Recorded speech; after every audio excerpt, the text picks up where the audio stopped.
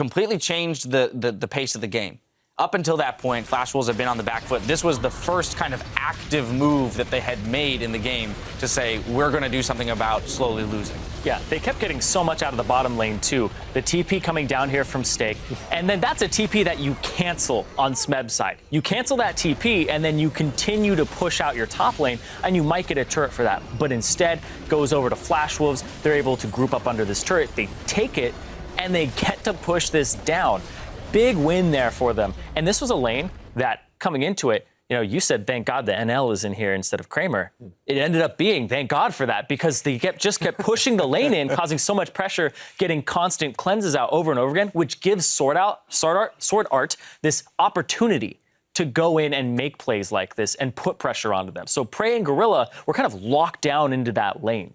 Yeah, I'm wondering where you go in the future here. Do you ban Varus Sivir and then the Nidalee and then say really force them to mix it up and maybe put NL onto an AD carry that he's very uncomfortable on? Because I just remember, you know, seeing this guy at IEM and he was so underwhelming. Yeah. I was just...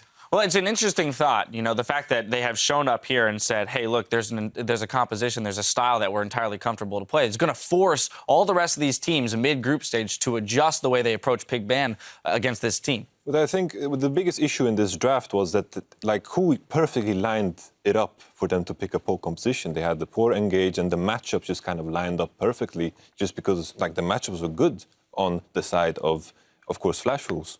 All right, well, there's one score left to settle today in Group A. Don't go anywhere because CLG takes on Pain Gaming when we return.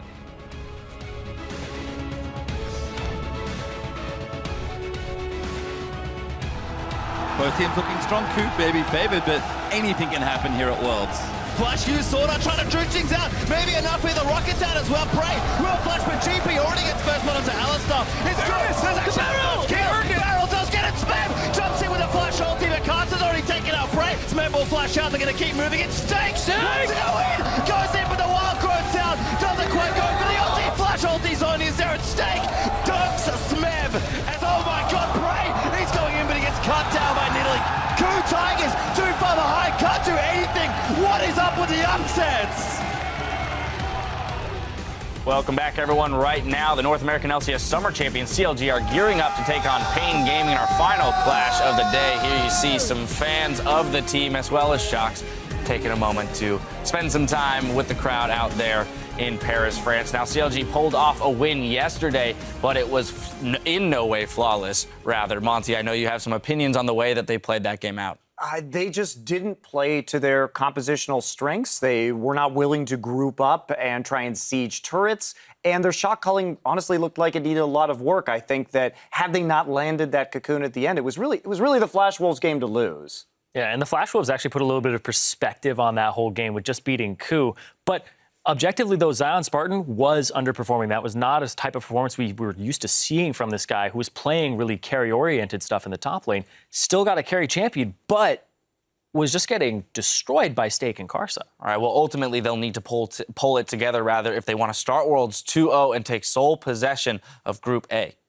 I have to say that I'm thinking about the game, Flash Wolves versus COG. It's like Flash Wolves kind of gave them that game in the draft, thinking that COG kind of played their favorite team composition and still played so poorly, which is shocking to me.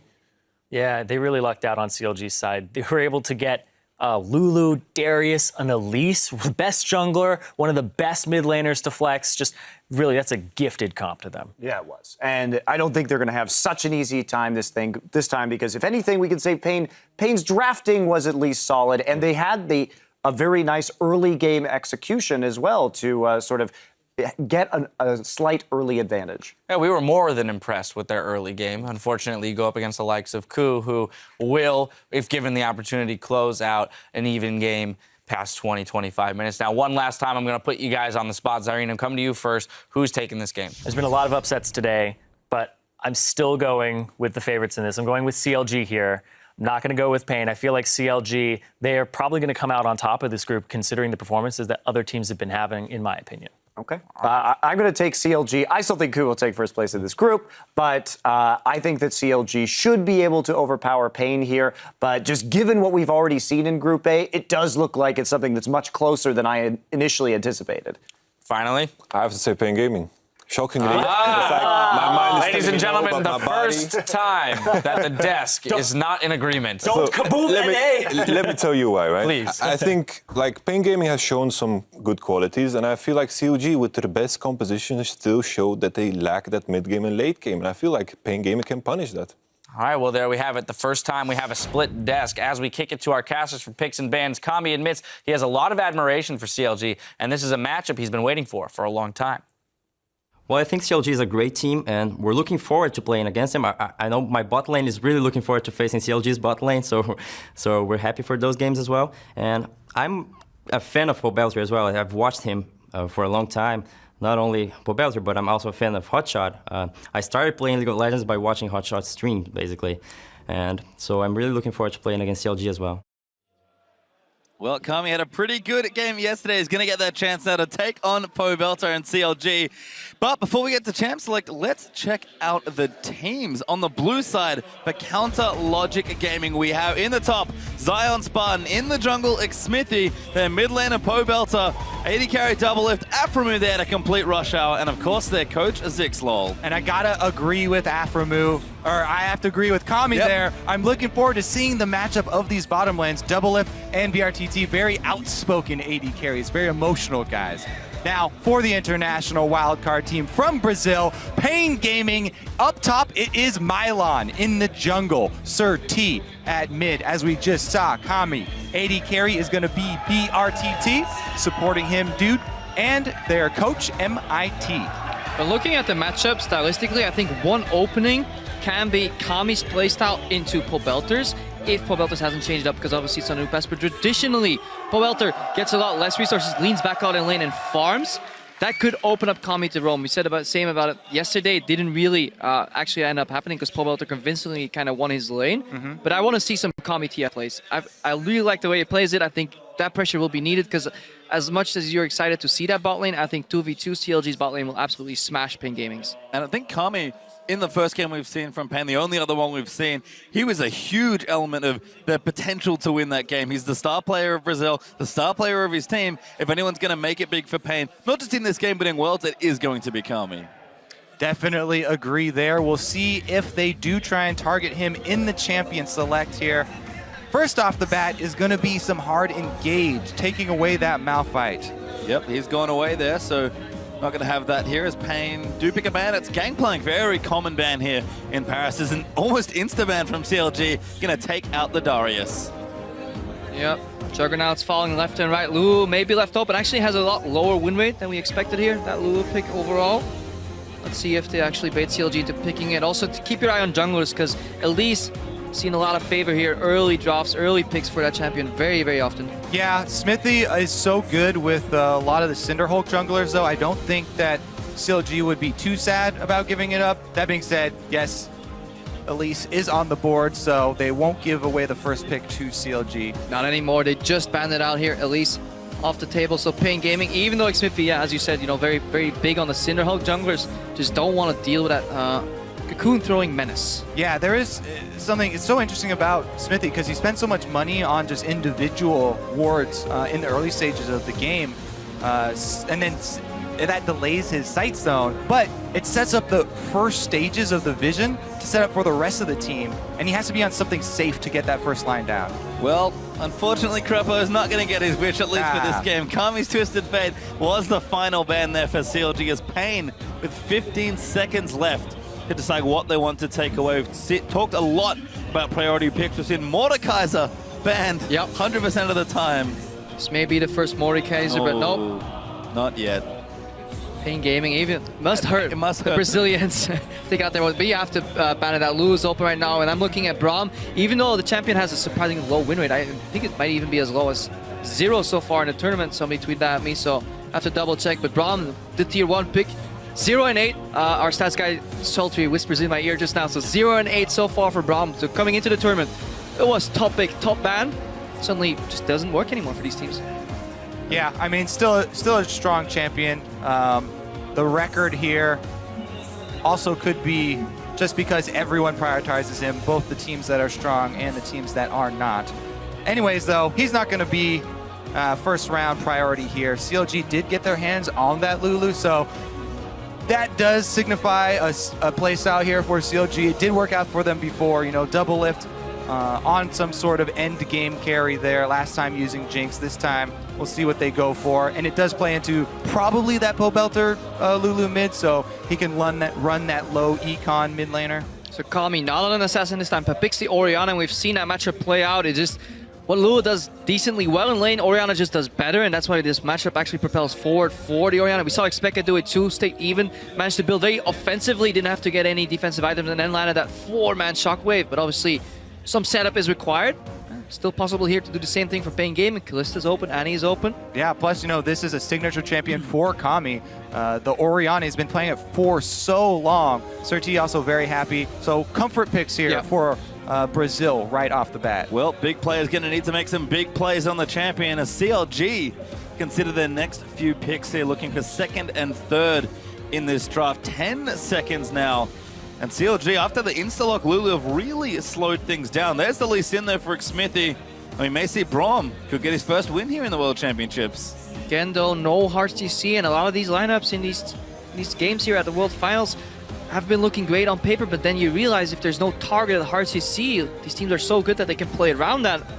That may be the start of your demise. So I need to see if either of these teams actually pick some target CC. Think of an Annie, think of any lockdown immediately can help you facilitate these fights. And we have seen, you know, with Origen earlier today, the combos, the AoE combos, the massive impact they can have with just a single team fight if you win a giant shockwave or something like that. You know, you set up with Annie. Speaking of Origen, this was the exact combo that they ran as well. They could be looking to pull the same thing off on CLG. Look at Crepo, the prophet there, predicting the Annie Kalista. I mean, I'm not a prophet. I'm just looking at Origen's game overall here. Yeah. Pain Gaming, they were in the studios, they were getting ready for the game too. It's like, that looks like a good composition, let's run it. We'll see how it works out here for Pain as they've got one pick left in this draft. We pop back over to Counter Logic Gaming.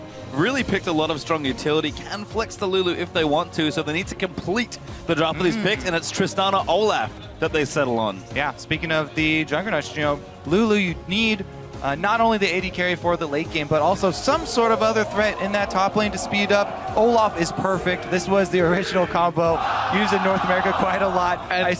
This hover, sorry to interrupt you there, but this is actually a throwback to All-Stars where the French casters in-house would always ask the crowd, Spartans, what is your profession? And they would go nuts. They're doing it right now. They're doing it right now. Shut your mouth! Yeah.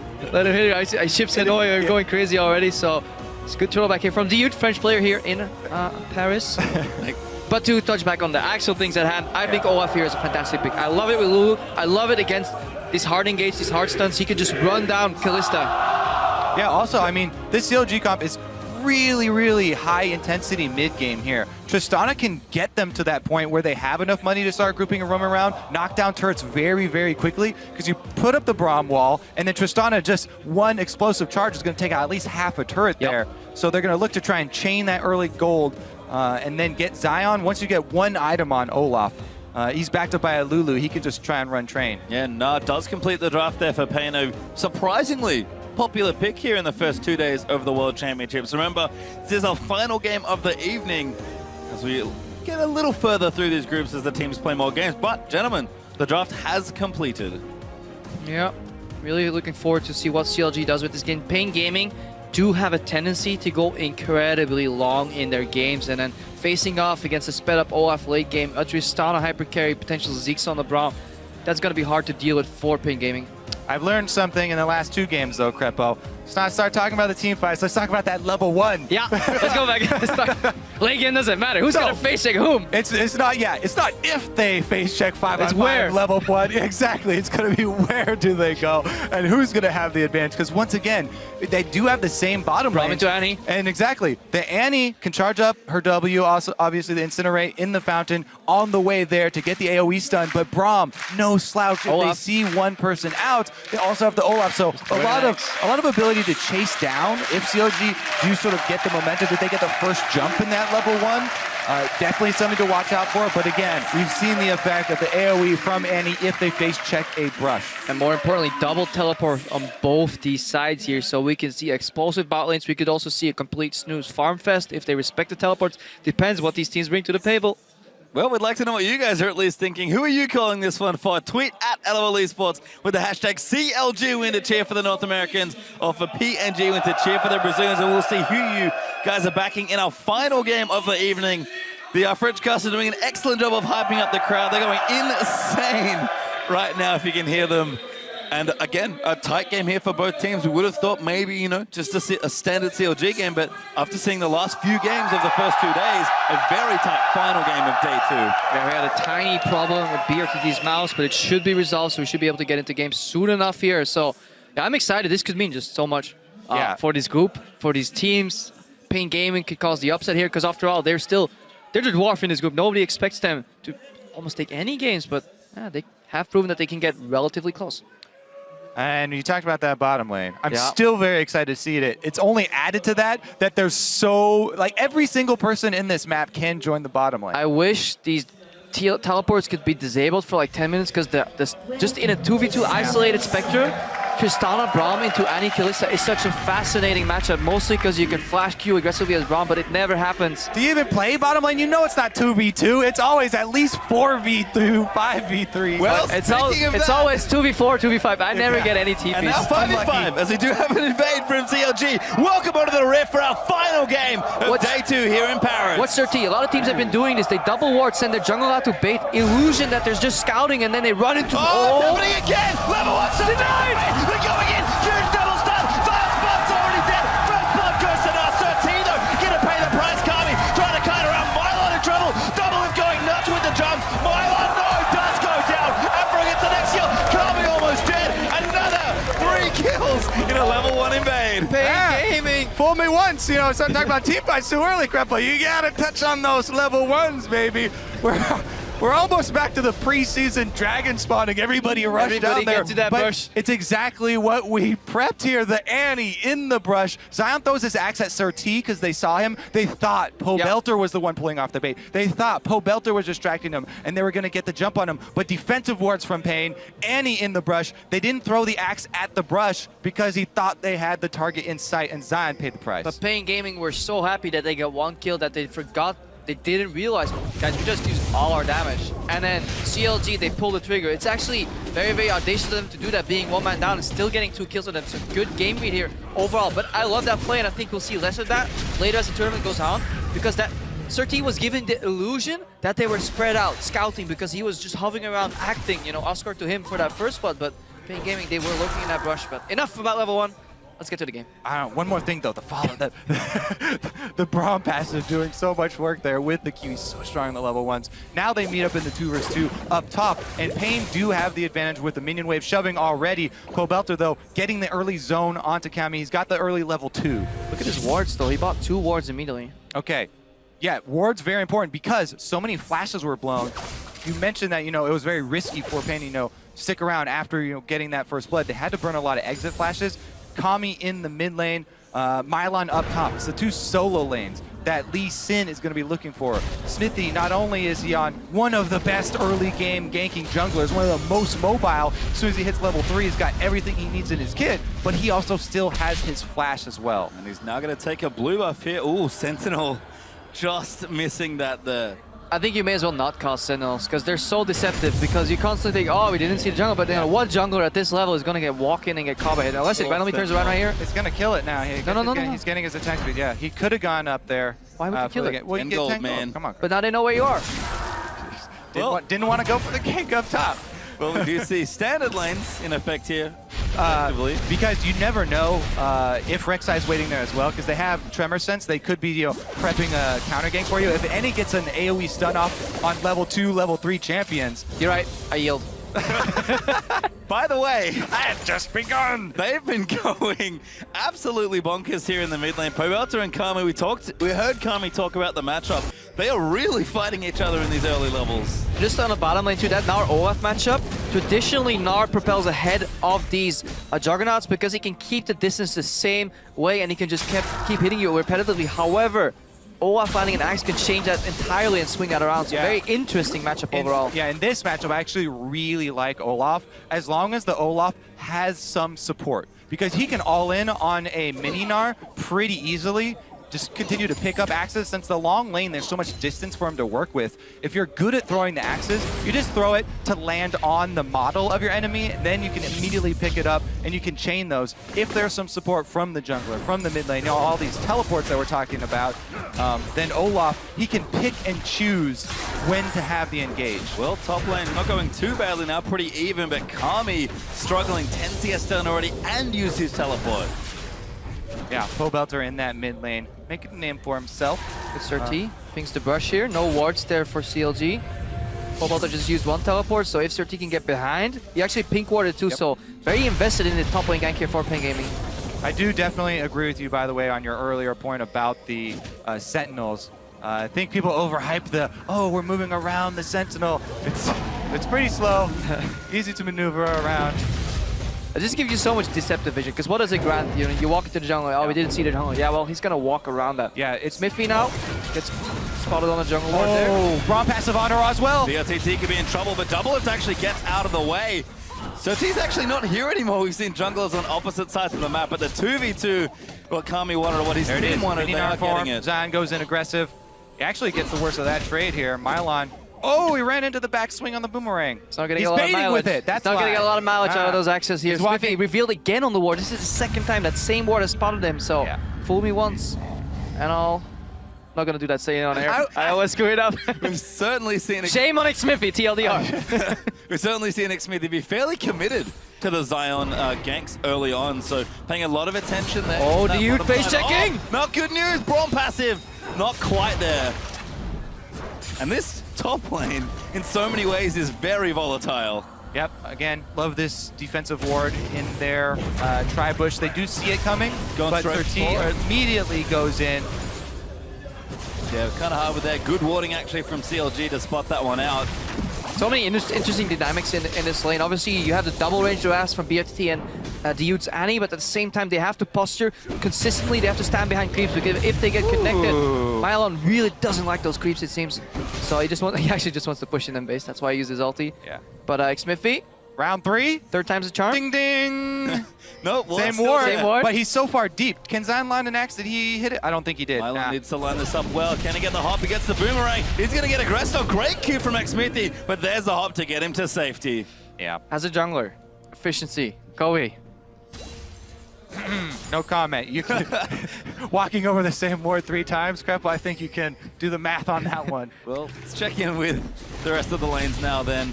As we've seen top Smithy can't quite get the ganks down. I think this is being stuck in play patterns outside of, like, with normal level 1s in mind. Obviously, that ward, that lasted 3 minutes. There's no way that was a trinket ward, but Smithy in his mind is like, okay, he spotted me, trinket ward. Minute later, it'll be gone. Ah, unlucky, it was still up. Minute later, it has to be gone by now, but it was actually a green ward due to the explosive level 1, so it changes a lot of these early game dynamics. And the thing is, you can go for those ganks where you just run over the ward, even if you know it's there, but you just want to run over it.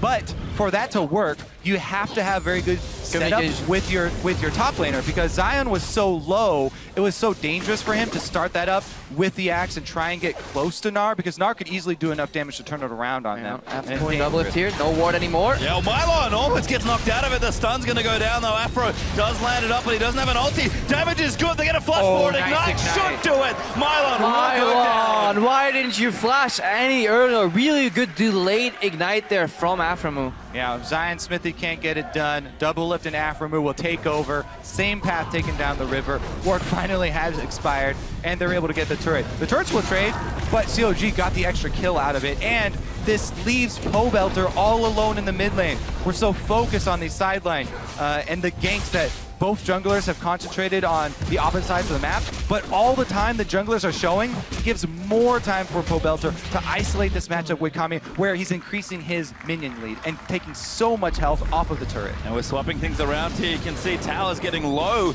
both in the other side. CLG already took one in the bottom side. Smithy trying to defend here in the top, but BRTT and Dude, the French player on the Brazilian side, trying to make it happen, as Pobelter's also been applying quite a bit of pressure.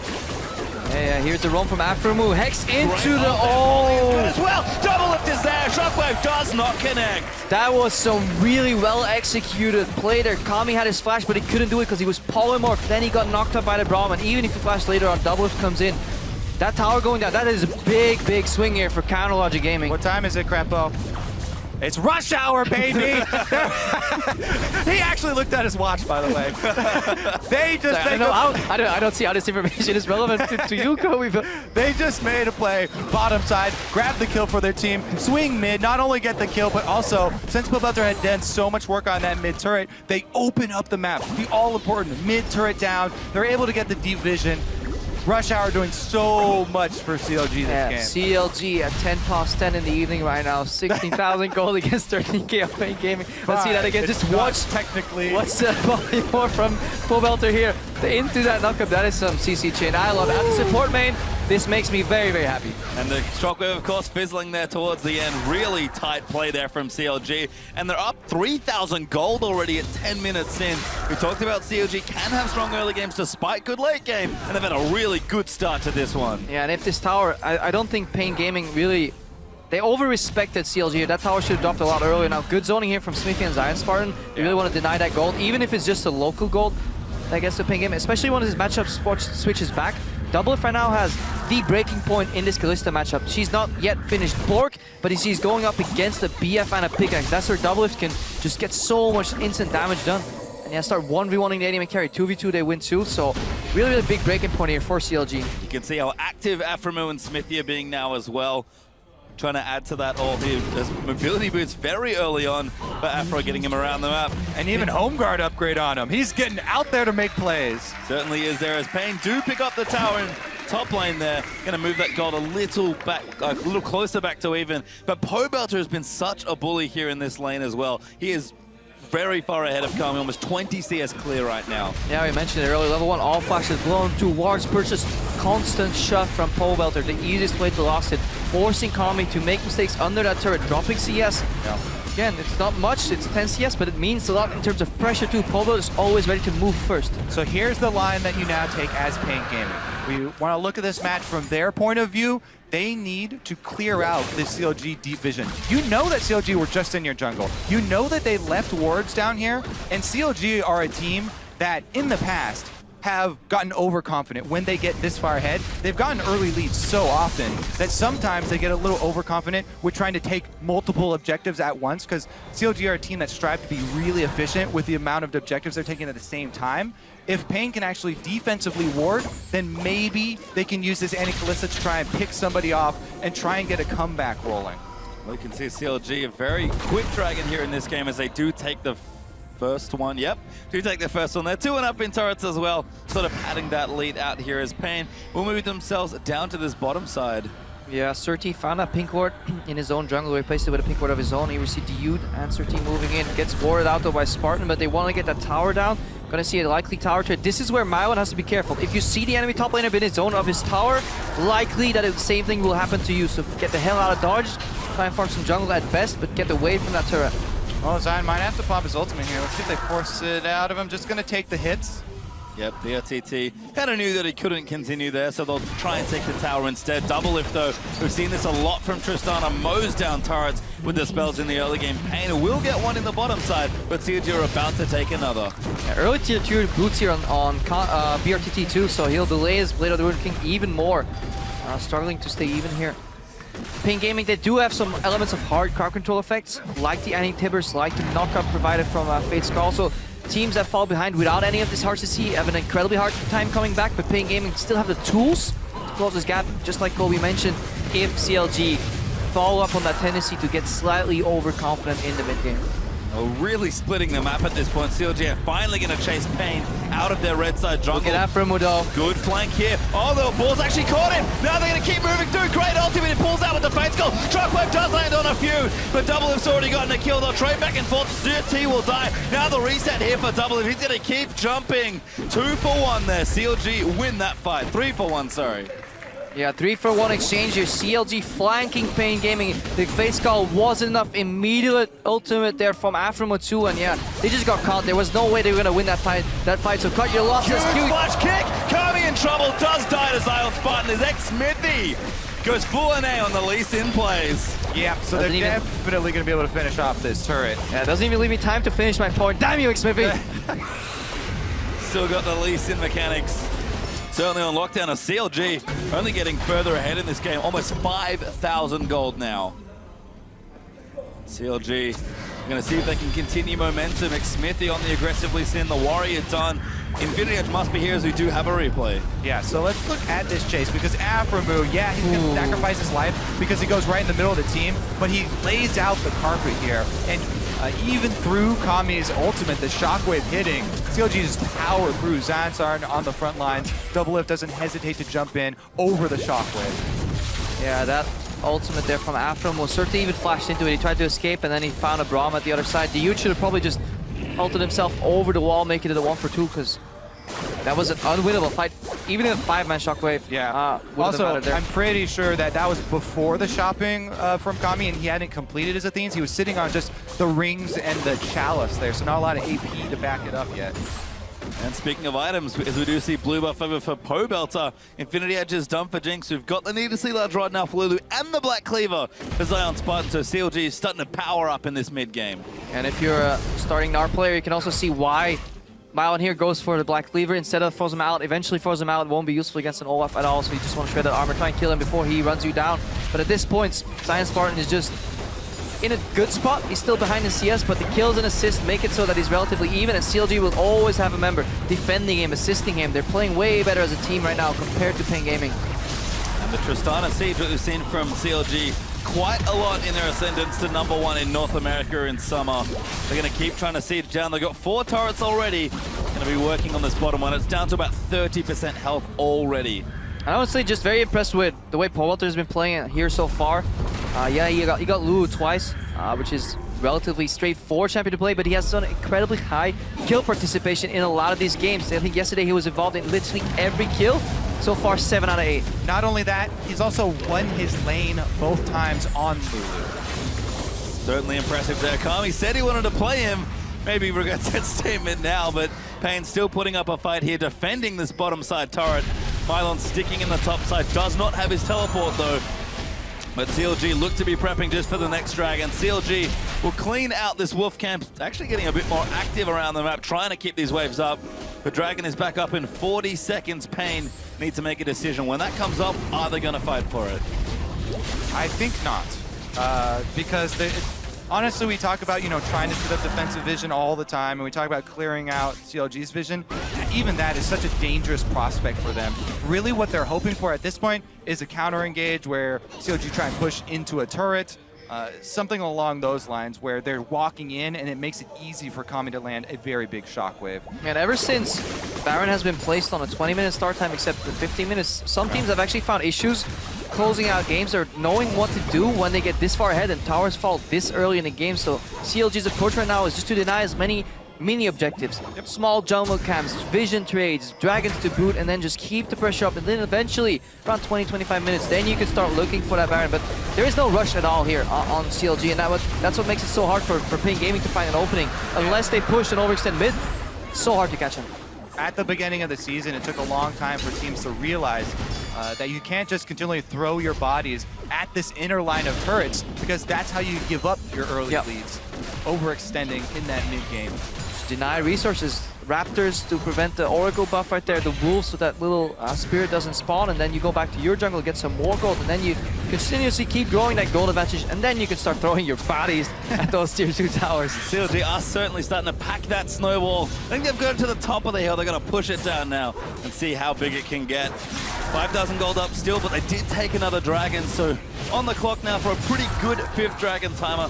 Now sitting 2-0 up in dragons and 4-2 up in turrets. The items do keep coming. Pobelter and Mylon gonna just sort of brush past each other. Mylon will complete the back, but Pobelter even just clearing waves bottom side now on Lulu. The advantage of double teleport, you can just put your mid laner bot, AD carry mid. That's a lot of teams used to be able to do in the assassin meta. Even if you don't have an assassin, you just split push 1-3-1, keep that pressure up, and eventually Pain Gaming, because they're losing all these individual matchups right now, 1v1, 2v2, they have to send more people to deal with one side. That's when teleport transfers over to the other side of the map, and you get another advantage. It's an objective, vision, whatever you want. CLG seem to be more in control in this mid game than they were yesterday. Yeah, definitely. It's up to Pain right now to try and find some fight with a numbers advantage, because while we keep mentioning the double teleports for both teams, and yeah, people can join from across the map, the channel time for teleport is extremely long, and you can burst someone out before they arrive. So trying to even it up that way is what they're looking for. They've got the Annie to start it all off. That would be their #1 hope. And that's something, hang on here. That's target. Little quite deep. there. Smithy gets low, but he flashes out to safety. And that's something we've seen on Western teams as well. That teleport, very often a little late. Very often when we watch the Eastern teams, both LPL and LCK, those teleports coming really early, very often cancelled when not necessary, but I feel that's something where Western teams need to improve a lot more. Just trigger happy on teleports. Or not cancelled like we saw last game with Smeb. Let's see, Pobelter working on MaRin. So much damage already, and the Lulu hasn't even gotten that second big item. He's actually going to take this maybe by himself. Yeah, no pressure there coming out from Annie. CLG, again, very methodically, just getting themselves a bigger and bigger lead. This, like we've mentioned already, much more control from CLG, even stealing the blue now as well. This, 20 minutes in, it's been a great early game, but a very clean mid game now as well. Oh, interesting teleport here from Zion Spartan, looking to cut him off. He pops the ultimate. Find someone, it's actually Kami and 13. The knock up there from Lulu. Huge damage out there from Zion. Smithy rides in to get the kill and does secure it. That teleport only went, halfway across the jungle, but he was just able to cut off Kami there. And not even the flash is going to save him. CLG jump on the opportunity, finally catch Pain Gaming outside of their base, and now they're going to Baron bait. Yep, CLG copying TSM with their Juggerloft composition. Here we see Zion Spartan again, no ultimate this time though. And Aframu does not have his. They're going to need to find someone. Mylon's splashed out. Smithy looking for the flank, but he gets knocked up. That's not enough. BRTT now as a 4v4 will ensue. Mylon, good scoop back to keep himself safe, but Afro will get the kill and double. Smells blood there as he rocket jumps straight forward. Good move by Pain. If you're getting flanked, always engage on the weak side of the flank. They take out Smithy, but they're just forced to end up training 1-for-1. So CLG is making moves that at worst go even. So very, very controlled aggression here from CLG. Yeah, it could have been better from Smithy there. You do have to constantly keep track of the rest of your squad when you're going for a flank so it doesn't get turned around on you like that. Here comes the stun out of your... Quite. If only Pixie passive procs 2 autos. That would be ridiculous. As CLG will back away from their siege in the mid lane. Mylon is back. So gonna have to be a bit more careful as everyone can be around here, but the control out of CLG for Vision, you can see them just massacring wards in Pain's red side jungle. Yeah, plus they've got the trifecta of pink wards around Baron already set up to clear out so much of this true sight inside the red. And look at just how dark that Vision is. Pain Gaming now have to face like all those brushes that are being shown by the observers here. For all they know, CLG is right now on Baron with a 2,000 health Baron buff. They find them in the brush though.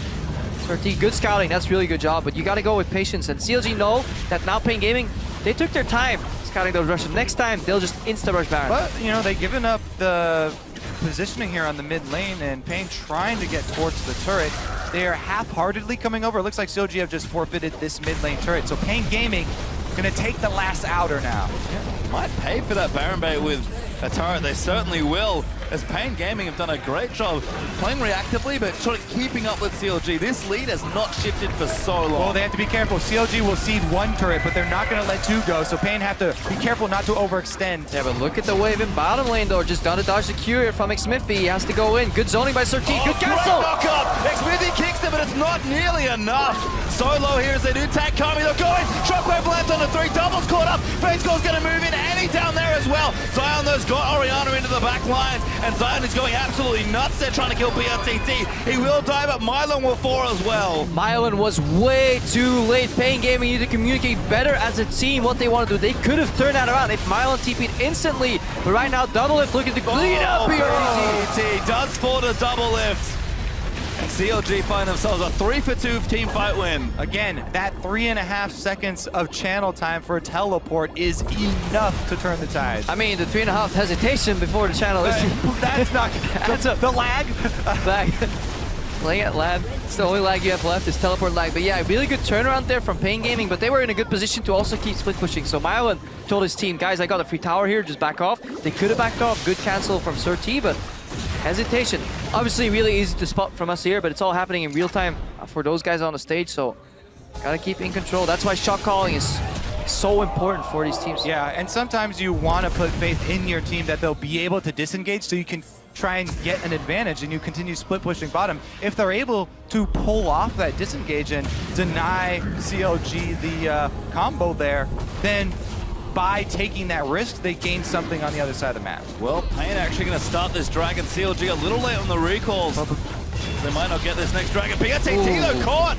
Kami will protect him there with his ball. Flying from Zion Spartan. Oh, Zion runs in. Rek'Sai does get it. Pain will get the Dragon, but at what cost there is Kalista already down. Kami getting fired upon by Doublelift, who's going nuts. As now MyLon gonna get aggressed on. The stun is there from Annie. That should be MaRin, the two main carries here for Pain Gaming down, so CLG should probably make a beeline up there. As we said, they have plenty of pink wards already down. Yeah, I really like that vision. They're just selling between Explosive Inhibitor and Baron right now. Yeah, they're just pick what you want. Only good choices left for CLG right now. Pobelter wasn't even in that fight, and you really see just a little bit of aggression from the Kalista, forcing her down, and then Zion Spartan can just move in, flank. And it's so hard for Pain Gaming to move in, because even though CLG stopped baiting, those pink wards, they stay there. They don't go down anymore. Unlimited duration on those wards. You just see a steal here from Sir T, but so hard. Caught Afro. In fact, Zion's going to try and zone them away. Does not have his ultimate just yet, so this could be a bit dangerous. Baron getting low, but it feels like CLG want to commit on this one. Double. Actually, no, they'll back away. That hesitation from CLG not immediately moving up there can be the difference. You know, a couple of seconds of DPS time on Baron. Double teleports for Pain Gaming, and Kami's able to come in. Threat of a shockwave.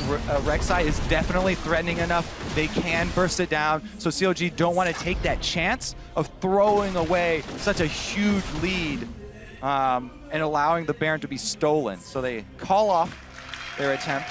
They play with the necessary respect, but even though we're now 15-5 ahead for CLG, Pain Gaming still have the combo. We saw Origen do it. They were behind too. We saw an earlier fight here. Sir T now on the front line. Some Oriana shield here, but look for Annie. Look for Dude. Tibbers with Fate's Call, or Flash Tibbers with the Oriana ball combined. That's what Pain Gaming are looking for. Science Spartan is looking for inhibitor. Yeah, it does get the ulti out of Rek'Sai, but isn't going to go all the way in. CLG have done some recent shopping. No, Doublelift actually sitting on a big stack of gold, I think. But they are going to start Baron once again. In vision. What's changed now that CLG is willing to take the 50-50 compared to before? Maybe they just have to think they have to take it here. They're going to move in. Are they going to get the Smite steal was ball. in? They're going to keep moving in. Dude's going to get 100. Tibbers is good, but Dude's getting very low. Double moving up. Pobelter gets the kill. CLG was a ruse all along. MyLon's going to get stunned up out of his crunch. Now Megano has to move up, but Xmithy is low. Kicks on Nakami. They'll take him out. And CLG get what they want. And BRTT chase Zion that whole way down the river. Doublelift still chasing though. Certainly still going. Xmithy runs in. Huge roll out from MyLon. Might be enough. BRTT trying to turn it around, but Zion and Doublelift far too far forward. Get a crunch all the way through. Pain as BRTT will die for the ace. And poor shot calling again. Kobe, you shouted it was under 1.5k health, that Baron. Sir T could have easily channeled over and stolen it with a shockwave, and then Pain Gaming could have disengaged clear waves, maybe drop an inhibitor, but they took a very bad fight because Sir T and Kami were in position to steal Baron. They were over the wall when Dude flashed Tibbers, so just poor communication. And Zion Spartan, so intelligent there. He's able to gain BRTT's attention. He chases him halfway down the river. There's no Kalista there. Soaks up a lot of damage only because he knows he can teleport right back in with home guards. Cuts off the rest of Pain Gaming, and they're able to take down 2 inhibitors with that Baron bait. Yeah, CLG get a massive boost there in this game because they're practically 10,000 gold ahead. They'll steal the blue, they'll go back and recall. Double from Vampirix after the Bloodthirster very quickly. I mean, look right now, the ball's in position. If Sir T goes over, Kami and Sir T have to go all the way around the wall. Dude's doing his job. You can expend your support for a Baron. As a support main, I will agree with that. Just sacrifice your life, but get something out of it. Good ulti from Pobelter, by the way, too, because it keeps Xmithy alive for the kick on Kami. Is that not the worst feeling? You go flash Tibbers as Annie. Yes, it got him. And nobody, no damage there, no follow-up of any sort. Afro move, towing the line there. MyLon does get a great ultimate, and Sir T actually channeled with the knockup there, but it just was too little too late. With Zion coming in with the teleport, full bar of health. Yes. BRTT was really happy getting 3 members pinned into the wall. Runon's proccing on all of them, but too little too late, as we said, because they're just doing different things. If you want a team fight, sure, they could have won that if Kami and Sir T went around, but they weren't looking to team fight. They were looking to steal, so Pain Gaming need to get on the same page with each other. Yeah, Afro also had the unbreakable wall up for the first half of that while they were stunned, so blocked a decent amount of it. And CLG, as a result, getting very close to closing this game out, have 1 inhibitor left if they want it in the top lane. Dragon number 3 only, or 4, sorry, total, but 3 for CLG will be up. That's unlikely to be a win condition this game. CLG can do Baron, but right now, they're going to take this tower and get themselves truly 10,000 gold ahead. Yeah, they can just push him in and top lane, then disengage back to the Baron again, forcing a very, very long distance face check. Look at all those rushes that have been cleared or dewarded by CLG. Double F so unbelievably threatening right now. 909 on Tristana. Has the Quicksilver completed on top of it. Base of the mountain and Braum to protect him. Poor Sentinel gets killed there by Double If. They know what brush they're in right now, but... There's a lone ward outside the Baron that can maybe spot CLG moving in and out of that. So Pain Gaming are just going to rely on the fact that they haven't seen anybody pass there. CLG cutting him off though. Yep, now going to try and look onto Kami. They want to Choke fight. point. They're going to move in for it. Zion pumps his ultimate out there from Afro as well as he pumps down the Glacial Fissure. Shockwave's not bad, but Kami will die. Zion low. Mylon scoops him out of the way. But a double kill there for Olaf as CLG are going to run forward. They know they can finish things off. Aggressive flashes. Double Lift goes legendary here at Worlds. And that's going to be game. CLG will knock it down. They will have a much improved second game. Oh! Perfect timing. So yeah, there have been some good plays. That was the good play. Perfectly timed spam. We've been tracking team fights, level ones, but synchronized icon usage is something that we really have to track at this event, and CLG, they take the crown with that one. Yeah, Ku had a really good one. They were the first to do it with that ace, but there was a little bit desynced on a couple of them. That one, very close to completely in unison. I mean, just need that good shot caller, you know? Well, a few, I think, Is that the true measure? I think a few mishaps here and there by both teams, honestly. We talked about indecisiveness maybe being a killer, but at the end, CLG, they have a great start to the game, a great mid-game, stumble maybe a bit towards the end, but do clean it out, and they, again, much improved from game one. CLG, after 2 days of play, will remain undefeated. I mean, a couple of trends still confirmed here. We see why Pain Gaming have elements of solid play, but also why their average game time is so long, because some of the late game team fights just not on point, not good communication, and CLG, a lot of focus on that Baron overall, but in the end, they didn't even need it, they didn't even get it. It was just a means to an end here for the bait. Eventually, they found Pain Gaming, but still need to work on those crisp Baron baits because they left some openings for Pain. Yeah, and with that, they are the only undefeated team in their group now, so a lot of mixture early on here, and we'll see if the trend continues. Yeah, and that Flash Wolves upset does, like you mentioned, give CLG a strong chance. I'll take first for now, I believe, but we'll see if that continues moving through. Good to see CLG make such big improvements. It can only mean good things, especially with the Flash Tools getting it upset. Yeah, just look, I'm really looking forward to the second half of this group stage when these teams start facing each other again. Obviously, we're only like 2 games in, but watching Flash Wolves face off against CLG again, how to pick and bans evolve. Will CLG keep getting Lulu right now? So they have 2 wins, 2-0 on the Lulu. People give it to them. But Pobelter, Lulu generally known as a very relatively weak laner, but he's using really good wards on the side to keep pushing in. So, yeah. And those level 1s, feisty. Oh, man. We got all 3 level, every single game we had a level 1 5-on-5. It wasn't like a little skirmish where they were like 2 people. Full commitment by all these teams. And Pain, I think, like you guys mentioned, have also shown some strong signs here. What do you think they can do, kind of looking at the rest of their group? Like, if one thing sticks out in your mind of what you would clean up, what do you think it is for the Brazilian side? I think if you look at the replays, the fights that Pain Gaming lost convincingly have some glaring errors in them. Like that fight around the Baron where it went under 1.5k health, they could have stolen it. That is easy to analyze, but to get the problem really lies for them is how they lose track in the early game as well. They consistently fell behind CLG, a lot better roaming, a lot better vision. That level 1-2, they could have just got 1 kill and out, but once they get a little passionate, they get 1 kill, they kind of tunnel vision. That's a mark for a lot of teams here, and you really need to be able to judge teamfights as a whole, and that's where shot calling comes in. I don't know who is the main shot caller in Pain Gaming, but they do need to work a little bit on that. Yeah, calmer heads prevail, especially in the mid game when there's so much movement across map. And we get to the points where the side lanes are recalling at the same time, but before the point where the first line of vision wards have been put down, the most dangerous point in the game. And so we are prepping an interview with Zion Spartan, I believe that will be with you shortly, but CLG, I already said it, much improved after their last game here, but I feel like it wasn't super clean, like how dominant they were in North America. Yeah, I would love to see that game again with the teleport coming in earlier here for MaRin in that mid lane fight, but, you know, CLG, They end up winning, and that's all that counts. 2-0 for them. Well, certainly 2-0 now, and Shox is standing by with CLG's top laner Zion Spartan. So let's head down to the interview lounge for a look into their 2-0 start at Worlds. Thank you very much, guys. And of course, first off, congratulations, Zion Spartan. 2-0 on the group. Pretty good start to the tournament for CLG. Talk to me about this game, because there's been a lot of upsets today. And then they came out with that Kalista, Annie, Oriana possible combo, and it got close a couple of times. Did that influence your mindset in the game at all, or did you just have your eye on the prize?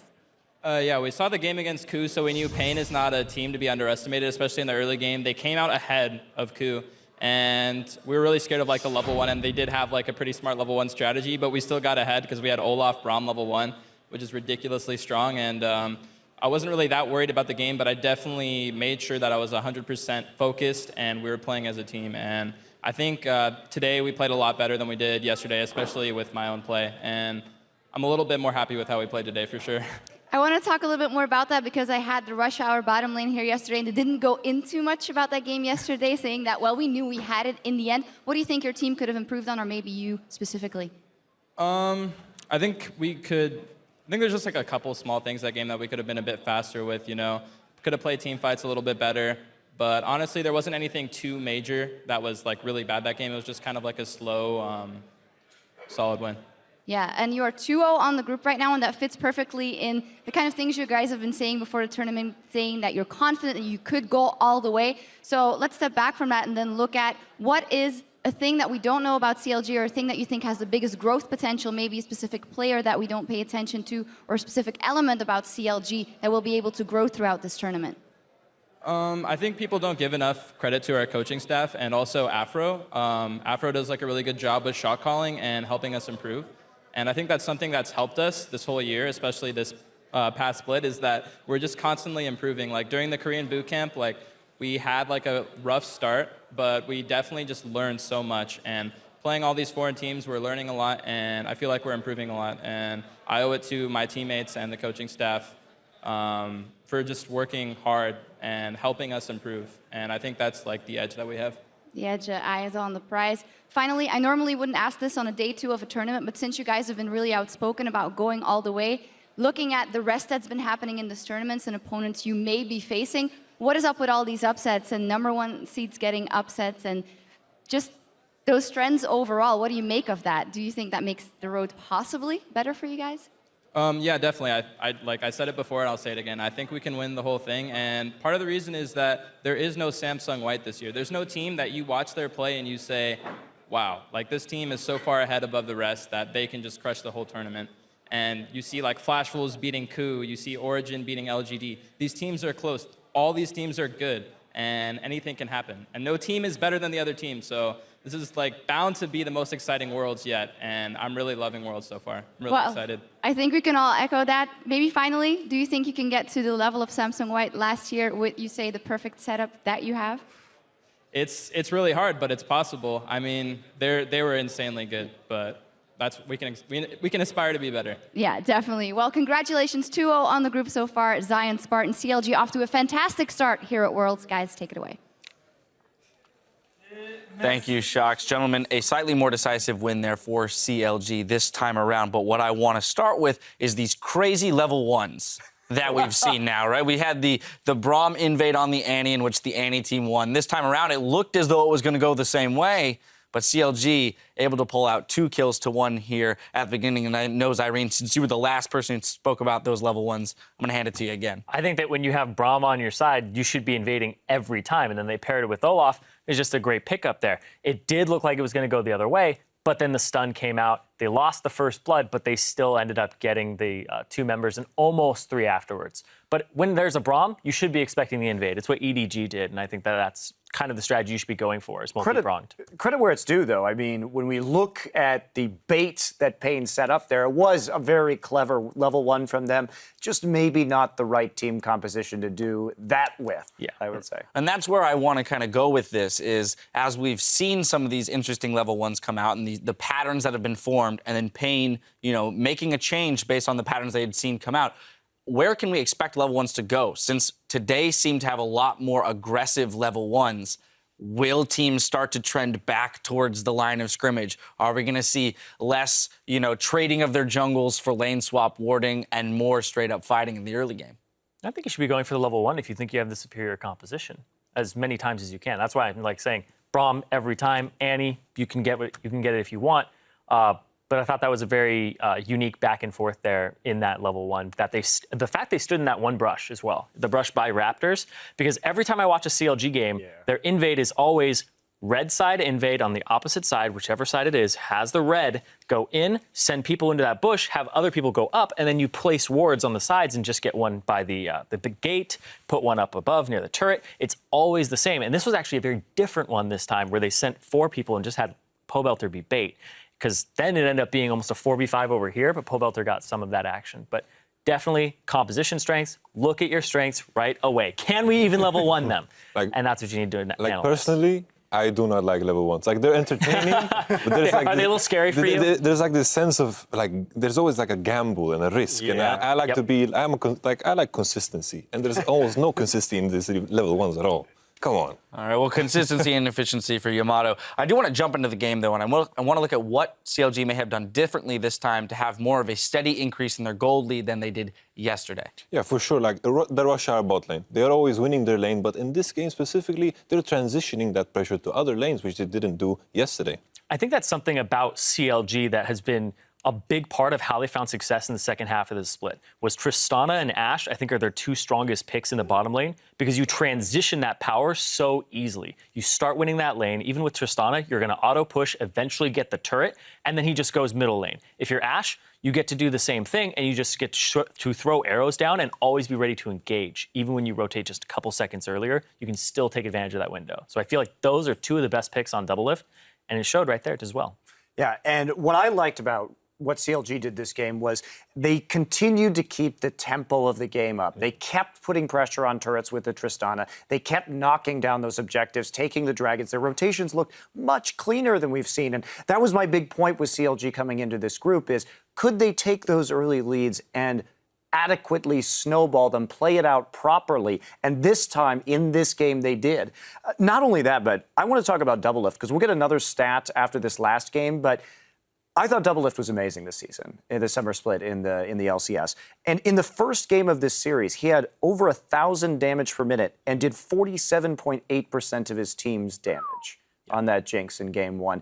And it wouldn't surprise me, having watched that last game. It's not going to be that high, but it's going to be a significant amount. He is really on an individual level performing quite well. Well, part of what works in combination with that is the Lulu. And that's what I want to point to is Crepo's point about the fact that they've gotten Lulu in both games now. And is this a thing that, I mean, Lulu in the tournament has gotten such high priority, but somehow CLG has landed with Lulu on their team both times. And as a low economy mid laner in Pobelter, seems like the perfect champion. Well, he's still winning lane with it as well. Even though it's low economy, he's still shoving the opponent out of lane, winning the lane in CS and getting more pressure.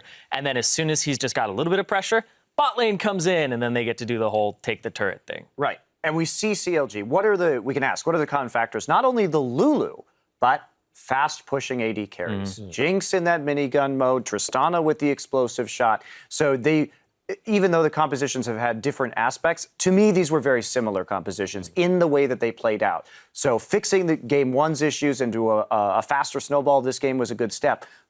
But what else do they have? That's the question that's still on the table for CLG. Now, final point here, and this is somewhat of a tournament-wide thing. With that game, Braum picks up his first win. So he's now 1-8. This is a support that's had, incredibly high priority placed upon him and yet is not doing well. Yamato, what's your take on why teams are struggling with this champion? I've always felt that Braum's biggest strength is in the lane matchups against these AD carries that rely on the power and their Q ability, like Sivir, like Corki. And we haven't seen that at all in this tournament almost. I don't think we have seen a single game of Corki. So that is like the biggest factor to me. So simply that the AD carries who are strong in lane are falling out of favor. Yeah, exactly. Therefore, the combination is less important. Also, Yasuo. I mean, we can talk about this. That combination of the wind wall and the unbreakable is just really, really strong at controlling the map and at stopping sieges, setting up very preferable team fights. And That's been a pick that I thought we'd see here. Not every game, but sometimes is that Yasuo coming. We've got a lot of Yasuo players in both mid and top lane in this tournament. We talked about it yesterday, but that's another champion that, when paired with Braum, really magnifies the strengths of both champions. Yeah, I thought LGD was going to take it and put the Lulu top instead of the Malphite. Put the Lulu top, pick a Yasuo. They also had a Braum. Be a great Yasuo composition with mixed damage. Didn't go for it. Honestly, I think the fact that Braum was 0-8 before this, just unlucky. Well, struggling. Yeah, there you go. Just I agree. Struggling as of yet. Now, over on Twitter, you guys have been calling out some of your highlights with the hashtag World's Big Plays. Now, Sushi Flavored sent in, what an amazing win from Origen against LGD. Soaz doing his best Xpeke impression. Let's take a look. Soaz can make up for his mistakes from last Worlds against OMG, and they're going for the main. The main kick and Soaz extinguishes the ghosts of his past. There's a very job for LGD, but it's gonna be enough. No way. Soaz says, I can do it better, and Origen beat LGD. I love how Freak is like telling this story. He's extinguishing the ghost of his past, and everybody's like, "But the Baron, though." I don't know if that was quite as dramatic as the Xpeke. The game really wasn't on the line there. Vladimir doesn't lend himself to very dramatic play anyway, where it's just like, And also, they were going to win that game almost no matter what. Yeah. So it was fun, but I don't know if it was think the legendary status. The larger aspect of it is the fact that they won the game, right? Yeah, Upset a team that was looked at as maybe one of the top 3 teams coming into this tournament. Oh, yeah, definitely. I put LGD in the top 3. Just looking at the individual skill on that roster, I think the quadra kill that came through and the fact that Origen had that wombo combo in the mid game with that was a big play for myself there. That was pretty much not so much the catalyst, but the result. And, it has to be said, these are best of ones. We're going to see some upsets. And it's been very rare that we've seen a team actually 6-0, a group at the World Championship. So we're going to encounter some of these games. And I'm curious if this pattern's going to continue. Maybe we just got a big upset day. It certainly was fun to see the upsets today. But will that be a trend for, the next week and a half? I guess I'm not so confident that that's going to be true. All right, we got plenty of games to go. Now, with another day of international competition in the books, let's see how the groups are shaping up. In Group A, CLG are sitting alone in first place, 2-0. Tied for second is Coup Tigers and the Flash Wolves. Then Pain Gaming is in fourth with 2 losses. Group B was off today, so Fnatic and Cloud9 are still on top over there. SK Telecom Network Gaming reign above Group C, undefeated, against H2K and the Bangkok Titans. And after their first day of play, KT Rolster and Origen are up 1-0 in Group D above China's LGD and North America's TSM. Now, that may all change tomorrow as we start the day with a clash of the Titans, Edward Gaming versus SK Telecom T1. Later on, LGD will face KT Rolster, and Xpeke's Origen will square off against Bjergsen and TSM. The action picks back up a little earlier tomorrow at 2 p.m. Central European Time and 5 a.m. Pacific, so do not be late. But gentlemen, those are some huge matches tomorrow. Let's talk about them for a brief moment. I'm really excited about tomorrow. I mean, we get to start the day with EDG SKT. I mean, when you look at that matchup and the way that both of these teams have been playing, we haven't seen a true test of either of them yet. So the question really is, are they going to approach this in a more standard fashion and feel each other out, or is one of them going to come out with something wild? How do you see these two teams butting heads? It's like the real question is, how far ahead are they looking? It's like, how much do they want to reveal in this matchup? That is my question, because like the first seed out of the group is important, but how far are they assuming they will go regarding of their seed? And if I was both EDG, now we've seen only a very small sample size of games. If I'm EDG or SKT, maybe I'm thinking right now, well, there's some upsets that are happening to these other teams. I'm very confident maybe against any team, regardless of my seed. Therefore, I am not going to show absolutely everything until it's necessary, right? So it's going to be exciting. It's going to be a great game, but I'm not sure how much we're going to see. I think both teams are extremely prideful. So I would not be surprised if they both came out and said, we need to beat you as a statement. It wouldn't be past characteristics of SKT and EDG both to do that. I feel like these aren't teams that go easy on an opponent just because we could possibly end up in a better scenario afterwards. I feel like they just want to crush the group as much as they can. I think intriguing, too, is that LGD KT Rolster game. That got a lot more interesting all of a sudden. It did again. It's far more interesting given the results of today. want to see that game really badly. Like, I just want to see, because LGD, they had very, very pronounced weaknesses. You saw TBQ get picked on in Champion Select, and then we saw they've relied on Imp. I want to see them expand. I want to see them have Godvion more of a threat. I want to see Acorn have some better TPs, too. And then you go over to KT, and, man, they dropped the ball on that one as well. I actually disagree about KT dropping the ball. I think they had a little bit of a hiccup in that early lane swap, but then they immediately fixed a lot of the issues, and they were in pretty much cruise control of that game. Sorry, I was thinking about Ku. I was thinking about Smeb. My bad. Yeah, Smeb someday. My bad. Yeah. I think KT looked very powerful, very patient and reserved, and willing to allow their opponents to make mistakes. And TBQ, he made a lot of mistakes. And with these bans, is this a weakness that has been exposed in LGD? Can this be replicated if he has to get onto the Vi or a lesser jungler pick that maybe he isn't quite so good on? Yeah, I think you keep doing that. I think you keep testing him like that until he finds an answer. Make him find the answer. Finally, I want to go to you, Yamato. It's like the more I think about LGD as a team, it's like the core idea is individuality. And I feel like they put all the responsibility on one person, which was Imp. I feel like they should expand that, put a lot of pressure on Acorn, put a lot of pressure on GodV, and they can play on that. Because I think any team that faces LGD should try to deny that as much as possible. Because as a roster, I think like individually, they're super, super good. Of course, I'm going to close this out. Battle between NA and EU. Origen and TSM, we can't forget that. Origen had a very solid showing today. TSM, a little bit of a struggle. Quickly, thoughts on this matchup? I agree. I mean, after seeing how well Origen played today and how good their preparation was, I feel, for attacking LGD, I expect the same thing coming in against TSM. And especially if Xpeke keeps up that performance, that eliminates a lot of the threat from TSM on Bjergsen. That's what I was going to say. The terrifying thing is that Bjergsen was the best performer today on TSM, but Xpeke showed up. And so a mismatch that we thought might have been there may no longer be there.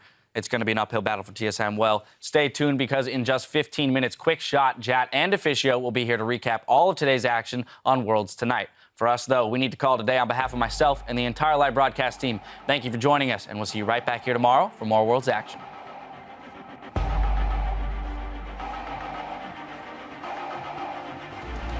Both of these regions are so far undefeated in the World Championship. Here comes a wave. They're trying to Boy gets after too early. Comes with the knockup. Boy takes a lot of damage from the turret. Someday gets slow, gets taken down, can win the game for them. And the pick comes everywhere. Score. In comes Nagne. And it's going to be a bloodbath there. Here comes the chaos. Korea 3-0. Pushes him up to Telecom T1. Pick up on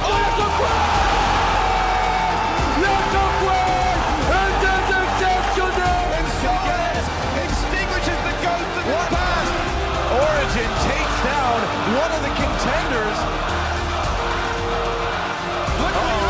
Suddenly 007 here. One more. And SKT takes it. GG.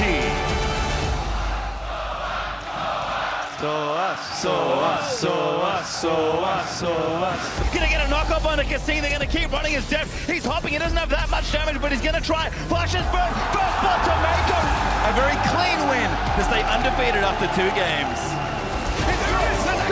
Barrel does get it. Smeb jumps in with a flash ulti, but Carter's already taken out Bray. Smeb will flash out. They're gonna keep moving. It stakes. Goes in with the wild card sound. Doesn't quite go for the ulti. What is up with the upsets? When I get solo killed by the Brazilian faker, I want you to be right there for me. Yeah. Don't worry, dude.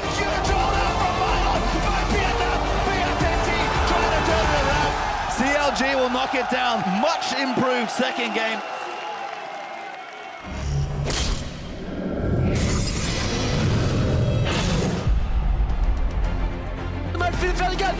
Pick up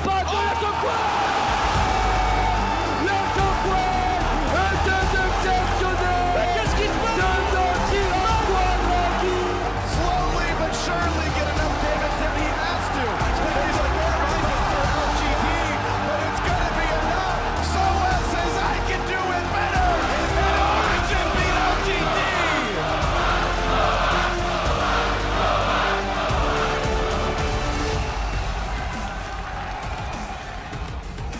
today was another epic day in Paris where some of the best teams in the world continue their battle for the Summoners Cup. The 2015 League of Legends World Championship reaches the halfway point in the first week of the group stages. Welcome, ladies and gentlemen, to Worlds Tonight. I'm Quickshot.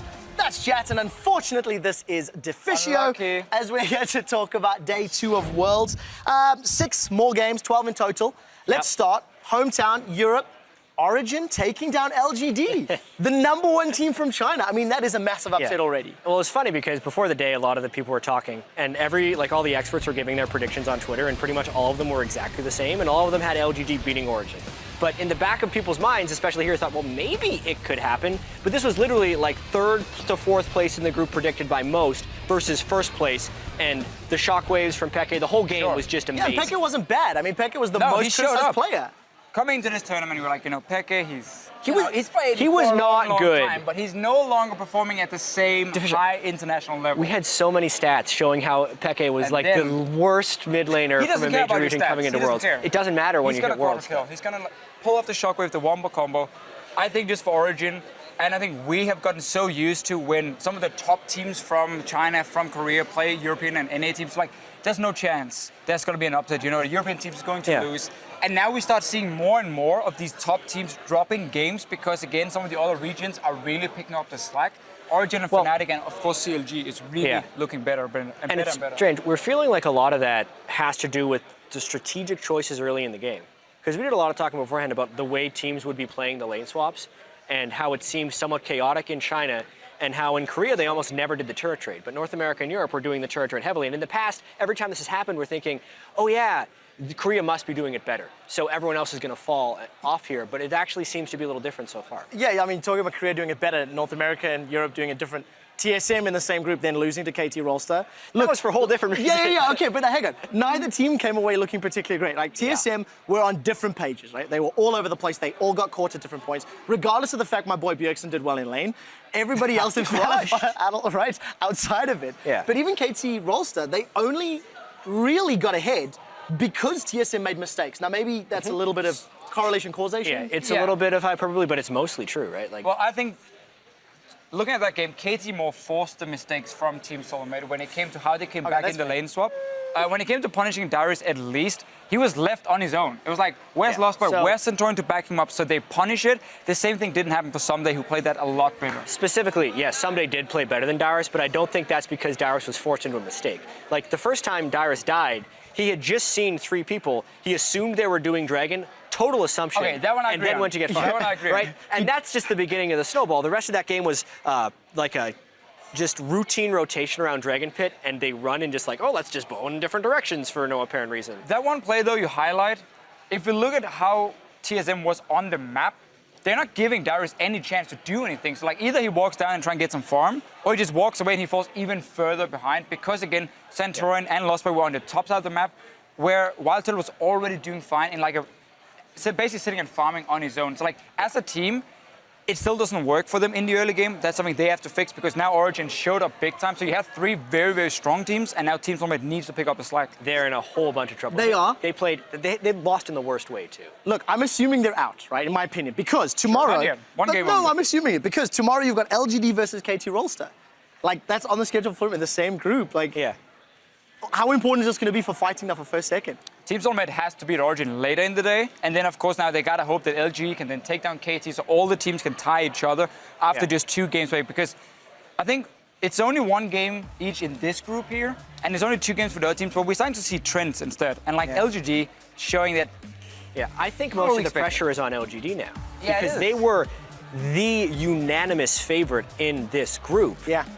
It was almost assumed they were going to be making it out because they'd beaten EDG and they're the #1 seed from China. But now that they've already lost to a team that wasn't even predicted to get second in this group, if they start 0-2, since they already were under so much pressure, right to the roof. Talking about pressure, Coup Tigers, #2 seed. Look, not a lot of eyes on them really coming into this. Some mixed expectations. Nobody expected them to drop a game to Flash Wolves. Now, Coup Tigers is such a weird team. Some people probably expected Flash Wolves to win that one. This guy maybe wants to take the credit for it. I didn't officially predict it. But kind of said it randomly in a joking manner, and then you take full credit for it. So on Worlds tonight, we're going to have to spend time on this Flash Wolves Coup game because Flash Wolves is going to beat Coup. Well, we're doing it, right? Like, Sure. we're doing it. Hey, okay, Cool Tigers in that game, I think in the pick and ban phase, it was somewhat disrespecting some of these key picks Flash has shown before, like the Nidalee for Kaza. Why would you ban the Gragas instead of his Nidalee pick? I know maybe you want the Lee Sin matchup still, I don't buy it. At the same time, you give away Gangplank to a team who then plays Varus as an AD carry with the guy that just subbed in. I feel like you're setting them up to build this massive poke comp, and you just got punished for it. A couple of things. NL always plays Varus. That's one of those things you should have known, and they ended up target banning probably the wrong person since they didn't target ban away his best champion. Every time you're banning, I feel like you need to go for the delta of the champion you ban versus the next closest champion. But Karsa's, the best champion is Nidalee. The best champion for NL is Varus, and even the Gangplank, you could tell he wasn't comfortable on it. But by the time the late game hit, it was just ridiculous. Just the power you have. Like, oh, okay, here's a team fight starting. They're gonna like chase at us. Here's a massive ulti. Here's barrels that's gonna like one-shot your AD carry basically if you move forward. You're not gonna deal any damage, and we have all the poke in the world. You know what I loved about that as well? Is in the post-game interview with Steak, he's like, Shox asked, what about the swap from Kramer to NL? And he's like, no, we planned it. We knew coming into this game this is what we wanted. Like, this means Flash Wolves had a strategy. They were trying to play the poke. They, planned it ahead. What else have they planned for the rest of this group? Because, of course, CLG and Pain now looking at it and going, well, CLG's looking good. But a surprise upset, just more games. Between CLG and KOO the next time they play. That's not a game tomorrow. They have the day off, so they have play the day off. Yes, so this group is not playing tomorrow. Till Sunday, So more scouting time for Flash Wolves. Yeah, potentially. Sure. But, I mean, how much scouting? They already said they have individual plans for all three of the teams. So by the time Flash Wolves plays the next game, it's going to be a tournament. Come on, those plans change when you see teams playing, and now we start seeing this meta. Still. Yesterday we didn't see any Lulu. Today we saw 3-4 games of Lulu. Yeah, and 2 Lulu losses, right? Yeah, but you said she was OP. She is OP. I mean, the thing is, she lost twice. Yes, How could she possibly She lost be a few games, but she was always ahead in a lot of the games where she was played, and she wasn't the main reason the team lost. But like against Cool Tigers or Flash Wolves, it's so smart them being like, oh, this team is normally really poor in the early game. So let's draft a siege composition that can just get time to scale up and then group and then start hammering away. And there is so little Cool Tigers could do against it. Specifically, there was so much poke. Lulu and Alistair, while they can be tanky and really hard to deal with, are actually really bad against poke. You can't preemptively shield poke most of the time, and Alistair can't use his ultimate while he's getting poked, because then he's just completely useless. And not to mention the Morgana in that game, that uses Black Shield. Obviously, Flash Wolves did a lot to play, but a lot of that actually was decided in the draft. Yeah, I feel the same too, but now, you're talking about potential, talking about strengths of teams, blah, blah, blah. CLG KOO is the matchup we're looking forward to. CLG, questionable performance yesterday, and now today, obviously a stronger win against Pain, especially once they got out of the laning phase. Are they looking the real deal? Because the EU teams that are winning are looking stronger. The CLG, they're looking like the alpha dogs in this group right now, even though they haven't played KOO, which is kind of strange. And the, quote, inferiority that was shown in the Flash Wolves CLG game isn't looking so bad now that the Flash Wolves have beaten KOO Tigers. Oh, I like that. Everything is relative in these groups. A little bit too early for me, though, to really call out again who is the heavy favorite, despite CLG being 2-0, because that Flash Wolves game was so close between them. I think there's, again, the more games we get under our belt, right now we're just looking at the trends. What is the team showing? Are they doing the same they did like back here in their own region and coming into it? Have they changed anything? Are they playing the right champions? That's what we're looking at now. And that's why CLG has been looking good, because they have some good picks, but they also gotten Lulu twice. Come on. Gotta get rid of that one. Protect the Double Lift has now won 2 games at Worlds. Yeah. I mean, yes. Unreal. Old school, right? But it works. The last time he was here. Favorites in the group, obviously CLG looking good. Pre-tournament favorites, EDG and SKT, they've not been tested yet, both sitting pretty. They play each other. And let's also remember, in the group, they are with H2K and, of course, the Bangkok Titans. Yeah.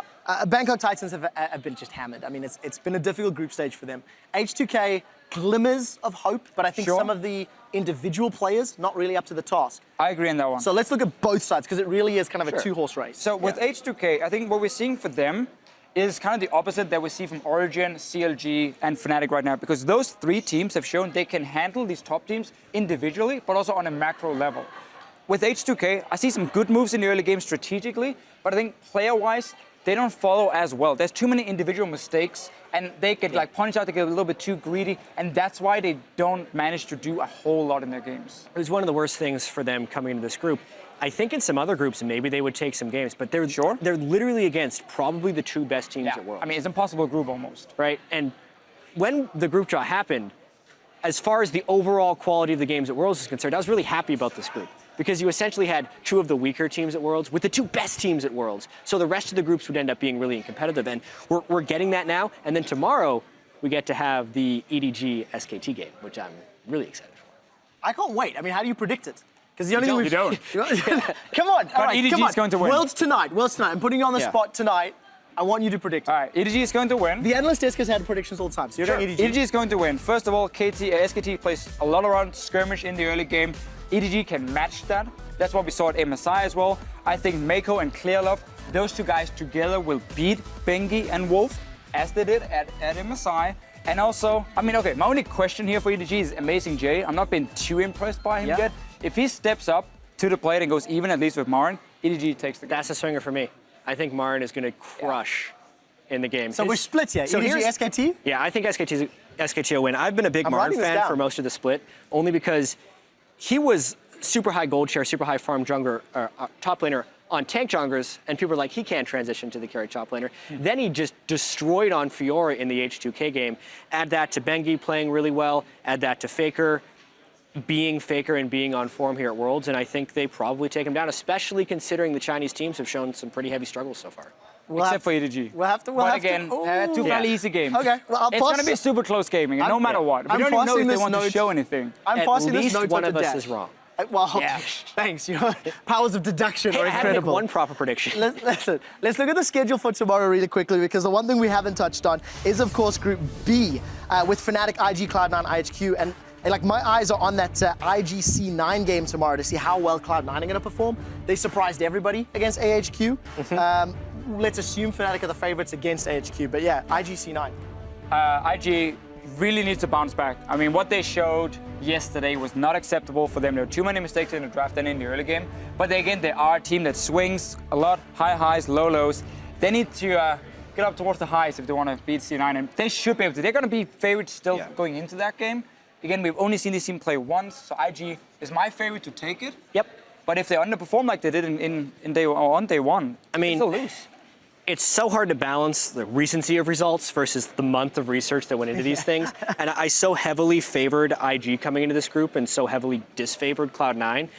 But those one games were so ridiculously swingy. I'm really excited. I get to cast all 3 of the final games tomorrow, I think with Crepo and Doa. So those will be great. The IG C9 game, I'm with Fischio. I think IG will probably bounce back. C9, I think, is doing a really great job of harnessing the power of the underdog. Like, they are really motivated by the fact that nobody believes in them and everyone is completely Was it the 6-step plan to world domination? Yeah. If memory serves. We are in the midst of the 6th step. I'm aware of that. I saw what happened with Vigar middle. Like, this is actually happening. So yeah, Cloud9 versus Invictus tomorrow. They were actually behind us while we were chatting here on Worlds tonight. Guys, thank you for chatting. We've got some predictions locked in. We'll see which one of you is wrong tomorrow for SKT EDG. He's wrong. I was about to put him in. That's it. Yeah, you guys are both wrong. Whatever. That's it from us here in Paris, guys. We will see you tomorrow as we continue the World Championships.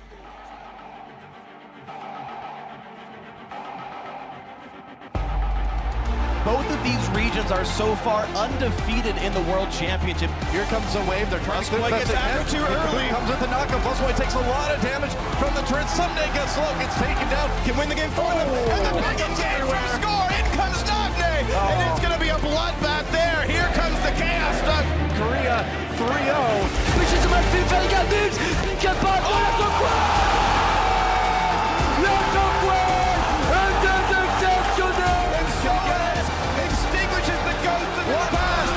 Origen takes down one of the contenders. Suddenly 007 here. One more. And SKT takes it. GG.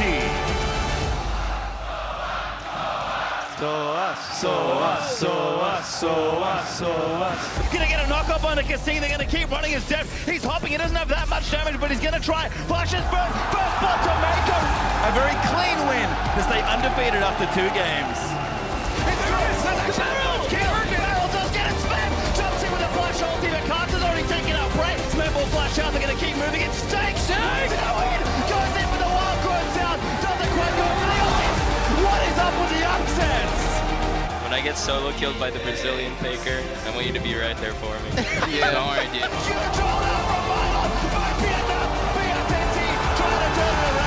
CLG will knock it down. Much improved second game.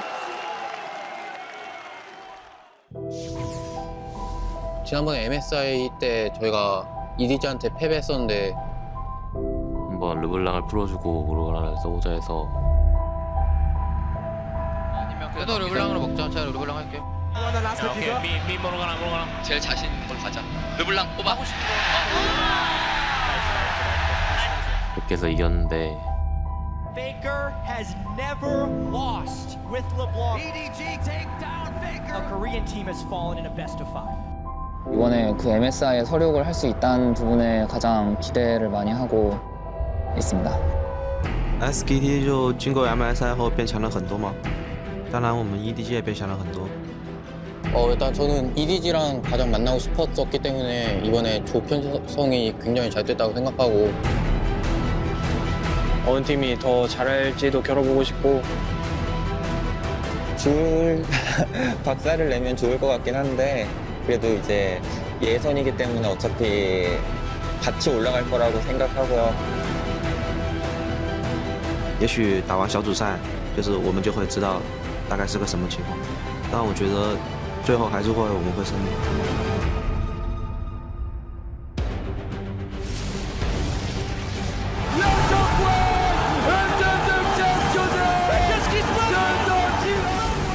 First blood, 1v1. Olaf versus Aurelia. Go Tigers, too far behind, can't do anything. What is up with the upsets?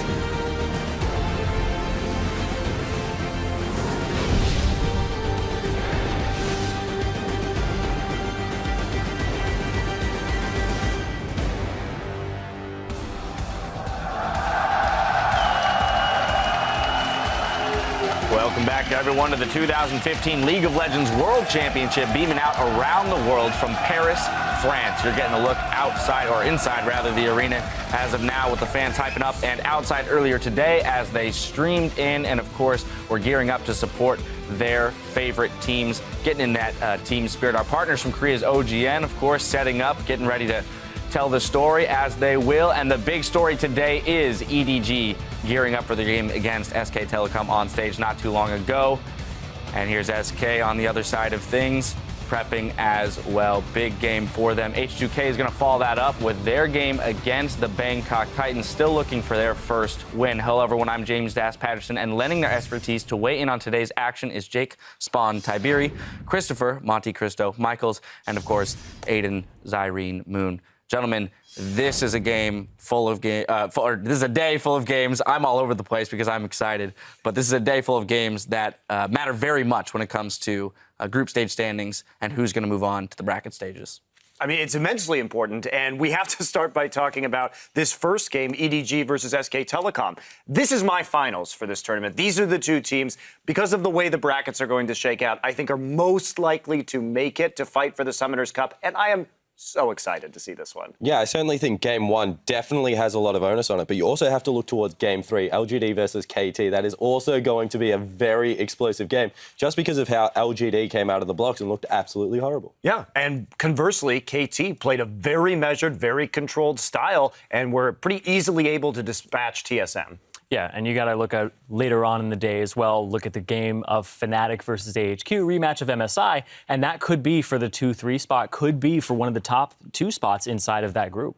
Well, yesterday, leading into today, brought some interesting developments about as we saw a few big upsets starting in Group D as Europe's 3rd seed Origen took down the LPL's #1 seeded LGD. Now, we thought Expeke was in for a tough game, but he came through in the clutch, turning the game with a massive Orianna ult. And this play was out of control. As you can see it on the screen there. One thing I do want to point out is that Imp is standing on top of his Braum, which is where you never want to be as an AD carry, but Origen play this beautifully. So the key thing to look for is exactly where the Orianna ball is continually placed in this fight. It's always in a threatening zone, and then the damage explodes, as you can see it on the bottom of your screen. As soon as a Hemoplague Shockwave right there comes out, it's just going to completely destroy the entirety of the LGD lineup. And you'll see Imp's damage before that. He was double the damage of the Kalista, but Orianna just completely took over that fight.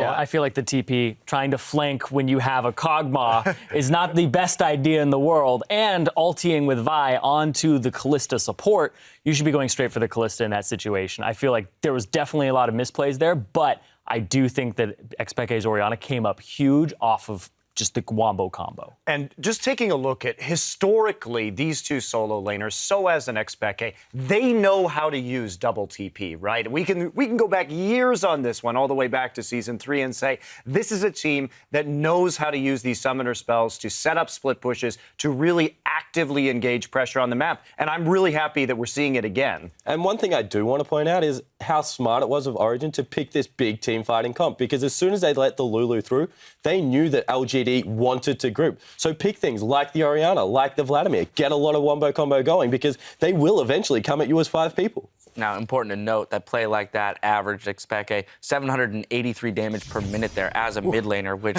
is an exceptional stat in this tournament alone, as well as for Orianna as a champion. Then, of course, in Group A, the LMS's Flash Wolves took down Korea's second-seeded KOO Tigers. Yeah, and this is what I really wanted to see out of the Flash Wolves, because they're a team of 3 great players, in my opinion, in their jungler, mid laner, and support.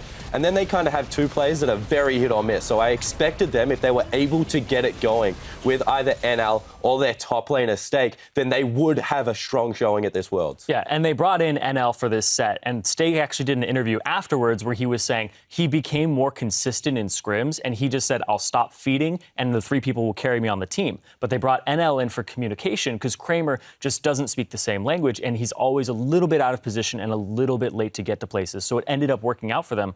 Also, on the inverse side, KOO, they've been saying, hasn't been doing as well in scrims lately. 5-16 might have thrown them for a loop. Well, we'll see how it goes. I think they looked quite good in their first game, but then again, it was not the strongest opponent. But Flash Wolves impressed me. Stake really, I thought, was going to be a weak point, but he's been solid so far in this tournament. Now, my concern about the Flash Wolves is, sure, they played this great poke composition. What happens if they don't have Varus and Nidalee and Gangplank? That's what I want to see more of that and see how deep their champion pools go and their team compositions go before I'm really sold on this team. Absolutely. A couple good upsets, though, yesterday. Now, before we get into today's matchups, a quick look at how the teams are arranged in the standings. North America's CLG are in first place in Group A. The Flash Wolves and KOO Tigers are locked up in second, while Pain Gaming is still looking for their first win. Now, in Group B, Fnatic and Cloud9 are up 1 win apiece over Invictus Gaming and AHQ. In Group C, SKT and EDG are on top with 2 wins over H2K and international wildcard Bangkok Titans. And in Group D, Korea's KT Rolster and the EU LCS's Origen are each 1-0 over LGD and TSM. That could all change today, where we got a full day of games starting in Group C with a powerhouse matchup between China's Edward Gaming versus SK Telecom. Then H2K will go up against the Bangkok Titans, and after that, we'll switch over to Group D for the #1 seed LGD versus KT Rolster. So again, returning to these games today, gentlemen, looking ahead real quick, key matchups for you and how you see them playing out, or what you think might play into them the most. I think the key matchup here is watching SKT try and shut down the Clear Love Mako jungle synergy, because they did it so well against KT, which is a team that plays similar to EDG in that regard. And I want to see if they can replicate it again against a team that I think plays it the best in the world. Yeah, I think they are very similar in that way, but I agree. I mean, Clear Love, definitely a better jungler than Score, so that is going to be one of the key facets of the game. I'm just curious where the mind games go in Champ Select. We saw that video to start off, how EDG baited out the LeBlanc pick. How much do these teams want to show? I think they both really want to get out in first place in this group. That's my... Knowing SK Telecom, they never really stop trying. I completely agree. EDG is a very proud team as well, and you saw Clear Love on your screen. He is one of the most proud League of Legends players ever. They will not hold anything back this game. This is the revenge match. Yeah. Now, Zyrene, this is the second time we're going to see Group B. They had a day off, and considering the results of day one with C9 coming up over AHQ and Fnatic beating IG as handily as they did, what are you looking for out of these teams with that extra day of preparation to come into here for their second round of matches? Yeah, that day off doesn't do a whole lot for you. You're watching some games. The meta really is still up in the air, and people are still learning 5.18, and we've seen some teams have that rocky road. The one I'm definitely looking at is IG, because they had the worst performance, I think, out of any team that was expected to have a good performance here. They dropped the ball heavily in champion select and then just their play around the map. They showed those huge inconsistencies from before, but it was just another level up. Yeah, and one thing I do want to point out is exactly what you said. This is an existing issue with IG. Kakao is feast or famine. He either stays in the jungle, some say he's still farming in that game right now, or he comes out and ganks every lane and just snowballs the map. So I want to see what Kakao shows up. All right, well, there you have it. We've seen each team play at least once, and we've already had our fair share of upsets. So the question for today is, who is your group stage dark horse and why? Starting with you, gentlemen. I'm on the IG bandwagon still. I think a lot of people jumped off. It's now very spacious. I have a lot of my own stuff in there. But I think that Invictus Gaming, a lot of people will look at that and say that they just played it that badly that they won't make it out. They are a great team. And if that's not good enough for you, I think Flash Wolves are a really good team as well. Yeah, I definitely echo the Flash Wolves there, but then I'll say C9. This is a team that I know that's absolutely insane, but considering that pool that they're in right now, it isn't looking as strong with IG showing some inconsistencies. It's only one game, though, and it's so hard to draw conclusions, and we're asking this question fairly early on in the tournament. But C9 is definitely the team for me if they pull out a win today against IG. I had actually had some faith in Origen coming in, so it's going to be Origen for me. I think they really stepped up. They have veteran players that have been on this stage before. Niels looks unfazed as a rookie, so there could be some more upset potential there, and especially because, as we talked about yesterday, KT is a team that can drop a game against teams that are, I would say, worse than them. That is definitely a possibility. So in a best-of-1 scenario, I can see Origen making it out of that group. All right, well, as always, you at home can tweet your answers to @LolEsports with the hashtag Worlds so we can talk them over later today. And before we send it to the casters for Game 1, I want to get your predictions, gentlemen. Who's going to win the rematch of the 2015 MSI Finals, EDG versus SKT? Spawn? I think that EDG right now are just playing phenomenally. And I think that the amazing J swap up would have actually thrown SKT through a little bit of a loop. They've seen him play once, but they haven't seen that much of him. I'm very excited to see if he gets something like an Olaf. I think it's going to be SK Telecom. They're going to win here. They're going to win in the finals. There you have it. I think it's going to be EDG. I think Mako is just a big step up over Wolf. Even though Wolf did step up his season in the later half, I think that Mako and Clearlove just had that synergy down pat, that they're going to be able to take over the game. Well, Zyrene with the tiebreaker there, EDG on the desk. Now, as we step into the venue, we'll hear how Faker is one of the few players at Worlds that was eager to meet Edward Gaming in the group stage. 일단 저는 EDG랑 가장 만나고 싶었기 때문에 이번에 조 편성이 굉장히 잘 됐다고 생각하고 또한 나머지 두 팀이 상대적으로 다른 팀들에 비해서 약하다고 평가되기 때문에 좀 더 8강에 진출할 수 있는 확률이 좀 더 높아서 조 편성은 잘 된 것 같고. Hey everyone, I'm David Freak Turley, and along with my co-caster, the International Men of Mystery, Sam, Kobe, Hart, and Kensler. Fancy. You're very fancy. You got that horse on your sweater, and of course, Fits Martin, with the rest. Deficio, Lunga, some wonderful. Guy playing polo. It's still a horse. I'm not wrong about this one. Guys, we're heading into our first match, and it's going to be an amazing one. It's China's Edward Gaming versus South Korea's SK Telecom T1, and this is a battle for control of first place in Group C, rather. I guess it still kind of fits here, but it's going to be an absolutely close one. As the analyst has mentioned a little bit ago, this is the rematch of the mid-season invitational finals. It went to all 5 games, but Edward Gaming did pull it out, which means historically, I guess they're the favorites here. Of course, they're very strong teams, and SKT is definitely looking for payback. Yeah, and I have to say, you're correct there, Freak, and it's not only just the players that are looking for a little bit of revenge here, but also the coaches. Koma has said many times in these interviews how he was a bit embarrassed about the MSI defeat, so you know that he wants to redeem himself as well. I'm very excited to see what he's prepared today. Of course, there is always that question of how much these coaches want to remain reticent in the group stages and don't want to give away too much. Yeah, but now we have seen some other strong teams in the other groups. Getting that #1 seed is, of course, very important for these teams here. But if you look back at MSI with EDG versus SKT, one thing that really stood out to me was just Clearlove and Mako, the jungle support synergy against Bengi and Wolf. That was a big difference for me. I think it's going to be such a key thing today as well. Yeah, I definitely agree. That was a big part of their victory over H2K. And of course, there's other players that are really important to me as well. You guys talk about some of the matchups. I'm interested about the top lane, actually. Even though you've got Pawn versus Fake here in the mid, the top lane is really interesting because the new champion pool now at the World Championship here, most specifically, MaRin had a big Fiora hard carry game up against H2K. They were losing until he got a triple kill in a team fight and took the game over, so he's a big guy for me. Yeah, and on the other side, Amazing J. I mean, both of these guys have had really good statistics here in the first couple of games, obviously, because of the opponents that they're playing. But there is a little bit of question here for Amazing J because Odoamne, even though Amazing J came out of it with good statistics, Odoamne actually had a lot of pressure in that lane. Yeah, that really is the big question because normally EDG is able to match SKT in every single lane. Even in the mid lane, they've been doing well. And then they have the better jungle support synergy that kind of gives them a small edge, at least if we look back at the last time they faced each other.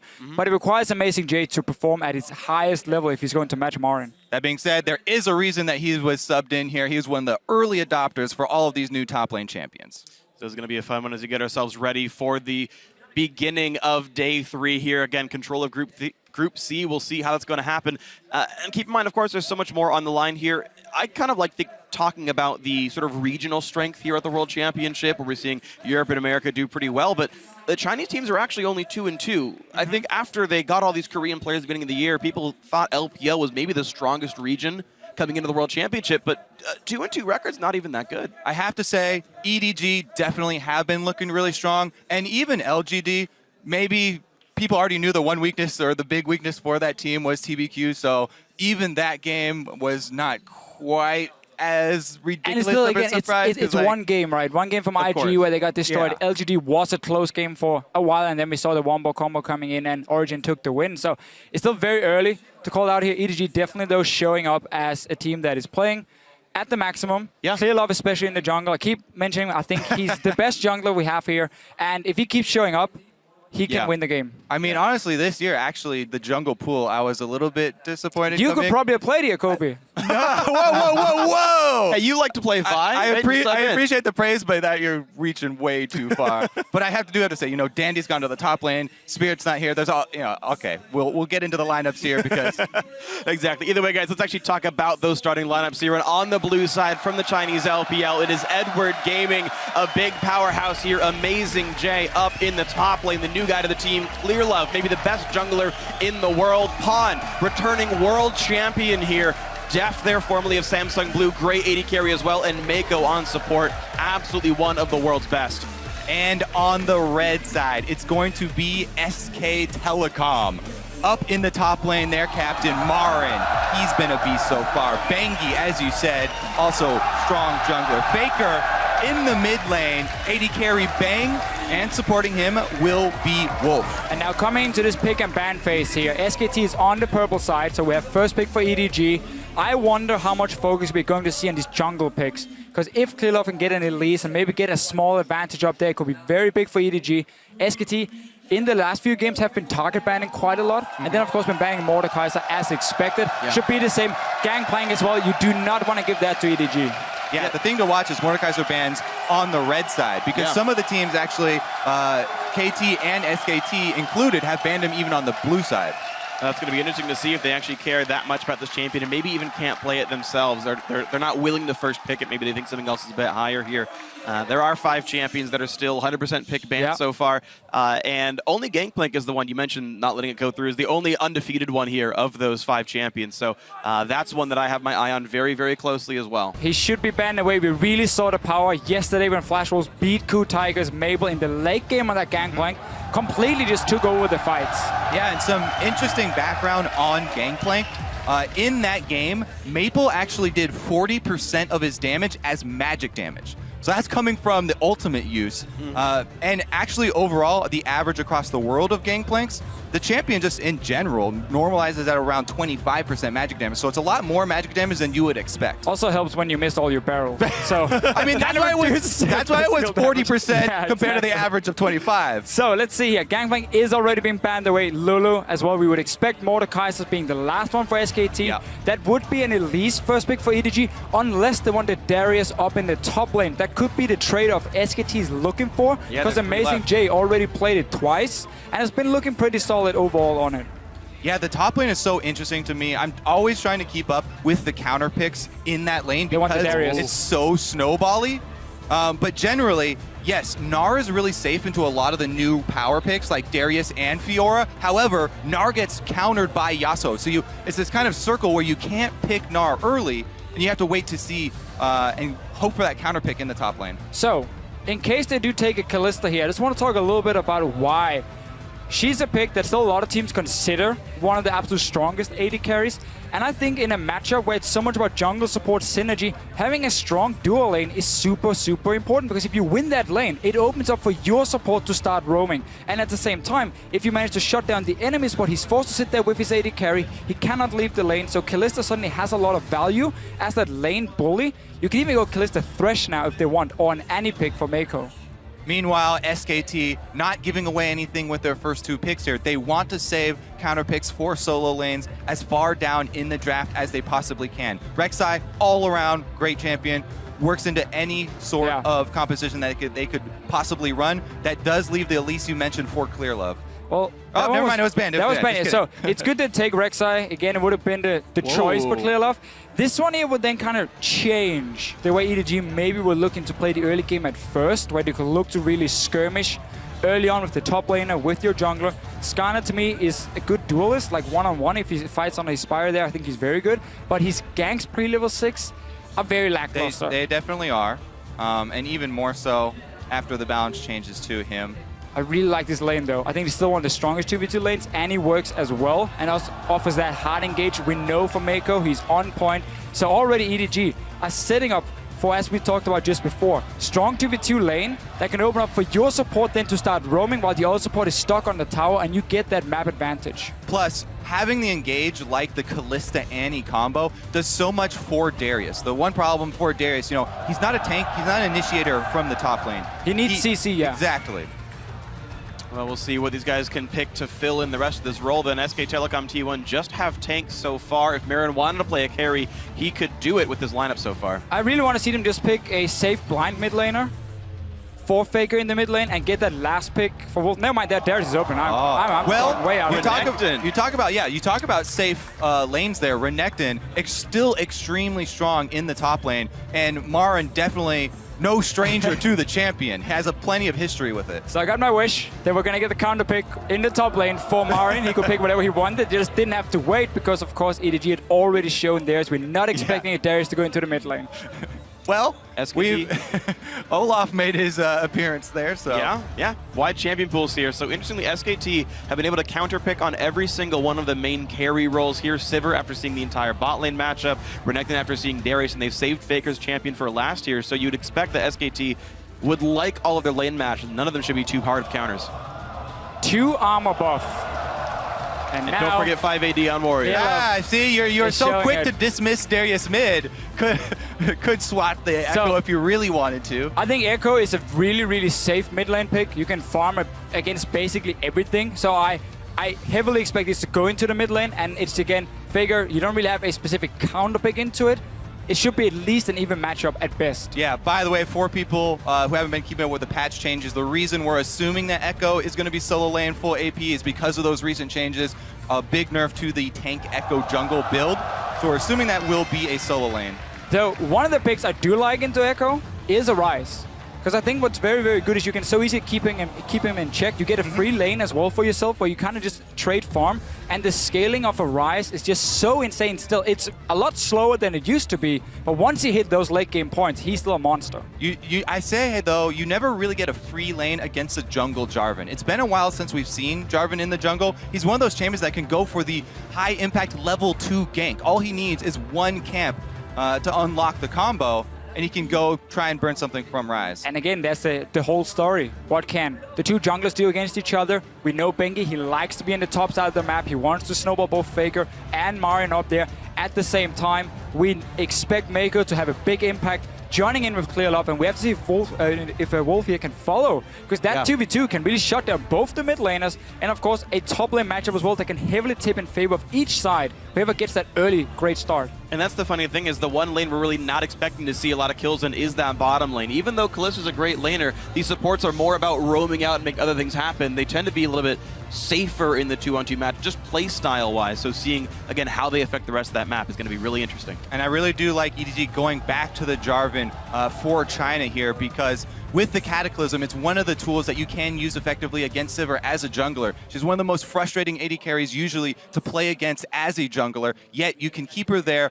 Well, you can run around fast in the circle. You can run around in circles all you want, but it makes it a pretty easy target there for Defta and Mako.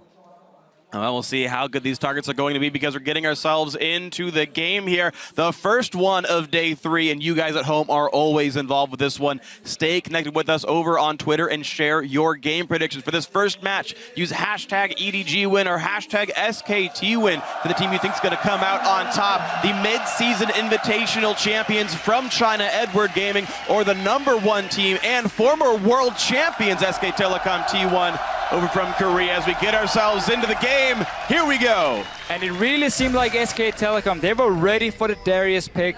Even when they saw the Echo, they were very quick to lock in Ryze last, again, saving that pick for Faker because Darius had a high priority for EDG, so they wanted to pick it early and blind.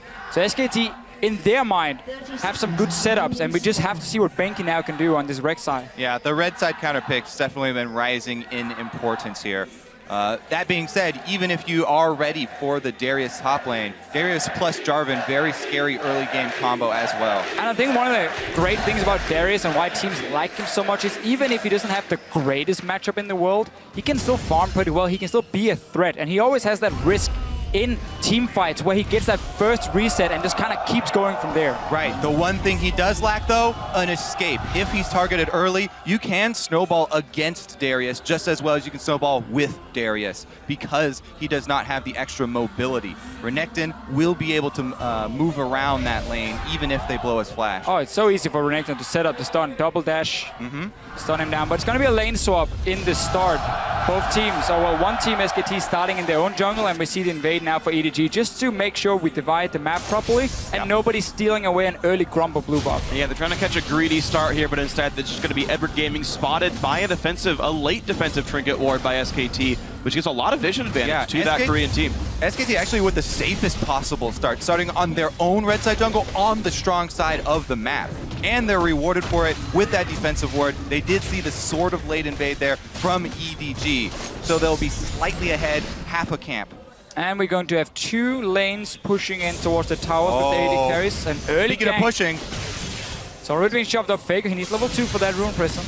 But here comes everybody. Pawns by himself, jumps forward, tries to get out of range, and Faker's not 2! Didn't have Rune Prison, couldn't lock him down. Yep, great use of the minion wave there, Pawn.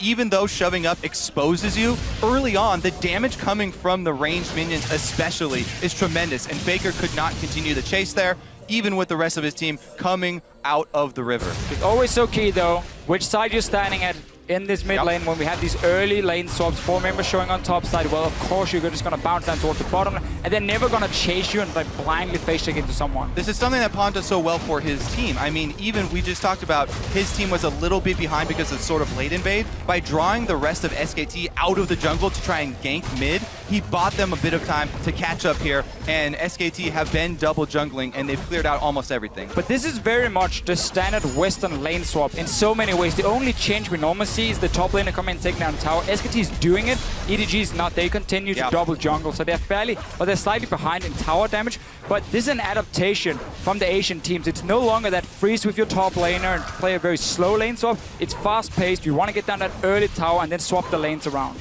And bottom lane right now, though, even though it hasn't gotten any help at all, is down to 626 health, so not much worse off. Yeah. Mako making good use of the Spell Thieves early by there. Let's see if they transition into the Dragon. They've started it already. Pawn burns his first teleport, getting a second Doran's Ring, so he's going to be using that to help keep this lane afloat.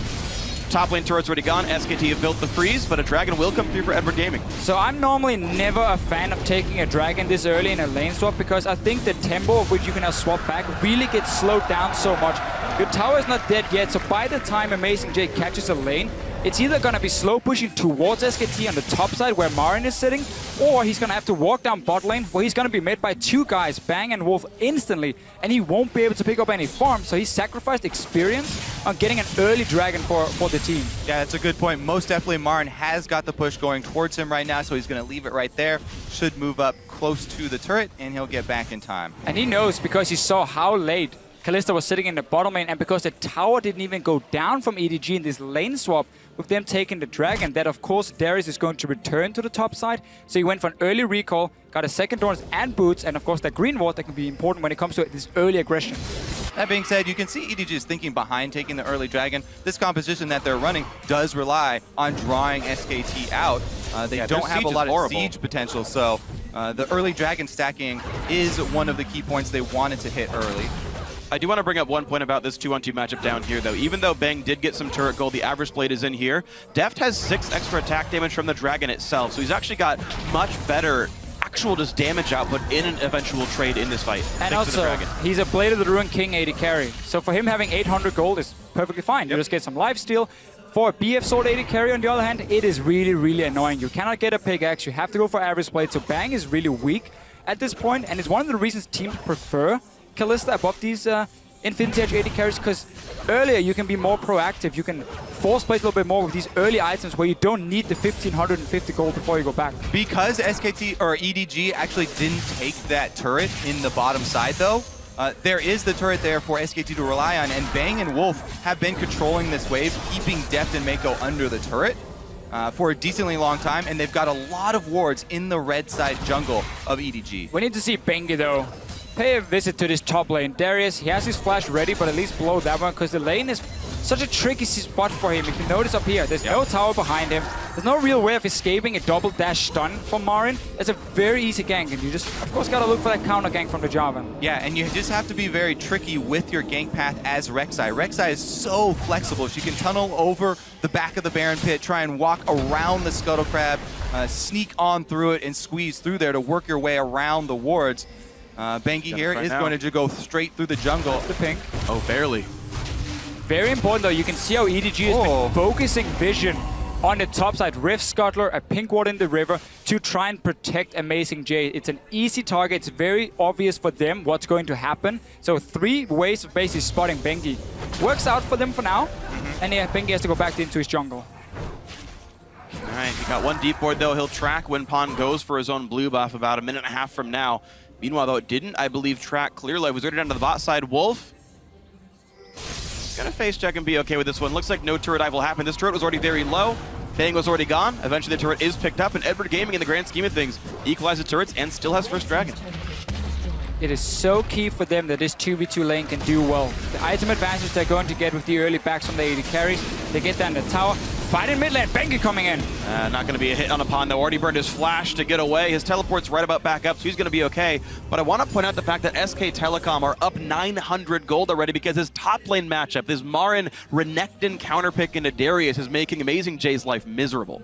It will get a little bit better because there's a cannon minion double wave right there, but you're right, it's still going to be a significant advantage. And this is what we talked about with taking this early dragon. Instead, you could have Amazing J sitting in the bottom lane when the tower goes down, so he gets the gold for it, and the wave bouncing back comes to him, so he picks up experience. But no, they move him in towards the dragon, takes and then force himself to go top lane in a wave pushing away from him.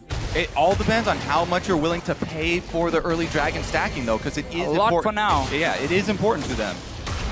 Well, that's what they've paid so far. They've paid about 1,000 gold for that dragon. Even in the old days, that wouldn't even be an equal trade of gold anymore. We're, of course, past the gold value dragons anyway, but Bengi on towards the blue buff himself. Faker, by the way, has already won his mid lane. He's at 12 CS and is about to be done into blue buff as Bengi takes a bit more damage than he'd like, but doing the best he can. Faker, he gets some more CS before he even walks over. I mean, really greedy. Mid laners, yeah, you can wait at the blue buff. I don't care. You can take a bit of damage. That's definitely triggered me right now. Like, are you tilted, Kobe? If the mid laner doesn't come over by the time you get the blue buff down, then it's fair game to take it.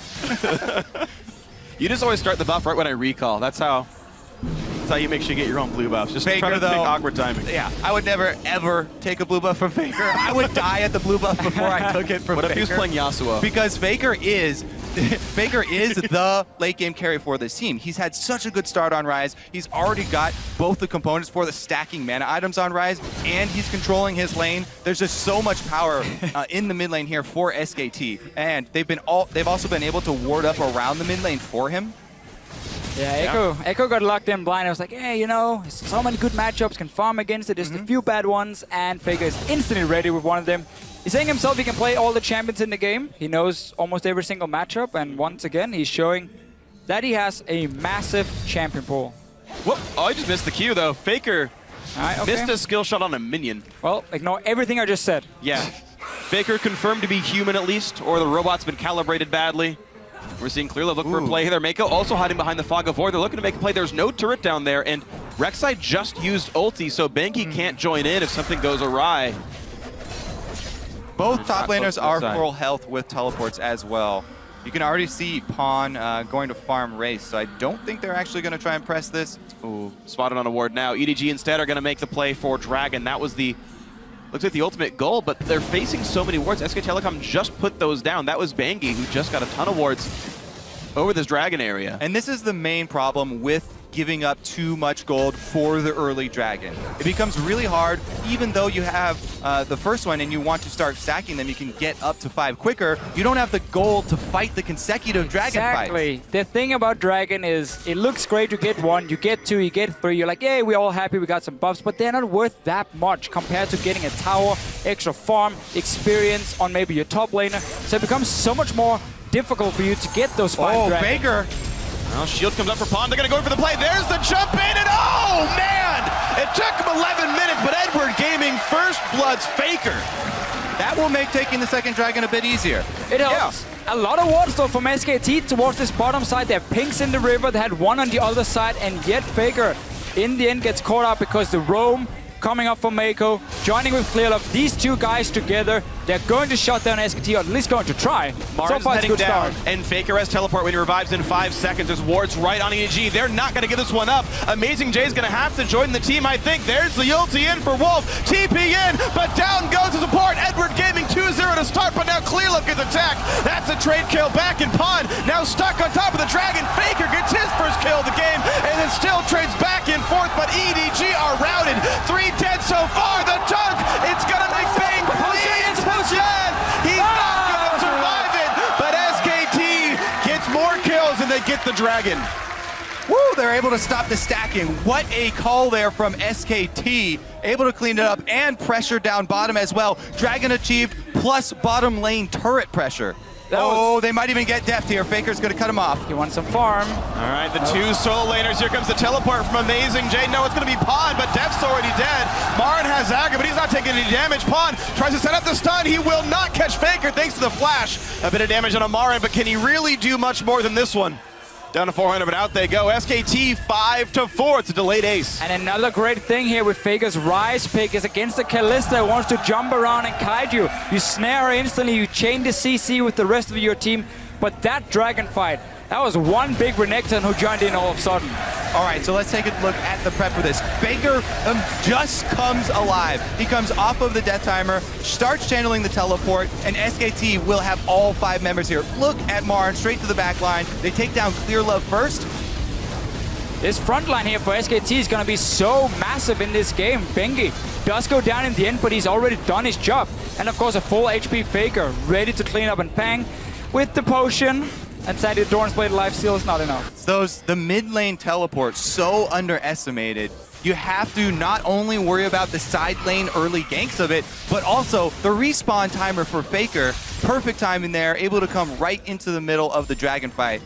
And SKT swing right back into this one. If it looked bad for Amazing Jay before, after being sacrificed by his own team's greed for that first Dragon, MaRin just picked up some kills as well. He has a Tiamat completed. He can continue to just instant shove the wave, and then he can now start roaming from his top side in towards the mid lane, around the blue buff of EDG, and suddenly that jungle no longer belongs to EDG. It's all going to be SKTs, and that means this mid tower is suddenly very open, or you just dive whoever's sitting there defending.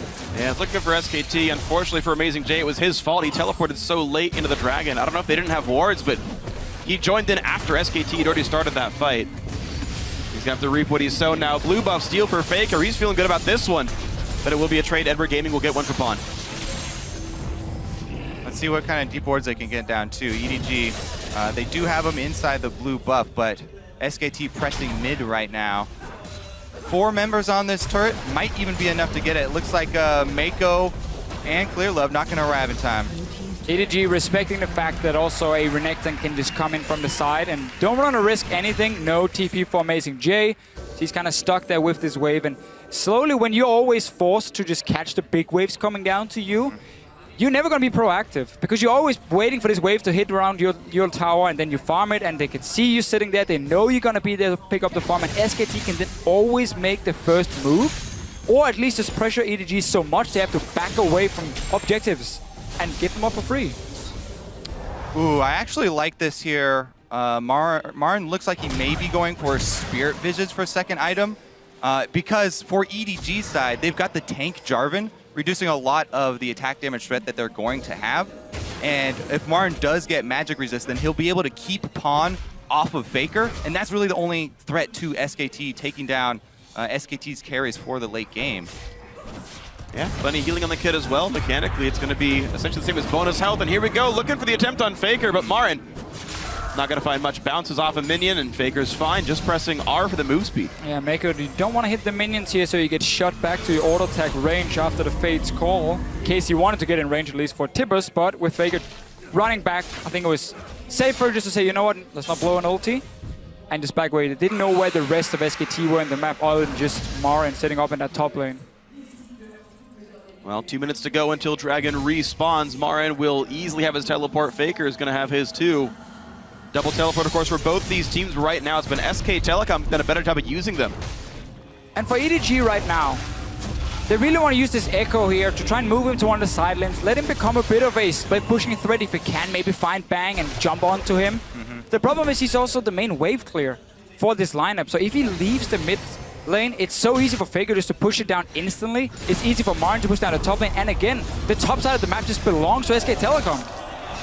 Uh-oh. So much damage. Yeah, MaRin trying to chunk him down. He's got a lot of damage this one. A couple more spells will do it. There's the hit, and wow, the solo kill.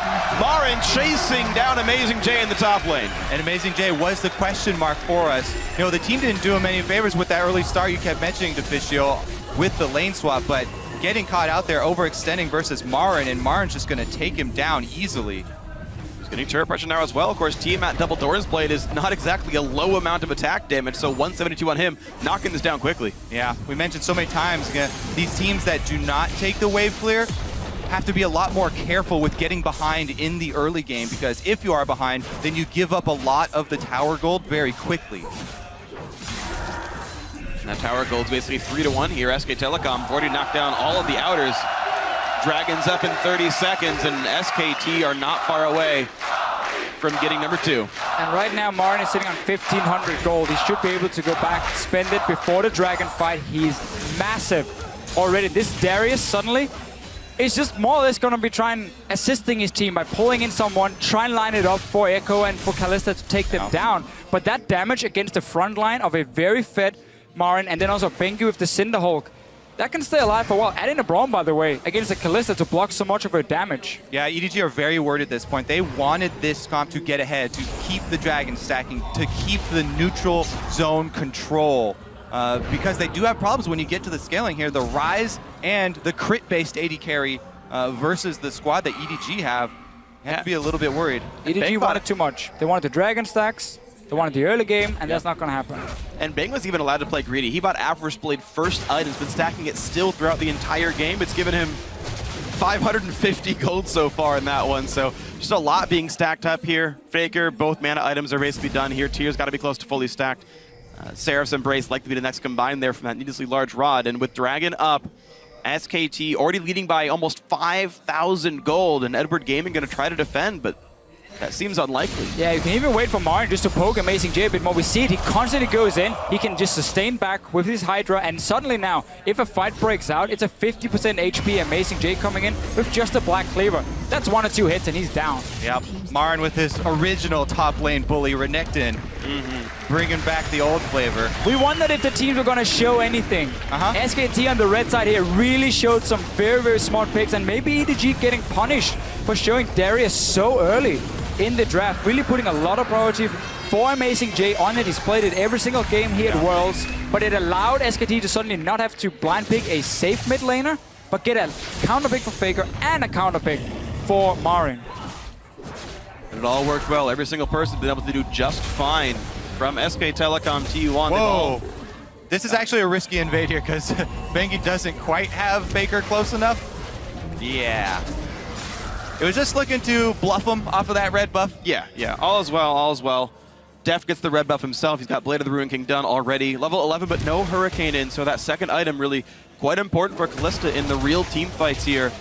SKT, of course, already got the dragon pretty easily, so it's back to doing whatever they want. Yeah, I am going to keep my eye on EDG's use of True Sight, though, because they have been one of the best teams as far as pink ward droppage and upgrading their sweepers fairly early. They really do need to start clearing out some of these SKT wards that have crept into their jungle. They've got defensive wards up, but the True Sight is going to be key if they want to try and make a comeback. Yeah, simply just been pushed so far back on the map ever since the early game where MaRin got that big lead. They got a kill on Faker in the middle, and that's been about it when it comes to the aggressive plays from EDG, because there's not been any openings, and they constantly have to worry about MaRin, and he's not getting to the point where he's going to get outscaled or anything. I mean, Renekton's late game is not the greatest, but he just becomes a massive tank then. Yeah, it's interesting though, he went for such an aggressive build. He was building to continue the split push power, right? Go in and finish the Ravenous Hydra instead of going back for an armor item or getting some more durability. He's trying to push Amazing J out of the lane. Now he builds a Giant's Belt, but really trying to knock that side of the map down. Speaking of Faker on this rise, who had such a good early start, besides that one death, he is almost done stacking his tier. Only 100 mana left on that, and only 2 stacks left on the Rod of Ages. So his damage is through the roof. In the next 2 minutes, it's going to be there. And I like this move here from SK Telecom. Take the split, push it down to there it is! Flash and Death with the Rune Prison. Oh, the Q lands, and that's going to be the kill. Ult not needed. Faker picks up the 7th kill of the game for SK Telecom T1, and just like that, they run towards Baron. And Wolf going to make it count there. If it wasn't for Braum jumping in and landing that Winter's Bite, they wouldn't have been able to finish it. Baiting it. Baron bait. Hiding around the corner. Look how he's throwing spells in there, so they think he's doing it. Well, also he's trying to charge up the passive. It both works. We like it. We take it.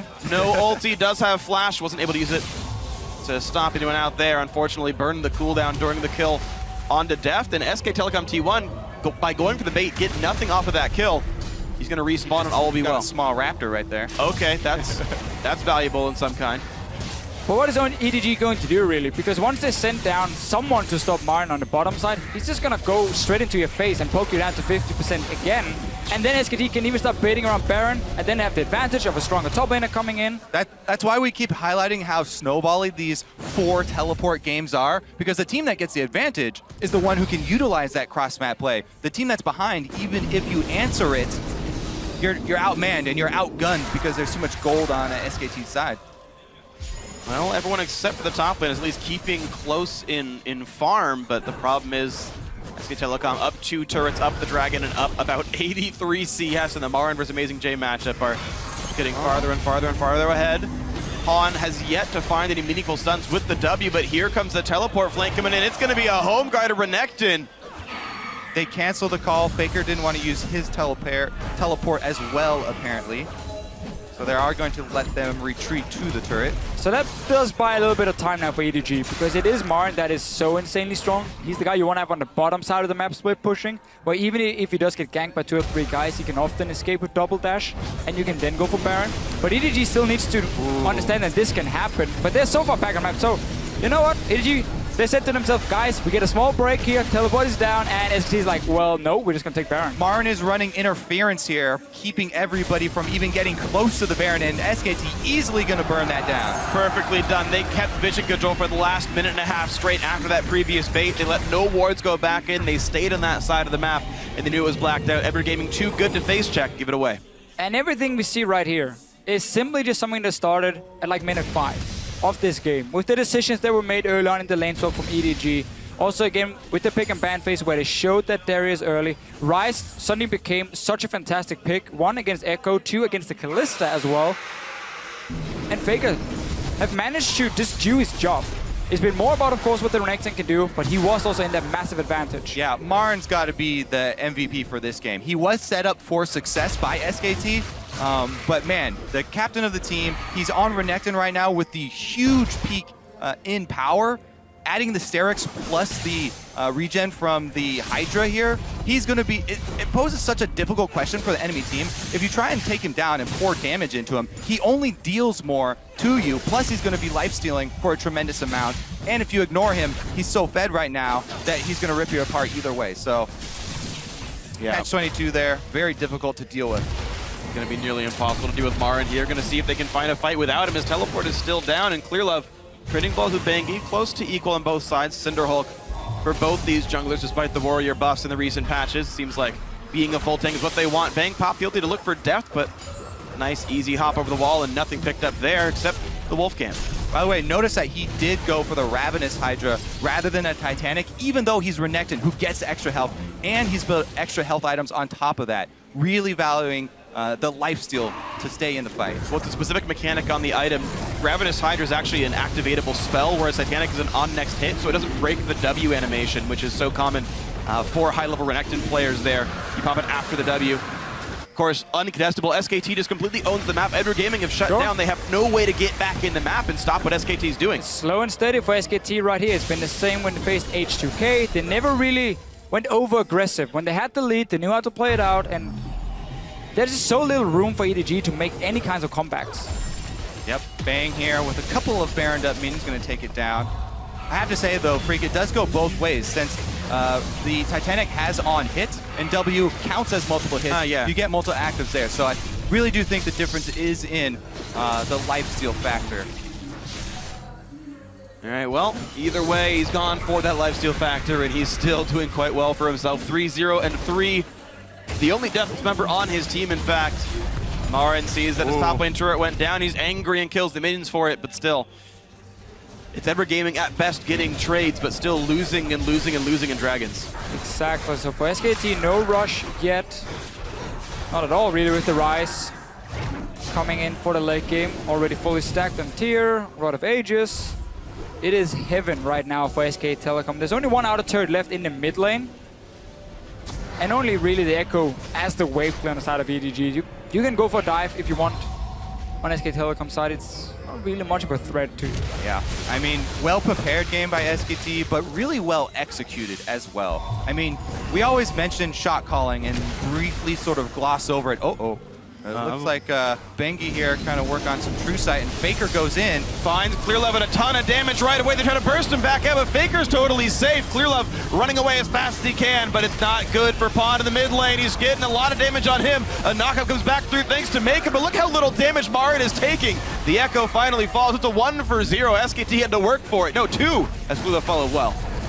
Still win the fight, though. That was the engage from EDG. They can do with the Annie, with the Kalista, but they just have no damage at this point. SK Telecom pushing it out 2 lanes. Faker decided to say, you want to jump me? I'm just going to go down to the bottom lane and start farming. Yeah, I was going to, start filling there with some explanations behind shot calling and try to elaborate, but SKT keep up the pressure here. They don't let you breathe for a second. There was an outer turret left staying that they wanted to claim first. So it's interesting how defensive SKT are playing this game, but first, let's take a look at that fight. Well, we get the hard engage. It's what EDG basically have to do. The thing can catch out Faker, but he has the shield. He can flash out from this one, and then the movement speed to just run away, and the rest of SKT is coming. MaRin is still such a monster in the backline. Yeah. And there's no damage to take him down. Exactly. That's the full tank driver that we mentioned earlier. Even though they're able to get the combo of Annie and him, locking up Faker, they stunned him, chained it into the knockup. There's just no damage to follow it up. So I wanted to bring up something really briefly around the defensive play of SKT, right? They're taking a long time to kill the turrets. They're not really diving anything too crazily. Bang not only went 3rd item Quicksilver Sash, but he's actually maxing Spell Shield 2nd. He's already got 5 points on that on the Sivir, leaving Ricochet alone. That's actually very uncommon as far as Sivir builds go, but it basically guarantees he's not going to get caught out by the Darius. He can Spell Shield a lot of his spells and not get killed in the back line. You're in a situation where being more defensive in terms of your items and in terms of your skills is even better because, again, there's just no way for EDG then to kill you, even if you do play a little bit over-aggressive. And it's just so good for SK Telecom in this situation. They can already now basically start looking at what went so well in this game, because they're obviously going to face EDG one more time in this group, and they want to make sure they can 2-0 them now so to get that #1 seed. Because this performance here, it was a very, very smart pick and ban phase. And I think EDG made some clear mistakes. We've highlighted them a few times. We're showing picks early, and then this early dragon is just the wrong call. You can never do it. Yeah, it's that dragon call that we just have to keep revisiting, because that was the breaking point there. They were a little lackadaisical getting down to the dragon after killing Faker and opening up the option there to keep the chain going.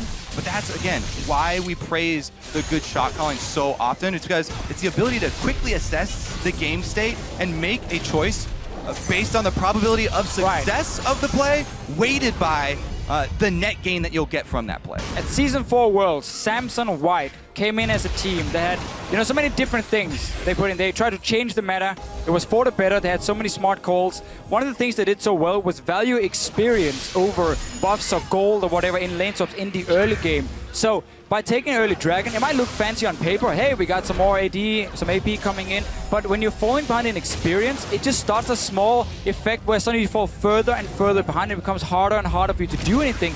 SK Telecom, of course, knowing that, just executed really, really well, and then use this Renekton to just constantly go aggressive. Yeah, you always have to keep that opportunity cost in mind. That's why a lot of North American teams as well have been deprioritizing rushing for the early dragons. Oh, close one there. Amazing J nearly pulls in Bengi. He didn't have a lot of support near him. It would have been a bit of an effort, but here comes the push back in. Mako in the front lines will get pulled back, but now Pawn is alone in front of the enemy team. He's going to ult to run away. MaRin still tanking up in the front line. Amazing J now the sole tank in this one, and it's a little bit of knockouts coming through. Faker now getting attacked. Big shields, but he's going to go down. Deft is still alive in the background, and Bengi's going to be next, but there's still damage coming through from MaRin. Pawn will drop down, and it's a 2-for-1. The chase can continue. MaRin's not far. He smells blood. Yeah, he's got no flash, though, and chasing a Callista, very frustrating. There's Doesn't a want minion to get wave coming. EE into Q. Summon he'll use for the movement speed. Def will get away, but it's a 3-1 fight again for SKT. That looked so good in the start for EDG. Almost looked like the perfect fight to get back. We saw a massive Echo ult into the back line, into an Hourglass, a lot of damage coming down, and yet they simply cannot take down the remaining members. So 3 guys on it now. Faker has TP in 3 seconds. Bengi has his ulti as well. Yeah, good call to just grab the vision from the Scuttle Crab there first, not take the risk. SKT are in the position where they continue stacking dragons. This will be number 4. And it should be a fairly trivial task for them to complete it. No vision. No recall for you, Dev. EDG should not go face check it. I'm just going to clear the waves. Bengi feels safe while tunneling around the map. No one's touching his Rek'Sai, certainly, and all's going to be well as SK Telecom T1 makes their way down to the bottom side of the river, and there's a dragon waiting. Oh. Number 4 for SK Telecom. No threat and no real way for EDG to rush a Baron and maybe try and trade it. There's already wards on that side, and for them to move that far out is so risky. Let's see the fight again, though. So they're checking in because they want to see if Baron has been taken, and this fighting in a choke point at first. Look at the Echo going in as a stun first. I thought it was the ulti, but he actually jumps out with that. But he goes in with the stun and buys time for at least Def to deal some damage.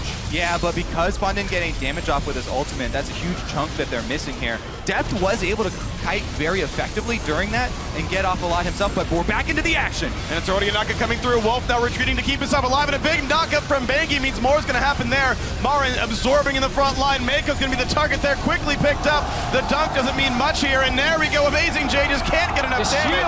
Faker survives. Pawn gets a single kill, but it's a 2-for-1 yet again. Pawn on the run, getting away from Bengi. Even though Deft and Pawn survived, both of them extremely low, and they just have to go back.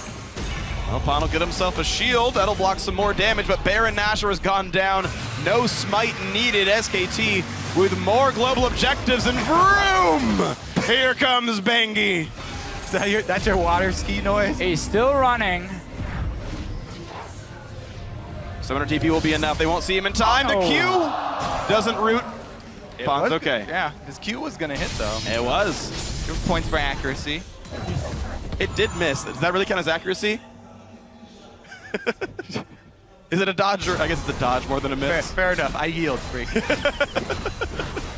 I have to say, though, this game has not been about Faker. No. This entire, I mean, aside from the game against Bangkok Titans, which is a fun one, none of these games have been about Faker. They've been about MaRin almost exclusively here. Game 1 is Fiora. Won them the game against H2K. Game 3 now is Renekton is honestly winning the game against Edward Gaming. And team play, right? Yeah, MaRin, absolutely. Yeah, exactly. I think it's well-executed lane swap from SK Telecom, and then the fact we are in a meta where top lane can get out of control so easily, just a small advantage is enough to get him rolling. And when he has this pick with the Renekton who can always jump on a low mobility Darius, it's so easy for him to just push the advantage over and over. And Sivir buffing them up, they're going in. And here they go. Dev's going to get cleansed, but it's not going to be nearly enough. Faker picks up the kill. Mako's next easily. And there's really not much that Amazing J's going to do on this one. Pawn pops Yuldi for a bit of damage. Zone used to buy some time, but who even cares anymore? SK Telecom T1 barely take any damage as they ace Edward Gaming. It's just a formality now for the Nexus. That's going to do it. 3-0 start to the World Championship. SKT undaunted take down Edward Gaming. We had one big team fight where it looked like EDG maybe could come back.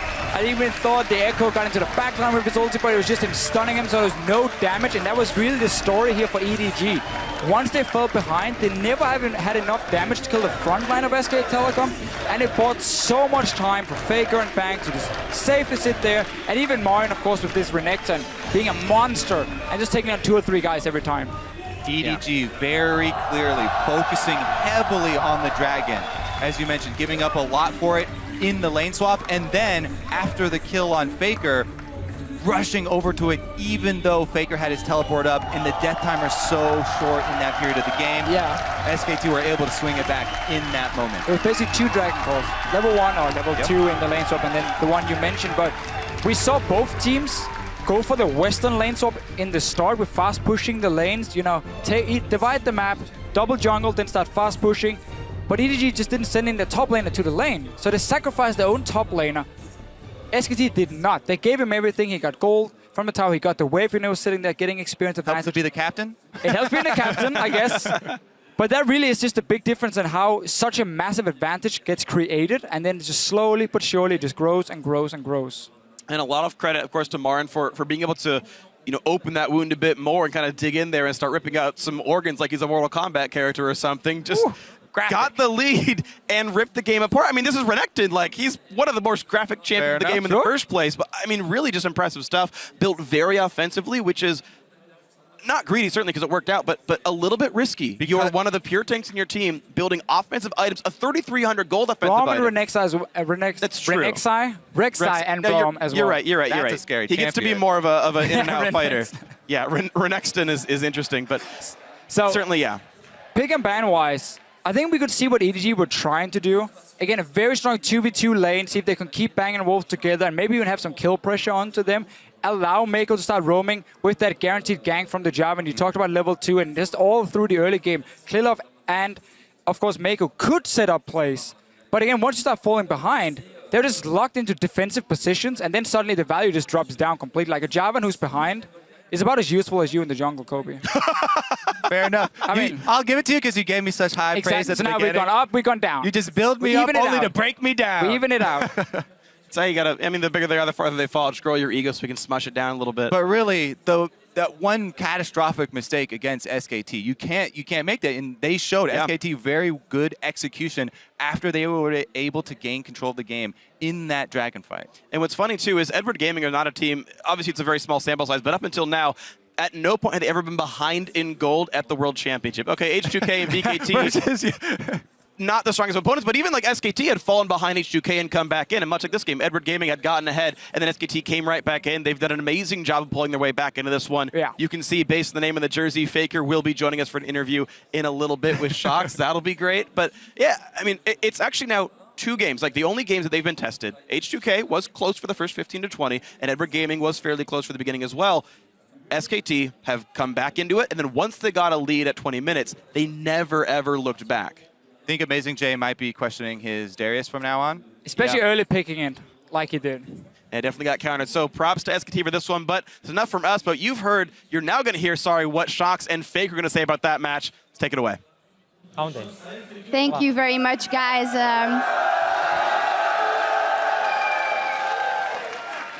Joined by Faker, who is smiling ear to ear. I even get a little nervous always conducting these specific interviews. First up, congratulations for that humongous win versus EDG.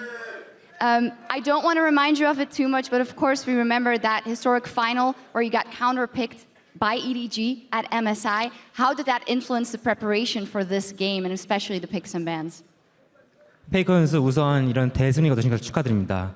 지난 이런 일 다시 꺼내서 죄송하지만 사실 SKT1 팀은 지난 MSI 때 EDG 팀의 카운터픽 전략으로 좀 패배를 당했었는데 그 패배 이후로 좀 이제 그걸 배움의 기회로 삼아서 혹시 이번 경기를 준비하셨는지 말씀 부탁드립니다. 지난번에 5경기를 할 때 제가 르블랑을 픽한 다음에 모르가나한테 카운터를 당했거든요. 그런데 이번에는 좀 메타도 많이 바뀌고 또 사용할 수 있는 미드 챔피언이 많다 보니까 저도 많이 미드 챔피언을 연구하면서 카운터픽을 좀 찾은 것 같아요. 그래서 나중에는 쓸 수 있을 기회가 있을 것 같다고 생각해요.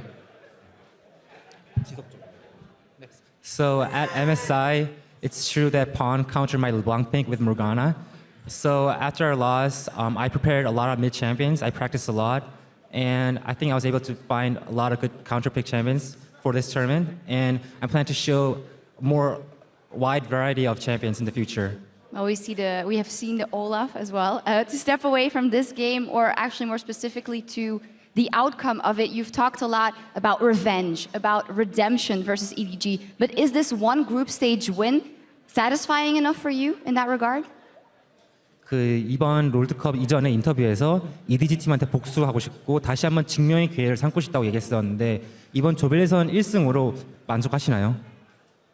우선 EDG에게 이긴다는 것은 당연히 기쁘지만 근데 한 경기만으로 만족하기에는 이르고 또 한 경기만으로 선수들이나 팀을 평가하는 거는 좀 바보 같다는 생각을 하거든요. 그래서 이걸로는 만족하지 않고 그리고 게다가 조별 예선이었기 때문에 지난번에도 저희가 조별 예선은 이겼거든요.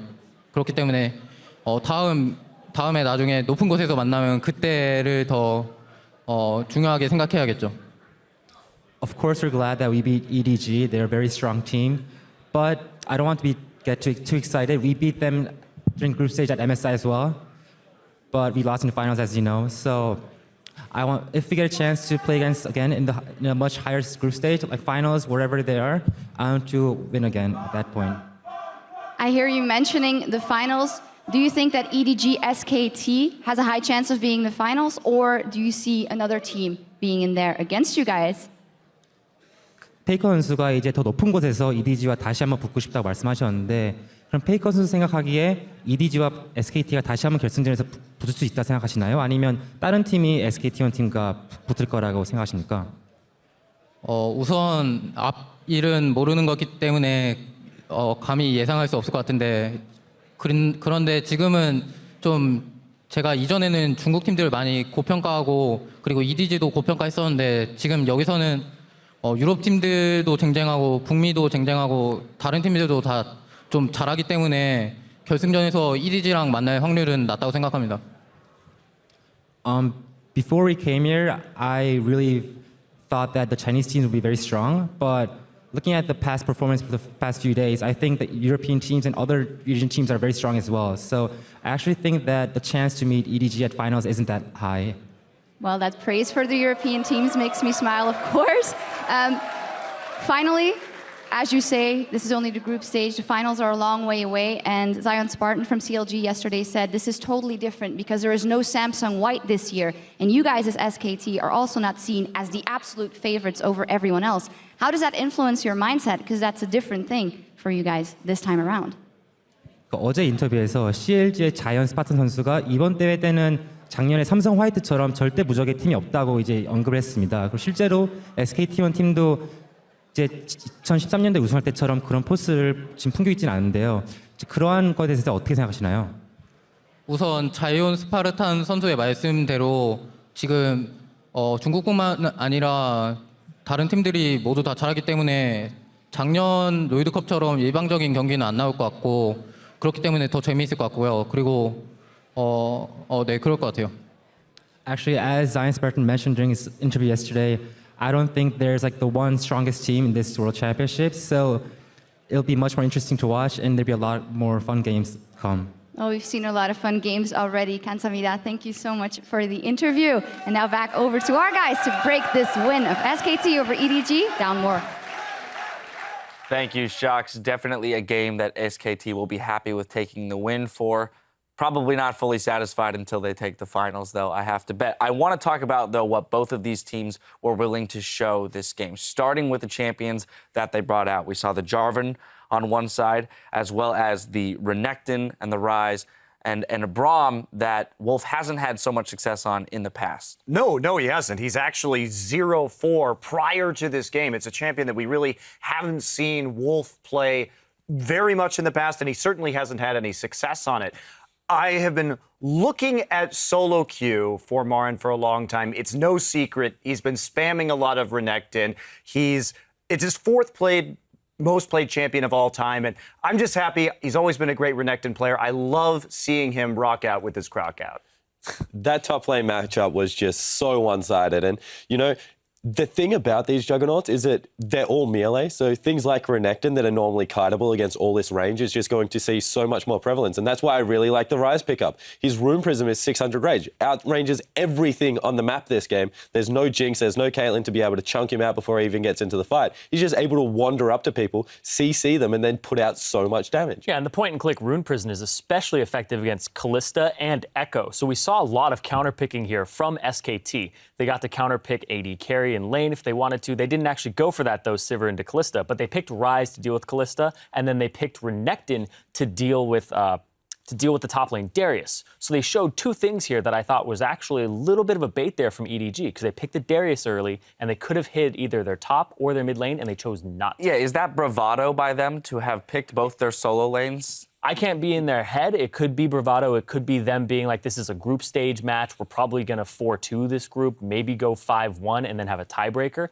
But they might just be getting information out of SKT. And I kind of agree with Zyrene here, because if we look at their bans in particular, Alistar, okay, we know Wolf plays that all the time. The Elise has been a heavy priority for SK Telecom.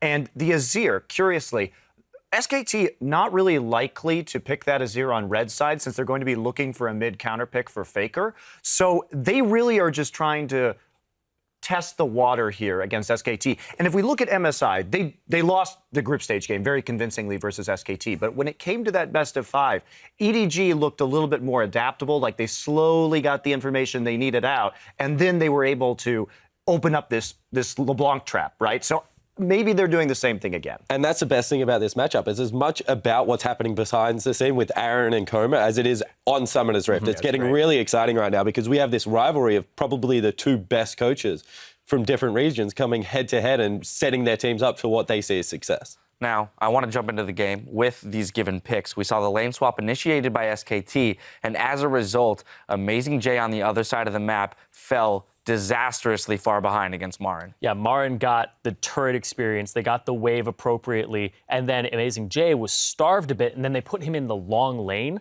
with no turret, no safety, so he had to go up against this Renekton, slight counterpick there, and had to be in a lane that he's always threatened by Bengi, so he got kind of shafted there. Well, a quick way to lose against SKT is to allow them to counterpick both solo lanes. I don't think we're going to see that so much in the draft in the future from EDG or from other teams.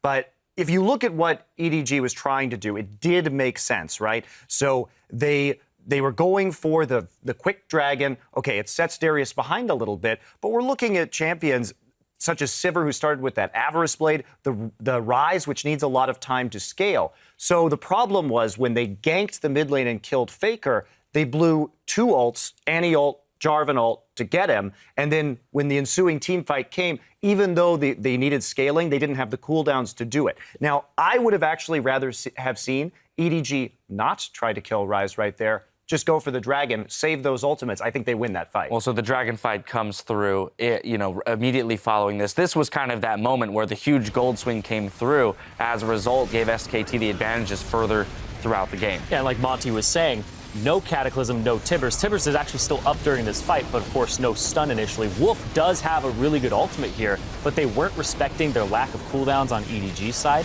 and they weren't also respecting the teleport. It is so early in the game that Faker just comes back to this fight no problem. So it was a big oversight there by EDG, and both these teams, I understand the idea. They're not built for sieging, they're built for team fighting, they're built for going for objectives, but it just wasn't the right time relative to their cooldowns to actually go for it.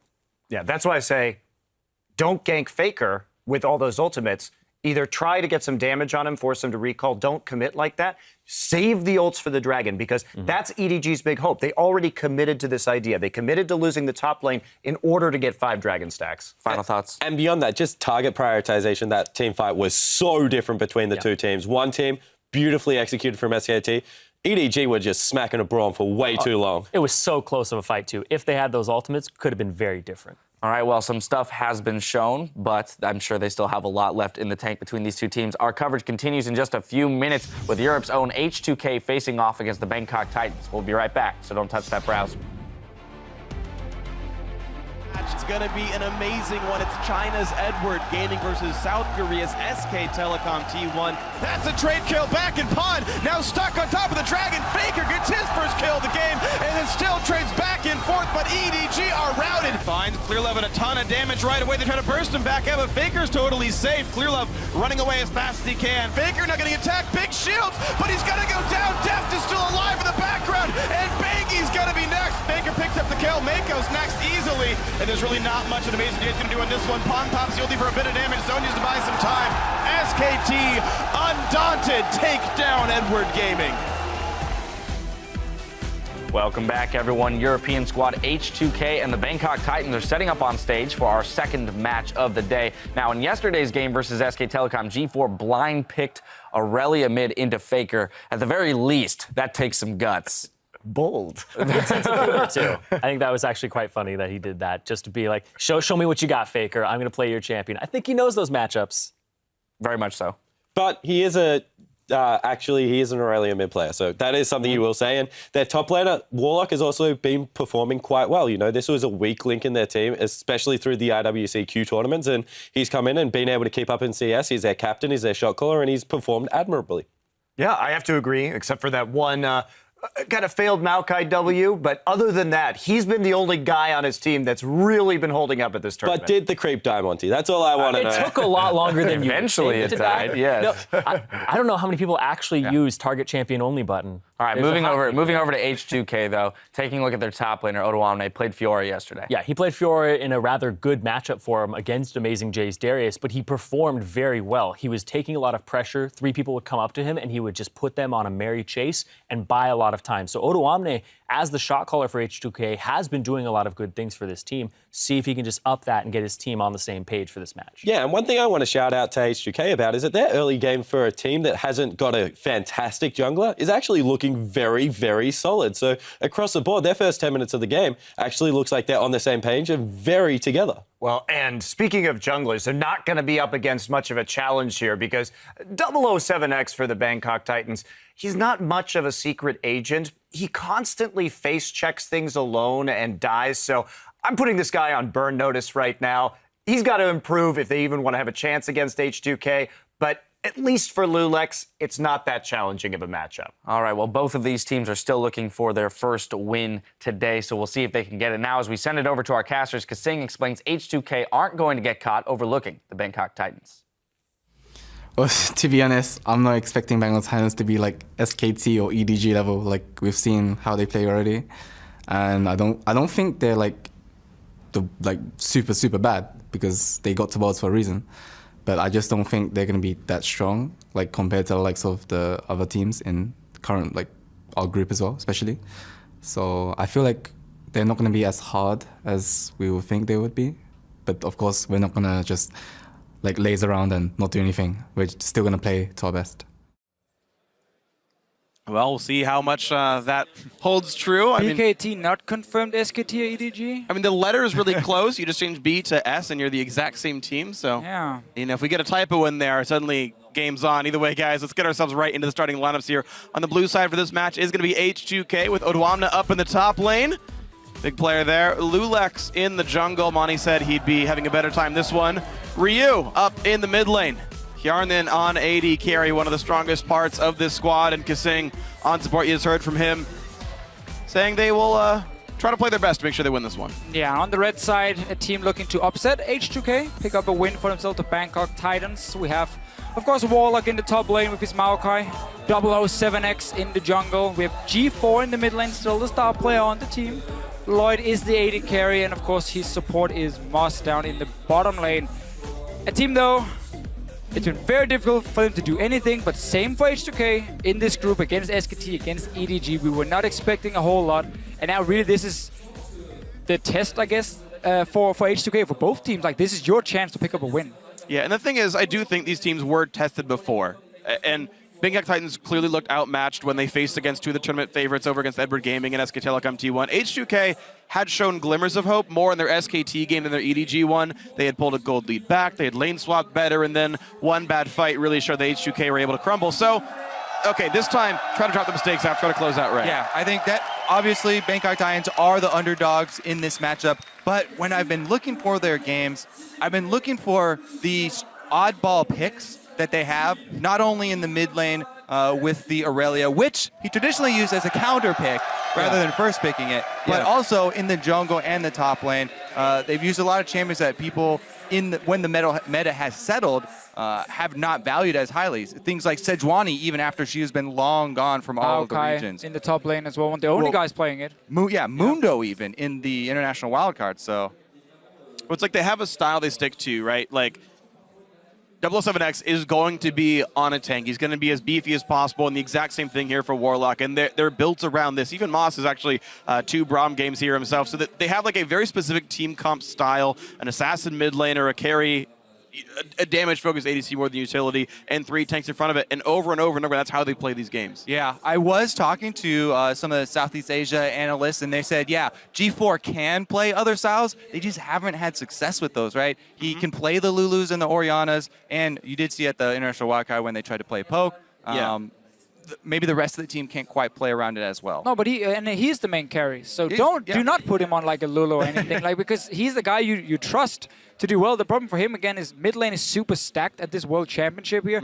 Ryu in this group, obviously, we would call the weaker of the mid laners outside of G4, and yet he's a fantastic, strong player. So there's no easy matchup for G4, no easy game where Bangkok Titans can say, let's just try and camp that mid lane. It should work for us. It's too predictable for these teams here who has multiple play styles, who have all the up-to-date picks as well, and that's why it becomes so difficult. And we often see these early games where it's all or nothing. Like level 1, we saw G4 try and trade with Faker on an Olaf and just go all in, basically. Just a really bad fight. Very bad decision, but it's the mentality, it's the style they have.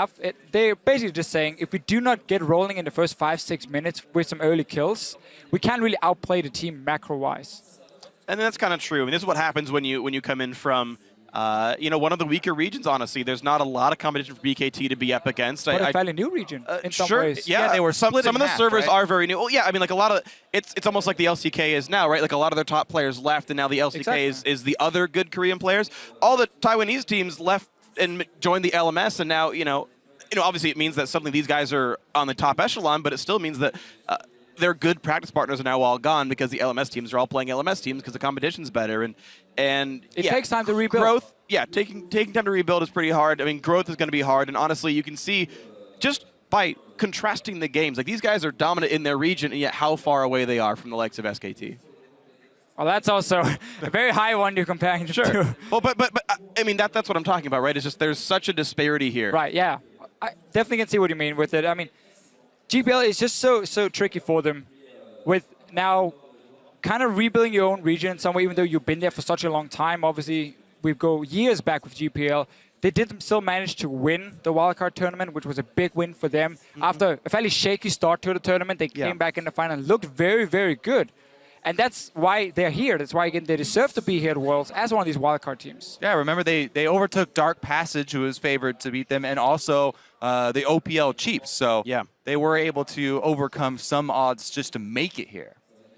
And, persevering in a bracket format's good, but here, unfortunately, they've only got 6 games to play for the Bangkok Titans. They've lost the first 2. H2K is the first one that I think they can have a realistic chance of success.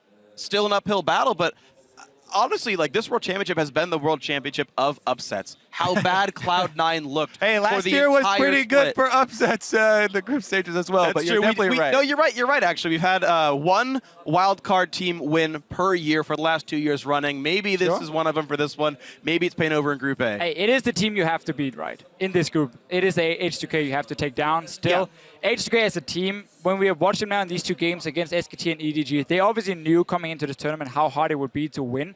But we have still seen a team, Spawn just said on the analyst desk, in the early game, they've been looking good. The lane's always been on point. They make some good moves strategically, something we know they can do well back in Europe as well. But then when it comes to matching, I feel often individually, like with your decision making, they overextend, they go a little bit greedy, they waste the flash where they're already going down, and like all these small mistakes just kind of pile up, and you get punished by the world-class teams when you make those mistakes. That's the interesting, I don't mean to cut you off, but that's the interesting thing about mistakes here is mistakes only feel like mistakes when they get punished, right? When the GPL is a weaker region and the junglers aren't as good and the mid laners aren't as good, you can go for fights that work because you're just better than your opponent. When you go for a level 1 all-in against Faker, big surprise, you get punished when it's the wrong fight to go for. And unless you're kind of actually shown when these decisions are wrong, you very clearly will have some very bad decisions for yourself. So real quick, though, we are waiting for BKT to get into the game. We're working out some technical issues with that on the stage. So for now, we're going to check in with the analyst desk for a bit more in this game. Thank you, Freak. Yeah, a couple networking issues on stage, so as they get that figured out, we'll have an opportunity to talk a little bit more about the game. First up, Zyrene. We have hammered the point a little bit. Lulex in the jungle, underperforming as of yet in the tournament. What are you looking for in this game for him to improve on? So in both games that H2K have played so far, they actually had rather good early games like Spawn was saying. But I feel like perpetuating that and continuing to do that is fine. But what you need to do is use that even further. You need to have Lulex, which I think is the big catalyst here, continue to push that. There are windows of opportunity, and he is not using them. He is not pushing what advantages he has and what opportunities he sees on the map. Identifying those and using it is what he has to do to level up at Worlds right now. And when we came into this tournament, we talked about the stat with H2K. If they were down by 1,000 gold at 20 minutes, they only won 1 out of 9 games. So you'd think that getting their early game rolling would be a massive boon for this team. And even when they've had opportunities to do that, they haven't been able to actually convert on those plans. And I don't know what the problem is. It seems like you can't just lump all this on Lulex, right? Because in that particular situation, it is his teammates' job to tell him what the cooldowns of those summoners are, when there are opportunities to create openings for him and get him there. To me, it just looks like they're not on the same page. Kasing is there ganking the mid lane. Lulex is nowhere to be found. These guys need to just talk to each other in the early game and be able to plan on the fly better. Yeah, that's the thing. Identifying the opportunities. They are not identifying them, and they're not jumping on them. So it's either one or the other. All right, well, with that, the technical issues seem to be resolved. So we're going to toss it back over to the guys for the call. Thank you very much, Dash. Great analyzing on the day so far. We're ready now to get ourselves into our second of 6 matches of the afternoon here. I've been saying night most of the time. That's incorrect. We're afternoon here in France, about 3 p.m. Champ Select about to begin.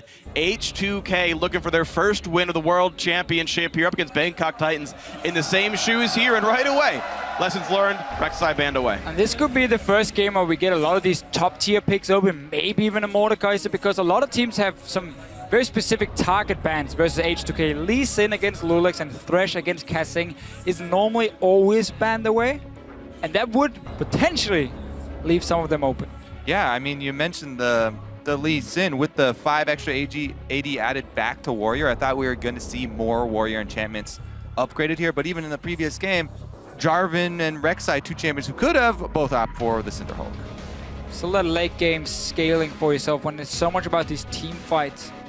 For the teams, anyhow, so far, no big surprise in the bans, except for maybe the Yasuo coming in. Yeah, respect for G4. Yep, that's the second ban this championship against him specifically here.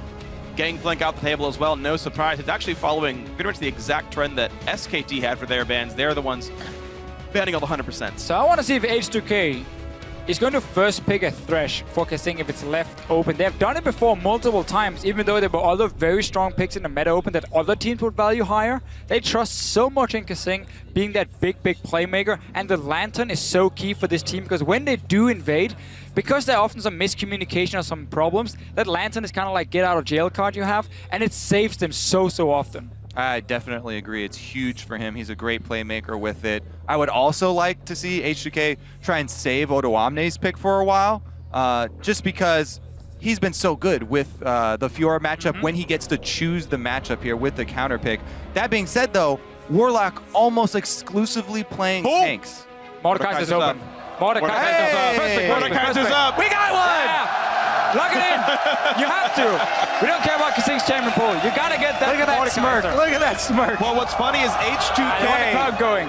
H2K is one of the 3 teams in the World Championship to ban Mordekaiser on the blue side, but it still means we're able to play it. Our first Mordekaiser of Worlds.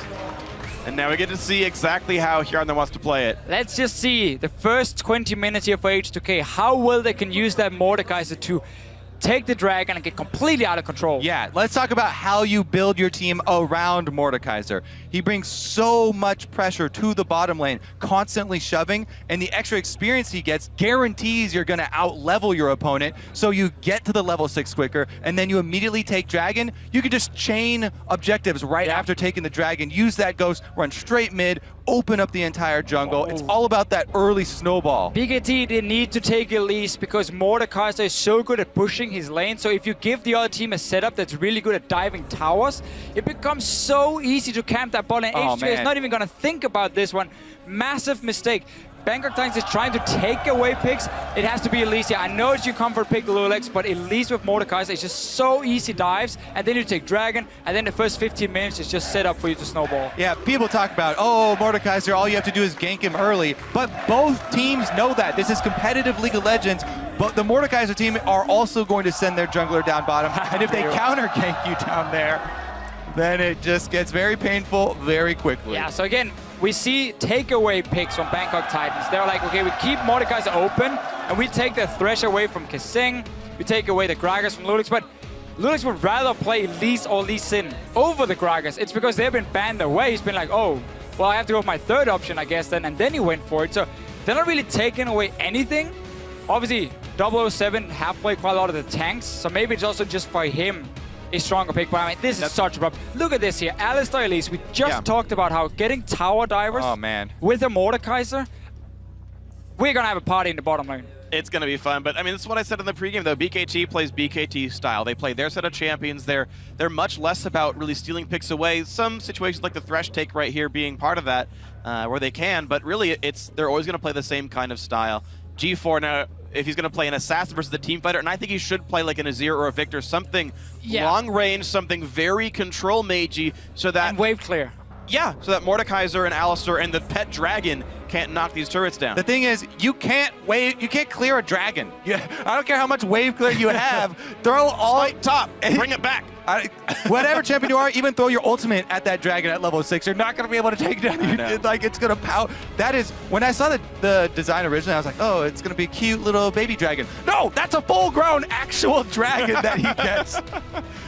As soon as he hits level 6, then they take the objective, if they take the objective. Yeah, you need just something that can maybe slow down H2K in that early game. You know there's going to be so much action in the bottom lane, so lane swapping potentially for Bangkok Titans would be like, okay, maybe we can try and slow down the early game a little bit, like a freeze up for AD carry, make him a bit stronger so this Mordekaiser won't go that crazy, but he doesn't really care because then he's on the bottom side with Dragon Control already just from that happening. So it's so difficult now for them with how they want to play it out. I think Mordekaiser is fantastic when it comes to getting the outer turrets down, like the tier 1 turrets. He does struggle a little bit more when it comes to the next one. It becomes a little bit easier to play against him, but that counter. See, saving the last pick there for Odoamne. What we were looking for, uses it on the Riven. Now, Riven can choose the engage on the Mininar form. It is difficult for her to catch, though. If you're actually very quick, and if you do have the confidence that you've got jungle protection. I mean, at least top has a reasonably long cooldown, so there's the chance that you can catch him between those. This is actually just a confidence pick here from Odoamne, and the rest of H2K, if you bring Elise early, then Riven can snowball. But Sure. normally, I mean, you want to go with Mordekaiser. Yeah, normally, I don't think that we would see them opt into this matchup. So, Riven is a champion that Odo Omnic coming into the EU LCS playoffs. He spammed it. He practiced so much. He never got to show it.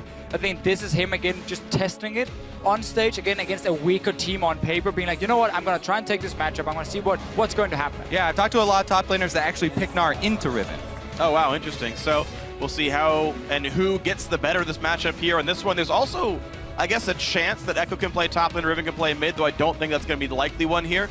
Bangkok Titans Twisted Fate for the mid lane in the last one here, so they've got a lot of pressure on these side lanes. So I like that pick. Again, Wave Clear might not save you from the big bad dragon, but at least it can help you a little bit. But then you have something now that can respond to the aggressive dives on the bottom side of the map. You have something that can gank a Mordekaiser and try and maybe keep him down in the early game. But this is also the second game now we see Echo being picked as the blind pick mid laner. Because again, he's supposed to be that safe option coming in. We saw it from EDG, we've now seen it from H2K. Yeah, this composition from H2K says they are not planning to get behind, ever. This is... Yeah.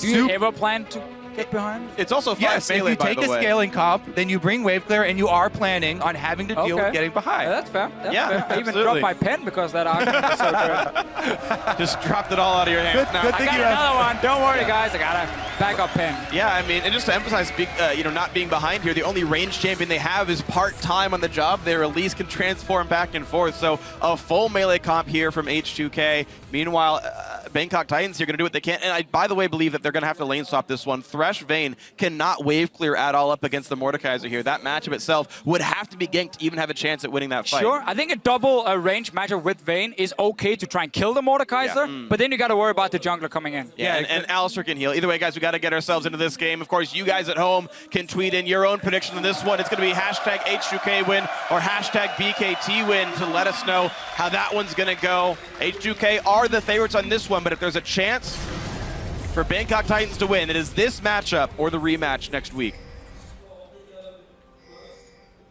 Didn't make it easier for themselves by giving Mordekaiser the perm ban champion until now. Are you excited, Deficio? Always excited for Mordekaiser. I can feel it. See, the thing is, usually when you're like, oh, there's a problem in the bottom lane, Twisted Fate is going to be a huge bonus for the opposing team because any bottom lane that's constantly shoving, oh, you're going to teleport down there. But they are double teleports for H2K to answer. Plus, by the time that Twisted Fate hits level 6, Mordekaiser will also be level 6. And you have to be very, very careful about ganking down there. The best thing about Twisted Fate is not that he can actually teleport down bottom in this case. The best thing is that he can reveal the positions of all of the H2K members. So you can see if Lulex is down bottom.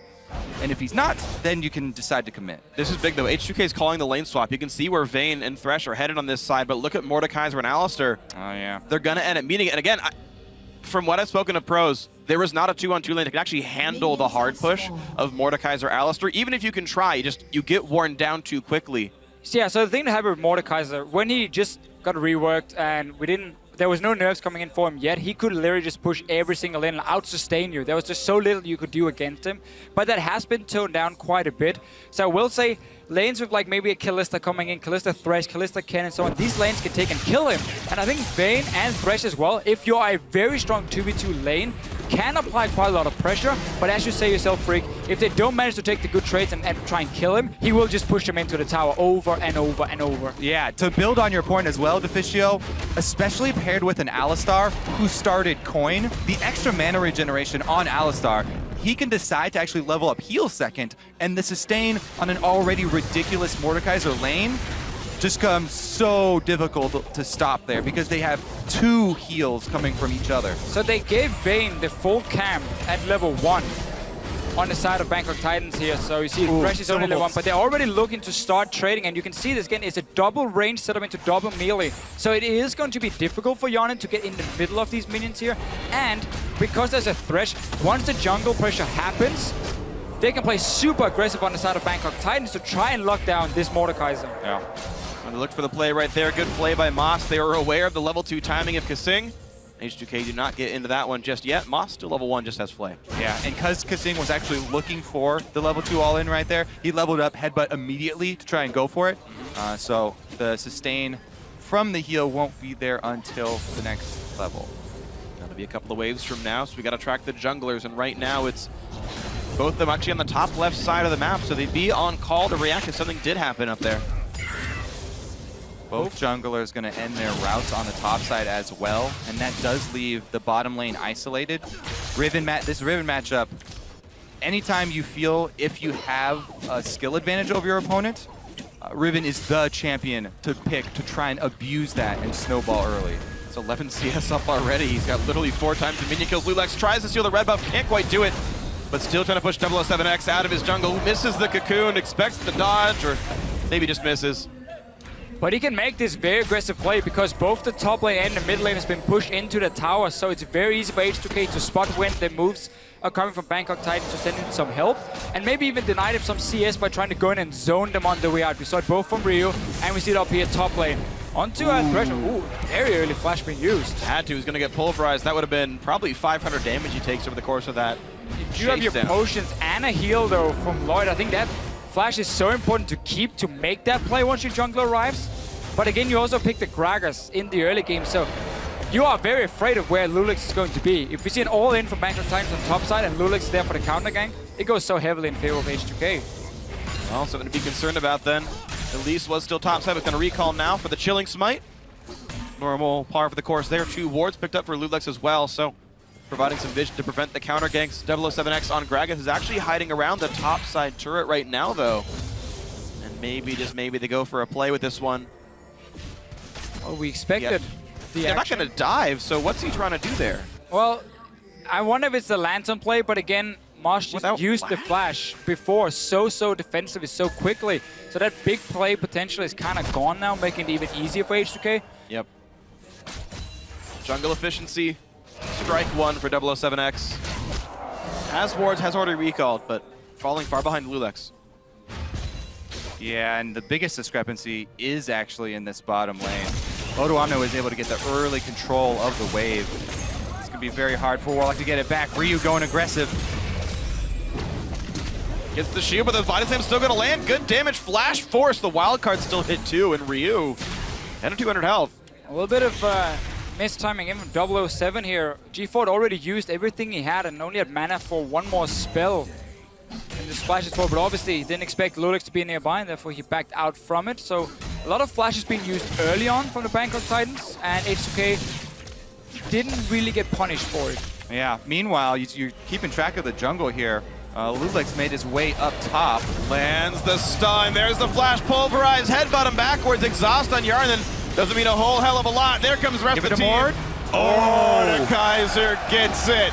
And that's the thing here, you use that early flash where you didn't have to because maybe you're a little bit nervous, you don't want to risk giving up a first blood. Answer down bottom. Instantly though, we just come in with the gank and there you go. Flashless Gragas, not going to mean much though. Odoamne's totally safe, even gets the ward up right after he leaves, so no return here. Plus 10 CS with 5 left in the wave. Yeah, even proxying up top here. This could get out of hand very, very quickly. Mord now level 6 as well, so if they take the turret, if they take the turret and swap the duo down bottom, we will get to see our first Dragon Ghost at Worlds. Great start for him. Obviously, we're expecting Yarn to go for the Rhyalize as the first item, and now level 6 for G4. He can come and join the top lane fight. He's gonna try. Where's the target? Cocoon right on time.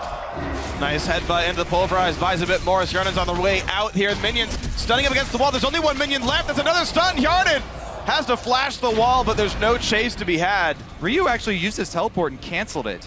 Just too far back. Go to the mid lane? He was trying to TP to the minions who were still walking towards the tier 1 tower of Bangkok Titan, so probably realizing he wasn't really going to be able to join the fight.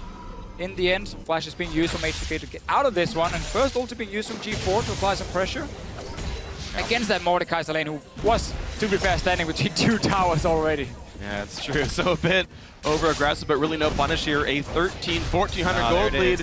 Another trade Odoamne into Warlock. Yeah, you want to go for the trade when he's in mini form. Warlock trades back very well there, though. Warlock's winning in the potion game. Odoamne's going to have to recall fairly soon. Didn't like that engage from Odoamne because we're so close to Mega now as well from Warlock, so the only thing he would ever be able to do is just 1 or 2 hits, but then the return damage will always be greater than Warlock in that case. But he's still winning the lane. Yeah. quite handily, winning the lane. Very easily. Anytime that you do see a Riven in the game, it should attract a lot of jungle attention. But what if you have a Mordekaiser? But exactly. Mordekaiser takes priority. And they actually didn't get the turret, so that's a good thing for Bangkok Titans. The turret didn't go down top quite yet. Yeah. So I don't know if HK will actually swing down for that dragon until they finish the job. They can just easily, Odoamne can try and just push out his lane, go back and shove, and then go to the top side of the map if he wants to, if they want to swap around the lanes, because obviously Bangkok Titans will have to try and respond as well, because they don't want to give up that early dragon pressure. But for now, everyone is still happy to staying in the lanes. Jan has already gone back once, and is going towards that Rylai's. And for those who want to play Mordekaiser like the professionals, tracking his builds and whatnot, has CDR per level glyphs, ability power Quince, he went cooldown boots right away. So pretty ability power focus so far, and you know, ability spam focused as far as the build's concerned. That's going to be the build. We're going to get an Hourglass later from him as well, and maxing the Q first instead of the W. So want that single target damage coming in from the Kaiser. The King of Death, if we were in German. Well, he's the king of kills in this game, 100%. Man, what a beast, 1 kill. 100% of all kills in this game have gone to Hjarnan. Best part of Mordekaiser is still the bonk noise on his third Q attack. It's the most deceptively threatening sound Yeah, in the game. it actually is kind of interesting because, okay, well, let's see here. Nice repel, though. Gets forced out. Dodge the wild card, and Ryu's coming around. Another stun's gonna land, and forcing the flash to get away for explosive cask. We're seeing still, you know, glimmers of hope for Bangkok Titans. Certainly one of the closest game they've had so far at Worlds. Yeah. So, anyway, speaking of tricks from Mordekaiser, he has very few tricks because, he's a fairly straightforward champion. But one of them is to charge up your first 2 hits of your Q, and you'll just look for the only flashy play from a Mordekaiser is a flash third hit from Q, and you get this very, very satisfying noise, and you'll usually get the huge burst kill. So people, that's one thing to watch out for. The other is, of course, the speed boost from your W. If you put that on whoever's initiating on your team, try and get you in there. Just a warning for everyone trying to make that play Kobe just talked about. It requires 0 mechanics. Hey, you got a flash auto attack there. Some people flash auto attack the wrong thing or flash twisted advance the minion. Man, that's going to be what Warlock is known for this World Championship. That one play. He was good yesterday in the game against EDG, SKT. Oh, wow. Just by walking forward, Lux wasn't even in range yet. They forced the teleport from G4. Had home guard, will land in the stun, but a 3-man pulverize says hello. G4 is going to be the first ghost of the game, and here it is. Maybe they can chase a bit more. Ryu is in. It's not a dragon, but they're going to be killing everyone all the same. Ryu cannot get the ulti off in time, though, stunned up. But we got more targets here. Odoamne had held aggro. Now it's Kasing. He's got to run. The turret might kill him, and it will actually, but it's still a whitewash. 5-2 in kills. A double for Warlock, but way more for H2K. Yep, they're going to get the tower after that as well and continue pushing on number 2 here. 007 runs for the mid lane to pick up the minion. Go, G4, go! He's turned against him. And now he's going to go kill himself. All right, 1v1. No! Oh, he didn't kill the ghost. H2K, Hey, G4. keeps home guards, though. He's going to be belting out of that lane. Let's see again what happens here. So Bangkok Titans looking for Kasing, but again, it's onto the Alistar. He doesn't really care. 3-man knock up. Everyone is here from H2K. TP's coming in. Loads of them in the game. Now you have the Ghost. I mean, from here on out, it's almost impossible to fight the Mordekaiser. Once you get that early Ghost, then it just becomes a massive dive fest. Yeah. They actually could have pulled this off even a bit better. Odoamne could have kept doing damage there. Stays on the outside, and after he drops turret aggro, it goes on to Kasing, who can't take more than 2. Now, yeah. Another attempt in the bot lane, though. G4 trying to make the play. Flash stun. They caught Odoamne. Do they have enough damage, though? The flame is not hit, and he's running for his life. Hjarnan gets a kill. Now there's a Gragas Ghost trying to wreak some havoc in the backside. Here comes Ryu. Traded 1-for-1 so far. Lantern keeps him safe. Kasing can't get in. All right, so far the Ghosts here, they're growing in size. We had the Twisted Fate first, now the Gragas. We need a Dragon next. I mean, it's so disappointing. Yeah. Maybe a Meganar. Might be bigger than Gragas. Would that stay in the Ghost form now? I actually don't know. I've actually never gotten a Nar Ghost. Sorry. Have you ever played Mordekaiser? About 8 times. Are you lying to us, Brig? No, I've played you know. Keep it secrets. Single-digit number of Mordekaiser. Yeah, I don't want to actually let it be known until the finals. Then I'll bring out the real Mordekaiser knowledge. All right, I'm gonna go ahead and guess that it does not transform. All right. But that's all I got for you. Good guess. We'll find out. I'm sure there's plenty of tweets about this one. I'm sure the match has been played before. Either way, though, H2K just turning the screws as best they can. Bangkok Titans have gotten themselves a dragon, and they have gotten themselves 3 kills, but H2K are doing nicely for themselves. 6 kills, 4,000 build up. Oh, fuck! I love it. G4 getting really pushed around in this lane. He's been able to assist the others fairly well.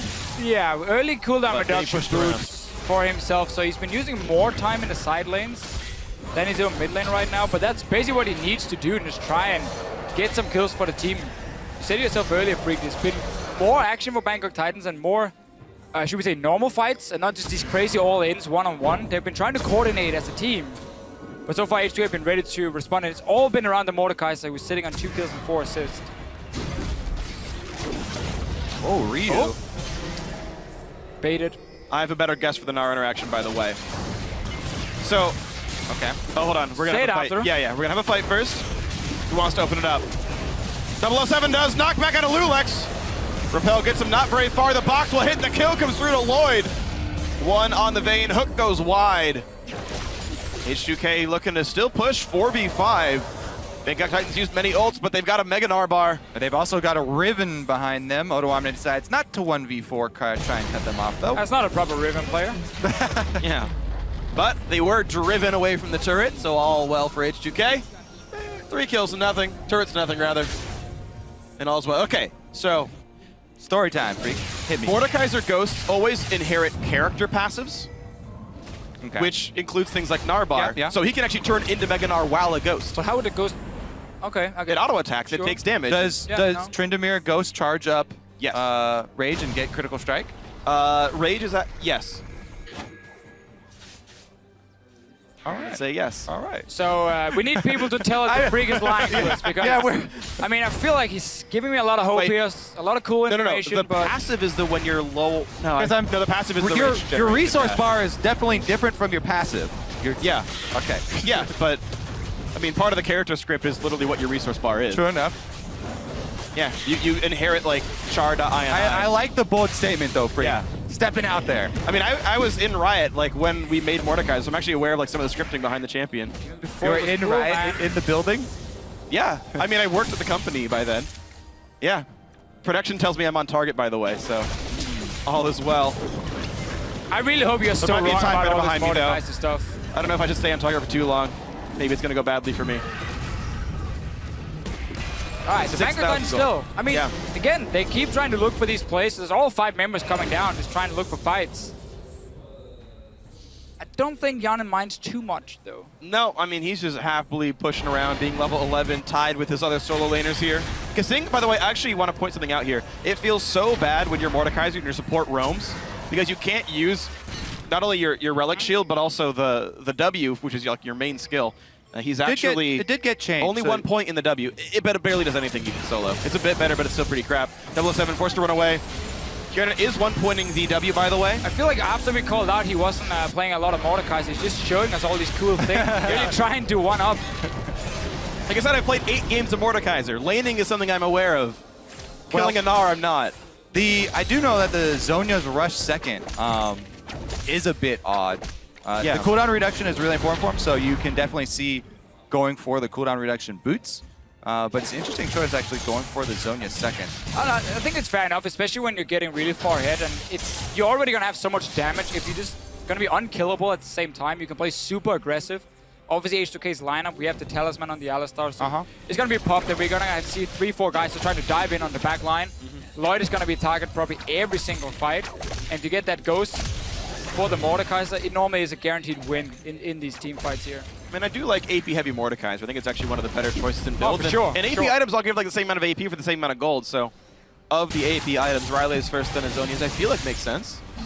It does. If we see more Mordekaiser, maybe there's going to be better builds coming out. I mean, there's a lot of different things you can build, and often when you have a champion that you consider so strong, one of the big things is that you can often build a lot of different items and you will still be very useful. It just depends on the situation. Are you against heavy AP? You go for a Business Scepter maybe for yourself. Do you want more movement speed? A Twin Shadows. Drop my pen again for the second time.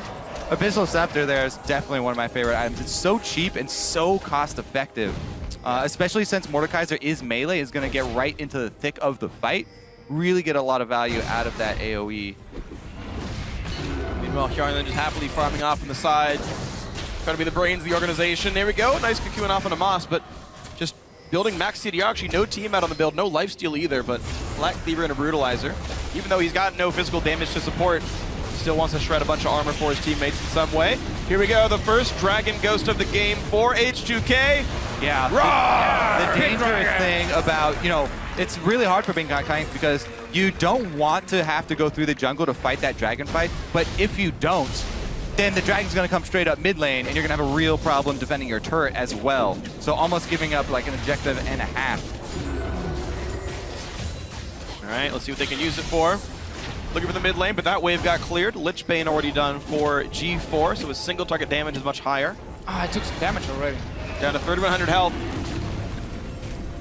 And nearly kills a bunch of caster minions. Well, they just need to get him over to a tower. Start pushing onto it. Oh. Okay, want to make sure it doesn't go down. Playing very safe with it for now, for Hjarnan. You know what's interesting? We talk about new champions and players having to adapt to new things. How often do minions have to face dragons? Like, this is a new experience for the minions as well. Will they even react properly? There we go, turret being attacked. And they just can't kill this dragon very quickly. 2,400 health still on it.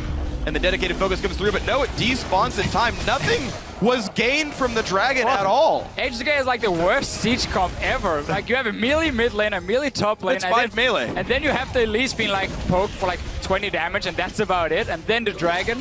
We set that up to be so big.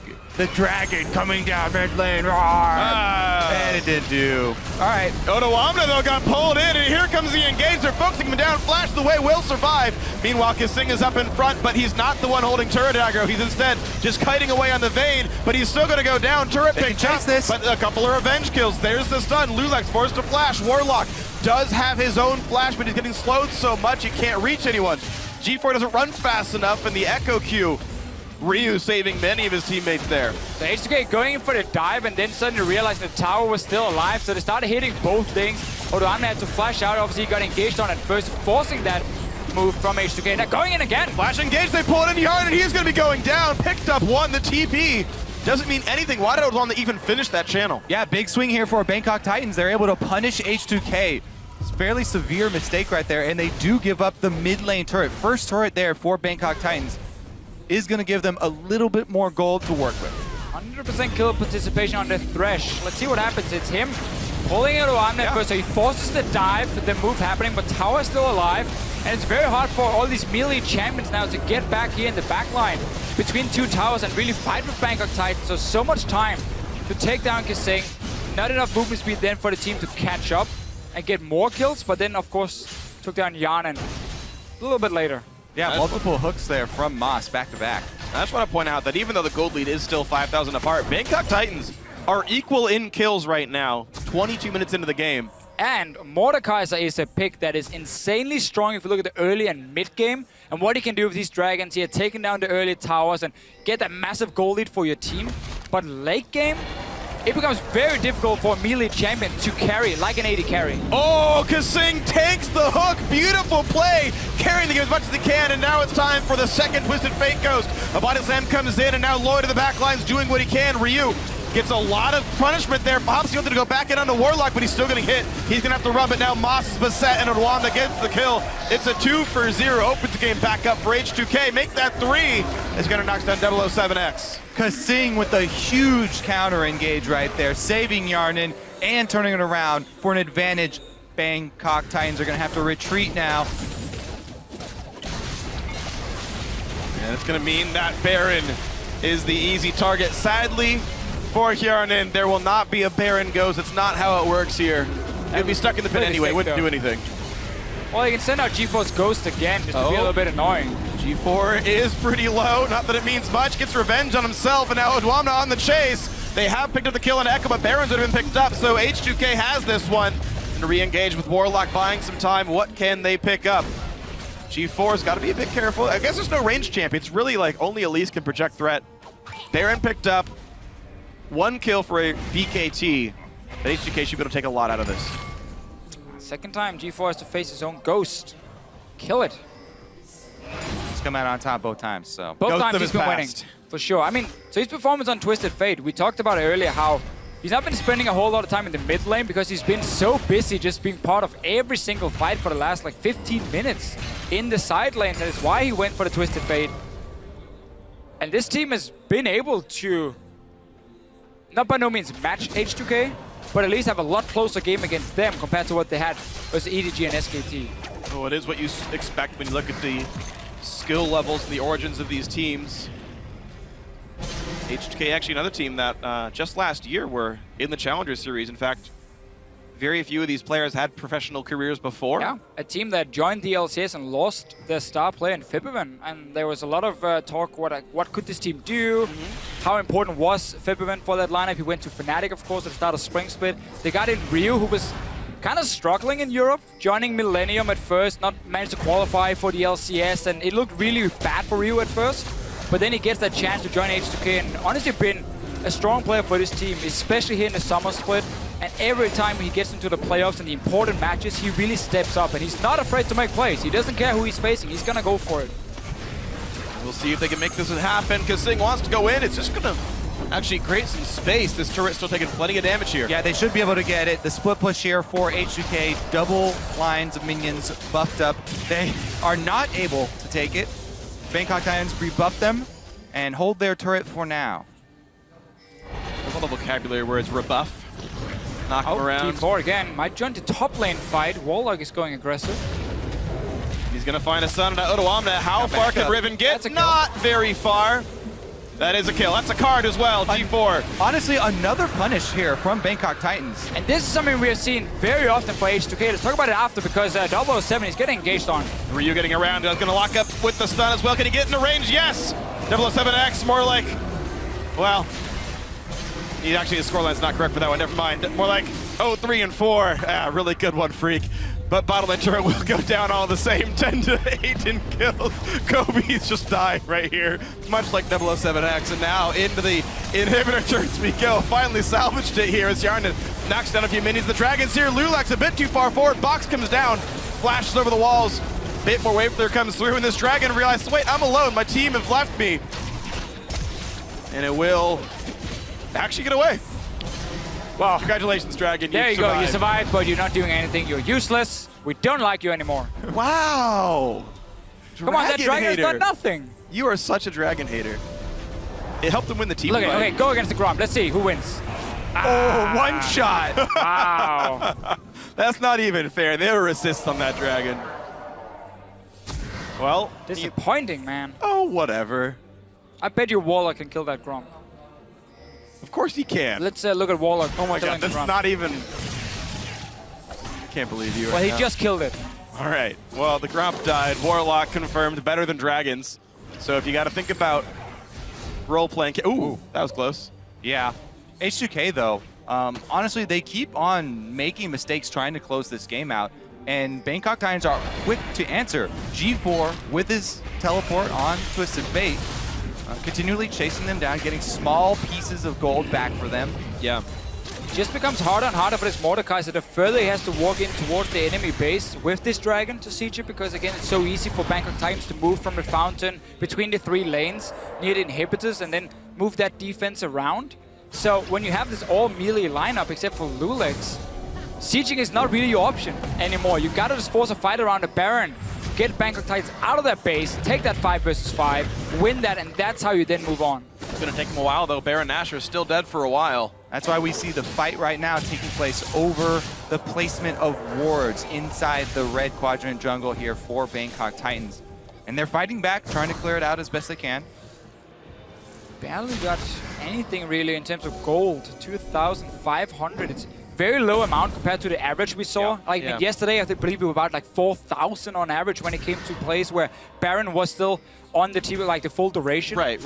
That was one of the biggest ones, certainly. That's about the same size as the first SKT one when they were playing really slow. Lloyd, though, getting caught out. Cocoon's going to miss. He expected to be somewhere else. And here comes TF. Lulex going to jump around a little bit, but still going to get knocked down. Here comes the Riven, but not doing nearly enough. Odwamba forced around, but Ryu into the front line really wants to kill G4. So just pop them both sides. Back in they go. A big knock-up Meganar to answer. And they're routed, though. H2K doing so much damage. Bangkok Titans have to run from this one, but they're still taking turret damage. Sharna can't quite do enough. The jump back in. The stun hits Ryu, and back in goes Alistair. They're killing everyone back and forth. Warlock running. Odwama does not have aggro, so it doesn't matter. The TV coming in. They don't kill the turret. Yes, they do. They stop it, and Moscow's down. Warlock's next. Almost everyone. It's everybody dying. Getting that tower down and canceling the teleport was so key for H2K, but once again, they engage on, or they start a fight. Yana was running from mid lane. He wasn't even close. And Bangkok Titans, they're keeping it very even in these team fights. Yep, but now H2K are going to be able to 3-man take down this inhibitor turret. And G4 just has to throw cards from a distance. Wow, queued up the stun perfectly. Goodbye, G4. There's the ace. There's the H2K swag coming up from Kissing. He is playing absolutely amazing as an individual here.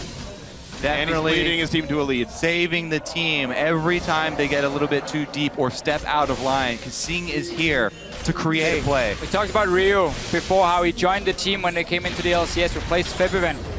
We didn't get to see too much from H2K in the start of the Springs, but until Kissing joined. And we got the whole Kissing effect started. They won so many games in a row. The communication just got so much better. And of course, him as a playmaker, finally finding a team where he could really shine, where the teammates trusted him. And he's been a fantastic support all year long. He's been great. He's going to find another one here. Moss just going to get hit by so many stuns, he's barely able to flay before going down. Ryu takes him down, but the shield keeps him all right. The AP ratio helping on this one.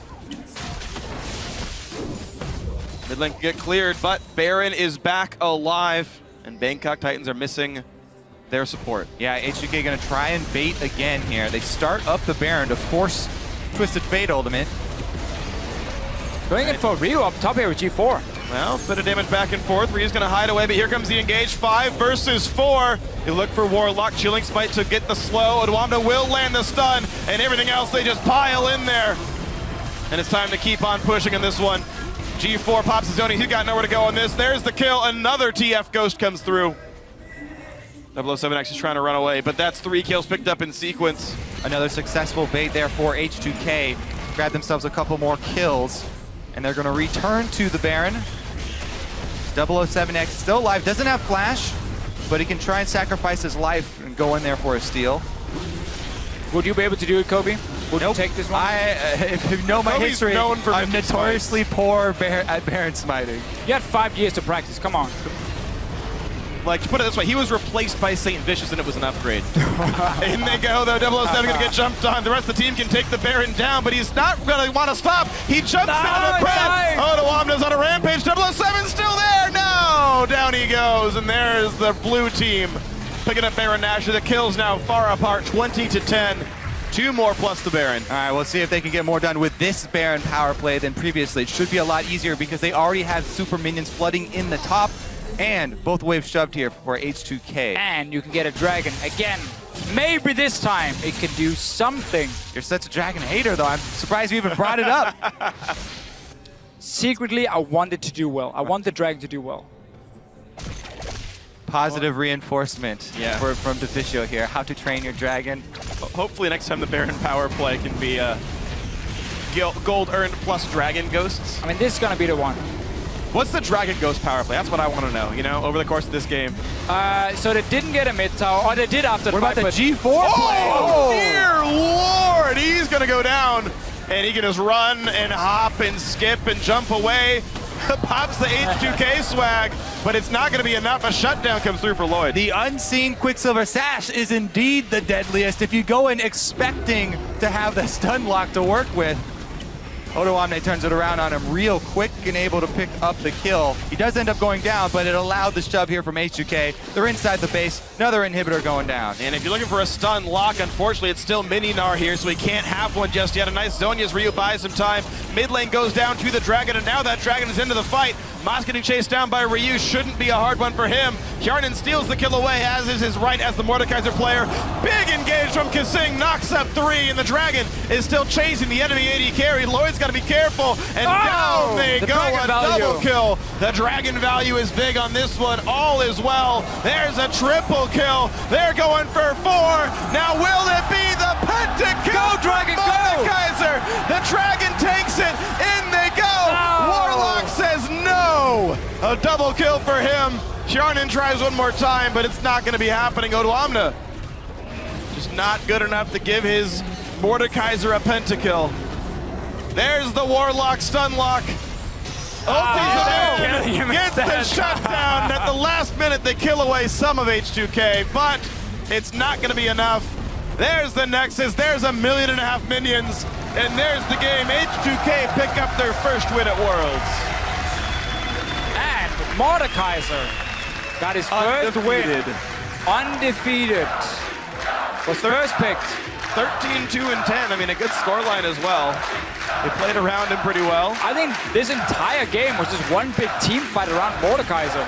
Yeah. No matter where he was on the map, we would just see everyone be there and try and fight. The Dragons wasn't the key thing here for Mordekaiser. To be desired there. Yeah, well, Bangkok Titans tried to test H2K's mettle, but Mordekaiser is the master of it, so unsurprising that H2K came out victorious here. And that's going to do it, by the way, for all the Week 1 games for these teams. Now, every single team from Group C is on break until the next week's group stages. Yep. And these guys now have about 4 to 5 days to prepare everything back again and say, okay, here's the last run of the group stage. Bangkok Titans 0-3. Sure. Not a good start. H2K still have to hope for that one kind of upset. Yeah, H2K can go back and still rewatch like the SKT and EDG game and say, what did we do well? Let's try and do that again, but where did it go wrong? Were there a few openings we missed? Weren't we confident enough? You know, was it the pick and ban phase? Because they're still obviously going to chase towards getting that second spot, getting out of the group. Let's just say EDG loses again to SK Telecom. Suddenly, that one match is going to be so key between H2K and EDG. Yep. But it's obviously still going to be so difficult for Bangkok Titans. I like that we saw a different kind of game from them. This was not the, hey, let's just have a bit of fun and try and go all in. They legit had a strategy and tried to shut down the Mordekaiser. Yeah, they did what they could with it, but unfortunately, like, Kasing stopped all of it. Like, if there's a player I'm going to watch for, I mean, Mordekaiser's fun and all, but Kasing played out of his freaking mind that game. I mean, he would pop his ult while headbutting to break a stun so that he could flash pulverize afterwards. I mean, so many amazing plays. He would turn around and walk back into a hook, then ult it, and then go kill Moss. Like, just, this game is honestly a Kasing highlight reel. The Kasing effect, you talked about it earlier, but I mean, his individual plays at such a high caliber. I'm actually really glad he's at Worlds. Well, I'm happy too for him because he deserves it. Looking at just his overall performance all year long, people would highlight maybe towards the end of Summer Split and playoffs, he went down a little bit in terms of level, but so did the rest of the team. It was like, I think, to me, it was the entire team who kind of dropped. Now they're obviously trying to pick up the pieces. They are no longer the top 2 team in Europe because Origen took that spot and showed that yesterday as well.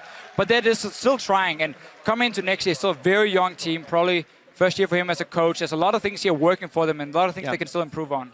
And they're very good early on in the game. Their first 15 to 20 minutes actually is one of the very best in the league. Their lane swap game is good. They understand that decision tree. It's when it gets beyond 20 minutes. Monte Cristo quoted a stat about H2K that they're 1-9 if once they have 1,000 gold deficit at 20 minutes, because that end game is not good for them. We saw the evidence of that in this one, how long it took them to close the game out, right? All the Dragon Ghosts did very little, as you were happy to point out. Their sieges, their dives often misfired here despite the big leads they were having. Meanwhile, Lulix and Kasing are preparing for that interview with Shox right now. We will speak to them in just a moment. All right, so what are our final thoughts here about these teams? We're not going to see them for a week. We saw the end of the Edward Gaming SKT match. What's Group C going to be like? I don't think we're going to see any more Mordekaiser in Group C, but EDG sitting very comfortably at the top, undefeated still. Yeah, SKT taking them down. Yeah, Sorry, excuse me. Yeah, no, I know what you meant. SKT, EDG, you know. Yeah, they're basically the same team. I mean, this is what we expected coming into the group. SKT EDG fight for number 1. Yep. H2K try the best to maybe keep up, and then Bangkok Titans probably coming in and having a tough time in every single match. So I'm just happy to see more of a serious game for them as well, pick and ban wise, and the way they played out the early game and how they tried to challenge H2K and did make it easy for them to just go in and close the game. Because the continual plays from G4, constantly using TF teleport to try and make plays, to try and punish H2K every time they did offer an opening.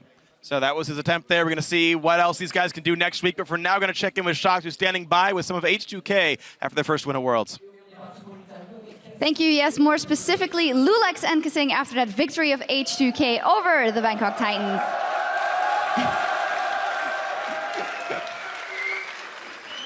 Let's dive into the game a little bit, because Mordekaiser was left open for the very first time. Did you guys tunnel on that very hard because of it, or were you prepared to go and play with him? Well, to be honest, like, we didn't expect Mordekaiser to be open because Mord has like 100% pick ban rate. So I assume, you know, we're never going to play Mord. But when they left open Mord, it was kind of like, yeah, Mordekaiser like super OP right now. So yeah, we just picked it. Super OP, yet it came close in terms of kills and Bangkok Titans engagement overall. How did you live the game? Because you guys were the favorites coming into it, but at some point it was pretty close. I think it just comes to the fact that we didn't get much practice with Mordekaiser in screens because it's usually banned, but since it's like 100% banned, we just felt forced to pick it. And I mean, we just knew it was OP, we just had to play the comp right, get the first Drake, we just needed to get the other one, and it happened, so. A lot of 5-man knockups by Alistar helped a little bit as well, Kasing. Just a bit. Just a little bit. Stepping away from this game, you're now 1-2 in this group. It's safe to say that you're total underdogs in this group that is very heavily stacked. You guys went to boot camp in Korea after the group draw. You tweeted, I don't know if it was serious or not, you guys tweeted, well, it's over, boys. GG. Has that changed at all? Because honestly, you put up a decent fight versus EDG yesterday. You have a win here, and you have some time to practice now. Well, I don't think it's completely over because we have to play the game, so it was actually over. But I mean, at the time, we were just very good because we had SKT and EDG. But I still think we can maybe take off a game from one of them. But hopefully, you know, we're lucky. Yeah. Lulex, what do you think? Yeah, I mean, in the day of the announcement, we were a bit depressed and stuff because it was really unlucky. But then we reminded ourselves that it's just a best of one and anything can happen. So we just kept on trying in Korea, and I think we have a shot. Obviously, Lulex, for you personally, there was a lot of criticism on your play from all sides coming in at the end of the season. How have you personally dealt with that? I just try to ignore it, honestly, and just try to focus on my game and improve. That is the best way to handle it. And with all of that, you still had all the fans here chanting your name. Rather, is there anything you'd like to say to them? C'est la première fois que je joue en France.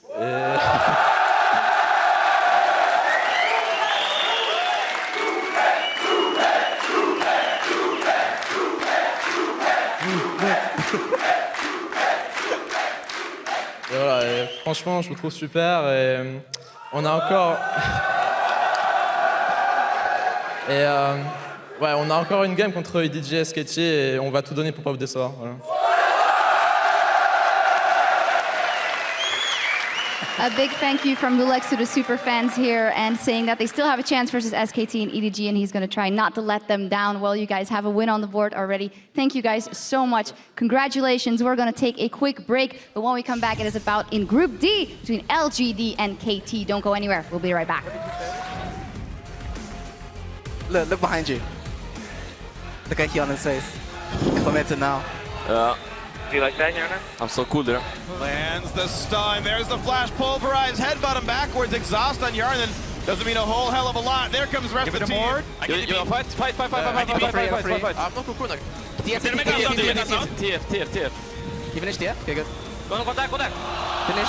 Oh, no E. No, he has ulti. Carry. The TB coming in. They don't kill the turret. Yes, they do. They stop it, and Moscow's down. Warlock snacks almost everyone. And down they go. A double kill. The dragon value is big on this one. All is well. There's a triple kill. H2K pick up their first win at Worlds. Worlds, Pyrotechnics here. I'm joined by H2K's Prawley, and I wanted to get your impressions because last year you were on the desk, and this year you're here with your team. What do you think of the competition so far in Worlds 2015? I like how there's a whole lot of really good teams, and it's not like super, obvious who's going to win. I like the chance of upsets, H2K versus SKT kind of upset. But other than that, there's just like really high competition this year. So I like that we have to look out for everyone. Absolutely. I really wanted to get your impression, too, on who do you think is a team to watch out for, the team that you have your eye on specifically? Well, EDG dumpstered us really hard. So we have to keep an eye on them. But I think the biggest one still is like revenge on Faker for Ryu. I know we got a little bit in the first game, but we're going for the second time revenge for sure. Coming back for more, I like to hear it. And of course, do you have any takeaways from the first 2 days, and of course, what you've had from today as well?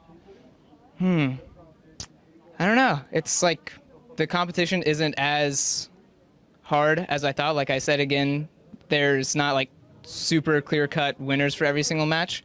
So the fact that we're at least in the same ballpark playing the same game is like kind of a comforting feeling, I guess, that, we're not playing out of our league. We just have to, step up our game and play like basically 5 times better.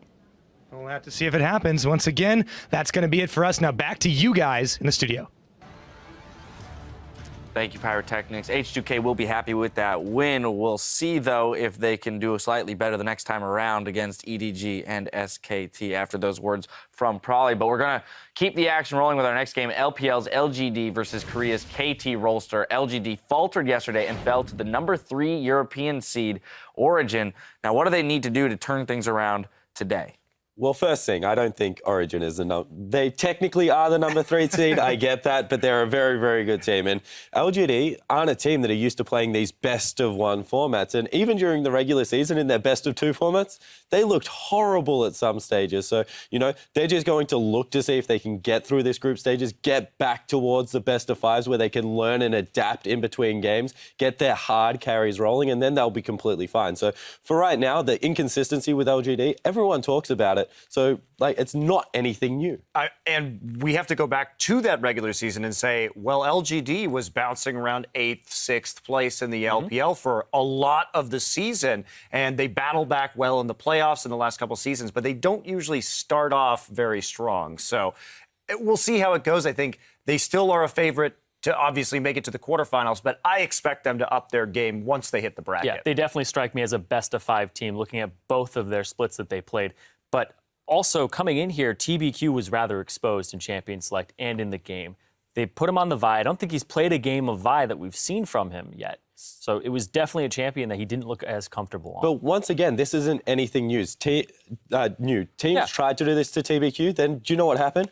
Kog'Maw, Diana, Fiora start getting through pick ban phase, and the rest of the team just smash them. There's no way that you can let them have their priority pick. And that's something that I thought that they dropped the ball on yesterday as well, because they went for a mono-threat composition with Imp when Godvi is such a great player in the mid lane. Putting him on Lulu, great, it's up, but not putting that on Acorn and then giving some type of carry to Godvi, I thought was a big oversight there. And I don't think LGD, I think they have to adapt. Don't first pick the Lulu. If you have to ban it on blue side, just go ahead and do it. Try and get something there for TBQ, because the rest of the team has broad enough champion pools to fill in adequately. We saw an element, too, of what you said yesterday, Monty, with the questionable Baron calls out of LGD, feeling pressured to do something in that game to claw their way back into it. But I do want to hop over to KT Rolster now, that had a slightly better start to their tournament, beating Team SoloMid handily. And part of that start was Peekaboo. Oh, Peekaboo was absolutely on fire. He's been having a great tournament so far, and his multi-man pulverizes in team fights have been setting them up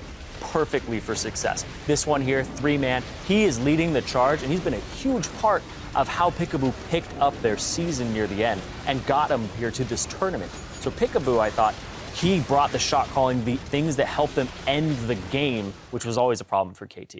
Yeah, and to springboard off of this Peekaboo point, sure, you can ban the Thresh, but he's a very good Alistar player, too. Normally, he can default to Janna or something like that, and I think it's how many bans are you going to throw at Peekaboo in the draft? I don't really see that as a viable option because you open up too many power picks.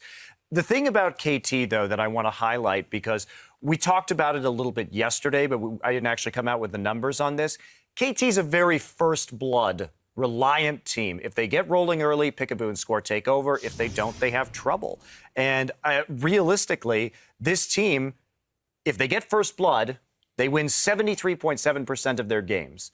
If they don't get first blood, they win 33.3% of their games. There's a 40% gap. Now, that said, They get first blood in 67.9% of their games. But if you can play aggressively early against KT, they're not very good at playing from behind. And the best thing about that is that their one, I guess, weakness in lane is their mid laner. They tried to attack it yesterday, TSM, but he's just an absolute brick wall. He doesn't give up anything. And then team fights beautifully. Nagne is just such a rock for them in that mid laner. And then their two side lanes are just beastly when they go up head-to-head into any matchup. Yeah, I feel like they've been putting a lot of resources into Someday in the mid and early game, and he's definitely been carrying them so far in this tournament. So him alongside Peekaboo in the side lanes, if they're freed up, it definitely causes a lot of problems. Yeah, Someday definitely had some big plays there on the Darius in that game as well. Well, it's time to test your precognitive powers. So Spawn, starting with you, predictions for this matchup.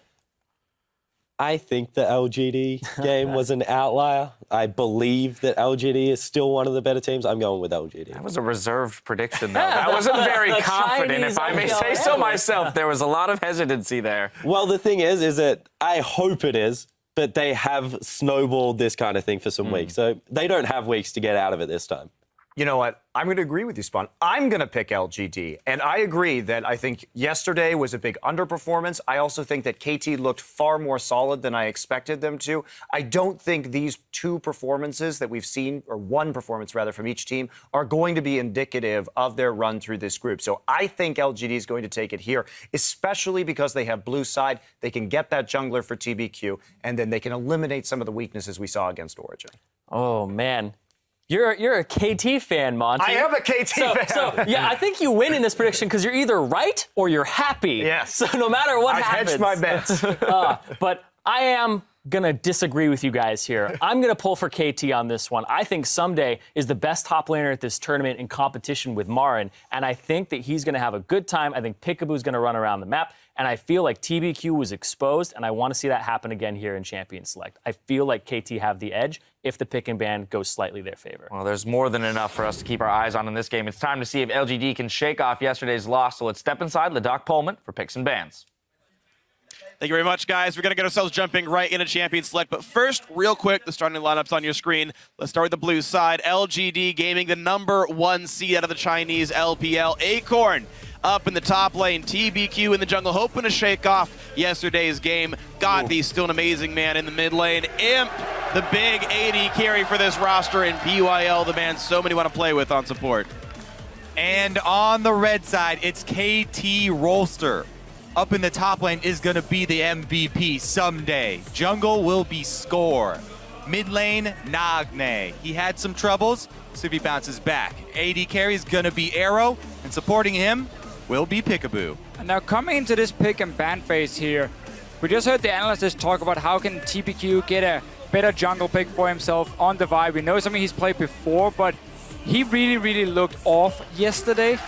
The weird thing for me was LGD banned Gangplank on blue side.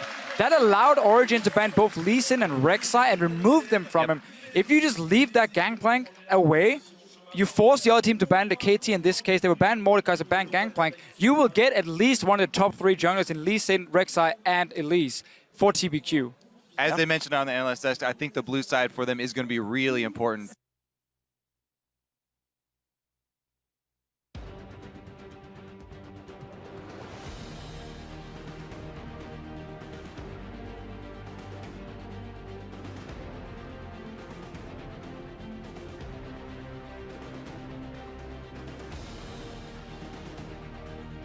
And say, hey.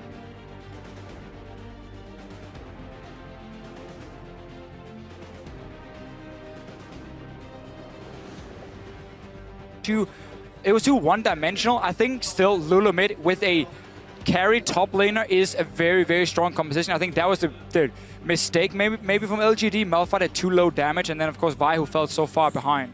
You know what? I think we might, I don't want to jinx it, but we might see all 3 open right now. now. With, you know, every single 100% pick ban champion. There's the first one getting dropped off, but there's still the Elise, the Lulu, the Mordekaiser, the Darius. So I'd ban Mordekaiser here and say, LGD, do you want to play Lulu again? Here's your chance. But if you do that, we take the Elise pick. Lee Sin has been banned away from TBQ. So we want to try once again get a strong jungle matchup. I think Rek'Sai, though, is a fine enough pick and trade that away for Elise. But we just need to see more from LGD with this Lulu pick. Yeah, it's not. Yeah, the thing is, it's not really about getting the stronger jungle pick. It's about denying from TBQ so that you can force him. They're doing it. They're basically saying, do you want Elise or do you want one of the top tier picks, Lulu Mordekaiser, that can go on the other side? Lulu and Elise are the top. And then go Darius. So, not yet. Well, but those are the four. LGD can turn the tables because KT can only take 2 of those themselves, so then they at least get it. Exactly, they at least get it back. Again, you would then figure that KT would want Mordekaiser and Elise for that absolutely insane early game power, and then say, you know what, LGD, you're gonna get the Lulu. Darius late game, his damage is okay, but he's not a massive threat up there. It will still be about Imp's DPS then. I'm definitely not a fan of early picking the Darius because you can run the Gnar into it, you can even run the Fiora into it as and the change, yeah. I think it's definitely the least valuable of the 4. Yeah. They had to change it here. They don't want to give away the Elise. They won it for TBQ. He had problems yesterday. We know it's a big deal for KT Rolster with the Score and Peekaboo together. The early power they put up. We heard all the talks about how strong the early game can be. The real question is, though, do they pick Mordekaiser if they rely so much on Peekaboo's roaming? Mordekaiser needs a support with him. He's not really someone that you can leave like that. We always mention the supports and how good the supports are that are able to get off good roaming, but also the AD carries surviving while their supports roam also deserve a point there. So, and it's worth noting that KT don't even seem to care about these pick and ban trends, these 100% champions, because there's still a couple left open. They're leaving the Darius on the table. They're leaving the Mordekaiser on the table. They don't care. So here's what KT is doing. Kiting is so effective versus Mordekaiser, because if he can never get to one-shot that target with his ulti, get the ghost in a team fight, if he can never really stick to a target because he's a slow melee champion, he never gets to do too much in team fights. So what they're doing is saying, you know what?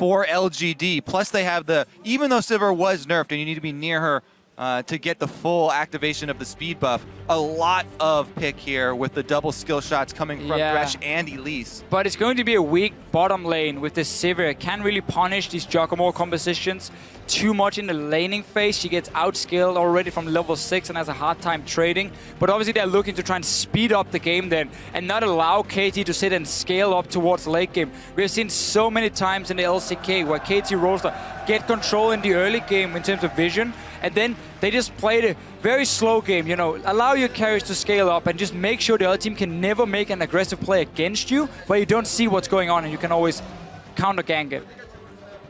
So Juggernaut, very obviously the competition here for KT Rolster. We still don't know if that Lulu's going in the mid lane or the top lane. But this is so smart from them in saying, hey, we leave Mordekaiser open. We will continue to target your jungler. We know that in LGG,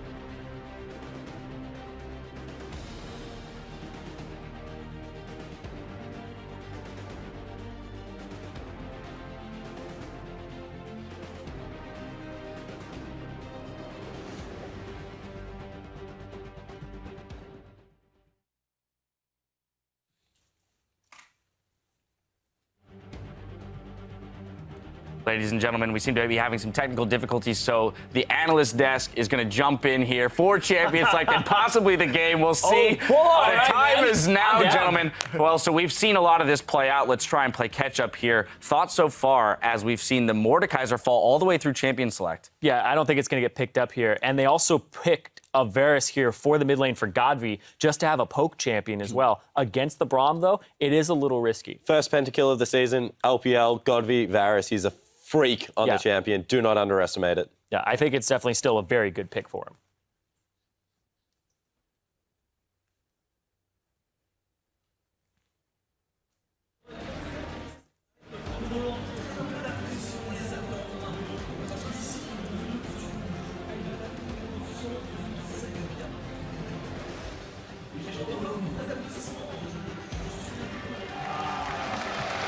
poke conversation. Yep. But he's the only poke on that team. I really like this from KT. The last pick. Dude, they get Malphite into 3 physical DPS. It's so dangerous to go poke composition against red side. You can't do this. LGD's massively lost his pick and ban phase. KT's comp is super good. I love to play around the Mordekaiser. I absolutely love to play around it. Yep. All right, and they're told to wait on the game until we can get the stream back up, it looks like.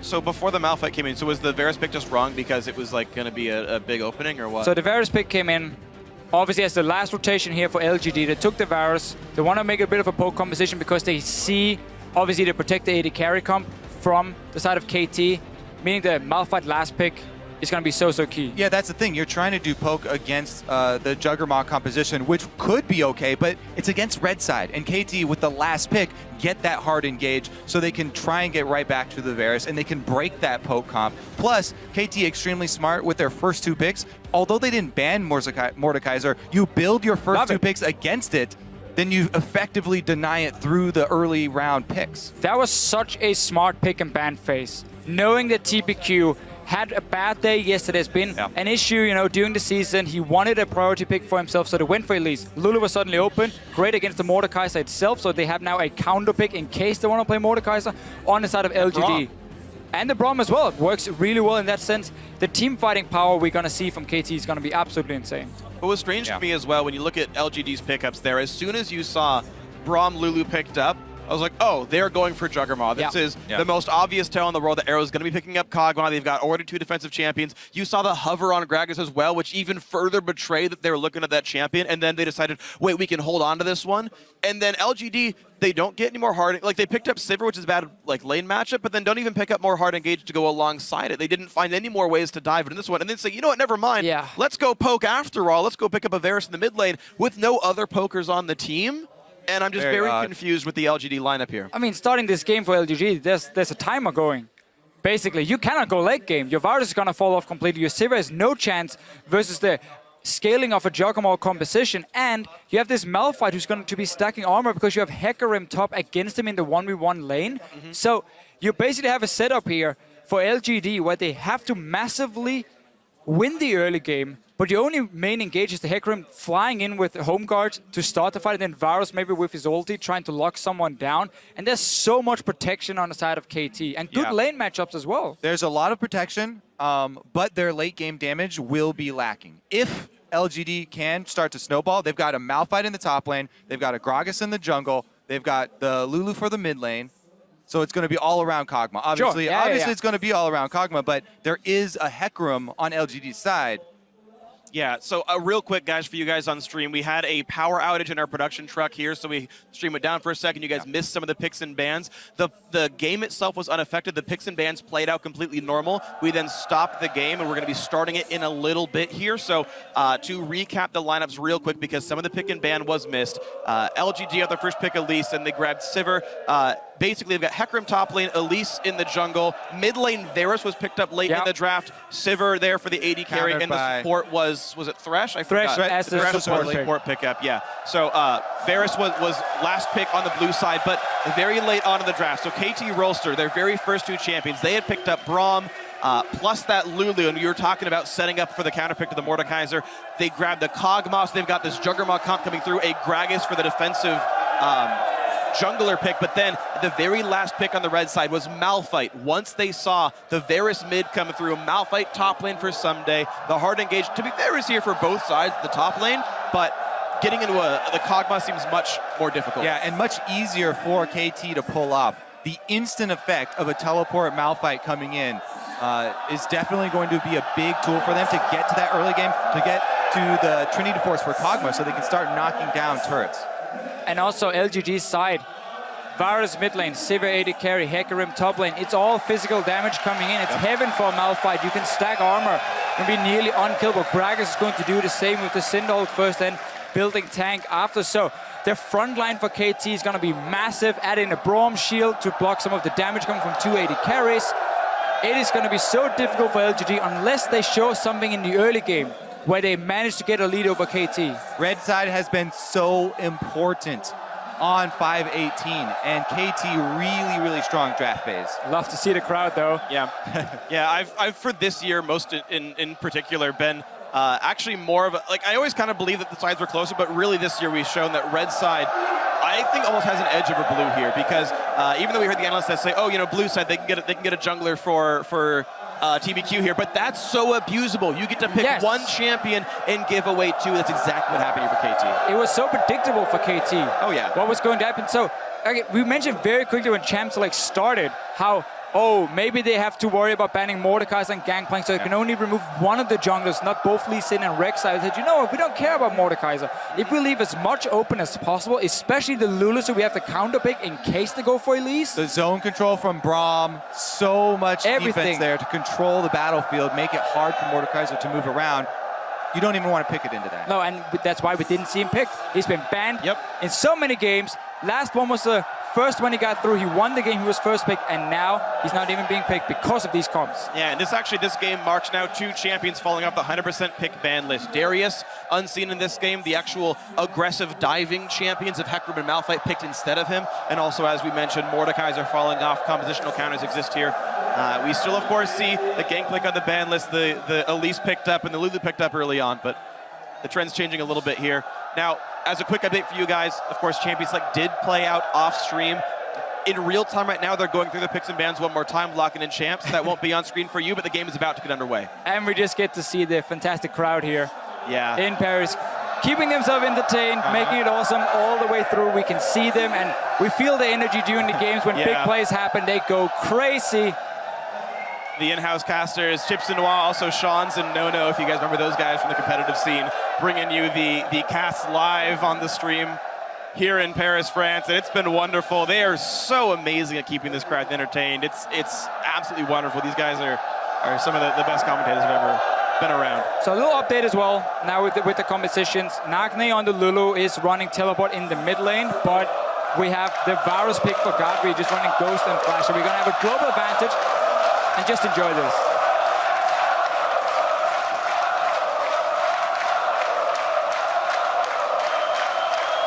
All right, the last 25 seconds of picks and bans are counting down. We will have those lineups on your screen in just a short while. And we will get into one of the biggest matchups of the day. It's actually a great day overall of games, but LGD somehow have started out 0-1. And the name of the game for KT is going to be control. If they can control this early stages of the game, then they're going to be sitting very pretty here. Malphite's got a very clear build path. They can rely on the Lulu Kog'Maw. LGD do have some surprise cards they can pull out, though. You know, Elise Thresh pick, never underestimate.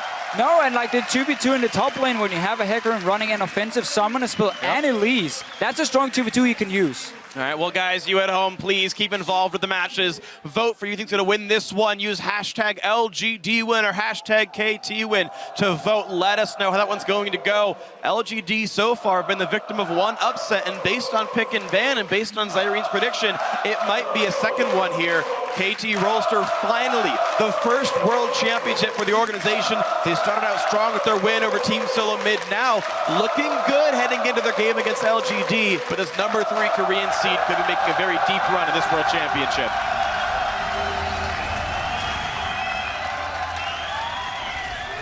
So let's take a look here at how LGD can play the early game, because we talk about how there's a timer on this game. They don't want to go full late game against the Juggernaut composition. It's very difficult for Varus and Sivir versus Malphite and Gragas and Braum when it comes to dealing damage in these fights. But we just quickly highlighted Elise and a Hecarim. That's a strong early 2v2. So LGD, to me, would be happy, honestly, taking a standard lane and try and use TPQ and the early game power he has of this Elise pick. Upset the lanes early, absolutely. Yeah, well, we'll see if that happens. LGD do have more ranged champion in the bot lane. They could maybe get a bit of harass down onto Peekaboo and Arrow. It's a lane that LGD can push very aggressively in the start and try and deny CS. Also trying to get a lead on the double AD comp here with the extra poke is exactly what LGD want to do. They want to try and get that lead for Godby, start rotating around because they have so many skill shots to throw out in the siege. And we can see both teams are still on the bottom side with the dual lane. So LG are looking for those standard lanes. Play around it, start out by getting Akon going, use his teleport then to take his advantage and move it to the bottom side of the map. You gotta start getting on outer turrets. We're looking like 15 minutes when we have the tier, when we have a brutalizer on the Varus, and of course some levels under his belt for his Q, and then the Sivir with a fast pushing.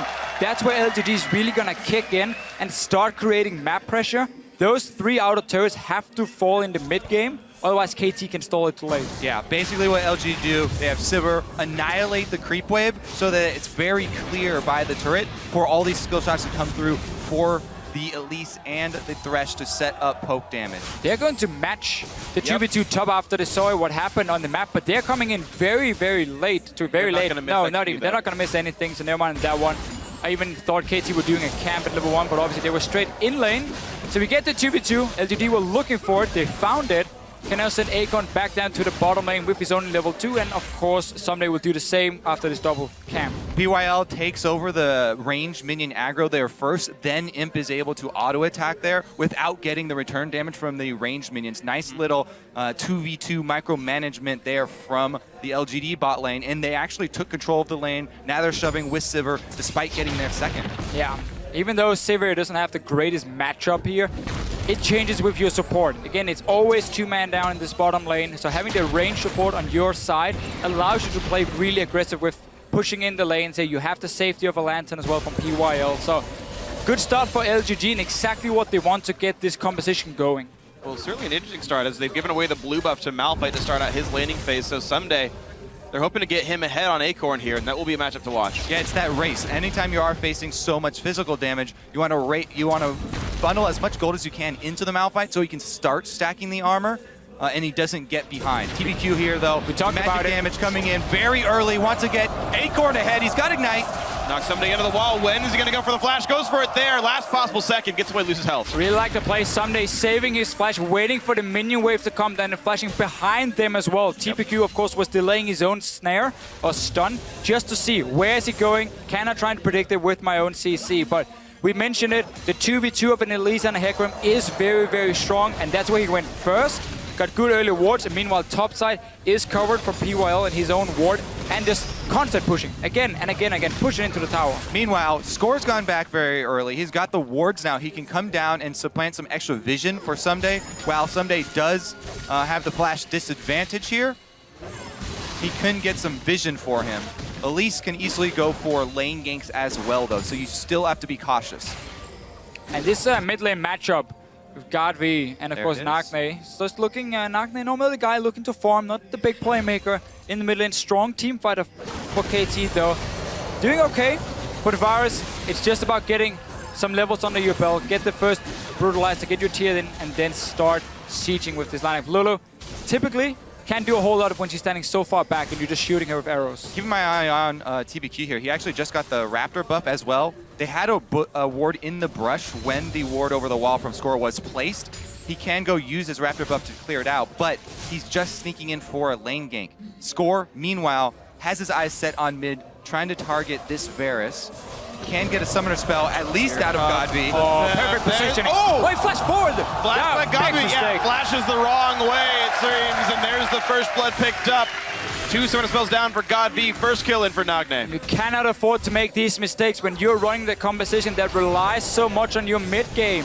Plus, that was both bump summoners spurn. So not only did he flash into the middle of the lane because of the good positioning from Score getting behind him there, but he blew his ghost and he died in the end anyway. There's still a flash here on Nagne. He can go in, turn you into a cupcake, and Score can repeat. And just a very easy and simple gank for Score here on the Gragas. There was no vision around the mid lane really to spot him.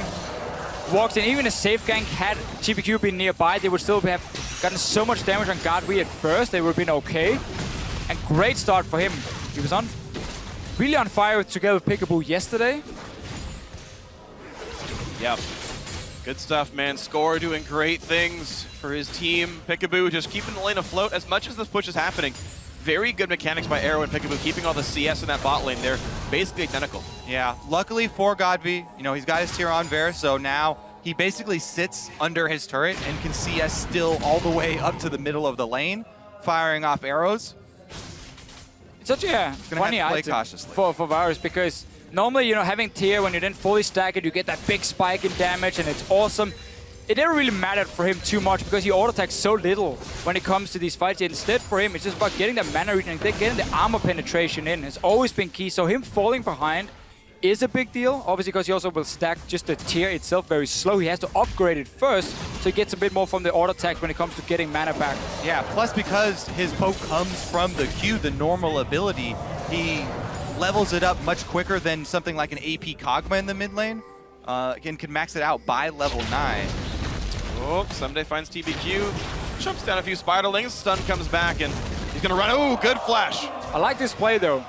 You know he's going to flash it, but it's an ulti traded for a summoner spell.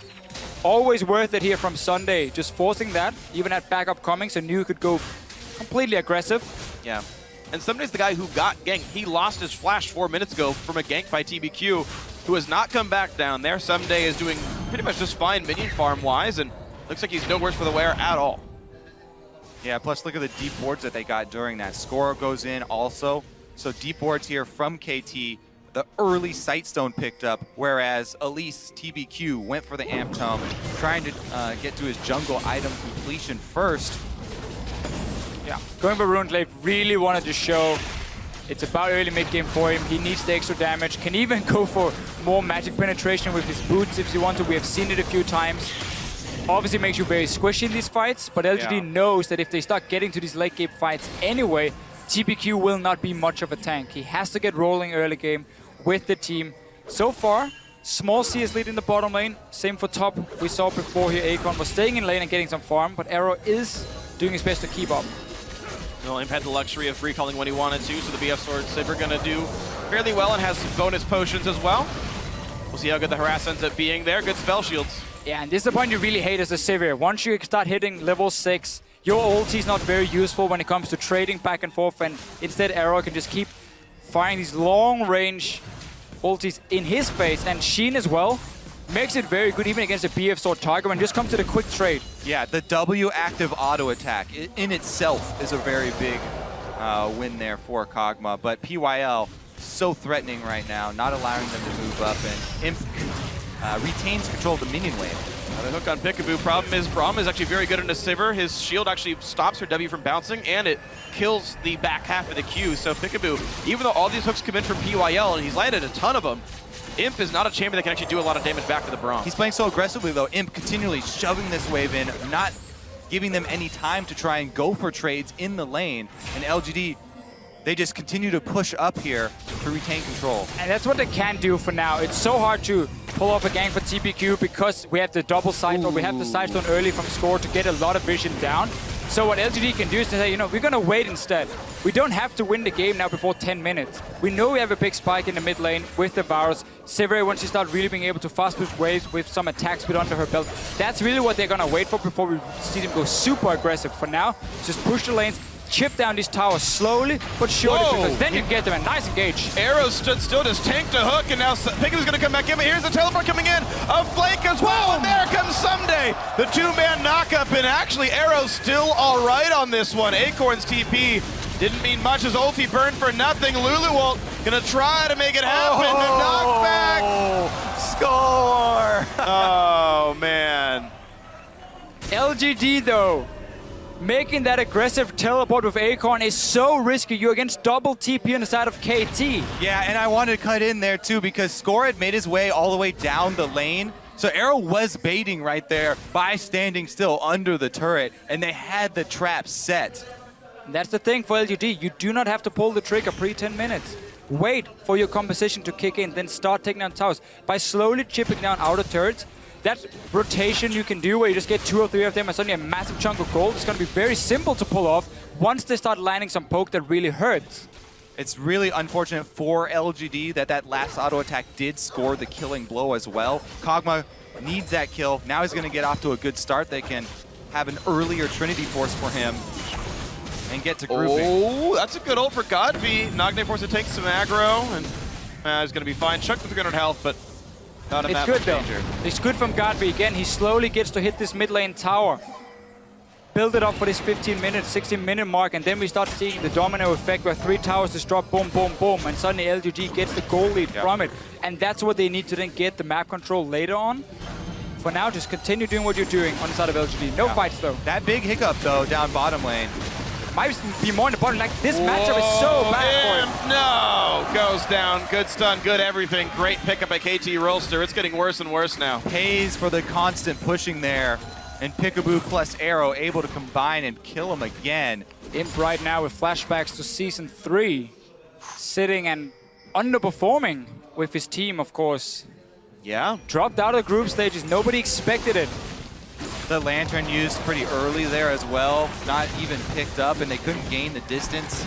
Yeah, it was dropped for the shield, and then, yeah, Imp grabbed it without even getting any distance. Yeah, just unfortunate there. Acorn in a battle with Someday, but Someday's winning this battle pretty hard. Merc Treads versus a Chain Vest, that's not really close. No, Acorn is built to join his team, where Someday can just take these trades so effective with all the armor. Yeah, the slow burn of the Bombing Cinder not to be underestimated. That's true. what Malphite does. He wears you down. And it seems like it's a metaphor for the rest of the game. LGD as a team are getting worn down. A death to their mid laner, 2 deaths to their AD carry. Kills spread across to some of the best sources possible. Good Lantern. And of course, interesting for Imp, he wants to spell shield these Kog'Maw ultimates to get some free mana, but that leaves windows where Peekaboo knows there's no way to stop Glacial Fissure or even just a simple Winter's Bite Q. Once again, though, LGD, they're so far up in the lane. They're drawing so much jungle attention. Score comes down yet again through the lane. They might make another play here if Peekaboo is able to land. They should know better. LGD has just been too eager, really, to pull the trigger in this one, especially that Acorn teleport down to the bottom lane earlier. Like, those are the kind of plays you can't afford to make when you're waiting for specific timings with your champions, because then you simply give KT the opening to start picking up early kills, and it only gets worse when it comes to the scaling we see. Godwin can continue to get some good damage on mid tower. That is the key thing, and now we see TPU come in. So again, it was slowly chipped down, and then you can make the play where sending 2 or 3 guys and take it, and that's what you need to get the goal lead. Nicely done right there. They timed the roam actually off of the blue buff being taken by Nagne. But again, because how bad that misstep down bottom was for LGD, even taking down the turret, they don't have the gold lead. Maybe they can claw their way back in. It's certainly going to be a hard one, though. Score says, hello, that's going to be my scuttle. Unless Godby can stop that. Nope, not quite. Stun's coming through. Good damage. Score wants it anyway. They knock in TBQ. In comes Braum, and out goes LGD. That's going to be the kill. Wild Growth to secure it all. Godby's going to run. The knockup's going to hit him, but no one else wanted to chase there. Control for KT Rolster. The early game skirmishing here from KT, just coming out on top over and over again. Plus, the tower gold still standing here. If they can gain this much control just by continually killing LGD, they'll easily be able to take it back. Look at a little trap here being set up from Someday, waiting for Godry to return to the lane and push it out, realizing though it's going to take a little bit too long and will just walk back to the top side, but he was looking for the opening and the easy dive on the Varus. Plus, KT, every time they get a kill, look, they have multiple members going deep into LGD jungle. They have wards deep on both sides of the jungle. Every move from TBQ will be seen. Never mind, the ward around Raptors just times out, so they won't see him on the bottom side of the map. But because they saw 4 basic camps still have wards on them. They know because they just killed him, sent him back to base, and they have wards on the other side. There's one place he could be farming. What we're going to see now, though, is that Varus can continue to just instant push the wave. The thing about Lulu, yeah, her wave clear is fine, but when she little lands through the wave, she doesn't one-shot it. Nope. So she needs a bit of extra time to really clear it. Godby has less cooldown for himself, especially once he gets the cooldown reduction boots, and then he can instant push the wave. That applies pressure on the side lanes because he can roam first. And that means they suddenly can keep pushing on the bottom side and slowly again take down this tower. They need it, and then they have to rotate to the top side and get the last outer turret. Yeah, LGD gonna prep a play down on the bottom side. There are plenty of wards for Acorn to teleport in. He would really like to get that level 11 first.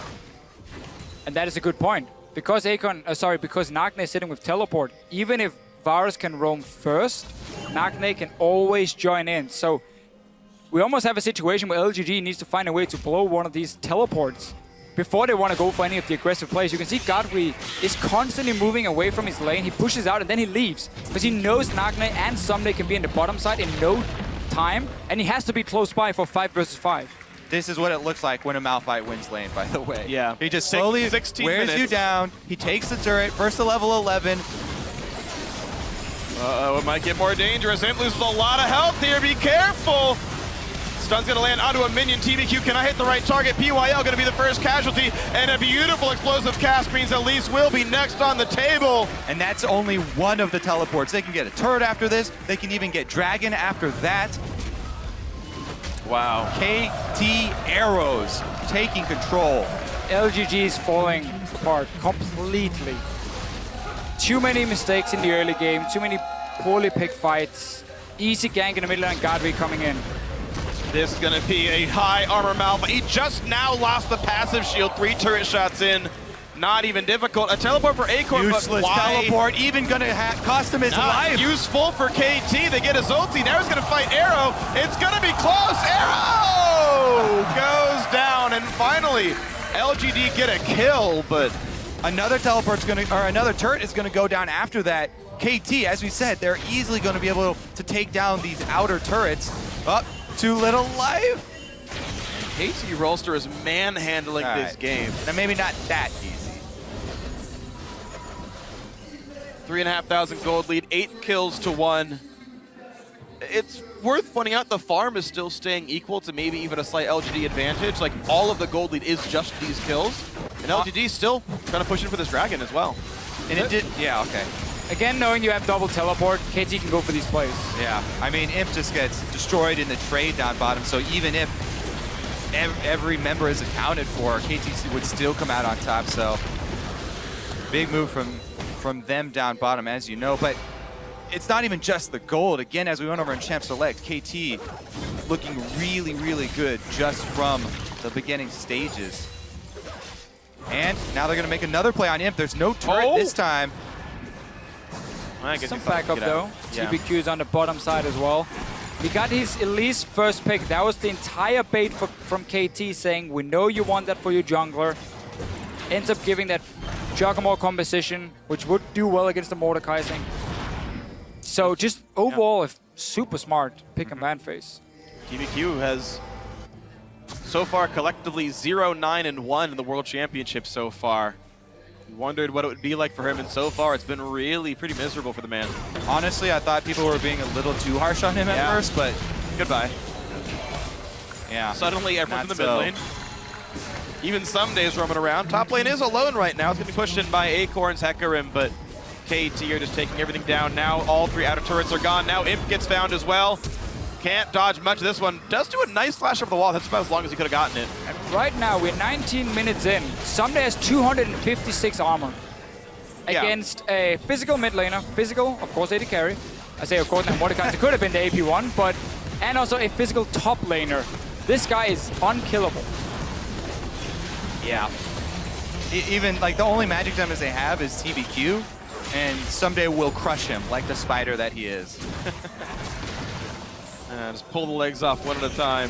TBQ did at least go Rune Glaive, so, you know, he's got some extra ability power.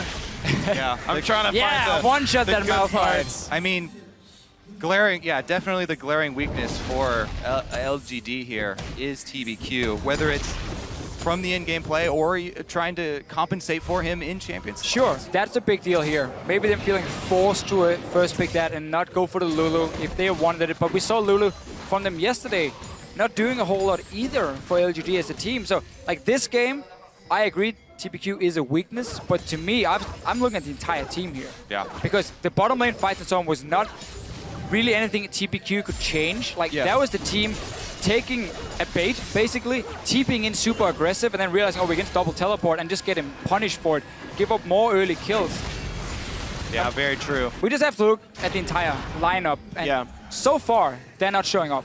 Now, LGD right now are the biggest disappointment of the tournament. They have the inverse stake. Yeah. LGD is vegetarian. Team all herbivores, and not all as well here for this team. Well, KT, they've got a very clear path here to close this out. watch as their ward line continues to encroach on LGD territory here. They're working it in. LGD are doing their best to try and defend it, but it's just so difficult. Yeah. Someday, he just won't stop. No. Continuing to wear Acorn down. There's not much Acorn can do except focus on the minion wave. All 3 lanes just getting pushed in, and it's just a matter of time before KT puts the focus on Baron. Exactly. Plays a few pink wards around and says to LGD, either you come face shakers into a fight you're never going to win, or you just let us take the Baron, and then pushing 1-3-1 becomes so much more effective. Ooh! Couple of flashes traded, but otherwise all is well. It's just the normal KT style. This looks somewhat similar to how they won up against TSM just a few days ago. It's methodical and smart, and one at a time they knock down objectives. And when KT wins games, there are not many kills. And you can see here 0.5 kills per minute. Underneath that, actually, definitely low.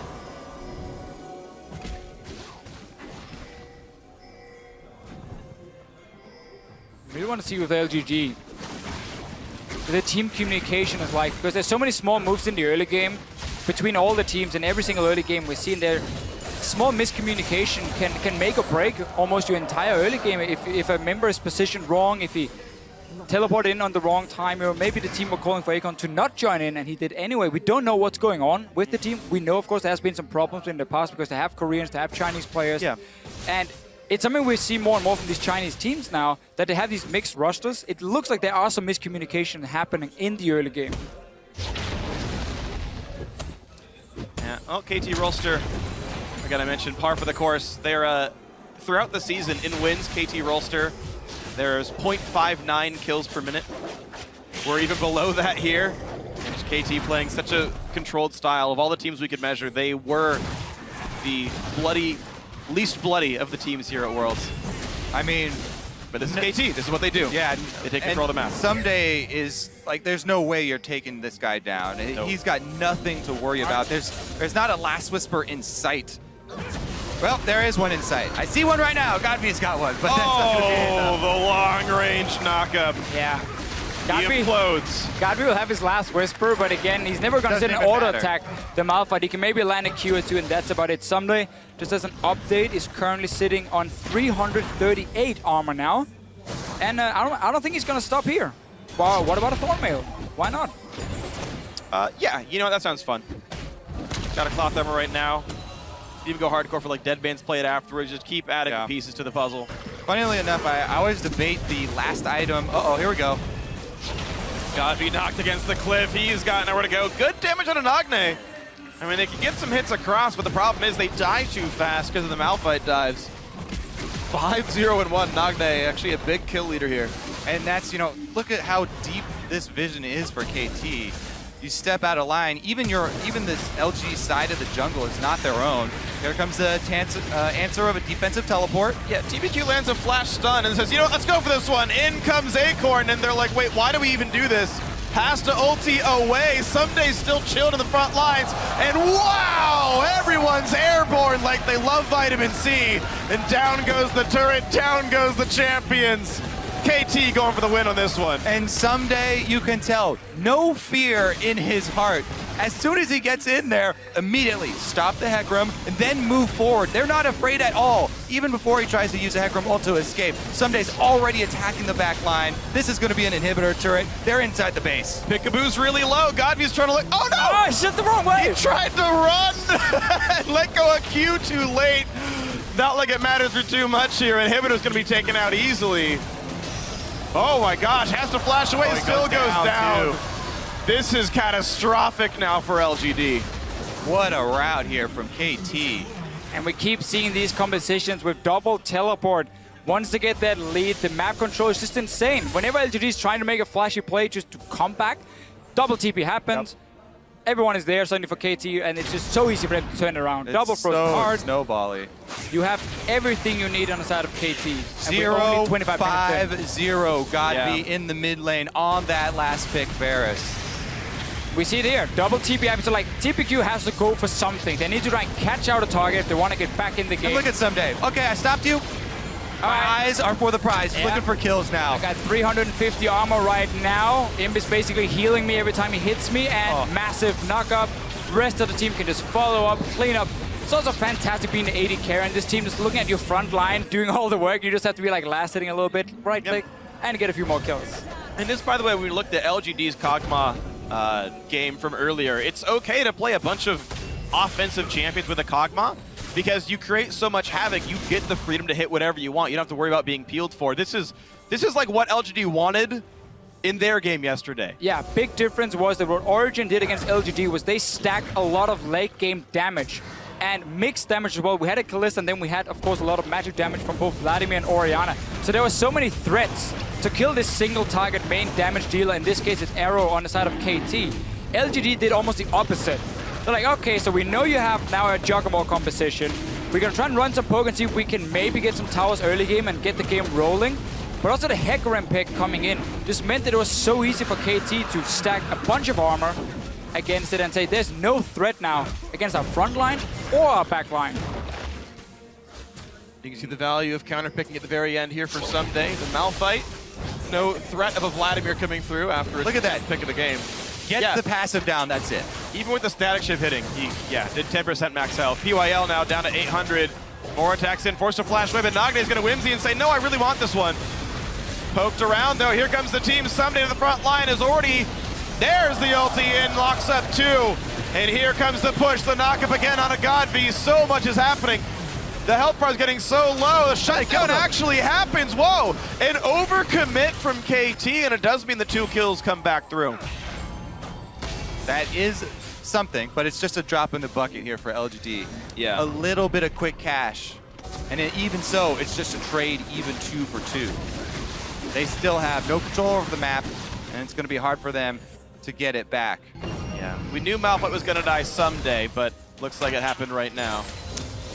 Thought you were against name puns there. Yeah, I recanted once I realized that there's way too many of them available.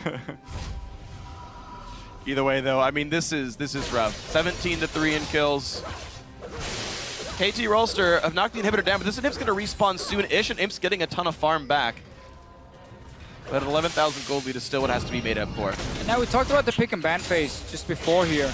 I think today we have seen how teams, by not just banning the 3 top-tier picks in Mordekaiser, Lulu, and Gangplank, are starting to really make Red Side look a lot stronger. Because on day 1, Blue Side was 6-0. The manipulation from Red Side Exactly. There's so many small mind games you make, being like, oh, so here's this Elise pick you really want, but there's also these 2 top-tier picks. So if you pick one of them, we're going to have something ready for it.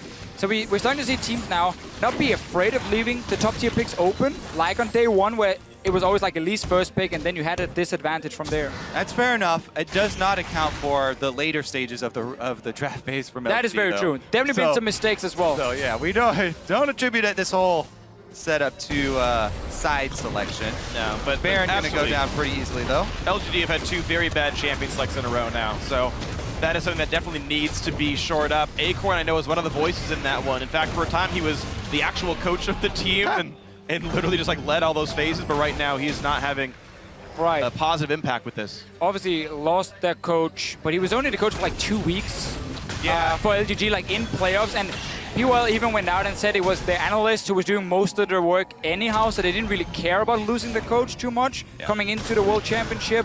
He's obviously now the analyst, or former analyst, is now the head coach of the team. Seen some problems though for them when it comes to drafting composition. Yeah, they got, with all the changes, I mean, the thing is, they actually played games. No, they didn't play in 5-16, because they didn't play in the regional.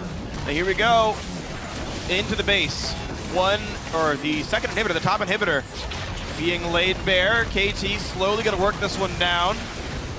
TBQ can only throw a cocoon. There's the flash engage. They caught him. He's gonna flash out himself, but Someday's gonna return on this one. The chain of corruption comes across, but already 2 kills, now 3 kills picked up. Acorn jumps in, tries to pick up a little bit of something. Score will go down, but only the 1 kill. There's the A's. KT Rolster should be closing it out now. It only took him 31 minutes. KT 2-0 to start out their World Championship. Dominating victory as well for them.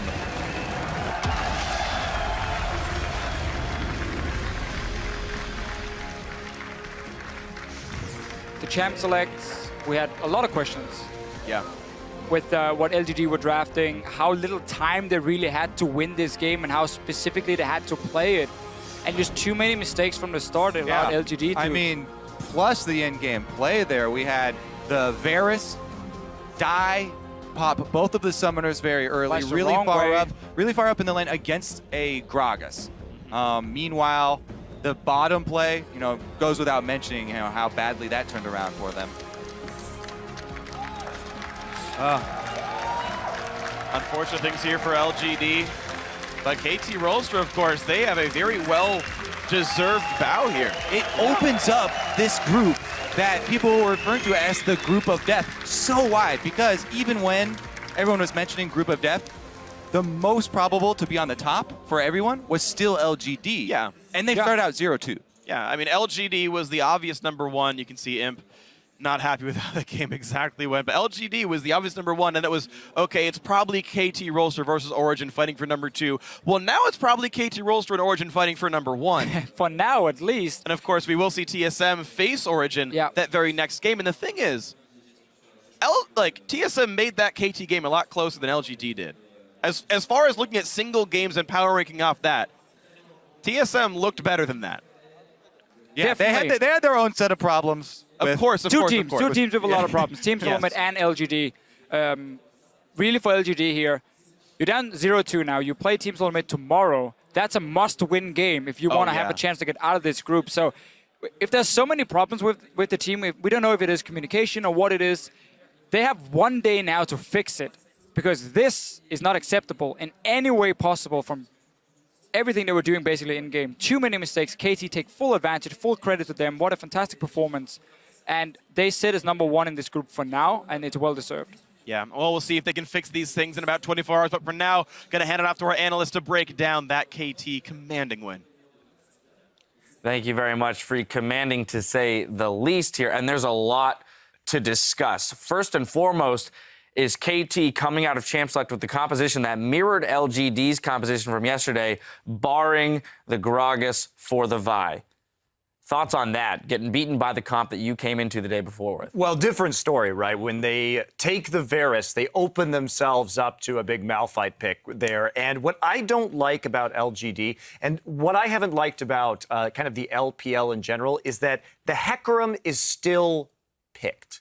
I think Hecarim is too item dependent, doesn't have a lot of upside. If you shut him down, then there's nothing that can be done. There's no comeback potential, and that made it very, very difficult here. They had to blind pick something. I don't think Hecarim's the answer. Yeah, I feel like their coach, Firefox, was just failing to load plugins in Champions Select because, oh my God, you pick Varus into Braum, already not a good situation, but you open yourself up for 3 physical damage threats. Great, LGD's running more threats, but they are all the same type of damage, and it's against a Malphite that gets picked up late. I feel like this was a great draft from KT and a very, very bad draft from LGD. Look, they didn't do themselves any favor with the draft. Like, I'm not going to defend it in any way, but if you give up Juggermore, you need to play fast push. Varus, very good fast push. Siva, very good fast push. They needed to go with something to be able to finish this game by 27 minutes. If the game wasn't over before 30 minutes for LGD, the game was just never going to go in their favor. So I guess I get the emphasis on the draft, but the game was played on Summoner's Rift, and that's where they lost it. Okay. Well, then let's go to Summoner's Rift then, and let's talk about the way it was played out. But the game was, they had a 2v2 against Kog'Maw Braum, which is an extraordinarily strong combination. So they're already putting themselves at a point. And Imp did get a nice CS lead early, which was surprising to me. But just having that, it's too hard for you to actually take the turrets in group in that situation. I don't think that was the answer. And it certainly showed too. And I mean, Acorn has been so off in these games. He's normally fantastic, but what horrendous teleport play. Yeah, and even just the laning phase. They set up Someday once again. They gave him blue buff. They made sure he didn't take too much damage at the start, so he got to keep his TP. So that means that on the opposite side of the map, there is still pressure on Imp in the top lane, even though they've lane swapped it. There's always that chance that they're going to shut him down. All right, so Zyrian, I want to work through the early game, though, and the way that KT played it out, because we actually saw them swap away from LGD.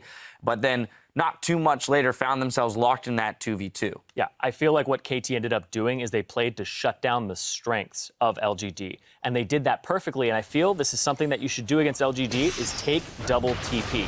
It stops Imp from pushing forward at all. And this is a guy that I talked about before. He loves to go forward and assert his dominance in lane. And this is exactly what happens. Same position. It almost looks like we're watching the same replay twice because he's always forward. He's always trying to exert pressure. And you were talking about the fast push. They punished it in the bot lane because they weren't grouping to fast push with Varus. They were trying to do it during the laning phase, and they were immediately punished. Great collapses here. You see wards coming down just for these plays, too. Guaranteed 4-on-5s in some of them. Well, even in that first clip, the bait, Arrow just stood still, baited out the hook, and then we saw the teleport come in for Acorn under the turret. They didn't know where Score was. Score was sitting there waiting for them to come in. They baited it absolutely beautifully. That was entirely set up by KT. That's why Arrow didn't move there, because there was already the preparation. Everybody just piles in. You know LGD, in 2 games now, they've tried to make an aggressive teleport in the bottom lane, and it hasn't worked versus Origen. It hasn't worked versus KT. And maybe this is, again, a mixed language issue, because it doesn't look like they're communicating where people are on the map. So I don't know if you can chalk it up to communication, because during the regular season, you have to remember this is a team that brought double teleport into the meta with Diana. So, let's not give them any excuses. They're just playing not good League of Legends right now, and they need to fix it. So, their side wave control generally is very good. So, I like the double teleport against this team. What I think. I think that LGD need to go back to playing their brand of League of Legends, because they created this meta. Yes, I think the double TP just shuts them down so hard. And even on the double TP fact in a micro sense, what ended up happening before the TP to the bot was Godv had a skirmish against Nagne, and they were like, okay, we're both half HP, gentleman's agreement, we're both backing. But one of them has TP, so it's guaranteed 4v5 bot lane and the best possible scenario. So they're even prepping that from champion select with the double TP that they want to do this strategy. And KT is just very present here at this tournament, while LGD is kind of floundering. Yeah, and KT has really surprised me, because I didn't expect them to come in with this amount of poise, right? They're not taking risks. They're playing mind games in Champ Select. They're playing mind games on the Rift to set up these plays. And against TSM, against LGD, they've done the same thing. They wait very, very patiently, play conservatively, bait out a mistake, and then smash you. And once they get that early lead, they're great at snowballing it. Yeah, absolutely impressive play from KT stepping up here. LGD now dropping 2. This does beg the question, what does this mean for the group, right? And LGD's future in this group, because it kind of blows it wide open all of a sudden. A lot of us came in here assuming LGD was going to be one of the favorites in the group, maybe along with KT. And that loss for LGD presents an exciting opportunity for the 2 Western teams in Group D. Now, earlier we asked you, who is your dark horse in the group stage? And it's T-Dog, right? It's definitely Origen, after pulling out that victory against LGD, can see them making a run to get out of the group. Well, they're about to go up against TSM. So what do you guys think? Is this their opening here, or will TSM get their first win and make things even more interesting? I'm going to have to start this off and go with Origen here. I love that pronunciation of it. Origen is the ones. They didn't press me yesterday, but it was against LGD, and we still don't know the gauge on LGD right now. They seem to be floundering this tournament, so that is kind of like a benchmark, not a very good one. So right now I'm just going with Origen, because I feel like TSM, they have not been present in this tournament as well. Well, I have to go with Origen, with Xpeke's performance, with him really stepping up in that first game. It looks like perhaps the mismatch in the mid lane may not be there if Xpeke is going to play at this level. So, but everywhere else on the map, absolutely everywhere, there are problems. I mean, we look at Santorin, regular season, 9.05 KDA, but only 178.1 damage per minute. That put him 12th. Dead last. Remember, there were 10 junglers, 12th in damage per minute. How is that possible? He got beat by subs. Right. And against KT, he didn't even have the KDA. He had a 0.67 KDA and 130.4 DPM. Amazing is going to wreck him. Santorin needs to do something. Anything, damage, whatever. And I think that's a big mismatch. So. Yep. I completely agree. The Cacao game is like how Santorin sets up to play League of Legends, unfortunately, at the moment. I think Origen across the board are actually a really strong team. I actually really enjoy watching these guys play League of Legends, but they have to draft to their strengths, which is pick some form of initiation on Amazing, because they don't normally give it to Soaz. He likes to play more of a damage threat. So if they have an initiation on their jungle and support, I think that this team can go very far. Well, there you have it. We've got that match coming up in just a few minutes, so keep it right here. The 2015 World Championship continues after this. LGD so far been the victim of one upset. It might be a second one here. They knock in TBQ. In comes Braum and out goes LGD. That's going to be the kill. Costum is alive. Useful for KT. They get his ulti. Now he's going to fight Arrow. It's going to be close. Arrow! Has to ulti away. Someday still chilled in the front lines. And wow! Everyone's airborne like they love vitamin C. The chain of corruption comes across, but already 2 kills. Now 3 kills picked up. Acorn jumps in. Tries to pick up a little bit of something. Score will go down. KT 2-0 to start out their World Championship.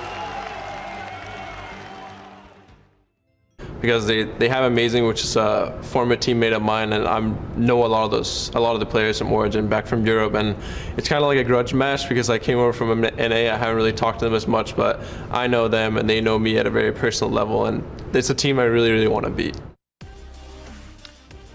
Welcome back, everyone, to Paris and the 2015 World Championships. I'm Eric Dolanquist. With me is Joshua Leisman and Mitch Crepo Forspels, and we are about to move into Game 4 between Team SoloMid and Team Origen. Now, TSM, they've got a chance to start off 0-2 here, which would be devastating. It's not how you want a tournament, and if they do, it's going to raise a lot of questions about can TSM perform at international events. They would match the best Chinese team here. LGD also 0-2. That was a shocking result, but this 0-2 wouldn't be as shocking. I mean, coming into Worlds, Origen versus TSM was kind of looking like it was going to be this classic rivalry game with EU fighting North America, and then the Korean and Chinese teams would actually be fighting for the real prize, first and second in the groups. But after yesterday, and after the game we just saw, the complexion of this group and this game is just vastly different. Origen could actually be the titans of this group, whereas TSM looked weak and may struggle to pick up a single game in this group. They looked dazed and confused against KT and lacked any sort of cohesion, so they have a lot of growth to do.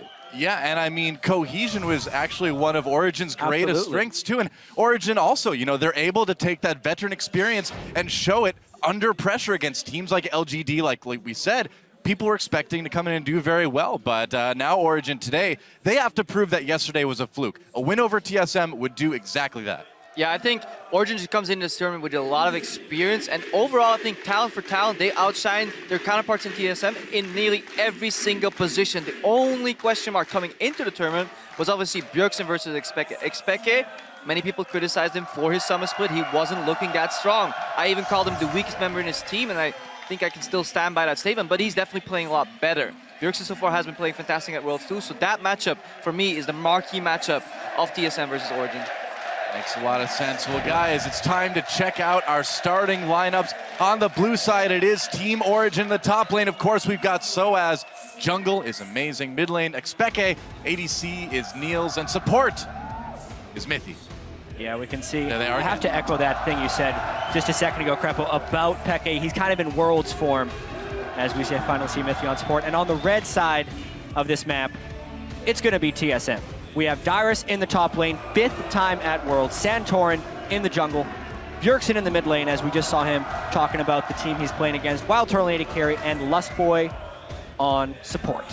Yeah, it's just fun to see these guys still get along earlier, right before this match. I actually just was talking to Bjergsen and Amazing, so there's some friendly banter going on. So both of the teams seem relaxed going into this match, but it means a lot for TSM. You know, it's a difference between 1-1, 0-2. For the other, for Origen here, they could peak in the group here, end up 2-0 already. So that is completely unheard of, because as you said earlier, we expected them to be playing for scraps for 3rd and 4th place. Yeah. And the crowd chanting TSM right now, and man, these guys need all the chance they can get. I mean, it's just been so rough. You go back to MSI, you think about the poor performance there. Summer split was very rough for these guys. Now here they are down 0-1. They can turn it around. Like on paper, theoretically, this is a match that going into Worlds, we would expect to be very close. But after how it's been in these last couple of days, It's going to be interesting to see how this one turns out. I mean, you hate to judge too much off one game, but that one game was incredibly damning for TSM. It was. And incredibly encouraging for Origen. So if those trends held true today, it would be a stomp. It would be, and here we go into picks and bans between Origen and TSM. TF taken off the table right away by Origen, not wanting to let Bjergsen get his hands on that. Yeah, they really don't want Bjergsen to be able to take over the map. In their game yesterday, Bjergsen was up, or 2 days, yesterday? Yeah, it was yesterday. Over 50 What day CS. is it? Where are we? Bjergsen was up over 50 CS on Nagne, and we saw just before the game the 700 damage per minute was about second highest of all mid laners at World. So he was the lone strong performer on TSM, at least in the laning phase. He made some mistakes in team fights. I do think what helped Origen a lot in their match was just some single target heavy CC or just some easy to plant CC. Think of the Annie being Kalista ulti outwards and inwards again, then the Tibbers coming up. If TSM takes note of that and denies it or has a counter ready to that, maybe a Black Shield, think of just playing around that element of hard engage, then Origen could fall into troubles, because we've seen them be hesitant in the European summer split already, especially in the earlier stages when they were just, didn't all come together when they were behind. They were very poor playing from behind. So TSM, if they can get some of that hard CC themselves and get ahead, that could be the opening. Now we've got the Mordekaiser ban back to normal on the red side. Fiora added to that as well, and that first pick might be the Kalista. It was so effective for Niels in their match against LGD, not only from a KDA perspective, but also from his ability to enable Mithy to position aggressively and make strong initiations. That entire quadra kill from Peke was really set up from Niels and Mithy playing so well together. Peke used a shockwave on 4 stunned targets. They kind of corralled everybody up and made that shockwave really do work. Kalista, the strength of, not only does she trade well in the lane, but one of their main strengths is just that she changed the entire dynamic of the support role, being that you can play beyond aggressive and have the opportunity to get pulled backward. Your flash becomes solely an aggressive tool too, because you can always get Fate's Call out, so you play with such high mobility in these fights, and just add another element of raw cooldown. And we've seen that well so far. You need some element of that, just some lockdown to really start winning these fights in your favor. Yeah, it's impossible to lock down a support when Kalista can just pull them out. Darius locked in, along with that Elise. Now, Darius hasn't exactly performed as well as people expected. What do you think about Darius taking it this time? I think this is going to be incredibly hard for me. I think this is the best time Darius could be picked for you, Kreb. Yeah. You have trouble saying Darius or Darius now, it's always correct. TSM's top laner. Darius. But yeah, we've seen in this tournament, initially we came in and the pick Darius just got revealed very early in Champions League, but has consistently been countered. Whether he got kited by a Gnar, whether we have MaRin's Renekton into it. So early pick in this top lane has been punished a little bit in the tournament. I do agree with the Elise pick though. Early jungler is strong, necessary. Yeah, we're all talking in the caster room how Darius definitely hasn't had a good showing here at Worlds. Teams are picking him early in pick priority, but then they're not giving him game priority. Yeah. They're not helping his lane. They're not even sometimes picking early game junglers with him. If TSM wants this pick to work for Darius, they have to do the unthinkable, actually camp for Darius' lane instead of somewhere else. They did it a little bit in the regular season, but it is by no means their primary strategy. And especially don't do Dragon in a Western style lane swap. It puts you so far behind. It was one of the main reasons we saw Darius fall behind earlier today when he was picked too. You can't do that, especially against MaRin on Renekton. If you have one of these close matchups, just gonna lose it that way. It's definitely seen it. So Braum, Lulu locked in for Origen. They got the Lulu. Yeah. And they got to wait on it a fair bit too. We have been seeing Lulu making it through into more and more in these pick ban phases, and we've seen it lose a couple of times, so it's obviously not without weaknesses. In particular though, against Darius, a champion who is already lacking in his ability to stick and initiate on targets, the Lulu becomes even more valuable. This is looking like an early outdraft from Origen, unless TSM can pull some tricks later. I mean, at the end of the day, Darius has what I like to call Volibear syndrome, where no matter what happens, he still has to run at somebody to engage. He can't really, unless he has flash, he can't like dash in or anything like that. Yeah, he's got a little bit of range with the E, but he's so easy to stop if you see him coming.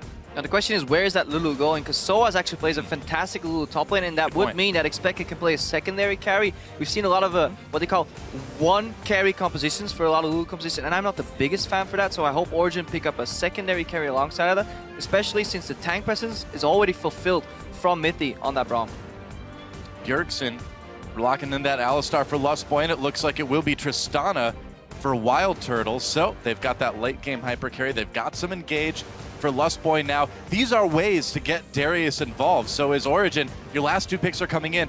What do you do now that you've seen 4 out of 5 of the champions on the other side? Well, we get to see what type of early game tempo Origen wants to play with their jungle pick, and we also get to see where this Lulu flexes to. Ultimately, it'll decide whether they're playing more of a protect, more of a protect Niels composition with the Lulu mid, or really just what type of baby. They actually did it. Blind pick Anivia. Locked in. What? Is Fortune? Yeah, sure, why not? A lot of questions here, but blind pick Anivia is very, very, very bold. Was Anivia ever played in the summer split in all of European LCS? No, I don't Baker played it in spring in Korea. She has certain strengths, but she has a lot of innate weaknesses, mostly due to the high amount of mana cost she has on on her basic spells already. Her ultimate also means, yeah, she can wave clear very easy, but Anivia very often wave clears second in the mid lane. This also means that Lulu is going top lane, so this will be a very Niels-oriented composition. He has to carry. Also, it's actually just another thing within their composition that's good against Darius. Yeah, true. You think long ago, back in the first season of League of Legends, Anivia was probably the most OP mid laner in the game. Yeah. And a lot of that was because so many of the champions that have dashes and the mobility creep people talk about in League of Legends over the last 4 years came later. So Anivia, when people didn't have dashes, dominated the battlefield because the wall literally cut off so many people. At this time, the solo laners of TSM can actually get completely destroyed by the Anivia wall. There's a lot of answers here for the Darius pick, but overall, it may be just too tunnel vision to deny that top laner because Anivia is still in that matchup in mid lane. It's going to be very tricky. Who blind picks Anivia? I don't know, Xpeke does apparently, Origen does, and they won it against LGD. They weren't using Anivia, they were using Orianna, a little bit more common, but this game is going to be amazing, man. Yeah, I've been talking to Froggen a lot about multiple build paths here, so definitely going to keep my eye on what Xpeke is running. Teleport does help a lot of the weaknesses that she had traditionally in lane, especially also now that a lot of less people are running Ignite against her, so she doesn't really get all in, her egg doesn't get procced that easily.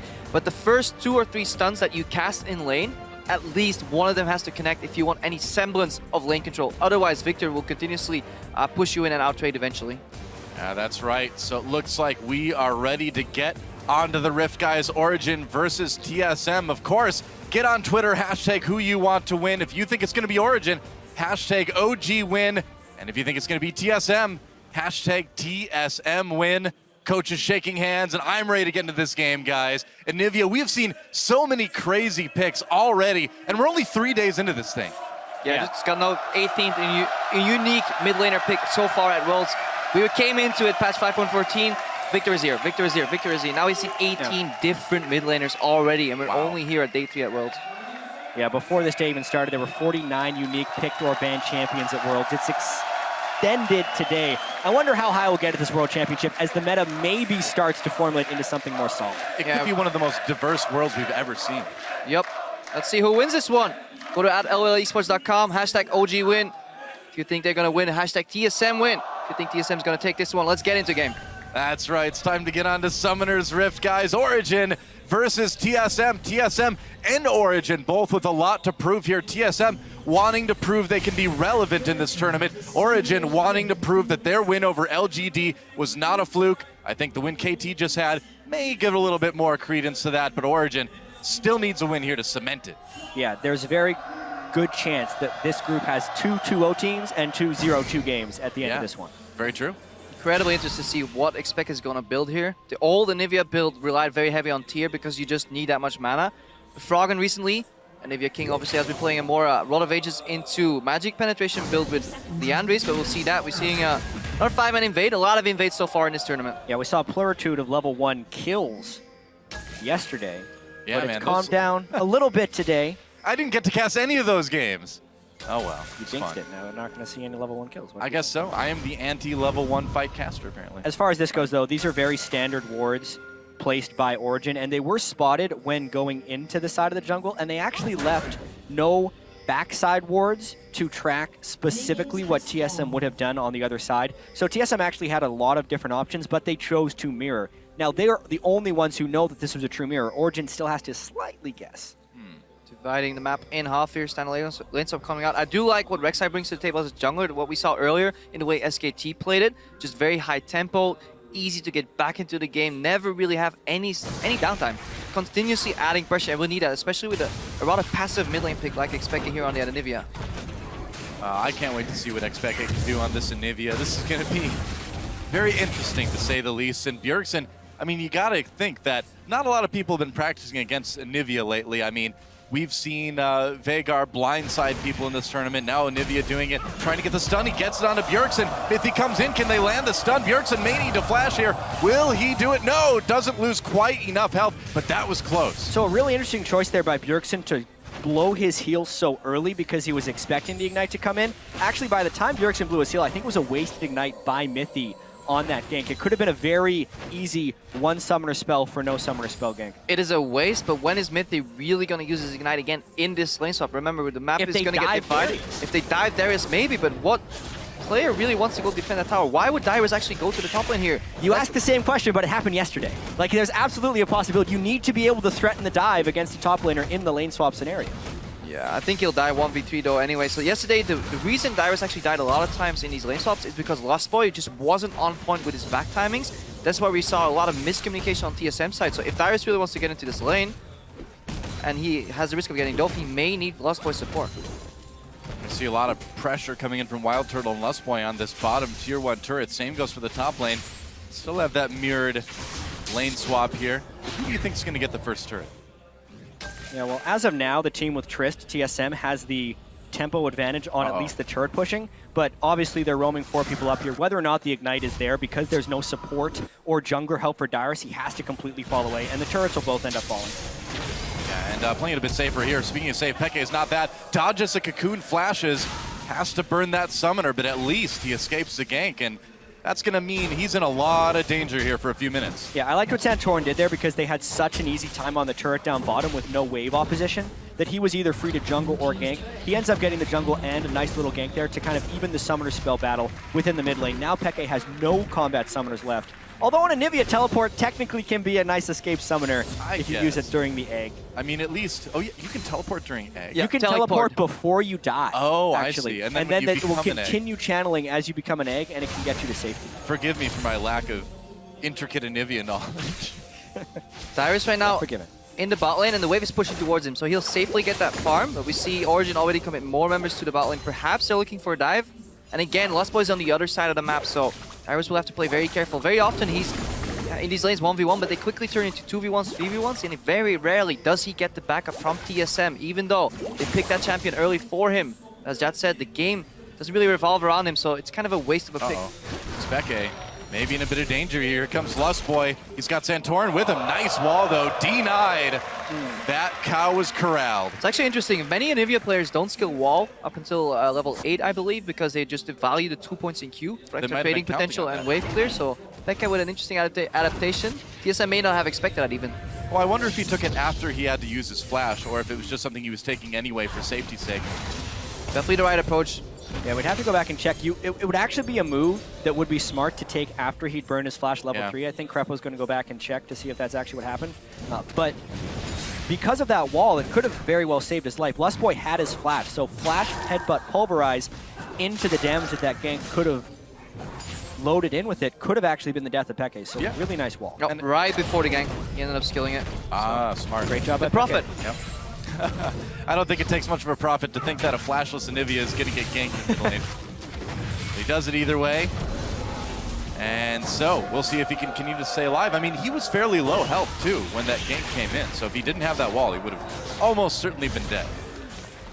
Santorin just taking that Rift Scuttler up towards the top of the map.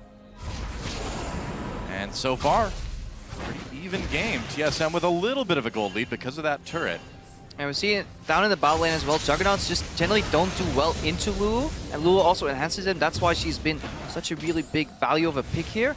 To see how much CS can Darius acquire in this matchup, and most importantly, can he get even on experience? So Darius, on that champion, Darius, if he's slightly behind, that's still okay in these team fights if TSM can get that to happen. However, it's going to be incredibly hard to get to his targets if he gets kited by that Anivia. Yeah, and we talk so much about the way these lane swaps work and how it's not just about the first turret, it's about what happens several minutes after the first turret goes down. So right now, TSM does have a 1 turret to 0 advantage because they prioritize the push more heavily on the Trist, and Origen actually prioritized a little bit onto Soaz. So now, even though the turrets are mismatched, there could be a growing advantage between the Lulu and the Darius, which is what Origen is banking on. They actually did a very similar thing against LGD yesterday in order to get Soaz's Vladimir ahead. We'll see if this pays off quite as well as it did yesterday. Origen is also doing a fantastic job of just neutralizing Bjergsen because they ward left side of mid lane, ward right side of mid lane, then back up, at least support is there, jungle is there, and then Expected can continuously push in Bjergsen.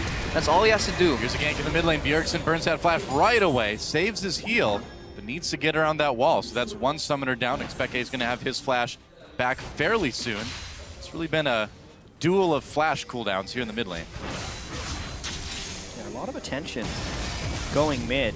You never know how the lane swap is going to play out, but especially in a game with Bjergsen, you do expect more attention to the mid lane, and both teams are matching. Need to try to keep him down for sure. Pekka has the base right now. He's out of mana. Teleport is about to come up, so this is actually a rough point for him sitting on tier with no mana, limited mana regeneration, and overall incredibly weak. If Anivia dives at any point during like the first 7 to 8 minutes, her build just gets slowed down so much. Pekka going with a very slow ramping build too, so to see if we can keep getting that CS, because it's incredibly hard to play this champion because you waste so much item gold on non-combat stats, really, on non-valuable all-in stats. I really haven't been paying attention to the bottom lane, but I'm noticing now that the CS is actually +6 for Dyrus' Darius. There's a massive wave coming towards Soaz though, so that may end up even being frozen. He may get zoned off later. He does have a comfortable experience lead here, level 6. It'll end up being about 2 waves to crash in, so I wonder how TSM's going to play that, since that wave will have to be mopped up by Origen, and yes, it'll bounce it back, but that's actually a really surprising change of events, and TSM should rotate that for a Dragon. I wonder how Origen will respond, because Pekka is out of mana. He would need to base and get back for that. Exactly. That wave being pushed in the bottom at the same time Pekka being out of mana could be a big tempo swing for TSM here, but the problem is Expected does have teleport. So he can simply just base, get back, and full mana with Deer, then he can contest these objectives incredibly easily. TSM is actually sending Santorin as insurance. They're going to try and bounce this into the turret and maybe prevent the freeze. This is also actually working out as a pretty nice tempo edge for TSM, because they've gotten the turret and they haven't suffered any ill consequences of having that one turret advantage. Yeah, they're taking care of Dyrus this time, and to be fair, you know, Dyrus didn't die in that early dive opportunity that we saw Origen have. He backed off right away. I think he learned from his mistakes yesterday, and things are going much better for TSM overall. Origen, though, their composition is very, very mid-game focused. Like, Lulu requires some items. At least you need an Athenes to really get into play. Anivia needs a couple items here. This is an early game carry, but due to the lane stop, she doesn't really get threatened by Tristana as much. BF Tristana can punish the Kalista. It's incredibly hard to punish a Kalista with just a pickaxe. So overall, Origen, I think they're very fine with this. Wow, Santorin got it with his smite. The smite wasn't quite up on Amazing. This is an interesting rotation here. I don't think Origen quite expected that. They were probably expecting a Dragon rotation, but instead, TSM completely sends now 4 to 5 people up to the top quadrant of the map. They're looking for a turret snowball. I think it's smart, because doing a Dragon this early in the game just slows you down so much, and TSM have the opportunity to punish some weaknesses in Origen's composition. TSM, Dyrus, and Santorin coming up towards this top lane, tier 1. Niels and Mithy, they know what's up though. Origen also knows that they have 2 teleporters on their team. Peke just burned his teleport, so they can't support with the full collapse, and they actually have to give up their second turret of the game. Pings immediately go down onto TSM's bottom lane turret, but Dyrus can actually match with his teleport. TSM is doing a really good job rotating in this early game. This is a much different TSM team than I feel like we saw in their first game of the tournament. These guys look much more crisp.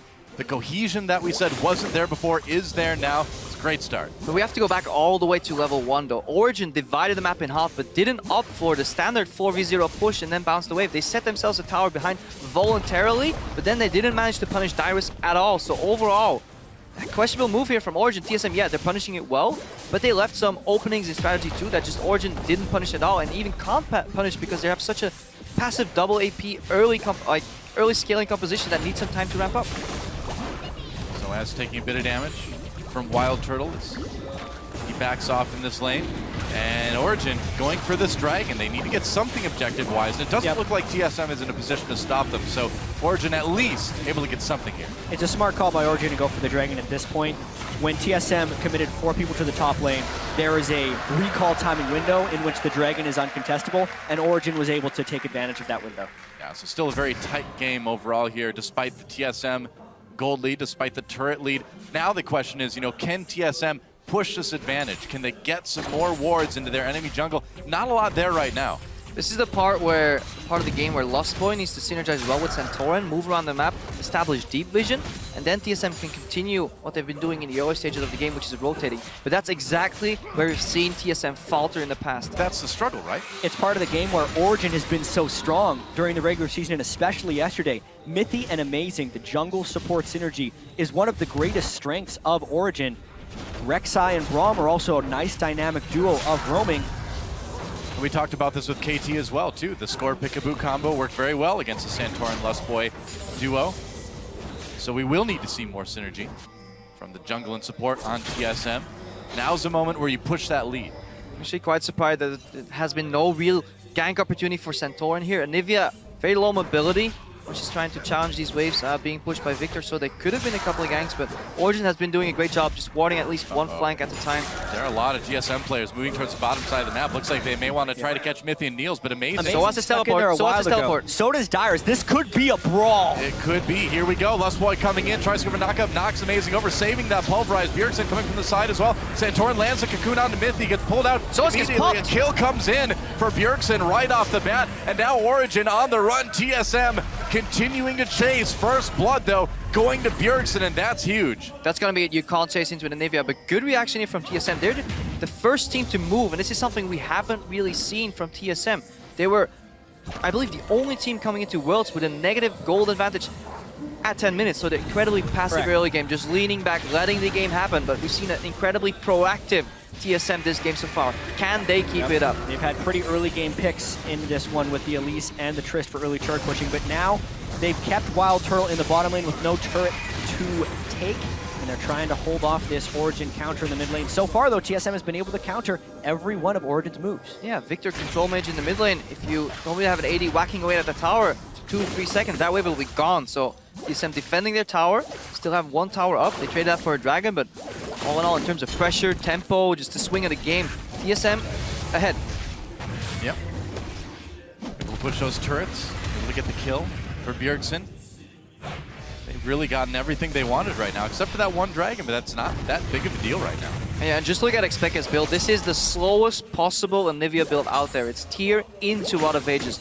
Double scaling components, and that's why Origen is falling behind. TSM will need to punish around the 30-minute mark, because if you then let Anivia keep farming beyond that point, she becomes incredibly strong later on. TSM does need to punish really hard here, because with that slow scaling Anivia build, as well as the fact that they have a Protect Kalista with Lulu in the top lane, a 1,500 gold lead, if that doesn't get snowballed and extended, means nothing to Origen as far as their ability to teamfight. Late game, the Darius is mostly useless against all the kiting tools that Origen has. TSM's MaRin vision around the 20 to 25 minute mark, that's going to be fundamental for them to win this game, because yeah, Origen, they can kite. You know, it's hard to run into a Lulu, hard to run into a Anivia, but contesting objectives, running into the dark with Anivia Lulu is actually very hard for Origen too. So if TSM can get their grasp on that barrier area, de-warded with a couple of pink wards, then Origen find themselves in a lot of trouble. Origen right now looks like they want to take out this tier 1 up in top lane. They've got a nice big wave. They've got 4 people there. Can TSM stop them? I don't think they're going to try. They're just going to let this one go. Nice turret take there by Origen. They're going to have to be able to answer that bottom lane push, because it's a huge wave that Darius has been stacking up there. Yeah. Although he has no clear vision within the jungle, and he's just going to have to back away. Well, that's one thing I've noticed. TSM hasn't really been putting too many wards in Origen's jungle. There's 0 in the top part of the map, 1 in try in the bottom half of the map. Maybe Bjergsen's putting another one down now, but they really need to pay attention to that.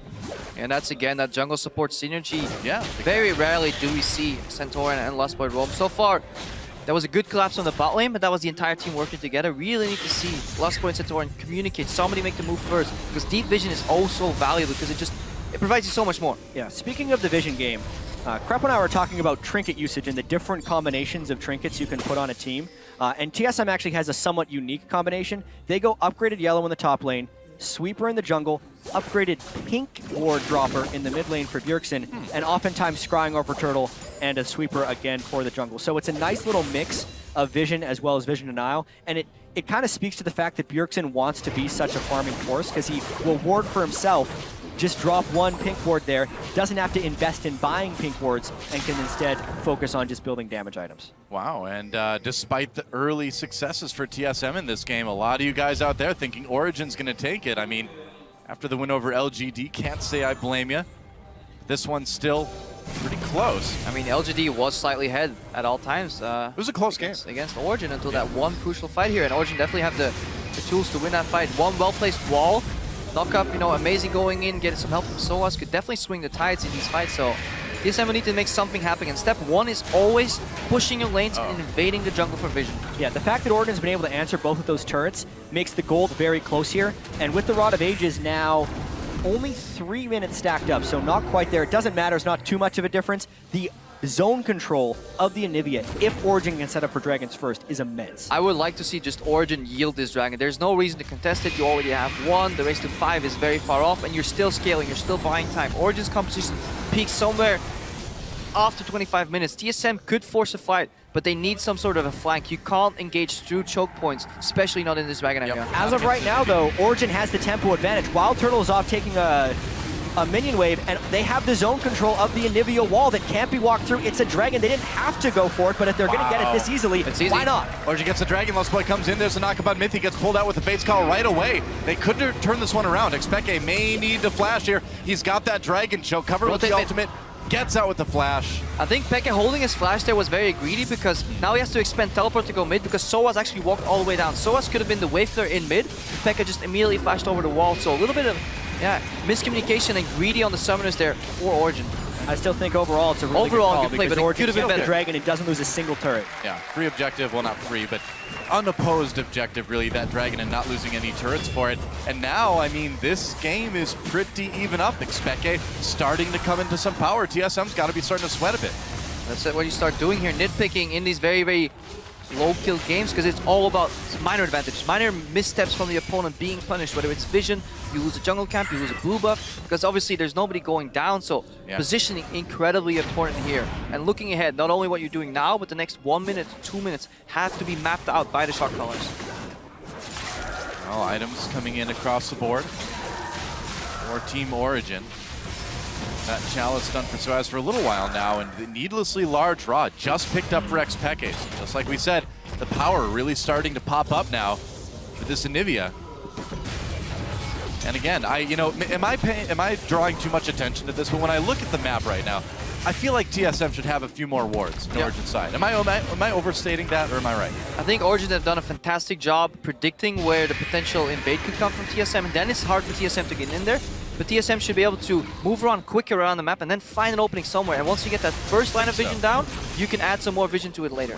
Another reason that TSM doesn't have very deep warding is because the lanes of Origen have been consistently pushing. The wave management has been strong. The whole reason that Origen was able to get that Dragon was because the tempo was in their favor. The bottom lane was pushed up, it pulled Wild Turtle to push, and because of all that, TSM can never invade to get deeper wards. And we see Origen actually taking that mid turret. That's going to give them a tiny gold lead for the first time. Yeah, and keep your eyes on Amazing too. He never has to spend any time in base, just keeps bases, uses the ultimate on Rek'Sai, and every time TSM is ready to walk into Origen's jungle, Amazing is blocking that path because they don't have any deep vision already established. They don't know who's exactly behind him, who's helping him, so very hard. Now Darius does find the blue buff here. He can steal it away. Pekka actually very blue buff reliant on that champion, but at least this is the least blue buff reliant build you can possibly do on Anivia. True. He's got a lot of mana. As long as he builds in a Fiend's Net, then it's by far the... He's not going to do that. I don't think so. I don't think the needlessly conventional build on Anivia. Yeah. Not yet, man. Well, mid turret maybe in a little bit of trouble. TSM looking to equalize here. Mythy, Expeke, they want to stop this one.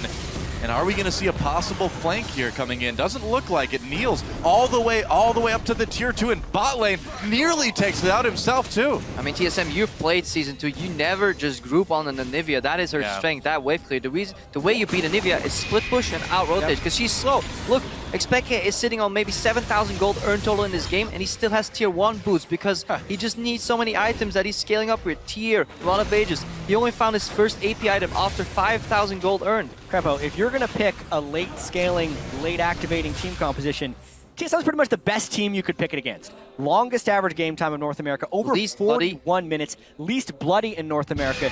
0.6 kills per minute on average in TSM games. The average across the world was closer to 0.75, so really lower ratio of kills in TSM games. It's picture perfect for an Anivia to just farm out the mid lane and get to those incredibly expensive items that not only are they expensive, then take time to activate afterwards. And Pekka is actually getting there unscathed. Yeah, I just want to see when Pekka actually upgrades his boots. I think he's going to do it next, but a lot of Nvidia players, and then we stop harping about the build. I just find it very interesting. I even go just Rabadon's next. They stay on tier 1 boots. So if they go for group fights, it's fine, you know. Team fights, you can slow the enemies down, bring them to your move speed. But when it comes to rotating around objectives, and then you can really get punished for only having those tier 1 boots. Well, there's not a lot of action in the game, so feel free to talk about Xpeke's boots all you want, man. Yeah, 1 kill, 22 minutes in. I know. But still an interesting game. A single tear rolls down my cheek, guys. Was quickly upgraded by Pekka into a Saracen. That's right. And then it gets really cold, too, at the same time. It's very uncomfortable. Thanks, Xpeke. TSM trying to push this top lane a little bit further. They finally got some wards down in the top jungle. Adaptation from TSM, the double Spectre Scowl picked up here, and Lustboy looking to be the bearer of the Aegis too, because double AP and a Kalista as a hyper carry doesn't scale incredibly well into the late game, isn't really what you want to make. You don't really want to juggle Lista composition, but... Amazing. May want to play here. Oh, Spiderling's taking a Q. Amazing at a flash in. There's a knock-up Santorin flash. Teleport coming in. Dyrus making an appearance here. Mithy hits him with the Q. Oh, and Lustboy knocks him back. Didn't knock him up, though. And he may be in a little bit of trouble here. The flash Q for Mithy. They're going to get Lustboy, and that's going to be a kill for Origen as soon as the ultimate is gone. There we go. The Rend does the damage. Niels with the kill. And again, hesitation on the side of SoloMid. They disengage with Wild Turtle's ultimate. Then they see the teleport is being channeled, and Lustboy thinks he can re-engage with Flash if Turtle doesn't ulti. Lustboy can simply just go in with a combo. It's all too familiar for TSM. That's how pretty much all of their disadvantage happened against KT, with Lustboy dying, with the rest of the team not following him. Now with him down, and Flash and Teleport expended in the last fight, it's putting a lot of pressure on TSM to come in, but it's still so early, Origen can't kill it easily. Yeah, this is still really risky. They're going to break off right away. Xpeke blocking the path for Bjergsen to come through and try to kill him. He actually used his Chaos Storm there too, but they just wanted to stop the Baron. And going back to that team fight again, we talked about TSM needing the cohesion that wasn't there. It doesn't look like it's there, guys. I mean, just look at the vision. Even if it was just 1 kill, what Origen gets for that kill is a wealth of wards. 4 pink wards around the Baron, 3 wards behind it. There is no way TSM can clear that area, so the Baron is delayed and denied for the next few minutes, and mid lane seems open to look for the wall from Xpeke. Yeah, this could be a big fight. TSM is down a couple of crucial ultimates here, so Origen looking good. Comes no in, ult. Gets blown up immediately. Like I said, no, Darius coming for the dunks. He gets 1. Can he get more? Needs those resets. Oh, they're going to back off for the moment. Wild Turtle gets caught. Goes down. Xpeke with the kill there. Amazing. Still looking for another possible chance to come in. Dyrus very, very low, but they'll get out. Mithy with another 3-man knockup from Fate Skull. This is why you deny Kalista against Origen. So good, man. So pretty. And this means Origen can then have their cake and eat it too. They win the team fight, they get the turret. They can then easily rotate down and take the dragon as well. They've activated in this game. Yeah, I mean, it's going to be tough, I think, for TSM to come back. Origen just with all the advantages right now as we see them take their 3rd dragon of the game. And if you look at that fight again later on, you will notice how Soaz was stuck in a gravity field, and right before he got popped, he managed to get out and just activate his ulti. So if TSM could have synchronized a little better, did a little more damage. Let's watch this again later on. Just keep your eye on that gravity field. Got to keep in mind, Lustboy has no ultimate on Alistar, so he's smartly focused by Origen. Then, yes, the gravity field comes down. It stops the reset from Darius, so he does not trigger Noxian Might, which gives him a tremendous amount of power within teamfights, even though he also missed his Q afterwards because he was a little bit weak.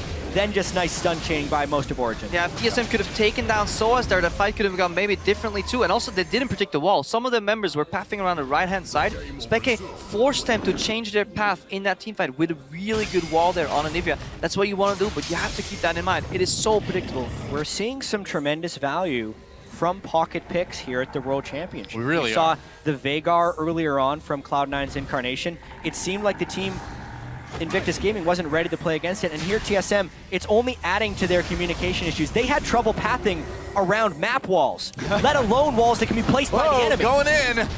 Mithy pulled out to safety. Dyrus gets knocked up. They're going to toss him back in there. Dyrus getting very low. Another knockup from the Braum ult. Chaos Storm doing a lot of damage from Bjergsen, though. That's a kill for Niels, and TSM on the run already. No Dyrus. No problem for Origen. They're coming in. Expeke, have you heard? The bird is a word. A stun on Wild Turtle, still alive for now. They're still chasing. Lustboy comes back in, tries to get the re-engage. They get Niels. It's kills on each side. So far, though, 2 for 1. wall. The eggs for Peke, great egg. Double kill for Soaz. Santorin tries to get it. That spider may never come down. Triple kill. And a triple for Soaz. And that is nearly Support an ace. fight. It's going to be an ace. Supportal combat! Oh! Amazing takes that he should not have gotten in the way. You never interrupt the sacred right of supportal combat. Really nice fight overall from Origen. They are understanding exactly how much damage they can do and take in these fights, and they are crushing the TSM, who is out of sorts. But that fight pretty much sums up the entire game, because right now we have TSM all-inning a support from a Kalista AD carry here. 3 offensive CC spells and pathing used to get Miffy, who simply gets Fate's Call backwards, lands on a knockup. And this is TSM tunnel visioning, not punishing Origen where they have to, and then getting punished later in the fight because of that. Yeah, yesterday against KT, TSM focused all their damage on an ulted Alistair, and again, they focus a support that cannot actually be killed. The chase down with the Lulu, Kalista, Anivia is just too many movement impairing and movement enhancing spells on the side of Origen. There's no real escape. Nice wall, and they secure everything because the death time is so long. Easy Baron as well. And if you look at the composition now, yeah, sure, Origen, they look super strong because Anivia can slow you down, Lulu can speed you up, and you think, what a fantastic composition. But if you go back to the early game, minutes to activate. TSM had so many possibilities to punish that Anivia pick. Take it from somebody who has scrimmed with plenty of Anivia games. You can fall behind. One death is enough to ruin that champion overall. So props to Expeke for staying alive. But completely agree with you. Some criticism to a TSM. Also, of course, it's the criticism for TSM. That's the whole reason Origen was able to pick this champion, because TSM has not been able to capitalize on any early game advantages pretty much the entire split. So smart draft there by Origen, and they're activating on it just right. Yeah, here Origen comes with that Baron buff sieging. There's the wall to block TSM's pathing from trying to stop this turret to go down. It's going to take a little bit of damage. Not the greatest siege ever from Origen, I suppose. Yeah, but look at how safe they can do it. If only Pekka had blue buff here, because he can always wall off one side, ulti the other. There is no counterplay possible from TSM, and with Baron buff creeps, it's incredibly hard for Bjergsen to react. So Slow and Steady wins the race here and kills the base eventually, if Pekka can keep his mana up. Slow and Steady kills the base, huh? I think that's good advice for any League player, huh? This is the part where you agree with me. Yes, okay, Noah. Great. Fantastic advice. I'm so glad you agree.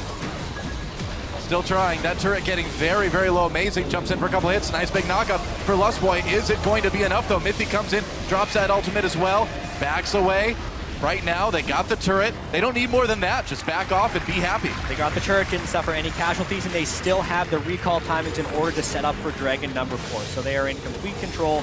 That's exactly what they wanted. It was a nice ultimate by Bjergsen, but ultimately, it only burned a couple of flashes, and Origen got the all-important inhibitor defending turret. Yeah. Well, TSM possibly on their last legs here in this game.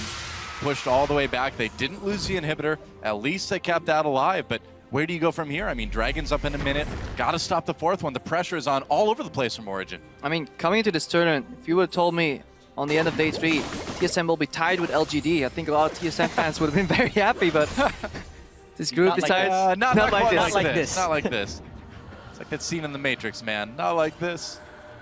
But the funny thing is, though, or the good thing for Origen, they lost their coach Ducky and their analyst replaced, and it does seem that their drafting has been very, very, also slightly different to other teams, but really good thought behind it. Everything makes sense. They're utilizing Soaz's flexibility in the top lane. The Vladimir pick was on point. The Anivia pick has been on point for the specific matchup they've been playing through, and they're putting a lot of emphasis on Niels and Mithy's ability to succeed, and really high credit to Niels. His first Worlds, first split in the LCS before this. This is the team that was in Challenger, so nothing phases this guy. I talked to him yesterday and I said to him, you know, well played. He said, well, I didn't do anything. I just got carried. I was like, well, you played perfect. Yeah, I did play perfect, but it doesn't matter because I can only do so much. My team is actually the ones that won the game, so nothing phases Niels at all. That's why he's actually very fun to watch as a player. You're so right, man. I mean, you don't see many rookies come in as calm and collected as this guy is, and man, it has worked out for them this week.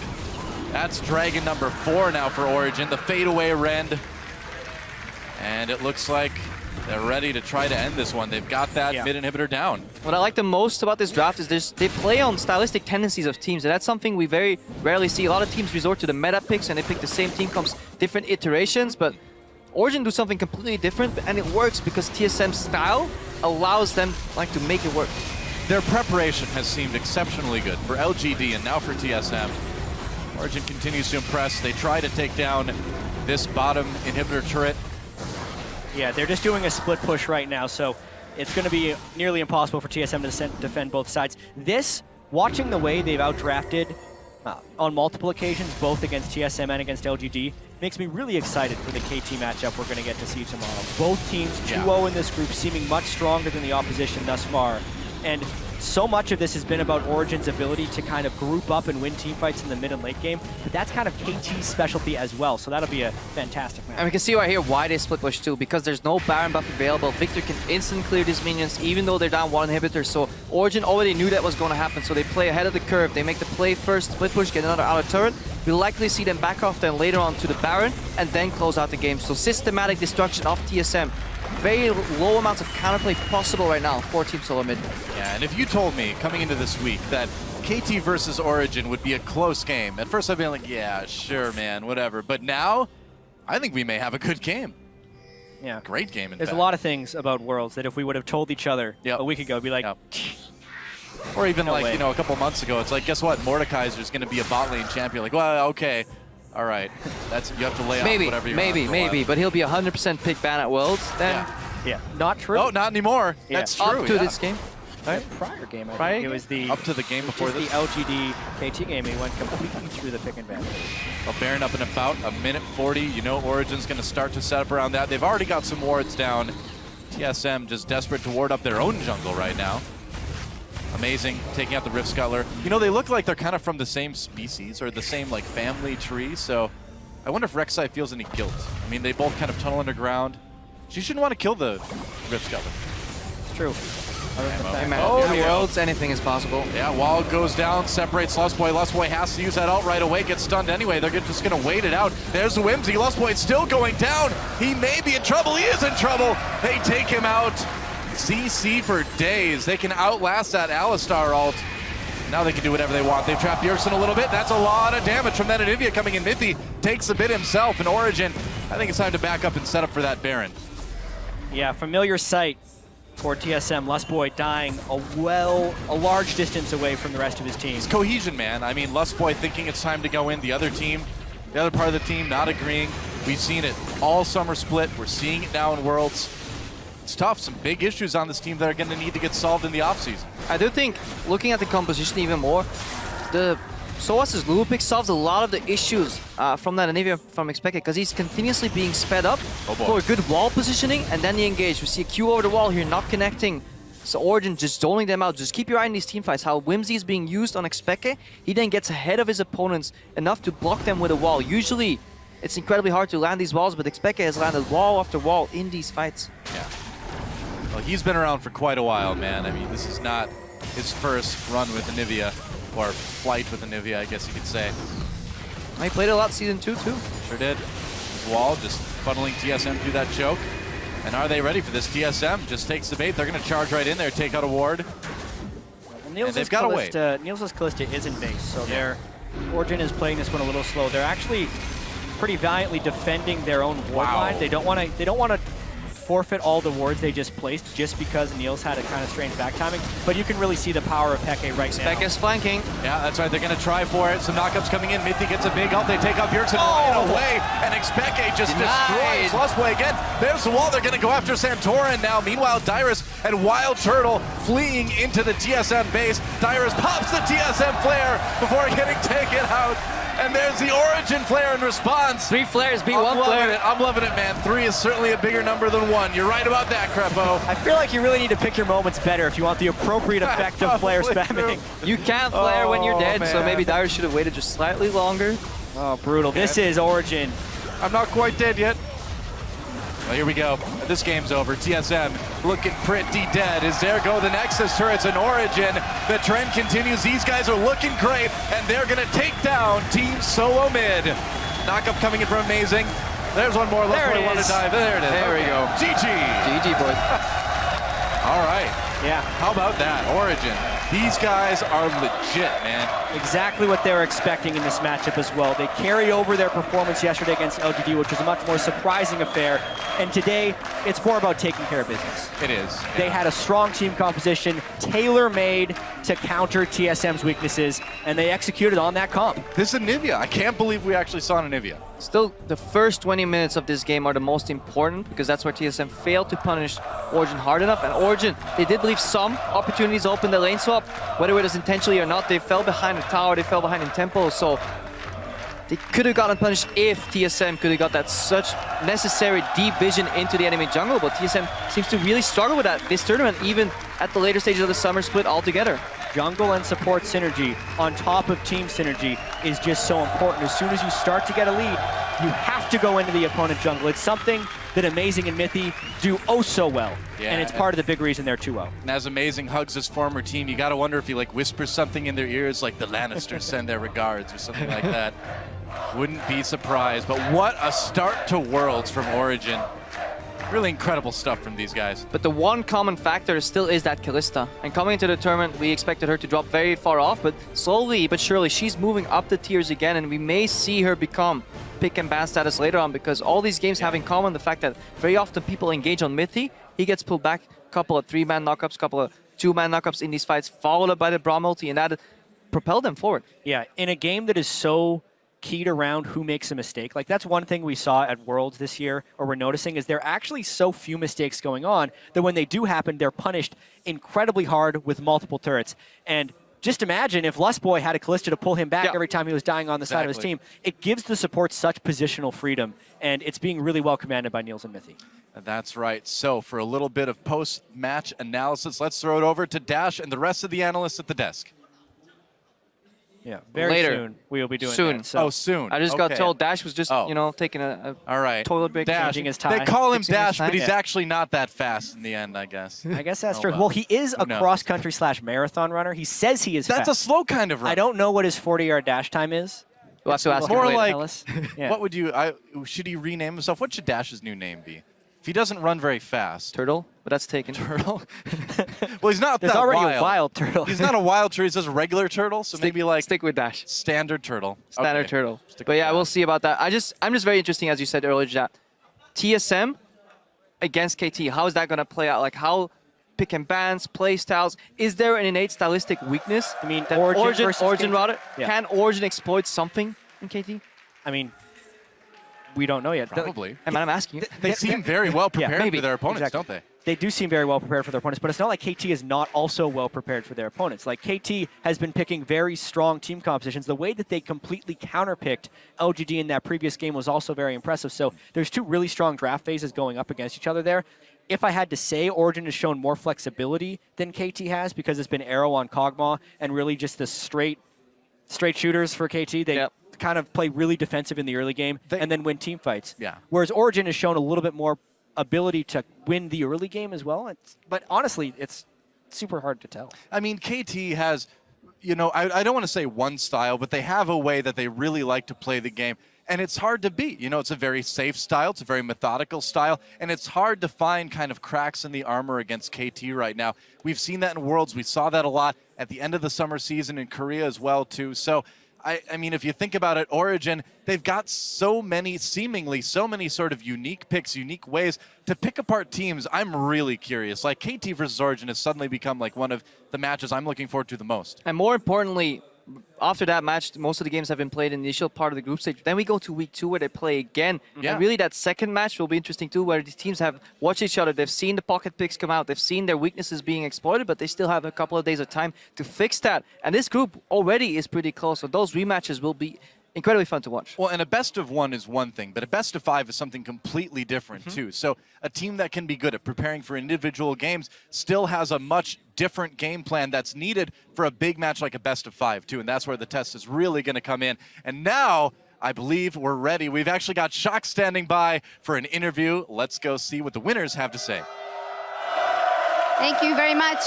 The winner is Amazing and Niels here from OG after going 2-0 in their group and beating out TSM. Amazing, of course, ex-player from TSM. Tell me about the strategy you guys played out, because it seemed to be very much catered to the way TSM likes to play.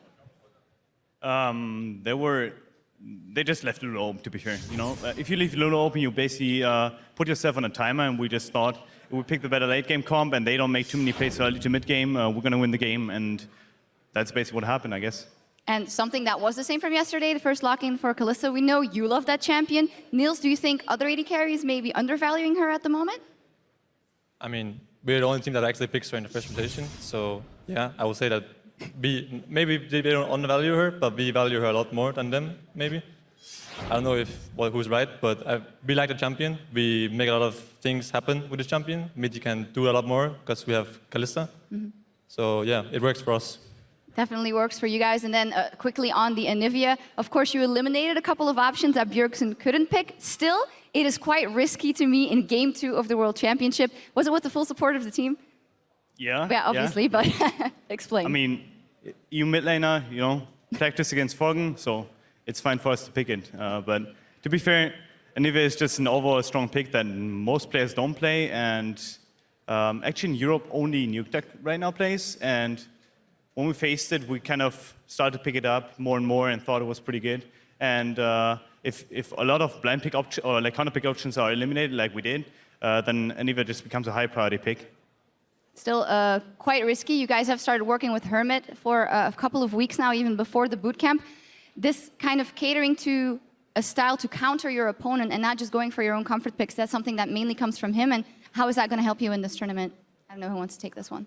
He takes. I mean, we don't always like go for something that is counterpick to the enemy. We try to get what jumps we like, and I mean, sure, we'll pick this jump because it's better against this champions over another one, but we generally try to just get the jumps that fit our comp the best. Like before the game, we try to make a team comp that of 5 champions that fit together. 5?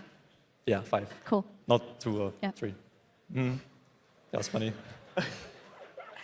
I'm sorry, go ahead. Whatever. No, but we always try to counterpick last pick, you know, on red side or something like this. But generally, it's just try to make a team comp for yourself, like 5 champions. Like 5. That fit together. I see. I'm sorry about that. In any case, looking at the group, can you guys maybe shine a light on what's happening here? Because LGD went into this group as very big favorites. Now we've seen all the things that are happening. What do you make of this group so far? Amazing. We're underrated. Like, I think that's what we can make out of this group, because if you hear analysts talking about us, about LGD, you know, you have some thinking that we can beat KT, but I just feel like the Chinese scene overall is pretty overrated, while the EU scene is pretty underrated. Therefore, the imbalance just seems to happen. A lot is going to come out of that match versus KT as well tomorrow for you guys. Huge matchup. Niels, this is your very first World Championship. This is your very first split. It was in the LCS. How have you been experiencing the pressure? Because you don't seem to be affected by it at all. There was never actually pressure for us to perform. So, like, we had a goal that we just want to get top 6 in LCS and then top 2, then make it to playoffs. And then we went to the final of playoffs, and then it was like, go to Worlds. And now it's kind of the same thing. We just want to play good here, and there's not really pressure on us to perform or anything. So, yeah, I don't feel like there's pressure for us to do anything. So it doesn't really get to me at all. Okay, well, it shows. Congratulations. Fantastic 2-0 so far for Origen. Let's go back over to our guys at the desk. Thank you, Shocks. Origen there 2-up over TSM handily. You know, they gave away their pick ban strategy there, though. Pick 5 champions that are happy together. I don't, you know, that... I feel like they may have doomed themselves for the rest. Well, now we definitely know that Renekton and Nasus will not be together in any of their team compositions, so no mixing of... Exactly. But let's be real. What about Graves' Twisted Fate, though? They kind of made up, though. As much as we know, we saw Anivia come out. As much as we know the Anivia was chosen for the increased damage to neutral monsters, I'm going to go ahead and hand the floor over to you guys, because maybe there's some other relevant things about her kit that we should discuss. I love this draft. I thought it was absolutely fantastic from Origen. They get the Kalista.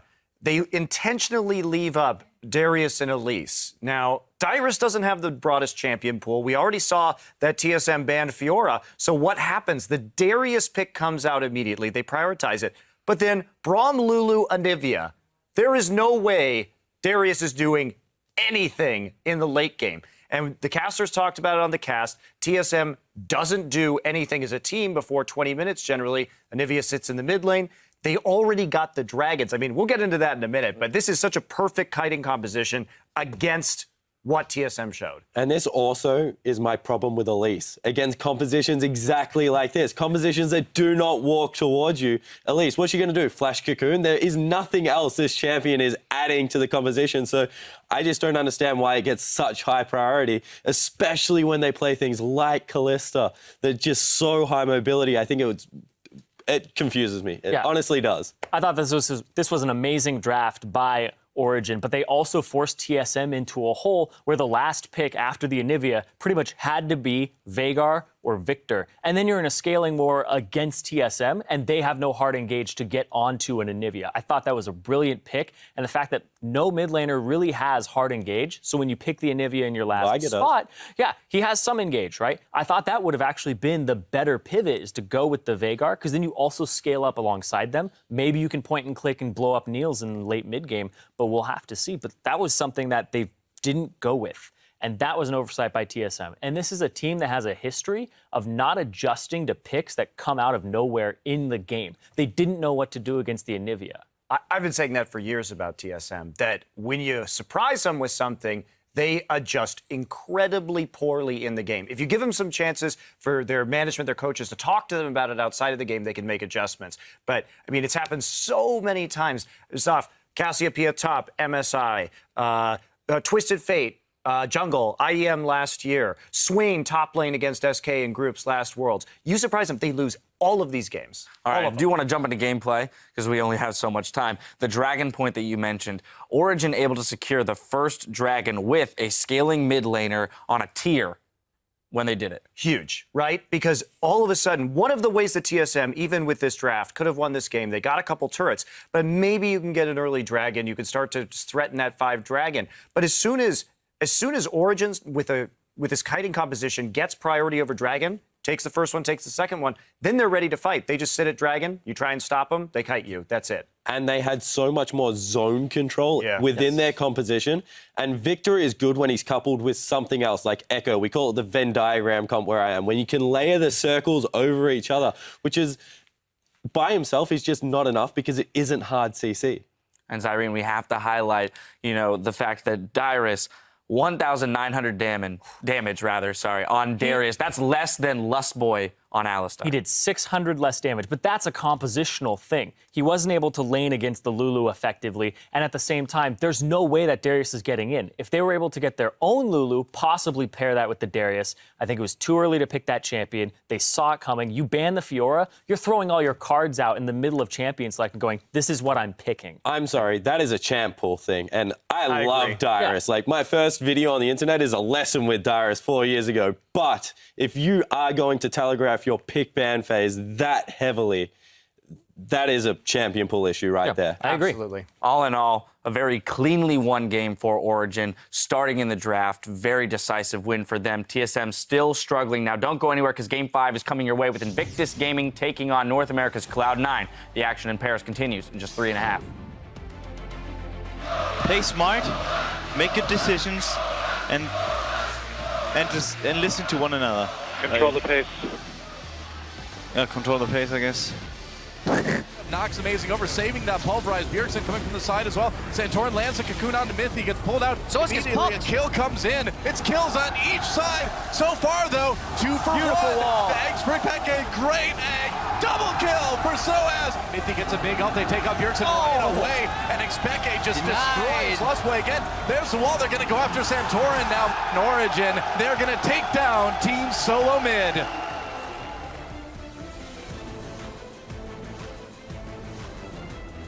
Welcome back, everyone. We are just about ready to kick off our next brawl with Invictus Gaming going head-to-head against Cloud9. In the last week of the regular season, Cloud9 was fighting to avoid relegation. Since then, they've come on a run, and their team's trajectory has a lot of people surprised, not least of which is the members of Cloud9 themselves.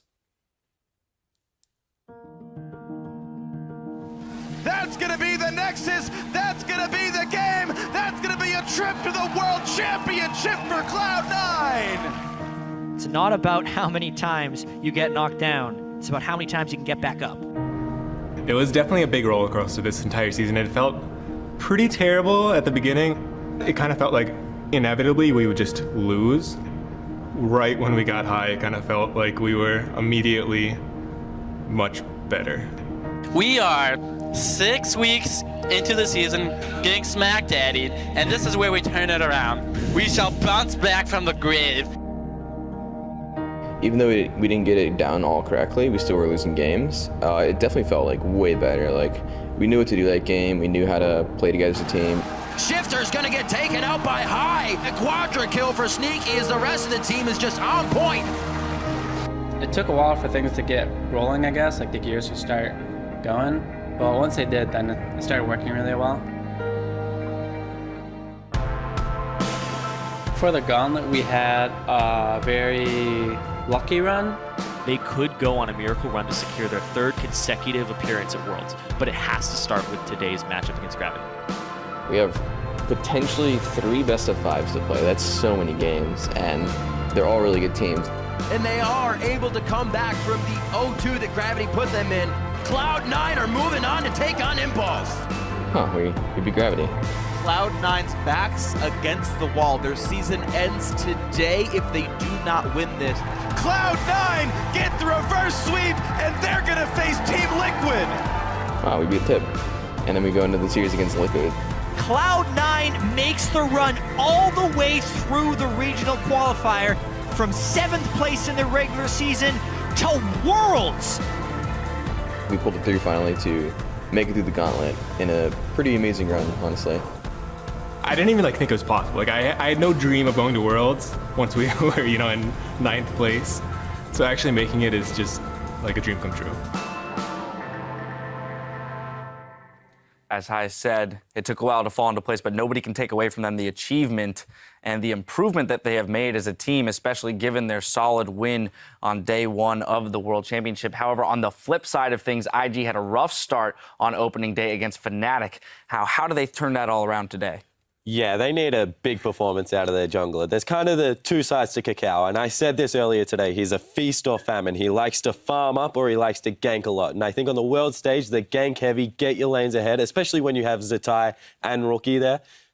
Just get them ahead, please. It affects more of the game on an overall state. If you're just farming, you're really just affecting yourself at that point. And I feel like having that carnivorous style is what people are usually going for to see success on the world stage. Well, it's also when Kakao was in Korea, definitely he was known as a highly aggressive jungler, right? Always looking to make those plays. He's one of the greatest junglers of all time, and he needs to show up in this tournament. And don't get me wrong, when he farms, he's still aggressive because he's taking the enemy jungler away. He just plays a very Kakao-focused style of League of Legends. When he plays the likes of Nocturne, Nidalee, these champions that can get huge late game, he needs to be on an early game powerhouse. So let me ask you a question, Spawn. So what was it? We saw IG come up, and they were playing on 5-16 in the regionals. What was it about 5-16, if anything, that really propelled them forward to qualify for the World Championship? Because they were very inconsistent before that. They were. I think you have to take with a grain of salt that they beat EDG in the 3rd, 4th place match. EDG just looked like they were off kilter, so I agree with you. But IG kind of came in and were able to pick up the champion pool in the top lane before any other team in China. Zatai's champ pool has always been massive, and he latched onto these carries and was able to do great things. Now, I want to put a microscope on the bot lane, Kid and Kitties, in relation to Cloud9. If Cloud9 does play as well as they did on the first day, how are they going to stack up against them? I mean, I think that is a big mismatch, but Kid and Kitties, they probably had the best games I've seen, at least out of Kid, since like season 2. In that gauntlet, or in the, not the gauntlet, but the regional qualifiers. And that was, I think, a big part of their success. But I think that was a massive overperformance. Polarizing is a word I'm going to use there, one way or the other. And generally, you just don't get some good stuff. Yeah, that's true. But on the other side of the rift, though, we have Sneaky, who he's up against, who's been a consistent performer for Cloud9, even when they're in their slumps. This has been the lane that they fall back on constantly, and he always seems to come up big, picking Draven and snowballing it in the regional qualifier themselves, and having these picks that he's been picking up. Ashe being able to be a huge tool for the team, and I feel like that helps them out in the pick and ban phase as well. And I feel like Cloud9's bottom lane's always been innovative. Like, Ash Zyra, they play Zillion. They're just great in that regard. Now, you mentioned they also play Karma. All right. And Karma to not much success. We never said it was good. You spoke about pick ban, and I want to hammer this home. You know, the Veigar pick, day one, if we reference the C9 versus AHQ game, was a really big factor in the win there for Cloud9. Is this ban-worthy against Incarnation? I definitely think it is. His TP, he's always going to bring it. He's been spamming it in solo queue. You have to see it coming. And if you don't have a solid counter pick for it, and when you counter pick a Veigar, it's usually an assassin. It's usually some pressure from your jungler as well. So Kakao would have to camp the lane. But I think it's ban-worthy unless you have a specific strategy for it. I don't know what to think about Cloud9. I knew what to think about them coming into this tournament, and they, to their credit, played a very clean, very smart game against AHQ.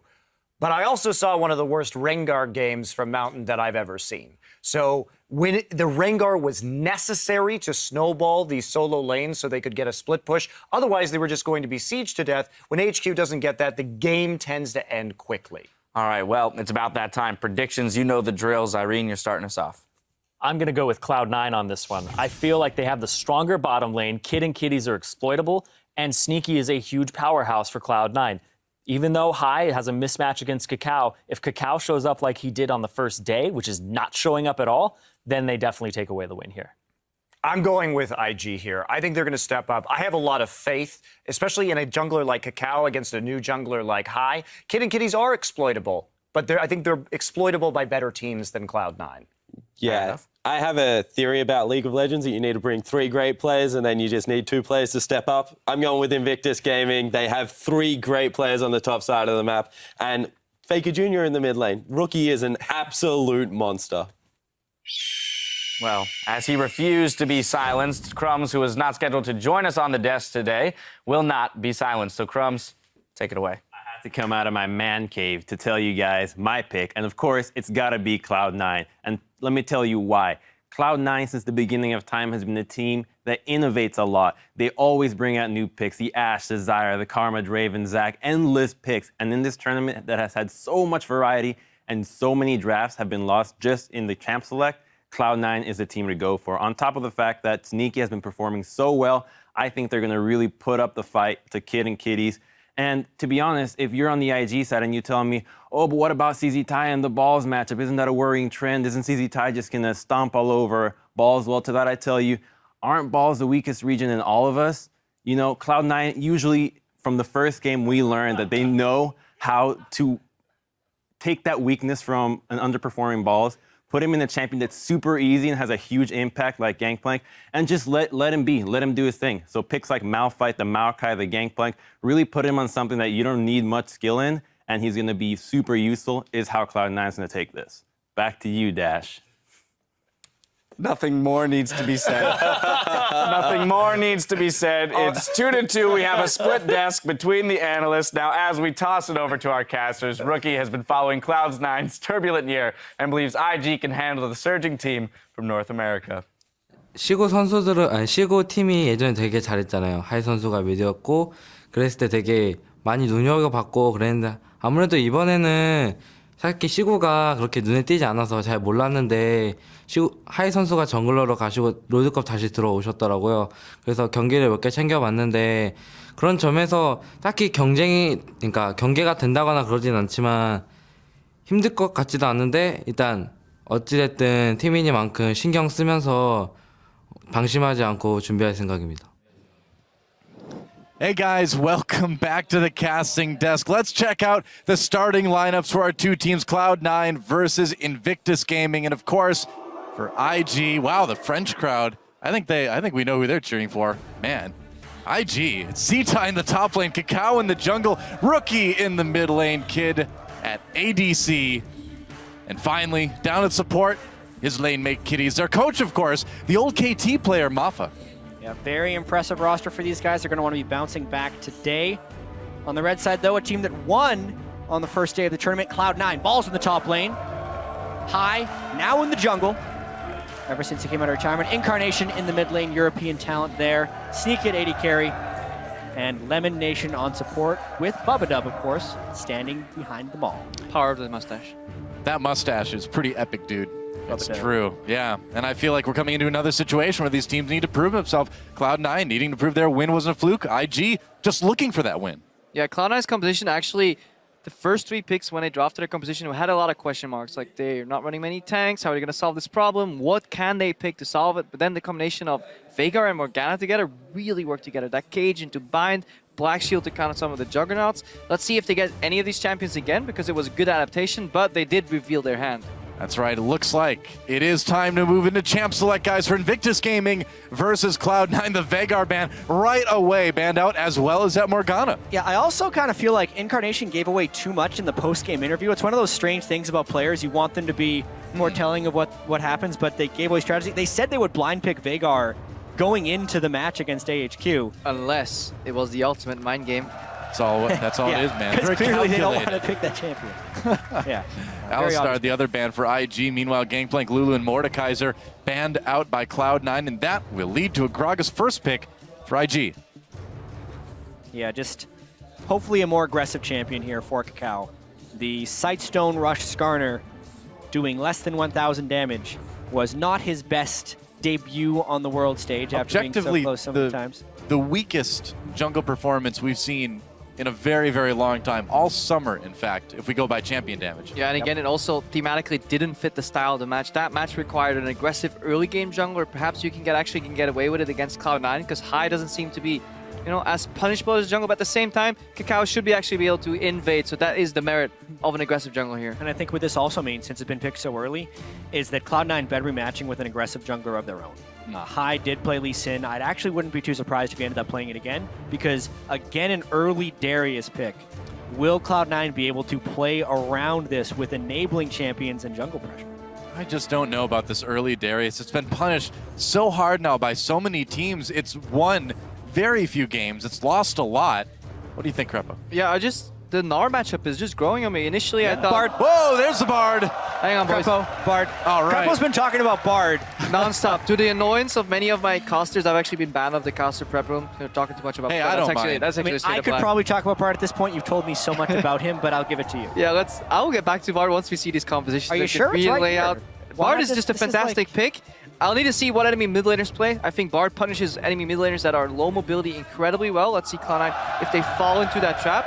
But overall, just to finish and round out the point of the Gnar, I've just really been enjoying that matchup with the Frozen Mallet kiting here.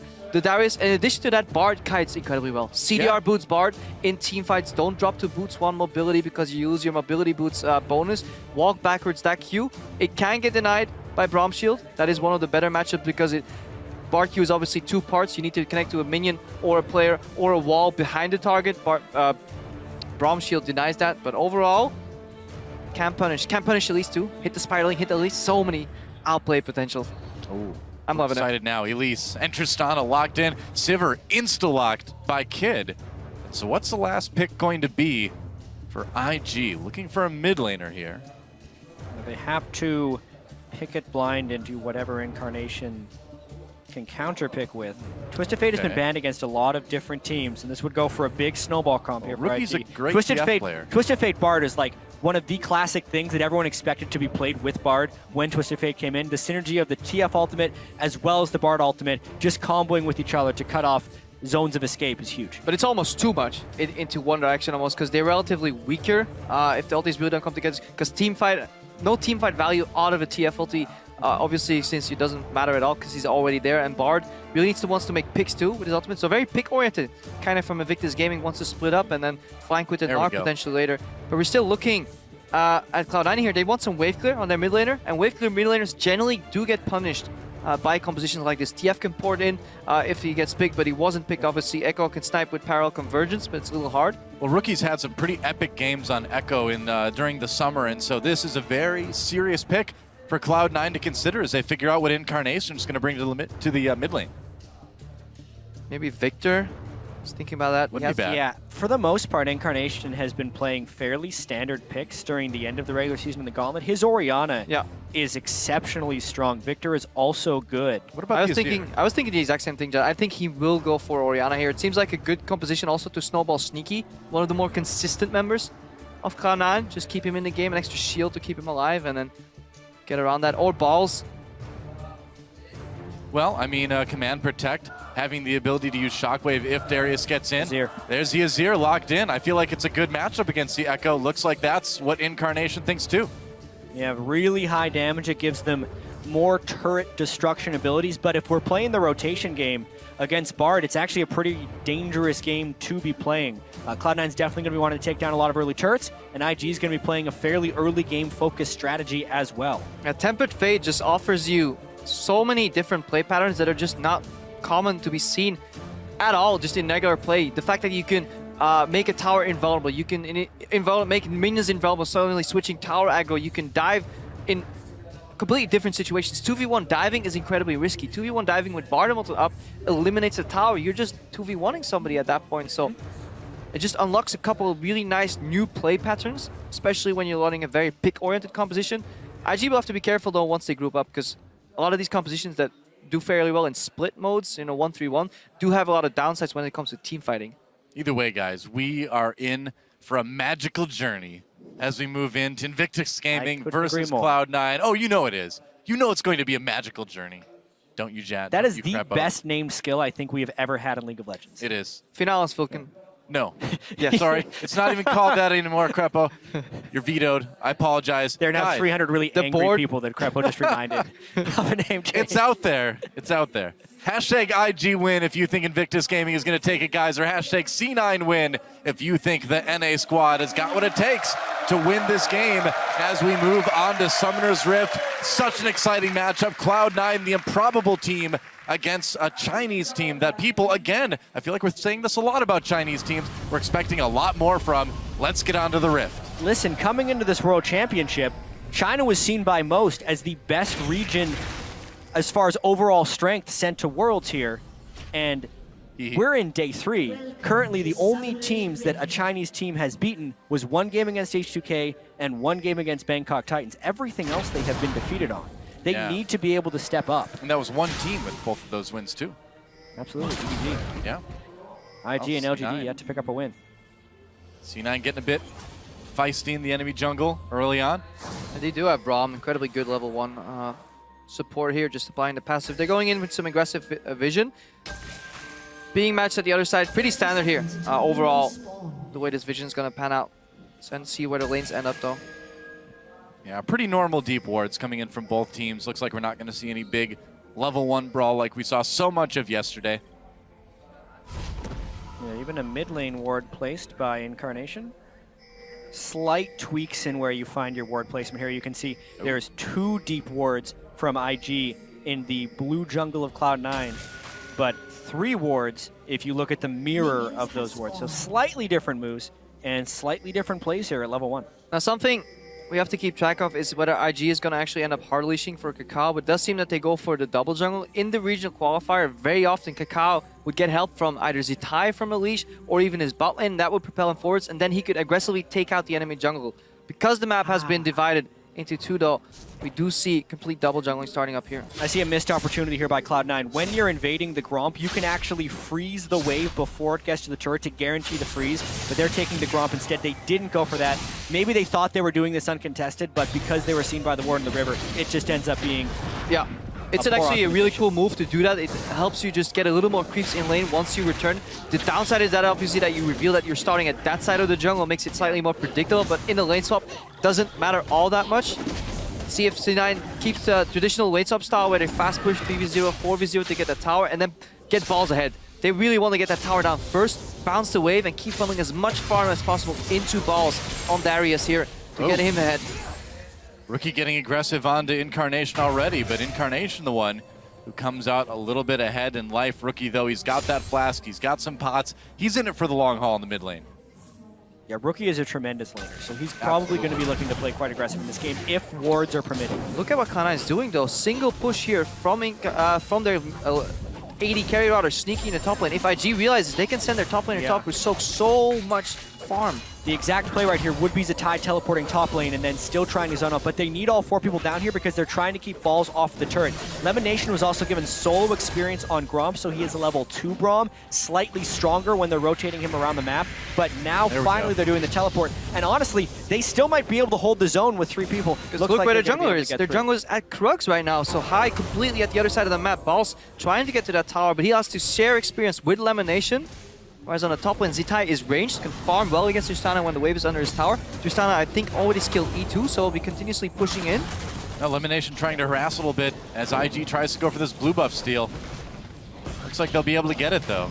C9 getting pushed around a bit on the map early on. Well, they do have a tiny gold lead. This is exactly what happened. High traded some map pressure and top laner farm for his own selfish gains as a jungler. And honestly, it's not that different from how High played during the regular season. When he came in as a jungler, he was very farm heavy. A lot of that had to do with picking Sated Devour multiple times, but he transitions that playstyle to a few other things. High will do things that other junglers just simply do not do. Like play a Mumu? Or Kha'Zix. That does happen. Or win on Rengar. All of these things other junglers don't really do right now. Yeah, because the lane swap played out the way it did, though, Incarnation had free reign to just constantly shove in mid, put some pressure on Rookie's Echo here. High even went to the flank there to get him down, but Zitai, he is comfortably farming in this lane, whereas Darius has a hard time farming, especially with a melee support helping him against double range like a Bard. Eat 1 double stun and you get punished incredibly hard, so Balls will have some trouble here. What's most interesting to me about this is the Balls lane with Elimination is probably the most common thing for Cloud9 to happen. All the way back, even in 2014, this was an incredibly common lane setup. Even the championship against TSM in 2014, almost every game, Sneaky was solo laning top on Tristana or Corki. The problem with that lane strategy is, though, that Tristana just almost automatically shoves the lane if she skills her E, so much farm gets funneled into Zitai, whereas wave management is paramount to making that top lane support synergy work. You want to deny as many creeps as you can. Rookie here, though. Yeah. Look at this. Incarnation certainly winning the 1v1. Rookie takes a ton of damage. Hasn't had to use that flash yet, but it's coming close. That early Fiendish Codex, Incarnation really putting that extra damage to good use. It took Incarnation a little while to get settled in the mid lane since he just started playing professionally this summer split. Definitely. But particularly since High came back in, he's really turned into a force. And all the hype that was coming into the season from Incarnation is actually being realized in a lot of games come later in the summer split and specifically early on here at Worlds. It's actually fun to see him perform on control mages because mainly when he came into C9, he was an assassin player. Everybody expected him to play assassins at Worlds. Now he's picking Azir and doing well so far. He's also in a super dangerous place right now because Kakao is in his own jungle. At least he has some help from High on his own side. Yeah, it's true. Still has that flash, still has that barrier in case the worst case scenario happens. Zitai is already a full level ahead of Balls, so we need to see C9 punish somewhere or use the advantage on Sneaky's experience to get an objective, do something. Yeah. And it's exactly what we were talking about before the game, and all the teams have been picking Darius. They're giving him pick priority, but they're not prioritizing him within the game. And all of these Dariuses are playing from behind, not due to their own choice, but due to team choices. It's not like he's losing the first levels 1 to 5. He is level 5 when the opponent is level 6. In this game, it's level 6 to level 4 by the time they actually meet in lane. And look where Kakao is. Comes Kakao. Looks like they're going to try to dive Balls here. Balls underneath the turret. Zitai, Kakao coming in. He's in a lot of trouble. Gets the Q off onto Zitai, but there's a Mega Gnar right away. Stuns come through and Balls has no chance. First blood goes to Zitai. Flashes to avoid some turret hits, but not a bad trade for first blood. The only chance Balls had to survive that gank was if he flashed the Gnar ultimate. He tried to predict a drive, but he got caught by the very end of it and still ended up stunning on the turret. That really hurts him because he lost the wave. Cloud9 almost has to counter, but it's pretty hard to dive here. 3v2 instead of a straight 2v1. Balls does have teleport from base. He almost has to go for He's only level 4. This is tricky. Speaking of teleport, they're coming in onto the spot lane. Kitties and Kid in a lot of trouble. Kitties comes back in, gets very low, taken out immediately. The revenge of Balls is real as Kid takes a lot of damage too. Looks like C9 though has to flee. They got the support, couldn't quite take down Kid though. Meanwhile, a brawl in the mid lane. Incarnation could be in trouble. Flashes out of the stun and Rookie has to back away now. Takes some poking on the way out, but Incarnation, no mana for him. This fight in the mid lane's over. Yeah, needed to burn the flash, was able to maintain the barrier. Oh. The main play right there was just the bot lane dive. I mean, Cloud9 is trying to force, they got the double teleport, but none of this changes the fact that Balls is still 2 levels behind Zatai, and it's not necessarily to his own fault. It's the team not having priority. Similar thing happened in their first game against AHQ, where they put him in the lane far behind. And that's also the nature of the game. Bot lanes can play from behind much more easily than top laners because Especially Darius, indeed. Because 2v2, you can be behind some items as long as there's not a BF sword disparity at all. A couple extra potions, you know, you drop some CS, but top lane, that's 1v1, especially in a counter matchup like a Gnar. C9's early lane prioritization has been off, and Balls, yeah, he's getting punished for it. Zatai now just hit level 7. Balls is still level 5. Well, it seems like, I mean, if you have a Darius on your team, you have to remember there's a Darius on your team. Give him a little bit of help. Let the guy get ahead a little bit. He's supposed to be the one that comes in and does a ton of damage. You can't do that in a situation like this. Still level 7 to level 5. Zatai going Mega Gnar, throws Balls against the wall. Balls the minion in a bit of trouble. There's the stun. Little bit of minion tanking helping out there. Oh, the Q misses. Flash Cocoon misses Zatai. He's going to back away. Repel coming in. Can they catch him? Zatai, no flash. Still looks like he's going to get away. Meanwhile, another duel in the mid lane. Emperor's Divide does not hit Rookie somehow, some way. No kills result at the end. Couple nice sidesteps there. Zatai hops out of the cocoon. Rookie sidesteps the ultimate. Otherwise, he would have found himself in the tower. Would have been forced to use that ultimate, obviously. No kills would have happened anyways. So close, though. The minion tanking that house for Balls. Save. Very nice. Honestly, though, IG, the mid lane Rookie has been getting beaten on CS. It's somewhat expected for an Echo Burst in Azir. He's itemizing defensively, and he's starting to make some really aggressive moves. The fact that there's been very little jungle priority on that mid lane, Rookie is trying to take advantage of. So many of these aggressive plays that he's doing just to stay close to Incarnation could actually be punished by High camping for a gank. And Kid, they're fine playing this lane slightly from behind. Bard, obviously, with those health packs, gives you plenty of sustain if you don't get all in. Just over time, you can spam health packs in lane, then you back off when you have 4 or 5 chimes, you take them, and they go incredibly quick because each chime gives you additional movement speed out of combat. You come back to lane, sustain up again. Sivir with Spell Shield doesn't get punished, so Cloud9, where they're ahead in experience, can't punish. IG, where they are ahead in experience, they're punishing Balls. They're looking for another dive. Oh, more action down the mid lane. The duel continues. Incarnation taking quite a bit. Still has that barrier. Rookie needs to be aware. He's got his tilt back here with the ult. Gets a stun onto Incarnation. Could be in trouble. Again, he pops the barrier. Incarnation low, and Rookie takes the 1v1 duel. Such aggression by Rookie, flashing offensively, ulting offensively, dashing offensively. There's no counter to that, and Incarnation finally falls to his aggression. That Ball's in a bit of trouble too. Cacao comes in, nice ultimate, pushes Balls back, doesn't have the flash to get away. Can they catch him? Zatai hopping in off his lane friend. That was awkward, but Balls goes down anyway. Didn't get the heal off that Q, and he needed elimination. Throws the ult down. Kid blocks it with the spell shield. Has to flash away anyway. Teleport coming in. Can't save the AD carry. Rookie coming from the mid lane. Could get bad for C9. Elimination goes down, and Sneaky has to flee. A series of unfortunate events for Cloud9 and great events for IG. If Rookie can start snowballing this game, it's going to be incredibly hard for Cloud9 to get turret sieges up. We know how good Rookie is on this Echo, and Cloud9 has to be terrified. But just look at the bravado from Rookie in that mid lane. He's not afraid of High at all. Even though he knows his jungler is setting up a gank in the top lane, he goes so aggressively. High, his top laner died, his bot lane was fighting, his mid laner died, and he was nowhere to be found. So his pathing, used early to get himself ahead, he hasn't used that advantage at all to help his lanes that he actually put behind with the early map movement. Wow, just like that. A little bit of a lead, almost 1,000 gold for IG. Yeah, it's actually fairly surprising with all the things that just went for IG that it's only that much of a gold lead. But the ultimate to kind of start this thing off, not even to save time for the teleport, and it baits Sneaky into going aggressive, but they're against a double teleport team. They don't respect the teleport. A Rookie coming in, gets countered, he picks up an easy kill, and Sneaky has to fall away. And that's specifically what Cloud9 has been playing their early game around, is getting Sneaky ahead in the lane. Luckily, he didn't die, but it still gets rid of some of their advantage. Elimination really doing work to at least keep his AD carry alive by slowing down Rookie. Yeah, but also in that top lane, we talked about experience, also CS, Rookie and Incarnation still duking it out here, but Balls trailing behind half the CS of his lane opponent. This is one of the largest gold disparity or CS disparities at 10 minutes that we've seen this entire tournament. Balls really getting the worst end of that champion trade. Yep. Rookie comes in again, the Cocoon gets thrown out, doesn't work. Emperor's Divide pushes Rookie back, just ults to his former self and escapes.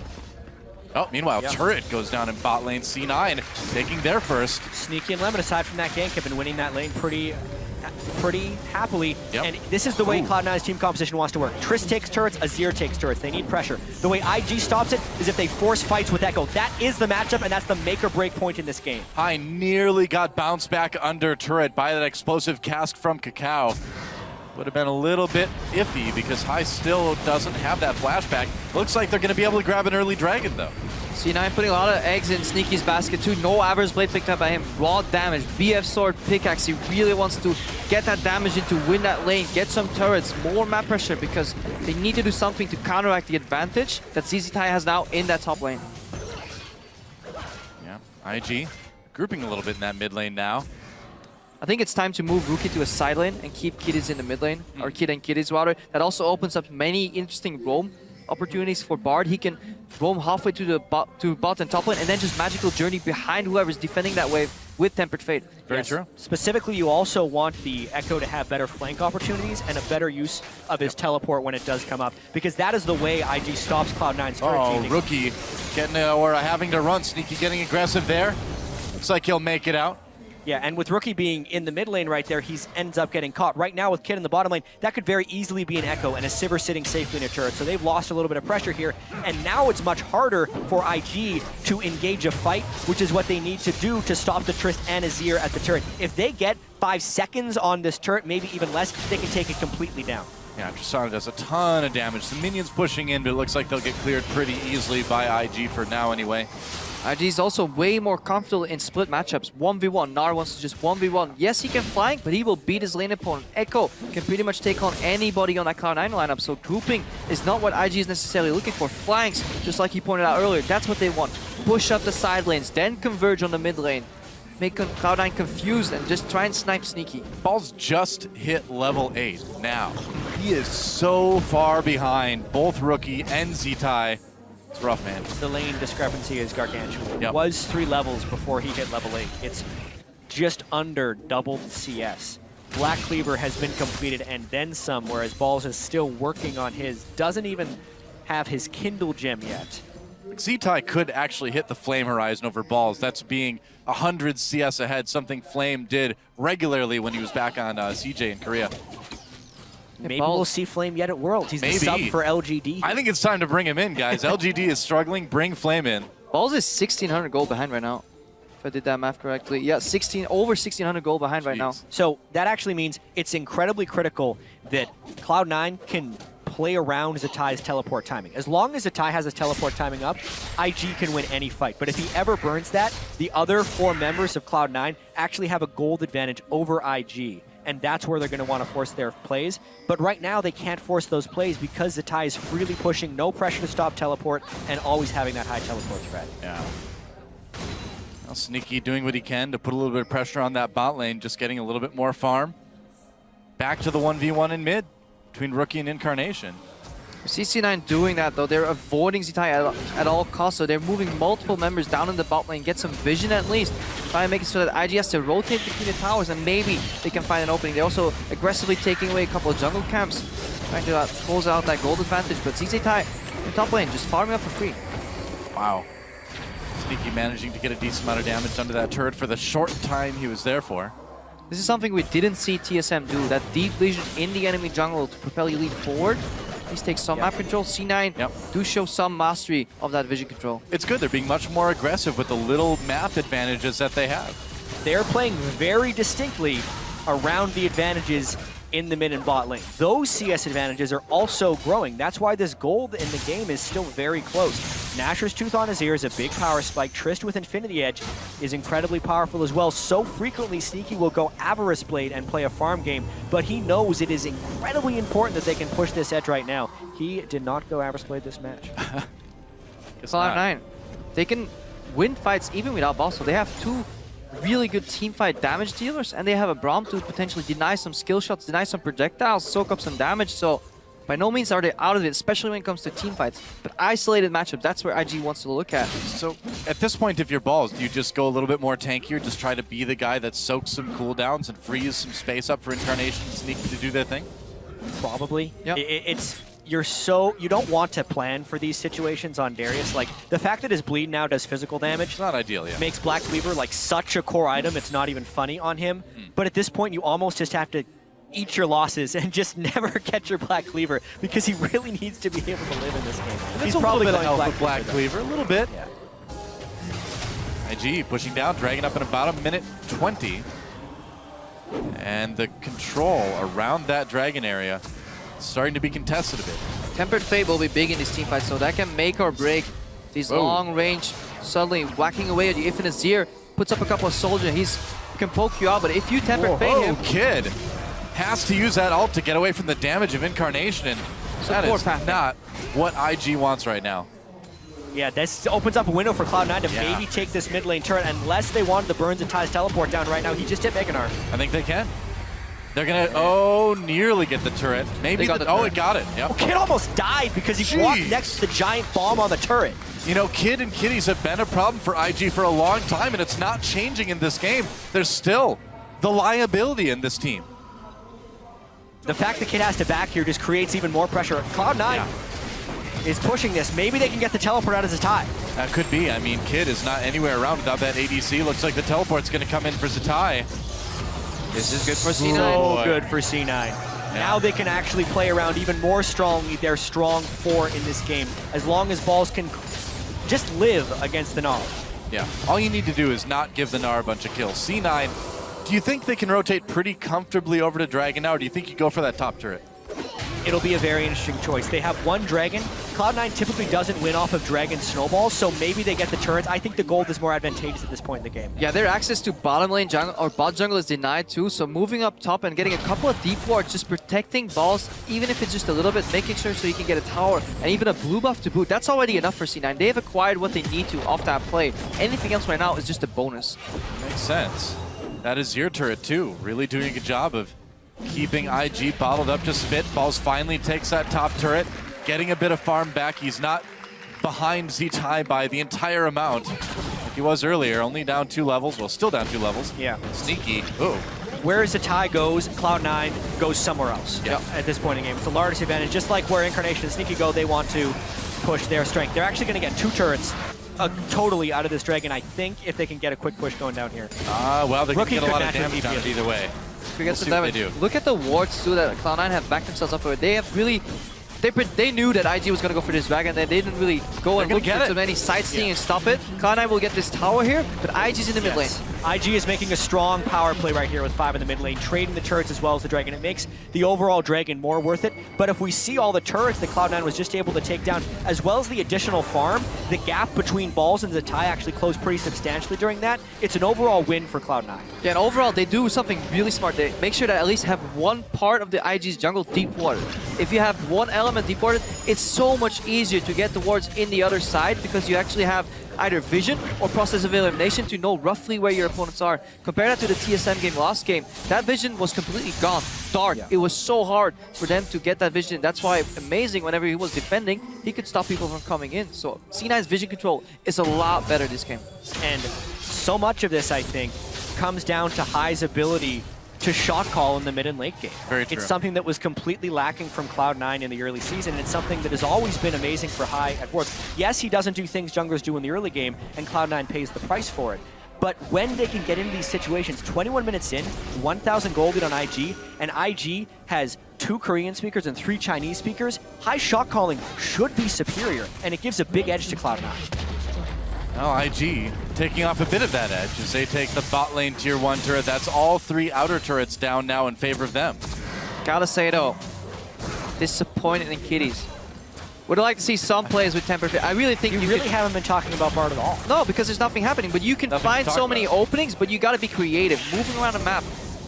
From a 1 screen to a 1.5 screen distance, Tempered Fate is almost undodgeable if you cast it properly. You can always go and flash. Cow. The Cow right now, forcing C9 out of the jungle. Here we go. Oh, Tempered Fate locks up Elimination High. They're going to keep coming in. There's a teleport for Cloud9. Balls entering the fray here as well. Cow has to flash away. Oh, big explosive cast. Elimination push back into the ult. Slows down IG a little bit anyway. The fight avoided, but a lot of ultimates burned on both sides. Good Braum shield there by Elimination, denying the Cosmic Binding there from Bard. Really key interaction right there. I also thought that maybe Balls would have canceled that teleport. He flashed immediately after landing. I think he was worried about also getting Cosmic Binding. But amongst all that, Cloud9 actually gets another turret. Sometimes they are so good of turning what starts as a bad play into an advantage. A very particular play happened in AHQ where Balls died in the bottom lane and Cloud9 turned it into a massive team fight in the mid lane. This was a microcosm of that type of play. Yeah, the analyst that's called a creative shot calling, and that's something High is really good at. Compared to Lost Worlds, when he went on his little solid snake run on the side lanes with that Zed, just trying to hide. That's something you see High do, and very many other shot callers just can't get to that level. So, actually very impressed that Cloud9 managed to come back, because at this meta game, being behind in your top laner, half or double the CS is... We have not seen any other teams be able to play around it. But 2 games now, Cloud9, maybe we have seen another team. You can add it in here. I don't think of it off the top of my head. No, I was just did thinking game 1 against AHQ. Balls went into lane a level down and 20 CS down, and Cloud9 was able to avoid being punished. I was just thinking Balls trained for this in Korea. I can see why you did the same. There you go. He's gone to the Korea time chamber. He's come out 10 times stronger. Yeah. Still slightly abandoned in the early game by his team, but hey. A diamond in the rough. He only died twice. It's pretty good. Hey, I will say, as we have a small lull in the game, of all the NA and EU players that went over to Korea to scrim and play solo queue, Balls put in the most work of any player. He struggled mightily to climb in solo queue. He actually never reached Master, but he played over 300 games in the under 1 month boot camp on top of scrims. Wow. Over 10 games a day on top of, he was playing out of his mind, so much effort, and he has improved. Even if he's not at the level of the other top laners, the work has paid off. I mean, this game overall, he didn't really make any mistakes. Any other top laner would have ended up under a tower about to get dove, so it's just unfortunate that C9 managed to keep him hanging there. High now getting caught. High. Teleport coming in, and High in a lot of trouble. Repels over the blue buff. Can he get away? Doesn't look like it. Turns in for a bit of damage, but he goes down. And IG, a bit of a power play now as they've got the 5v4. What are they going to do with it? Huge pick. I actually wasn't entirely sure how that one started, but maybe he was going for vision control. Now they're trying to make a play. Doesn't catch anybody. Tempered Fate. It is so hard. Useful that time. It's so hard to cast that from that distance. You really want to be 1.5 screens at max, because otherwise you can actually sidestep it if the player is experienced against Bard. Some players might panic flash, but your max is 1.5 screens distance, because otherwise you can just dodge it. Yeah, and the play is dead at this point. Yep. In clearing the ward, Incarnation got half health bars off Kakao, and well, Incarnation has that Rylai's now. He's doing a lot of damage. He's getting that little slow as well. They've got to really watch out when they're going through chokes. It's not exactly the tankiest team ever. I mean, Gnar obviously is going to be a bit of a force to be reckoned with, but still, he hasn't gone for the tankiest build. And the game might actually get very explosive in the next 5 minutes, because both these supports seem to be building towards the Zeeks. I think you might be right. He should be able to complete that probably on his next back. He has both components. Same for Kitties. I would say Tristana is the scarier AD carry with the Zeke's Harbinger completed because of the quick burst of damage you can do, but Sivir's also no slouch.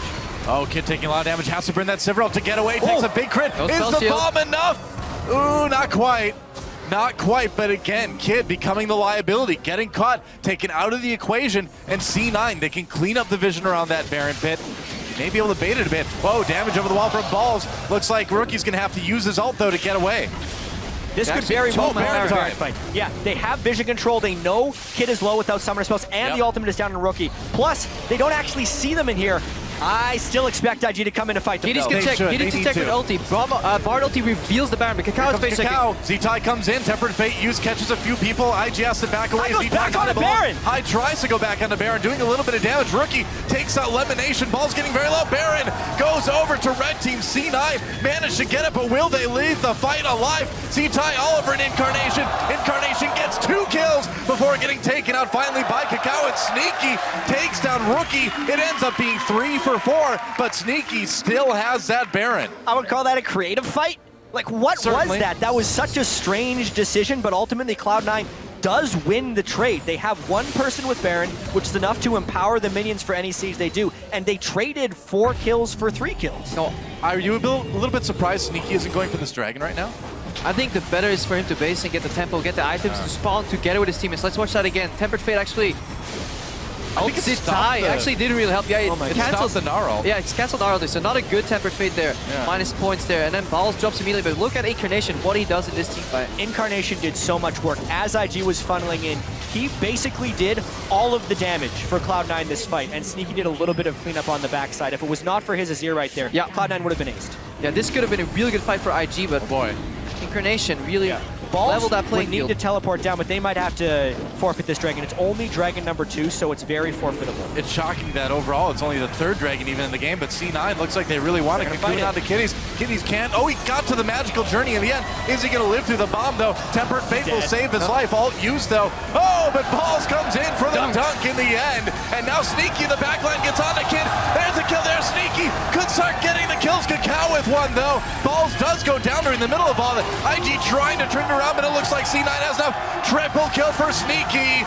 Ace for Cloud9! Helps them ace, gets the ace. They still have the Baron buff on Sneaky, so they can push with Baron and powered minions. If only they had a wave. What a ridiculous fight. I can't believe they pulled that one off, but it was all about Balls getting into the back line. It was all about Sneaky being safe coming from the side. Great fight by C9. Balls is doing so much work, just soaking up damage and attention. Yeah. Sneaky went untouched that fight. We talked about this before. 2 carries is enough to win these fights. Incarnation's Azir and Sneaky Tristana are straight up carrying these fights. Balls is what I like to call an offensive punching bag, right? Because you hit it a bunch of times, once in a while it swings back, takes you out.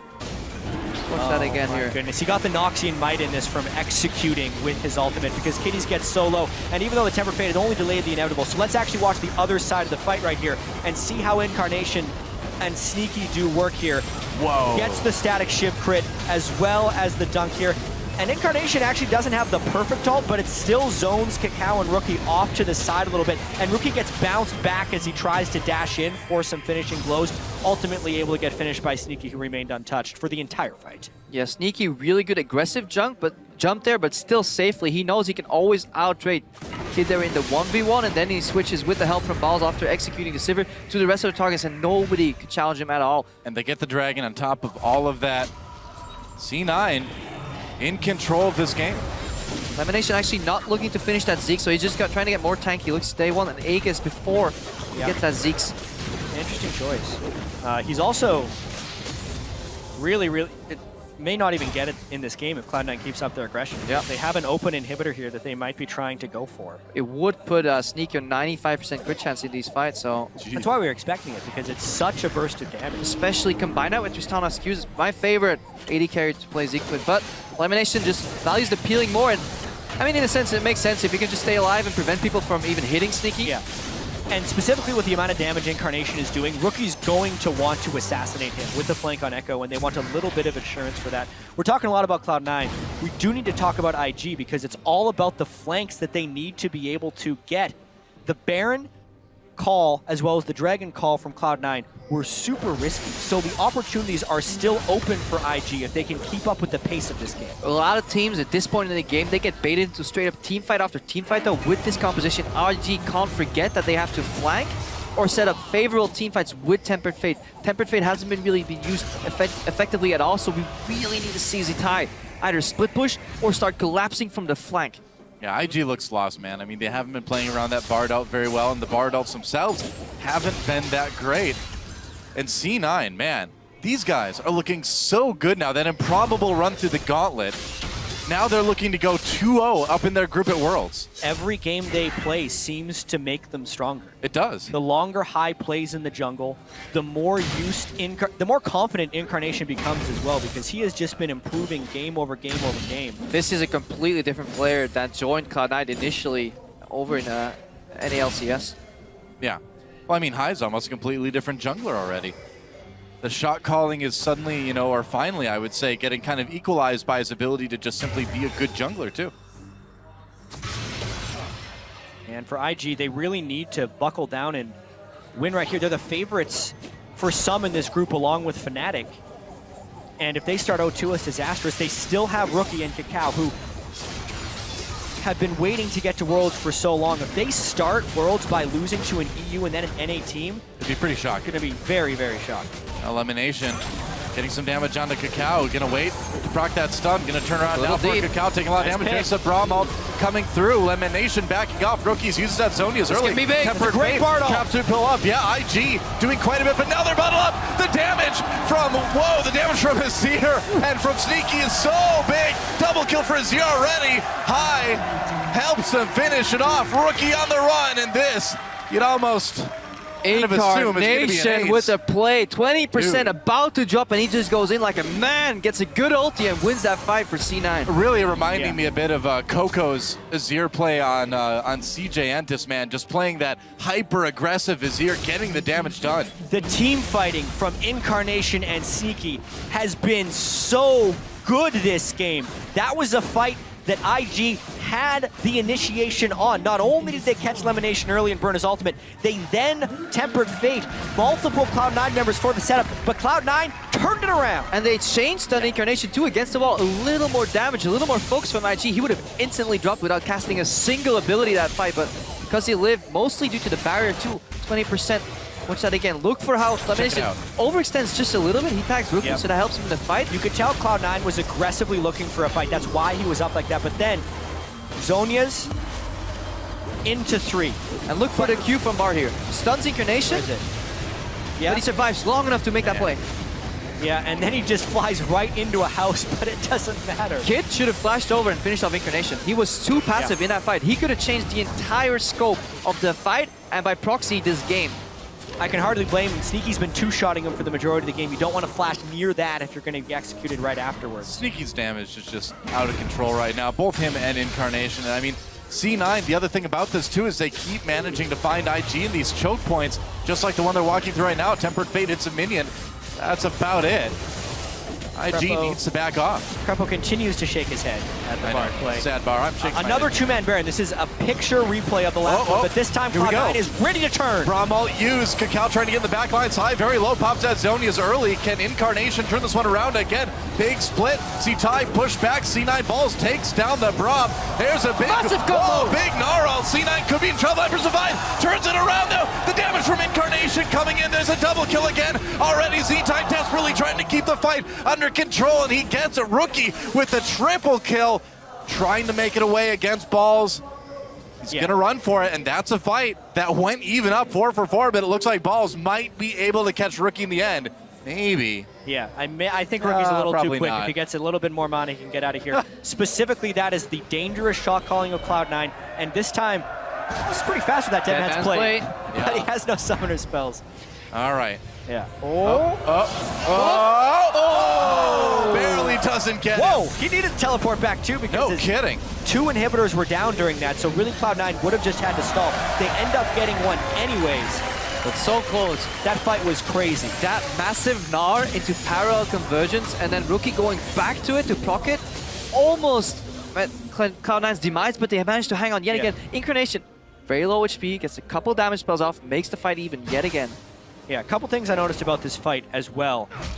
Balls was able to get in the backline very easily because IG is so focused on flanking, nothing is actually killing him, so his slightly behind state doesn't matter. But also, Kid, this fight, flashed forward to kill Sneaky. Yeah, Sneaky was zoned off 3v1. Even with a massive buster shot, it wasn't enough to survive that fight. But right now, we see another Baron setup here from Cloud9. Yeah, the tempo is continually being pushed. This time, Cloud9 with the Azir can kill it so quickly. They got a Bard ult to pit right now. They're doing it fast. Here we go. Baron taken out. Cloud9 already has a Brawlmalt, catches Cacao, and they're in that choke yet again. Here comes the damage. Tempered Fate locks them down, but it's only delaying the inevitable as C9 comes through. Victorious already in this team fight with a kill on Cacao. Kid trying to run away. They have to burn that Sivir ult to disengage, and C9, now they're coming in with Baron. Only one Nexus turret remaining. Baron-empowered minions will be in 2 different waves. This could be the end of this game. Certainly could be. IG needs to have a miracle fight to turn this one around. Z-Ty is going to need to come up big, but he's so far away from Meganar. That turret dying almost immediately. Rookie desperately goes in, and Z-Ty backs away as well. A double kill already for Incarnation. The damage is 2-0. Watch C9 completes the ace, and they complete the 2-0 already at Worlds. This Cloud9, you know, I think Faith Age is starting to apply to more than just CLG at this point. You just lump in C9 with that. These guys are looking so good. They're almost looking better than Cloud9 from last year, which is crazy to say after this game. Almost. Incarnation's mid lane play in particular is mechanically amazing so far. The plays he was putting out in this game were very impressive. I can't help but wonder though, that IG they took a wrong turn at one point because they could have punished Cloud9 so much harder. No team should be able to come back from that. Your top laner being dove level 4 against level 6 with a pickup composition.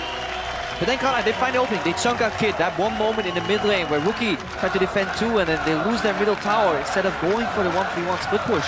Well, man, credit to Balls as C9 takes a bow, man. He was so far behind, stayed relevant. That's what you got to do as a top laner. You're going to have those games where you're so far behind in levels. And CS, as long as you can just not die, as long as you can just keep it up, keep the farm coming, you can come back and make a difference. And you can see IG is pretty distraught after that loss because the situation that they face is rather daunting. They're 0-2.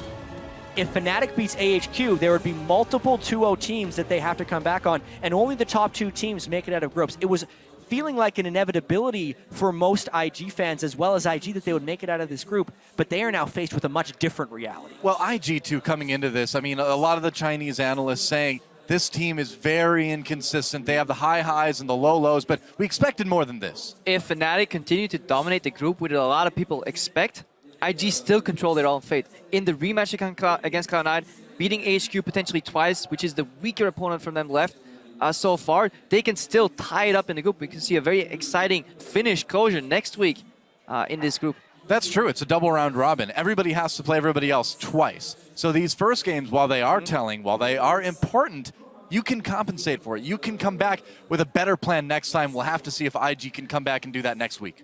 Yeah, that was thinking about this game a little bit more. We're wondering, like, where did IG go astray? Because they had the top lane advantage, and so much that, and some of it is in Bard because they weren't able to force any team fights. But more particularly, it was literally just about Zatai not finding a way to become involved. And the creative shot calling of Cloud9. They are not following the same script that any other team is here at Worlds. So you have to be also creative on your own end in order to beat that. The moves and rotations they're making are things other teams just aren't doing. There was such a big disparity between Balls and Zatai, but the even bigger disparity in this game was the way Cloud9 played around their weaknesses compared to how IG failed to play around their strengths. And that really allowed Cloud9 to come back into the game, and then they did it phenomenally, though. To come back from such a large deficit, I think it may have even been the largest CS deficit at 10 minutes. It was something like 36-70 that we've seen in the top lane this entire tournament. They still managed to beat that, and Balls still stayed relevant.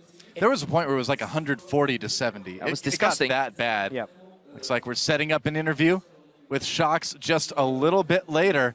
And it looks like we've got High and Sneaky on the desk, if I can tell properly from behind here. Yeah, that's going to be it. Speaking of Sneaky, that's another one of the strengths that Cloud9 had on the team. We talked so much about Zatai and Balls being a mismatch. Sneaky and Lemon over Kid and Kitties was very exposing for Kid and Kitties. They have been known as the weaker bottom lane of the Chinese teams that are coming here to Worlds. They certainly and they're getting beaten pretty heavily. And if you're in a situation like that, you can't play the Bard because Bard needs pretty immaculate team cohesion, bot lane cohesion to make it work. And a lot of roams, really, just to make those picks. But most importantly, for me, Sneaky, while any of the members of Cloud9 have been fluctuating in skill up and down during maybe the entire summer split, I think Sneaky is the most consistent, one of the most consistent players in the NALCS, rather, and the most consistent player on Cloud9. He has always been a threat to be reckoned with, especially on AD carries like Tristana, where he's not afraid to jump aggressively and make that play. So I'm a big Sneaky fan.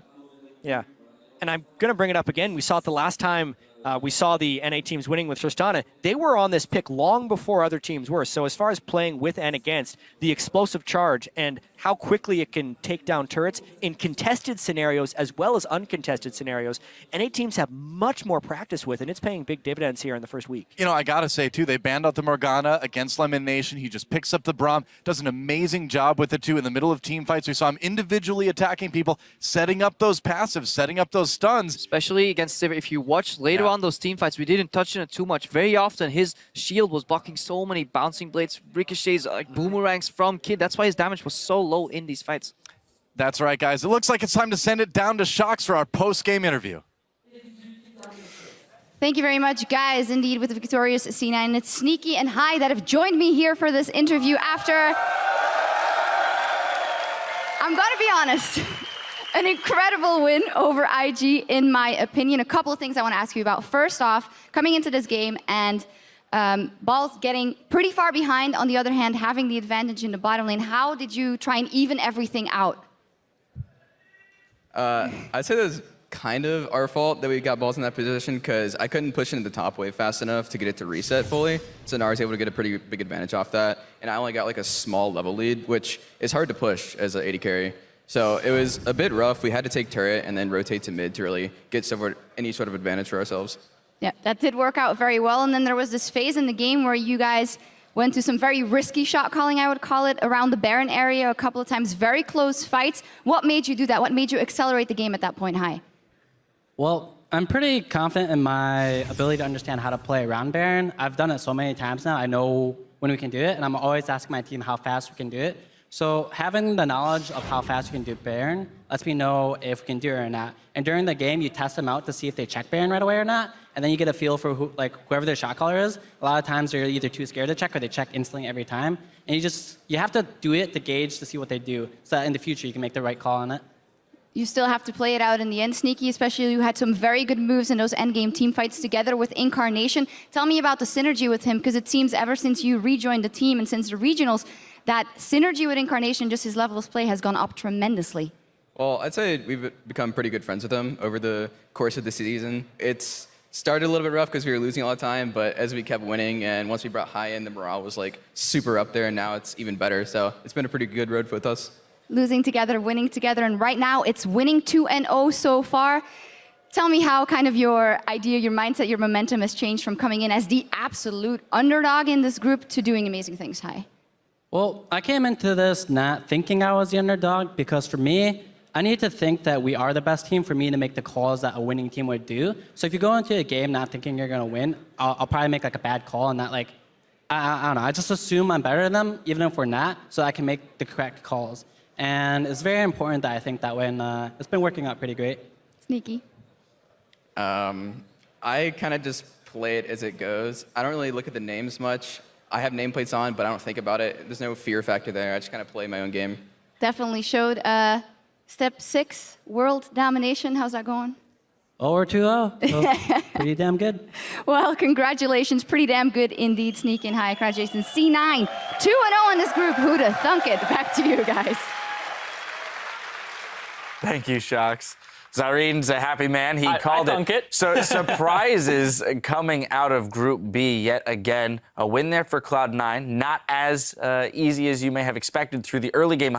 I want to hit on, though, what Hai mentioned there, Zyreen, the mindset of needing to play from a place where he can make the decisions that a winning team would make. It's really funny because I've actually played alongside Hai in ranked games before and in ranked 5s, and he micromanages everybody. And when he's in the mindset of we're better than these guys, he's constantly telling you things like, go here, do this, test that. And he's making sure that you're pushing up, going back. You always know what you need to do. So he's basically the puppeteer of Cloud9. He is the chess master. And when he's in his mindset and he's in his groove, you definitely see it. And I think it's extraordinarily important that he's able to do that on the world stage. And he was up against Kakao, who's definitely a world-class jungler and has a history of being an incredible jungler, and he didn't let up the pressure. He didn't let that get to him. Just amazing psychological mindset there. Monty? That's what just amazes me about Hai, that he can keep track of his own position, and on top of that, we know he's a very, very micromanaging style of shot caller, like Zyreen was saying. And to have both of these things simultaneously is really, I think, quite unique to him as a player, and has always, always, always given Cloud9 one of their biggest strengths. But now I want to talk about the hole that they dug for themselves, that Sneaky did mention, because this can't be a trend that can continue throughout the entire tournament, because there is going to be a time when they can't come back from a deficit between their top laners. But it is a team effort to make sure that that top laner gets off on the right foot. Yeah, you aren't always going to go up against Kid and Kitties in the bot lane and get this large advantage to kind of compensate for that. But definitely bouncing the wave appropriately. You heard Sneaky talking about how they didn't set balls up. It is a team effort. It is not just balls there from the get-go. It's early picking top laners that are brutally melee and have very little good range matchups. Like, that's as easily as we can point it out. Like, Darius came into this, and sure, he was a power pick, but you play him on day one, you see that there are counter picks out there, and then you stop playing him in a blind fashion. pick him into the Olafs, pick him into other champions that he can have success, or get him a 1v1 lane and gank it repetitively, because one thing Darius does bring is a fantastic 2v2. Yeah. Yes. And one of the aspects I think that we're seeing with some of these North American teams is that it's a region of weak top laners. So these teams are not used to setting their tops up properly to succeed because they're so unused to even getting carries out of that position, right? We can talk about Zion Spartan and his dominance, but even he had a pretty poor first game up against the Flash Wolves, right? There's been a lot of aspects where we take a look at KT, we take a look at SKT. These are teams that know how to play around carry tops, and they give them a wealth of resources. Well, you know what we are good at, though, is taking an AD carry advantage and transitioning that into mid lane. Both CLG and Cloud9 do that, and they play to their strengths in this tournament, and it's working out for them. Despite it being a top lane bruiser-focused meta, we're still finding ways to open up games from the bot lane. And that is one thing I will say is I really like the addition of Tristana when you have Darius, because that champion has so much self-PL and the ability to be able to reposition around team fights, chunk people out to set Darius up for success. Didn't happen in this game, but I have a feeling that when the likes of the SKTs start playing these champions together, that it is going to be fireworks across the Rift. Yeah, and that's when we look at Cloud9's compositions from their last two games. What have they been doing? They take some fast-pushing AD carries, they take the Tristana, they take the Azir, they take the Veigar, these mid laners that have a huge zone presence and an ability to siege turrets. Now, what does this do? This hides balls. He doesn't really have to do anything at all. He can be behind. They will get him global gold and make him pseudo, I'm not going to say he was relevant because he really wasn't relevant in this game, but sort of relevant, a warm body for cooldowns to be used upon. But other than that, if some of these mid laners where they can effectively siege with get banned, that's my question. Where does Cloud9 go? Because somebody's going to crack this code about the sieging style, and C9 has to have another response. Yeah, we did see evidence of that. He was at 1.2K down within a single push through the top, securing 2 turrets. From that global gold, brought him within only a 1K deficit, so they're able to make swings there. But as you said, we'll see if they can adapt if and when they are forced to. Right now, AHQ Esports and Fnatic are setting up on stage for our final game of the day. We'll be bringing you that matchup right after this. Stay with us. Remember, you're in charge of your enemy person. Keep track of him like a hawk keeps track of a mouse. That's a nice meme, dude. We'll be the hawk, they'll be the mouse in this game. Nice meme, dude. We go hunting. Speaking of teleport, they're coming in onto this bot lane. Kitty's and Kid in a lot of trouble. Kitty's comes back in, gets very low, taken out immediately. The revenge of balls. Yeah, we got it. Echo. Echo. Get out. We lose the fight. We lose the fight. There's super chunk. Run. Yeah, he jumped over. Nice. Oh, you get him. He has no ulti. Take a jab. Nice. And they're chunked. Balls does go down during the middle of all that. IG trying to turn it around, but it looks like C9 has enough. Triple kill for Sneaky. The damage from Azir and from Sneaky is so big. Double kill for Azir already, and they complete the 2-0 already at Worlds.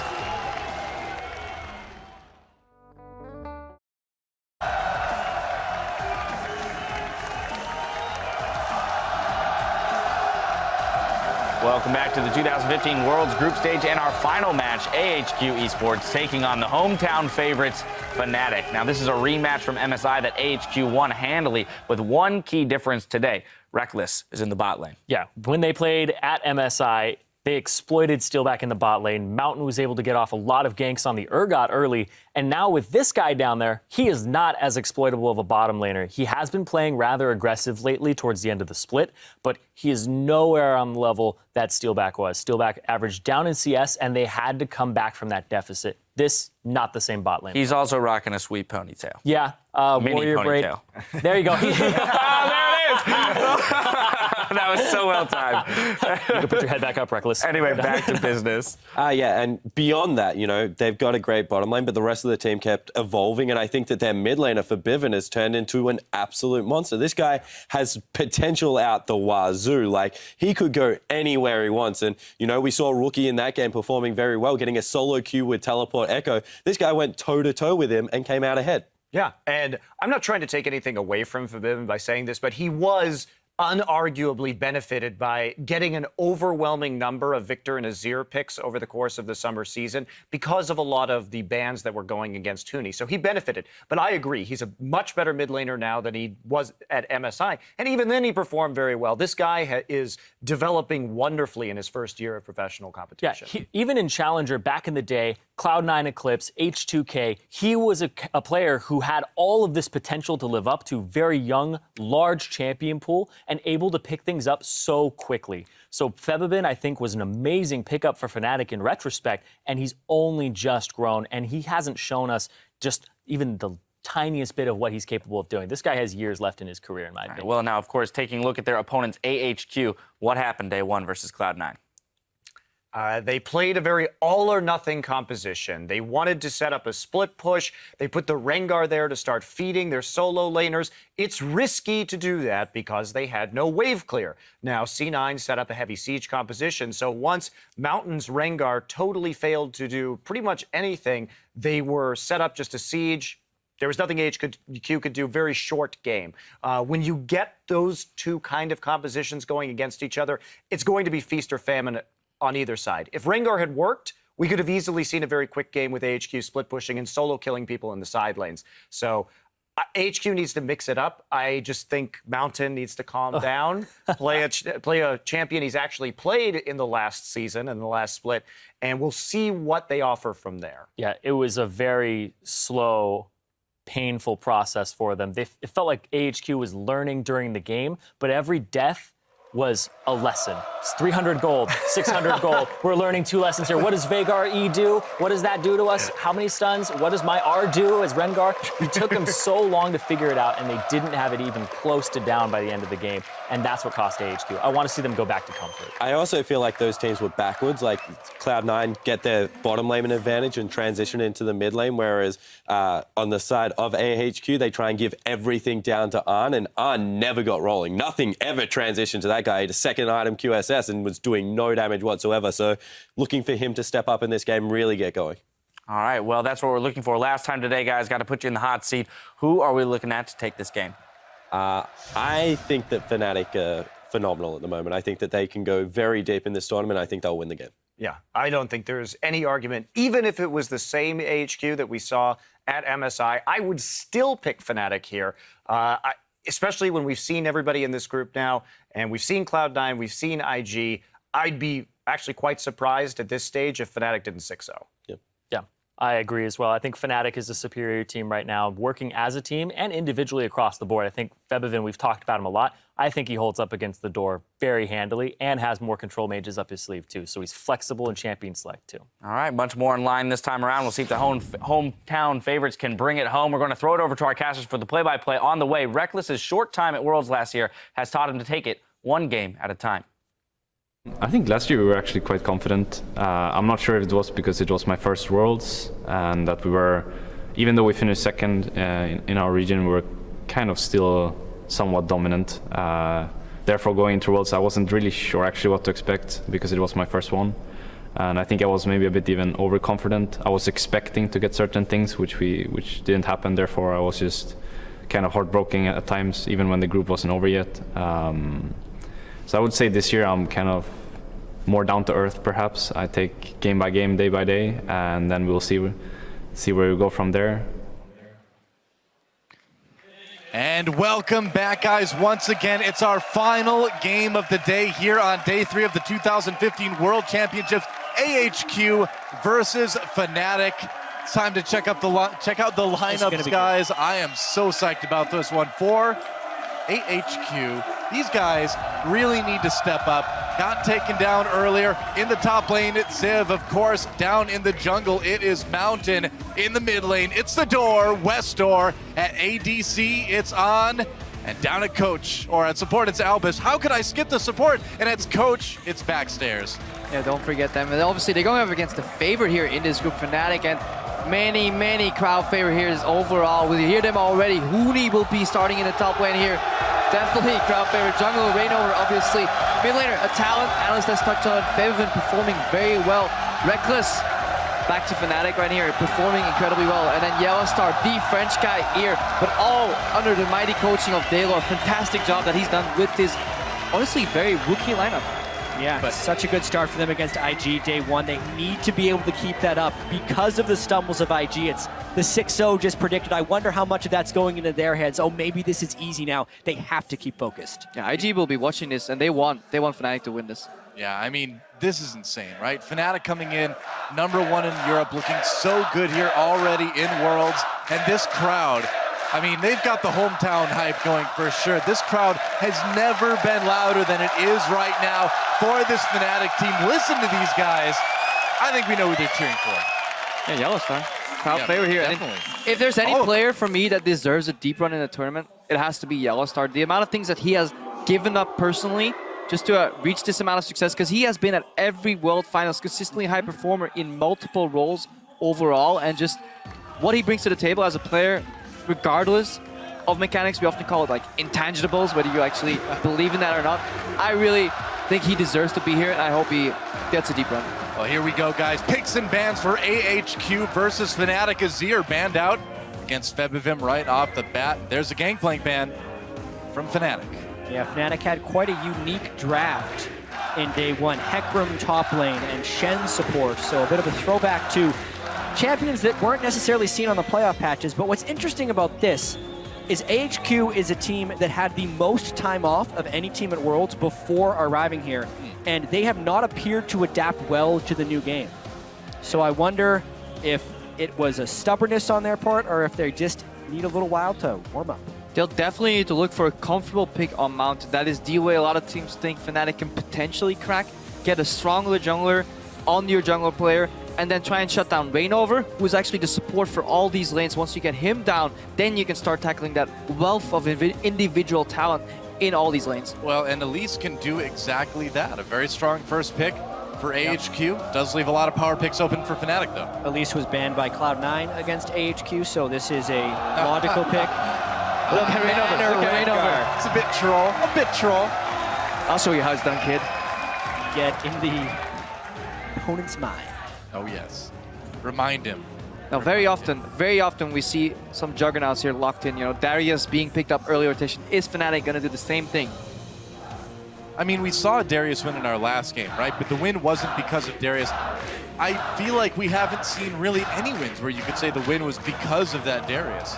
Looks like they're going to take it anyway, though. Huni is a pretty strong top laner. He can still be a cog in the machine, and this is one of the first times in the draft phase already we're seeing some already inherent built-in synergy with the Darius. As far as team fights, the assistance for him to get involved is aided by the Sivir. Also, Sivir, generally a passive laner that can get through most matchup by just farming, which means you can redirect your attention from the game to the Darius, and you touched about that earlier, Jan, how Darius gets pick priority but doesn't get game priority. Fnatic already looking to do that with this draft. Meanwhile, AHQ thinking about picking up that Gnar. It really feels like Gnar is the default pick against Darius. It is. I mean, he's got the range. You can kite it a little bit. You can harass Darius a lot in range despite that little heal off the Q. Not too surprising to see that picked up. No more Renekton, apparently. Gnar's the go-to pick for everybody here. Outside of SKT, anyway. Not everyone can be MaRin, unfortunately. That is true. Jinx possibly picked up as well. Looks like the timer will count down, and yep, it will be Gnar and Jinx locked in. I like it. With Cocoon and traps available, you already have a decent amount of peel to keep that Darius away from your team. Jinx hyper carry necessary. I do think teams, whenever they pick a Gnar into Darius matchup, they actually lock in too much split push, like we saw IG2. They went for like a 1-3-1, and it seems to be incredibly hard to play at the world stage. So more teamfight oriented picks could be big. Febivim teasing a Riven pick here. Before he became a professional player, Febivim was actually a very big Riven main. Obviously, his real name is Fabian, Riven, Febivim. That's potentially where it comes from. He was a Riven one-trick pony. He may actually end up playing a Veigar here. We'll see, but... Will they actually even pick a mid laner right now? I feel like the majority of these hovers are just taunting AHQ about their game yesterday. True, that's actually true. The Veigar was played against him. No, I think we've deducted the champ select. This is why we don't talk about hovers. No, we can, because it's all about the mind games, right? The hovers front. See, the hovers in Korea are pretty much there to just control the Korean caster Cloud Templar. And he Jungle Olaf as well. Give it a second. Maybe. Yeah. Reignover special. All right. Reignover special. It's what he was the pretty much only person to play Olaf jungle Already the inbuilt synergy with the Sivir, so they're building very heavily around this. Well, Jinx is going to have a lot of people running out of that. She's going to have a hard time stopping. Actually, wasn't too big of a fan traditionally of Annie as a support, but her value seems to be pretty high in this World Finals where she just provides instant hard CC. Yeah. That's what a lot of these teams have been looking for. A lot of these fights could go different ways. Could still see no Kalista, actually, this game. Well, you're trying to get on the Jinx, right? And I mean, where you've already got the top lane picked, you can't go to like a Malphite or anything right now unless it's a rare Malphite support. So this makes sense. Put Olaf in the jungle. Wouldn't mind to see a Morgana here, honestly, coming out of the Albus here. Black shielding that Jinx, keeping her alive. No Axis, no Annie stun available. Kiting those Juggernauts. Oh boy. Fizz, but the Tom Kench, it's the seafood duo. Unbench the Kench. Kench. By HQ. Unbench the Kench. Yeah, Westar goes back to Fizz yet again. It's expected. It was banned against him almost every game during the regular season in the LMS. It was countered yesterday by a nice pushing comp, and Fnatic has been spectacular in rotations. If Febiven picks a somewhat safe, long-range, wave-clearing mage, it would fit right into what Fnatic wants to do. Zillion would be an unlikely choice, but something that perhaps could handle that Fizz. You know, I mean, the Veigar, we saw it work really well into the Fizz last time. You know, is Febiven willing to play that kind of champion? Does the composition really require a Veigar? He has so many more options that he could play. Veigar is tricky. Westor obviously has learned his lesson. Hope he knows that matchup a little better. Feels like a Victor game. I agree. Any game feels like a Victor game. What about a Yorick game, guys? No. No. Oh, okay. I was going to say. Oriana makes a bit more move speed. There we go. All right. Also more shielding for assassination. Very well-rounded composition here from Fnatic. Yeah. The weaknesses of Olaf and Darius as champions, obviously, that they can't get to their targets. Double movement speed steroids here, a support that can lock the enemy in place. Obviously, will rely on being eaten up by his support, save him out of that damage. And I'm thinking about the way AHQ wants to play this game. They need Ziv and Westor actually to have pretty strong laning phases because they need split push pressure in order to get flanks for some team fights. I really do wonder, Fnatic is such a good team as a unit with all the move speeds synergizing with the two champions that want to just run straight at the enemy. Also, just look at the innate amount of wave clear that Fnatic has ready. Even Olaf with a couple axes puts a wave lower. Oriana instant clear wave. Sivir instant clear wave. The hardest part for HQ will be their wave clear. AoE rockets from Jinx is their best wave clear tool. That is really rough if you get any amount of goal behind. Now we saw the Bard from IG. Now we're seeing the Tom Kench from AHQ.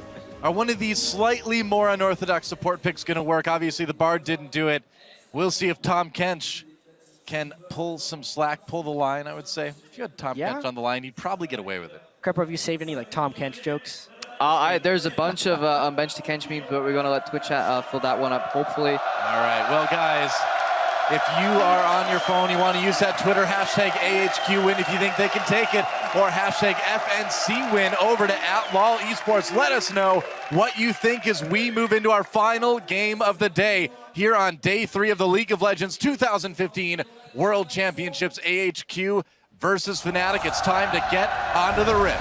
If you're unfamiliar with Tom Kench overall, his job is really to be a pesky nuisance and peel. To stop people from getting to your AD carry. If they do, then disengage, eat up the AD carry. We may see another aggressive 5v5 here though. Yellowstar instantly charging up that stun. He is when played well, he is one of the most annoying supports to play against. It's almost like the way it feels when trying to kill a support when they have a Kalista on their team is like trying to kill an AD carry when they have a Tom Kench on their team. You go for him, Kench eats it, has all this great health, you feel like you're wasting your time trying to hit him, then the AD carry gets spit out in the other direction. So is it dinner time for AHQ? 30 seconds until minions. I wonder, a little bit of wards going down, some very, very safe fanning going on from both of these teams here at level 1. Mountain and Ziv, those guys really need to snowball their matchup, really. Get that top lane ahead. Mountain needs to get some aggressive ganks off. Olaf, no flash. If you catch him in the jungle early when he's low, you definitely can kill him. Yeah, a little bit of a slightly late invade, but again, no real deep wards for either of these teams. As it looks like we will have a bit of a jungle follow early on. Do you think they're going to send Huni down to the bot lane right away, or is he going to stick with Rainover for a bit? Pretty much every team starts with at least a 2-camp double jungle as far as top laner and jungler go. even if there's no lane swap, it's more efficient because the junglers save damage and the top laner is able to go to lane with extra potions. Look what Reckless and Yellowstar are doing though. They're not going for Krugs. They may secure a third quadrant here for Fnatic overall, the way this lane swap could play out, because HQ 4-man starting in their safest quadrant overall. It's true, HQ is getting mind gamed a little bit here. Depends which. No, Fnatic's not going for a camp at all. They were expecting a start in that quadrant and were looking to harass instead of just starting on a grump. That could have been really huge. And then obviously Reignover and Huni are just going to continue double jungling. No reason for Huni to go to that bot lane when there's so many camps available. Yellowstar is just on scouting duty. That's all he needs to do. Find and locate the enemy jungler. Now he's potentially counter-ganking some level 2 cheese here in the mid lane. Good try for this early gank here. He's got that stun loaded up. Could go for a flash W or something. Or just walk in and try to get the flash out of Westor. Reignover coming over too. Westor already getting very low. He hits level 2. Yeah, Westor smartly playing towards his strong side of the map where all his allies are, so would have been really hard for the Yellowstar to actually get something on that. But I love what Fnatic did right here, shortcutting the double jungle. And it's going to be a dragon, but the tempo loss for AHQ is huge here. As far as gold and experience goes, Fnatic is going to have a really big edge on this, as well as they're going to get control of 3 of the major buffs. They can even, they can send Huni top right now, push in the tower relatively delayed. Reignover can return to his jungle with all 3 camps and the Scuttle Crab still available. Whereas at the opposite side of the map, there's only a Grump left for HQ to take, so very big tempo swing. Yeah, early dragon taken by AHQ, but Fnatic responding with a lot of pressure here in this top lane. We'll see if AHQ can get any sort of semblance of equalization down in bot. It's going to take a long time. Yeah, I've seen these trades go a lot of different ways. If a team is snowballing really heavily, it almost adds insult to injury to the team that didn't take the dragon, but that's after they make a mistake. If Fnatic plays this properly, they will hold an advantage, and by the time the next dragon comes around, they would be able to capitalize on that advantage, just due to the extra golden experience they gained while the 3-minute dragon was being taken by HQ. Last game, Huni forgot to take that tower down. If you remember, he left it on a couple of hits. This time, they're guaranteeing, they're sharing the gold too. Reckless needed a little more gold for his item. Huni, that wave is being bound, so he can safely farm. He's not going to be punished in this Gnar Darius matchup, as many top laners have so far. Yeah, and all of this with the bottom turret for Fnatic really not taking any damage. Oh, the Q stops Reckless for going back. Reckles. Technically, it is written Reckles. Yeah, it is. You spell it phonetically. All the way back in his first major tournament, IPL 5, the Reckles and Reckless debate was in full swing.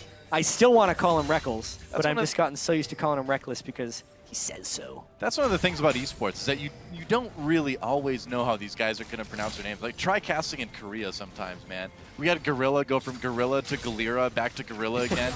Expression, we're like, all right, it's misspelled Expression. We're just calling. No, he wants to be called Expression. It's not easy sometimes. Actually, do you call him A-N or N? You just gotta go with it. If there was an H, I'd call him On more. Interesting though, the way HQ interrupted them completely changed their Reckless state. Huni went around. Reignover right there. Actually, Ziv comes back in. Where's that flash? He's gone. First blood goes to Reignover. Whoops. That was huge, and specifically credit to Huni for getting the apprehend during the Gnar jump. We've seen so many Darius Gnar ganks be attempted where that apprehend does not catch the Gnar, but Huni was able to do it. HQ felt comfortable because Albus canceled 2 backs, and they thought Huni was actually being swapped down to the bot lane, but they actually just pathed it around together with Reignover. Lulled Ziv into a fake sense of security and then punished that. That was actually a very creative play there by Fnatic. Meanwhile, on the bot lane, on and call him whatever you want. He's just freezing, not putting any pressure. A 4-man roam. Westor takes the south door out of the mid lane to try to escape with his life. Won't need to burn any summoners, it looks like. It's an effective door to take. It is. Yeah, here. I do have to mention that the 80 carry priority for AHQ is really huge, and the fact that they've forfeited so much and still not gained a major advantage for and over Reckless is disastrous for AHQ. As far as 80 carry CS differential at 10 minutes goes, AHQ had the highest of any team at Worlds with over 10 coming into this. And Reckless is actually a pretty conservative laner, so if AHQ was going to win something, it would have been that 80 carry matchup. But with the way these lane swaps are being engineered, Fnatic is just winning across all fronts. Huni hasn't gotten that much CS though. He's still even CS here with Ziv overall because of the way he's got a lot more gold, play in a globally. Yeah, obviously he was part of that first spot, so he's definitely in a comfortable position. Overall, just due to the level 1 start, HQ, they did something you really can't afford to do on the world stage, which is a single quadrant start jungle with no backup plan. Jeez, it's like a 2K gold lead already for Fnatic. It just under 7 minutes. Can't really go too much worse for AHQ. They're going to need to really play it out perfectly for like the next 10 minutes at least if they want to come back in this game. Yeah, and at the very least, push down the turret. They're leaving it up. They're not getting any gold influx to them right now, and they're stuck in these defensive lanes. Maybe their hope is that the next time Fnatic tries to push a turret, they can win a fight because they're still technically CSing pretty well as a team. They're just losing out hugely on objective gold. I mean, CSing well as a team, but I mean, that means they're keeping up. You know, they're not ahead. They need turrets. They need that gold. I agree. Febiven getting a little bit more for himself. And gonna grab that blue buff too. This is the part of the matchup where you actually can start pushing out pretty aggressively. You can sustained push from the Orianna. Forcing Fizz to wave clear under his turret obviously keeps him down. He does bring the Ignite to the table. Febiven will need a clutch cleanse there to get out of that. A Reignover getting a ward down in the enemy jungle too. I mean, Febiven is so extremely safe in this lane right now. The crowd is cheering for every successful Febiven CS. Yeah, he got one. It's more gold. Is he gonna do it? 2 at once here. It's a possibility. Whoa! So good. Right. Mesmerizing. That Febiven. Faker who? Watch him CS. I love this crowd. This is, I think this is actually the best crowd I've ever seen live. These guys are so excited about everything. I love it. Mostly instigated by the in-house casters here, Chips and Y. Dude. The band of merriment that they brought to the table too, so fantastic so audience good. here. Every time I've come to France for an event, it has been amazing. I've done it, I think this is my 4th time here, and the crowds are just always mind-blowing. Need some more Pantheon, but we'll get to that potentially. Alright, Huni now CSing on the tower. Actually doing a phenomenal job as the crowd indicates. Let's go up to single one. They're actually getting most of the CS. Huni, you're fired. Can I hire this crowd when I'm playing solo queue? I need those kinds of cheers. Well, Reckless might be in a little bit of trouble. No, just spell shields is right through the Flame Chompers, takes some damage. Oh, the rocket misses! This is very deceptive for the players because every time they hear a cheer, they're like, what are they cheering for? Whoa, Ziv pulled in. He doesn't have his flash. He needs to be careful here, trying to get away. Activates that Hyper Reignover, being chased back by Westor, who comes up. Huni back under turret now, so a little bit too much pressure to go after that kill. Yeah, I mean, this is one of the Westor roams. Unless that pays off, it's going to be heavily punished. Febiven already with pressure in the mid lane. Going to take a chunk out of that mid turret. HQ has to answer with at least a turret at the top. Yeah, roaming always brings a very large opportunity cost, especially if the enemy laner isn't even chunked out. Febiven, full resources, can just continuously keep shoving here. Reckless getting poked by these zaps. Huni taking some damage. Mountain doing it, trying to get that execute. Ziv trying to get there. Huni in big trouble, and Mountain gets the kill. This is something we've seen Huni do before. When his team is slightly ahead, he just doesn't quite respect his opponents just enough and ends up dying on another very predictable manner. So Huni needs to shore that up in his play. Fantastic 1v1 clutch player, but then these slow, very predictable reganks, he sometimes still falls to. One of the only ways that AHQ comes back in that is if Huni gives up a kill. And that's what that was. It was a giving of a kill. Very true. Because it was very easy to concede that turret and the team would still come out ahead now. He's going to be able to catch up in a lot of CS because of the wave that he's getting at the moment, but still, I mean, he needs to be careful that he doesn't fall too far behind again. And just look at that mid lane, 30 CS, that was the cost of that roam, so you really want to get that value somehow. Also, that mid lane tower, that is some hidden cost. Once that one falls, that swings the game open, especially wave clear mids against non-wave clear mids with the tower down, gives you so much pressure advantage. Deep vision becomes even easier to place. Huni is pushed up really far.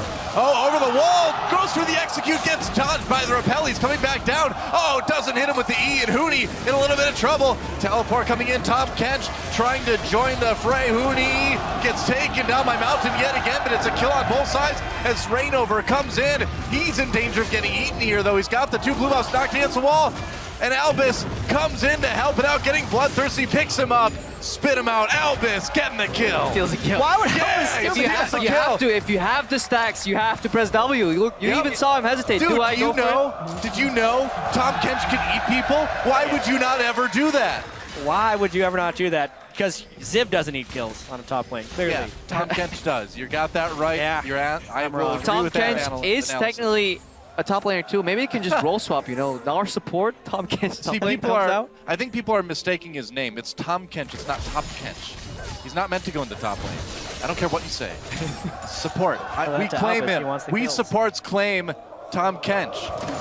Either way, that's a couple of kills that Huni's given up. Yeah. And it's sneaking AHQ back into this game. The mid lane is down, so the pressure should actually be near its higher point for Fnatic. And the grouping is closing in around this Dragon number 2 as well as bot lane turret. But Huni is still in the top lane without a teleport, and it actually gives Dragon control to AHQ. In all seriousness, that was as we see Reynov being challenged here now in his own jungle. Like, I could almost call it a tilty play from Huni. He dies and he wants to teleport deep to just get a counterplay 2v1 with no backup. Yes, Reynov comes in, but then the Abyssal Voyage brings in Tahm Kench, and it wasn't necessary, not at all. And this is not really the style we've seen Fnatic develop. Slow, calculated, meticulous. That's the way they've played in Summer Split. This scene more Fnatic of Spring. Rash, all in. Huni trying to mechanically outplay people instead. Yeah, they need to calm down. They need to calm down, and it seems like that's kind of what they're doing now. Nice spell shield by Reckless to absorb that torch from Jinx, which doesn't seem like it hurt much anyway, but might as well get the mana. Yeah, he's now pulling ahead.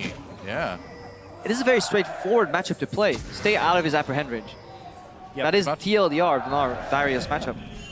Oh, Mountain trying to make a play with Albus onto Reignover here. Reignover, I mean, what a career he's had since he moved to Europe. I mean, in Korea, he wasn't known for being a great player. They called him Game Over because he really, that was it. You got him on your team, it was game over. Big change for this guy, coming to Europe, making a name for himself. Still game over, just in the other direction. 18-0 with Fnatic in the regular season. That was game over in a good reason. Well, maybe not this game, but we'll see. It's still very close. Fnatic still with the gold lead, but that might change as this turret looks like it could go down fairly soon. And this was the initial lane sub tower HQ decided not to take down at all. So they really want to keep that lane, even be able to bounce back the waves on. Didn't feel comfortable playing in a long lane, but so far they're hanging out. The gold hasn't really changed all too much. He's got the safety of Tahm Kench behind him. He also has a pickaxe advantage on Reckless as far as straight AD is concerned. The only danger would be a Yellow Star all-in with some gank potential, but they're very happily taking small chunks out of that turret. And those plays on the top lane, that lack of pressure has kind of locked up Yellow Star too, because he's now stuck dealing in that bot lane, keeping Reckless in the lane, but traditionally we've seen a lot of roams come out of Yellow Star. Him together with Reignover at this point in the game, you would very often see them roaming, but HQ, they have some really good vision control. Look at those 2 pink wards and 1 extra up top. Like the base position of pink wards have been filled, so HQ, a lot better position in this game compared to last. I'd agree. One interesting thing about this game, too, is that the kills haven't exactly gone to where the teams would prefer them on. A couple to the junglers, 1 to the support. All right, smoke those pink wards. Yay, ward. They're gone. I guess so. Well, there's that. And There's immediately HQ actually has to retreat. You feel the pressure. Because they have no vision within their own jungle, which makes an incredible feeling of pressure right there. Because if they stay under the turret, for all they know, they could be getting 4-mendo.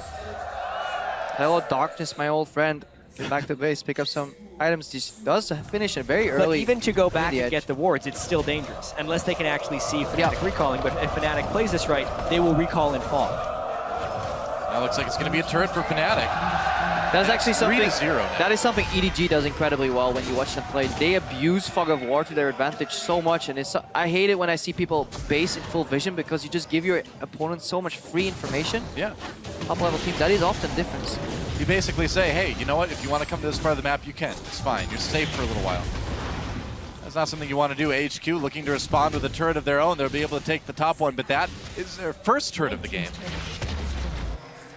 They do have the 2 dragons, though. And that bot tower could fall down soon, too. Yeah, really could. There's a chance that HQ has held out pretty well from the early game pressure disadvantage they opted into with that dragon.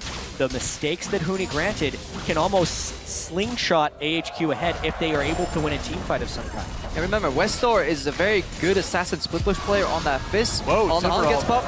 They're going after him here. Westor gets stunned by that Timbers. Could be in trouble. Turning around as the teleport comes in for AHQ. Ziv is there as well, too. That's a kill for Westor. Fnatic getting Reckless as Reckless tries to escape. They come in, they get a kill, but it looks like they'll pay for it. Jinx Rocket, non-consequential. Huni flashes. Can he actually catch Ziv? No, he can't. He's about to go Meganar. Here comes Tahm Kench. Not going to be able to catch Huni. Here comes he could just pick up Ziv and run after him. He's got that move speed, but doesn't look like they're going to go for it.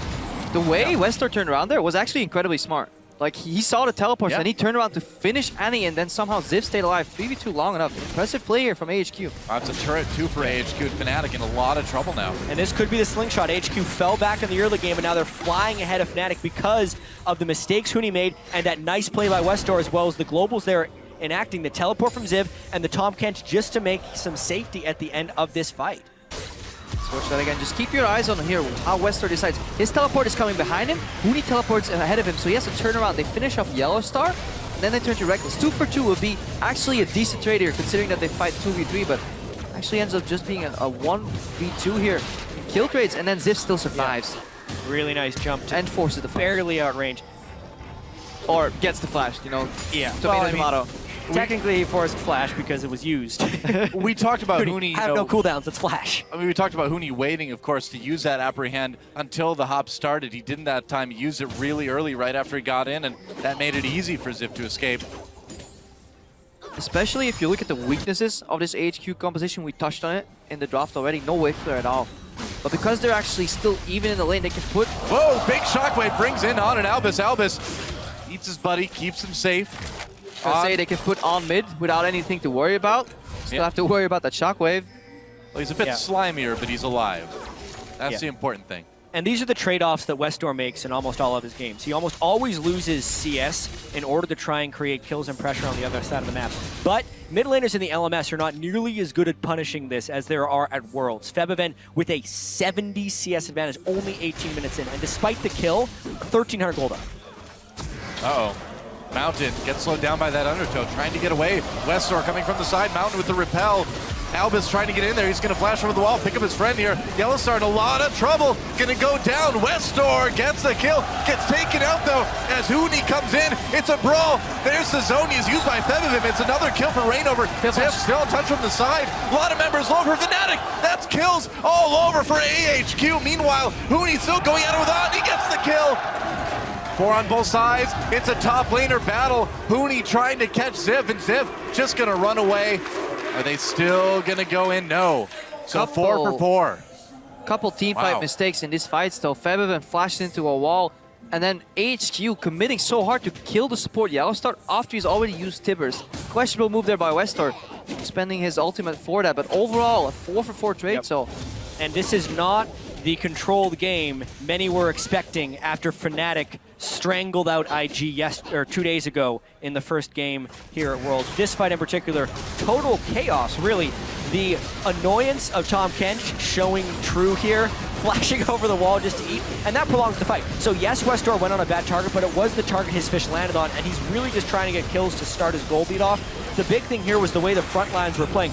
On was really close to resetting this fight, but Huni was at least in the right position to zone him out. Chaos in the backside. And that failed flash. If everyone went over the wall, he could have killed Mountain, but Mountain had time to get out of spider form. In that case, turn around and actually finish him off. So Ziv also has been shown really good distance management. HQ's going to want to fight over this dragon right away. They do. They don't want them to get it. Fnatic gets it anyway. There's going to be a fight. Fish on the Yellow Star yet again. On coming in from the side. Unopposed. Rainover trying to get to him with that Ragnarok. A kill comes in already for Fnatic. Ziv getting low. Finally, Albus so healthy with that Greyhound. Not anymore. That's a double kill for Reckless. Yellow Star finally gets taken out. It's a triple kill, though, for Reckless. And finally, Huni takes him. There's a double kill for Ziv, though, on the other side. It's nearly an ace. Once again, a big brawl, but this time 2 for 3 in favor of Fnatic. LMS teams, in particular AHQ, are never willing to give up a dragon for nothing. So they go in really hard despite the dragon being down. And also, we just talked about Westor's target selection. He again all-ins Yellow Star and actually does not have the burst yet to even one-shot. So he is a complete non-factor in this fight, and it negates the advantage the other members of AHQ may have had. Yeah, watch that again. If he had a Zonias, this is an okay move, but because he doesn't stun into Boomerang and one-shot, Westor completely useless in this fight. And on, he really needs some healing. Good shockwave from Febiven. Yeah, and then you can see the Super Mega Death Rocket almost take them out for On, but Febiven sits at full health for pretty much the whole fight, and Ziv is unable to dodge the outside of the Darius Q on that occasion, which ends up trading the shutdown gold to Huni. Speaking of Darius, he's getting some items, he's getting some kills. Huni much more relevant now than he was a couple minutes ago. Only 1,000 gold, roughly behind 900 right now, and more importantly, he finished his core build. Black Lever and Deadman's Blade, that's all he needs in these team fights for Darius, so he doesn't really care that he's behind Ziv in particular, because Fnatic as a whole, as a team, they team fight way better.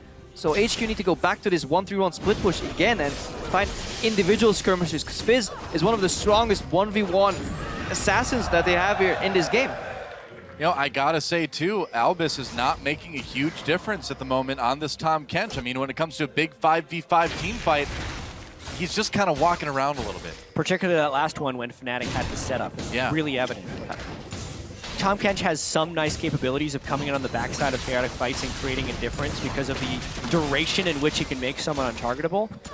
But really, if Fnatic sets up that well and HQ jumps in, it's not good. Yeah, good point there, because compare the utility of a Tibbers versus an Abyssal Voyage. Abyssal Voyage is good if you can relocate between lanes. Again, 1v1 split push. Get your more members to a different lane quicker than Fnatic can expect it. Whereas in team fights, Annie takes the cake right there. An AoE 4-man Tibbers can decide to fight. Abyssal Voyage, not so much. We're only 22 minutes in, and Febiven has nearly 100 CS over Westdoor. That's insane. The kills are even. Westdoor has been trying to roam and make plays, but the goal difference is 2,100 in that mid lane, and if an Oriana gets ahead, it shuts down Assassin. We're also averaging 1 kill per minute, something we did not expect from Fnatic coming into this match. HQ we did, Fnatic not so much. It was such a tactical game for Fnatic in their match against IG. Here they are playing really crazy, honestly, being so aggressive, being overly aggressive at times, wanting to get in there for the skirmishing, and AHQ is answering. They're saying, all right, you want to fight? We'll fight too. Yeah, Fnatic is defaulting back on a lot of really old habits in this game. So much of the spring split team was undisciplined, risky plays, and they completely cleaned it up for 3 to 4 months. But for whatever reason in this game, AHQ's has brought the old Fnatic back. Well, I mean, they're lucky. Fnatic they're barely making it work at this point, but this game is so close. AHQ could still turn this around anytime. That's the way, honestly, if you look at a team that is this crisp at Fnatic, you can take 2 approaches. Either you play the same crisp game style that you're not used to, or you bring them down to your level and you try and beat them with experience. And that is the approach. Controlled chaos here from AHQ, but they'll need some fancy moves right now because Fnatic, their fundamentals are still better. Their vision control, especially on this Baron buff, is just a lot more advanced than what HQ is used to. Well, they're finally, Fnatic that is, getting a little bit of side wave control back in that top lane. We'll see what they can do in the bot lane with Huni here. This Ziv, this Gnar is still pretty fed. Yeah, and Frozen Mallet, if he gets in split push scenarios, he can completely dominate Huni and then have some teleport advantage. You can see he's consistently pushed up on that side of the map. Yep. Split push is almost set up for HP. They just need to get this wave in neutral or pushed in and then have a perfect 1-3-1. Unless Westdoor bases.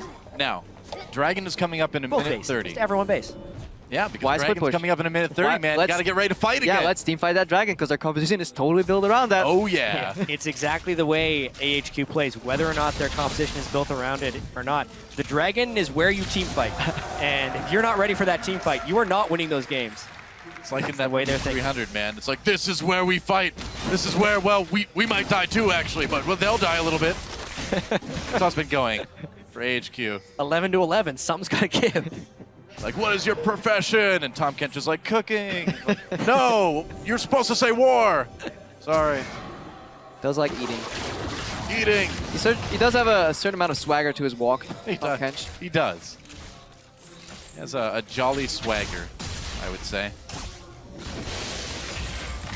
Though, I agree. Outside of all the swagger, yeah, I'm glad you agree there, Jen. Has had some really good positioning overall. And kiting, even though not many people have been peeling for him, he's done a decent amount of damage with those AoE rockets in fight, and has really dodged quite a few, shockwaves and just sidestepped a lot of the abilities. So keep your eyes on him for the team fights. Westdoor is the big name, but Ziv and On are the carries of this team, through and through. They also became a much more powerful team when Mountain started jungling for the team and Elvis moved down for support. So really, Westdoor is a cog in the AHQ machine, and he's trying to fulfill his role right here as a team fight flanker, but he needs to make the right decision. This time, if he pulls a backline move, at least he has the Zoni's Hourglass, so this fight should be more interesting. Mega Gnar is in the top lane as the Dragon spawns, so they have a very finite window here. No deep wards though. Their jungle's on Krugs coming back right now, so very delayed on tempo here. Maybe they panic again. Fnatic going for this Dragon. Can the steal happen? Oh, he gets it. Mountain steals the Dragon. That's not bad. Don't have to fight for it. You can just steal it. That works. Why not? Genius. All right. They're one step ahead of us, Chad. He had flash, he had the repel, it wasn't respected by Fnatic. They didn't use any spells to zone out. Honestly, I think they were too ready for AHQ to just pile in and fight them again. Yeah. They kind of forgot about the obvious play. That's the Elise steal who has an execute and therefore can outsmite your jungler. I think you're absolutely right. Well, stun onto Zip. This may have not been wise to come down here. Going to take a lot of damage. Goes Mega Gnar at the last second. Oh, here comes Westdoor looking for some kills. Misses his ultimate, though. Fade away from Reckless. Can he survive the playful trickster? He can with the flash. Mountain still harassing that AD carry. Oh, there's the damage, and there's the kill for Reckless. Meanwhile, a ton of kills for Fnatic as they chase away HQ. Ziv forced the flash. Huni didn't even hit the E. They can turn onto this Baron whenever they want. Such good juking from Reckless, and he has faith in his own mechanical ability. You can see upgrading his alacrity boots because he knows he has the mechanics to sidestep, and this just gives him that little extra edge. While everyone was trying to kill Reckless, the rest of Fnatic was cleaning up on the backside, and that's the game-changing moment in this game. Yeah, such a fantastic play there. Ziv coming into harass, but Feven should have the zone control. Huni should get back to the Baron. That goes down. I got it. If we see that again, I want to see if he actually shielded that fish from Westdoor. I wonder. I think he did, and that means the fish will drop down. If you have the spell shield on, the fish will not latch onto it. It was right on him. I mean, he must have, right?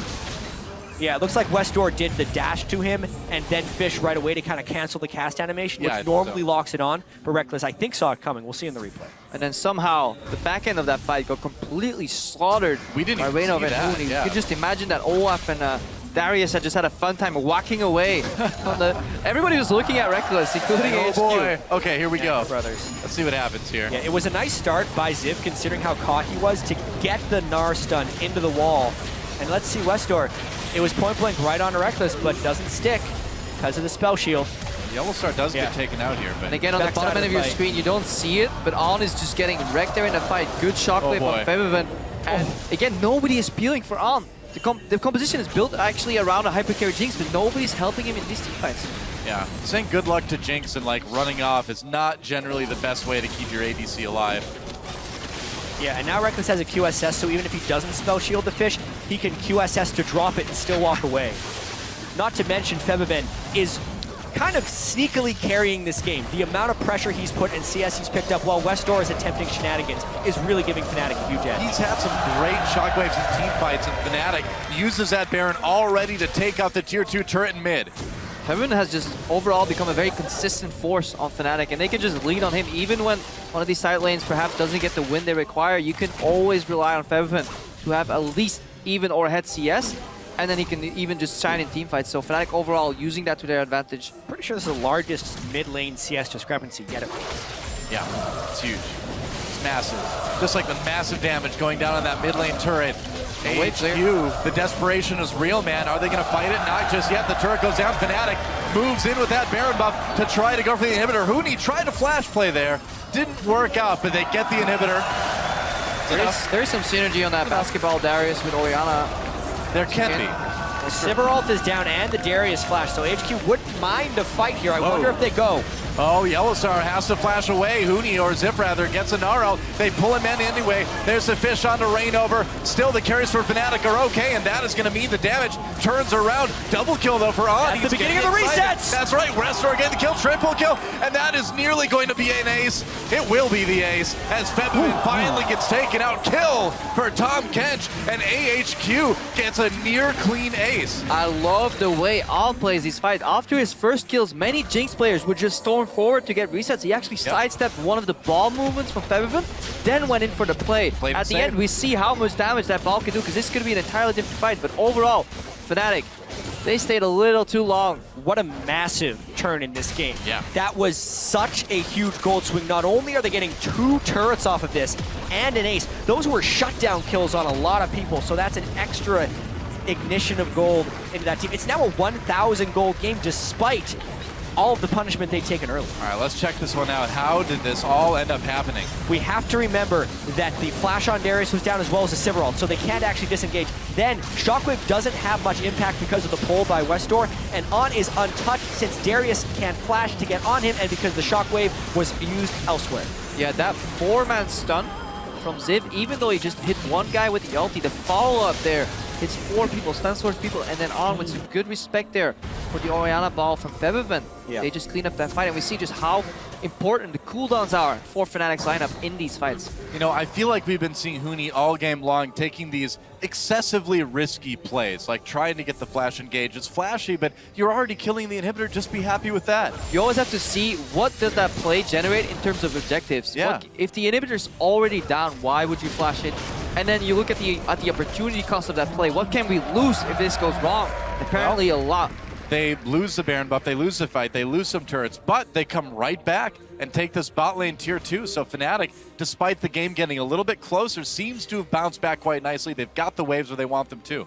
Yeah, that was actually the first negative Baron power play of the tournament when Fnatic had Baron. They lost gold in the eventual exchange, but this Dragon is now huge. AHQ, if they get this, start the timer for 5th Dragon.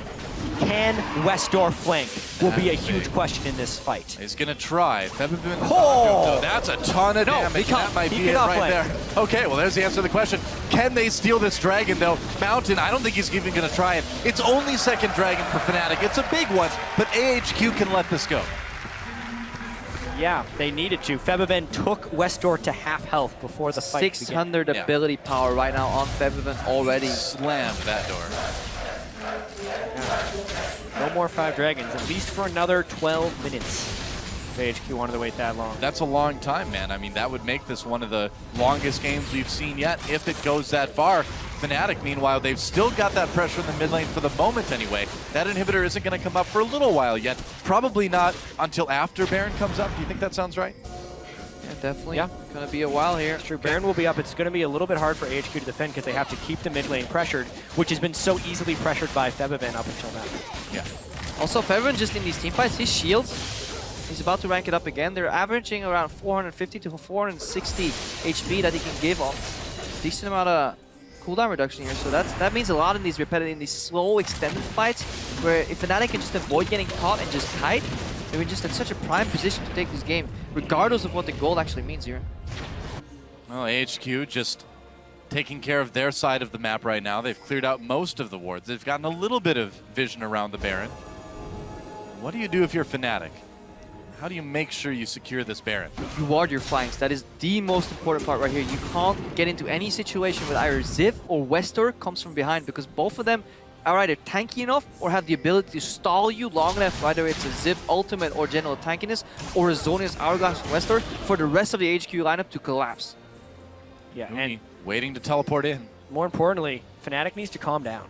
Yeah. They have continually gotten an edge from smart play and then lost it with some foolish, almost nervous looking play.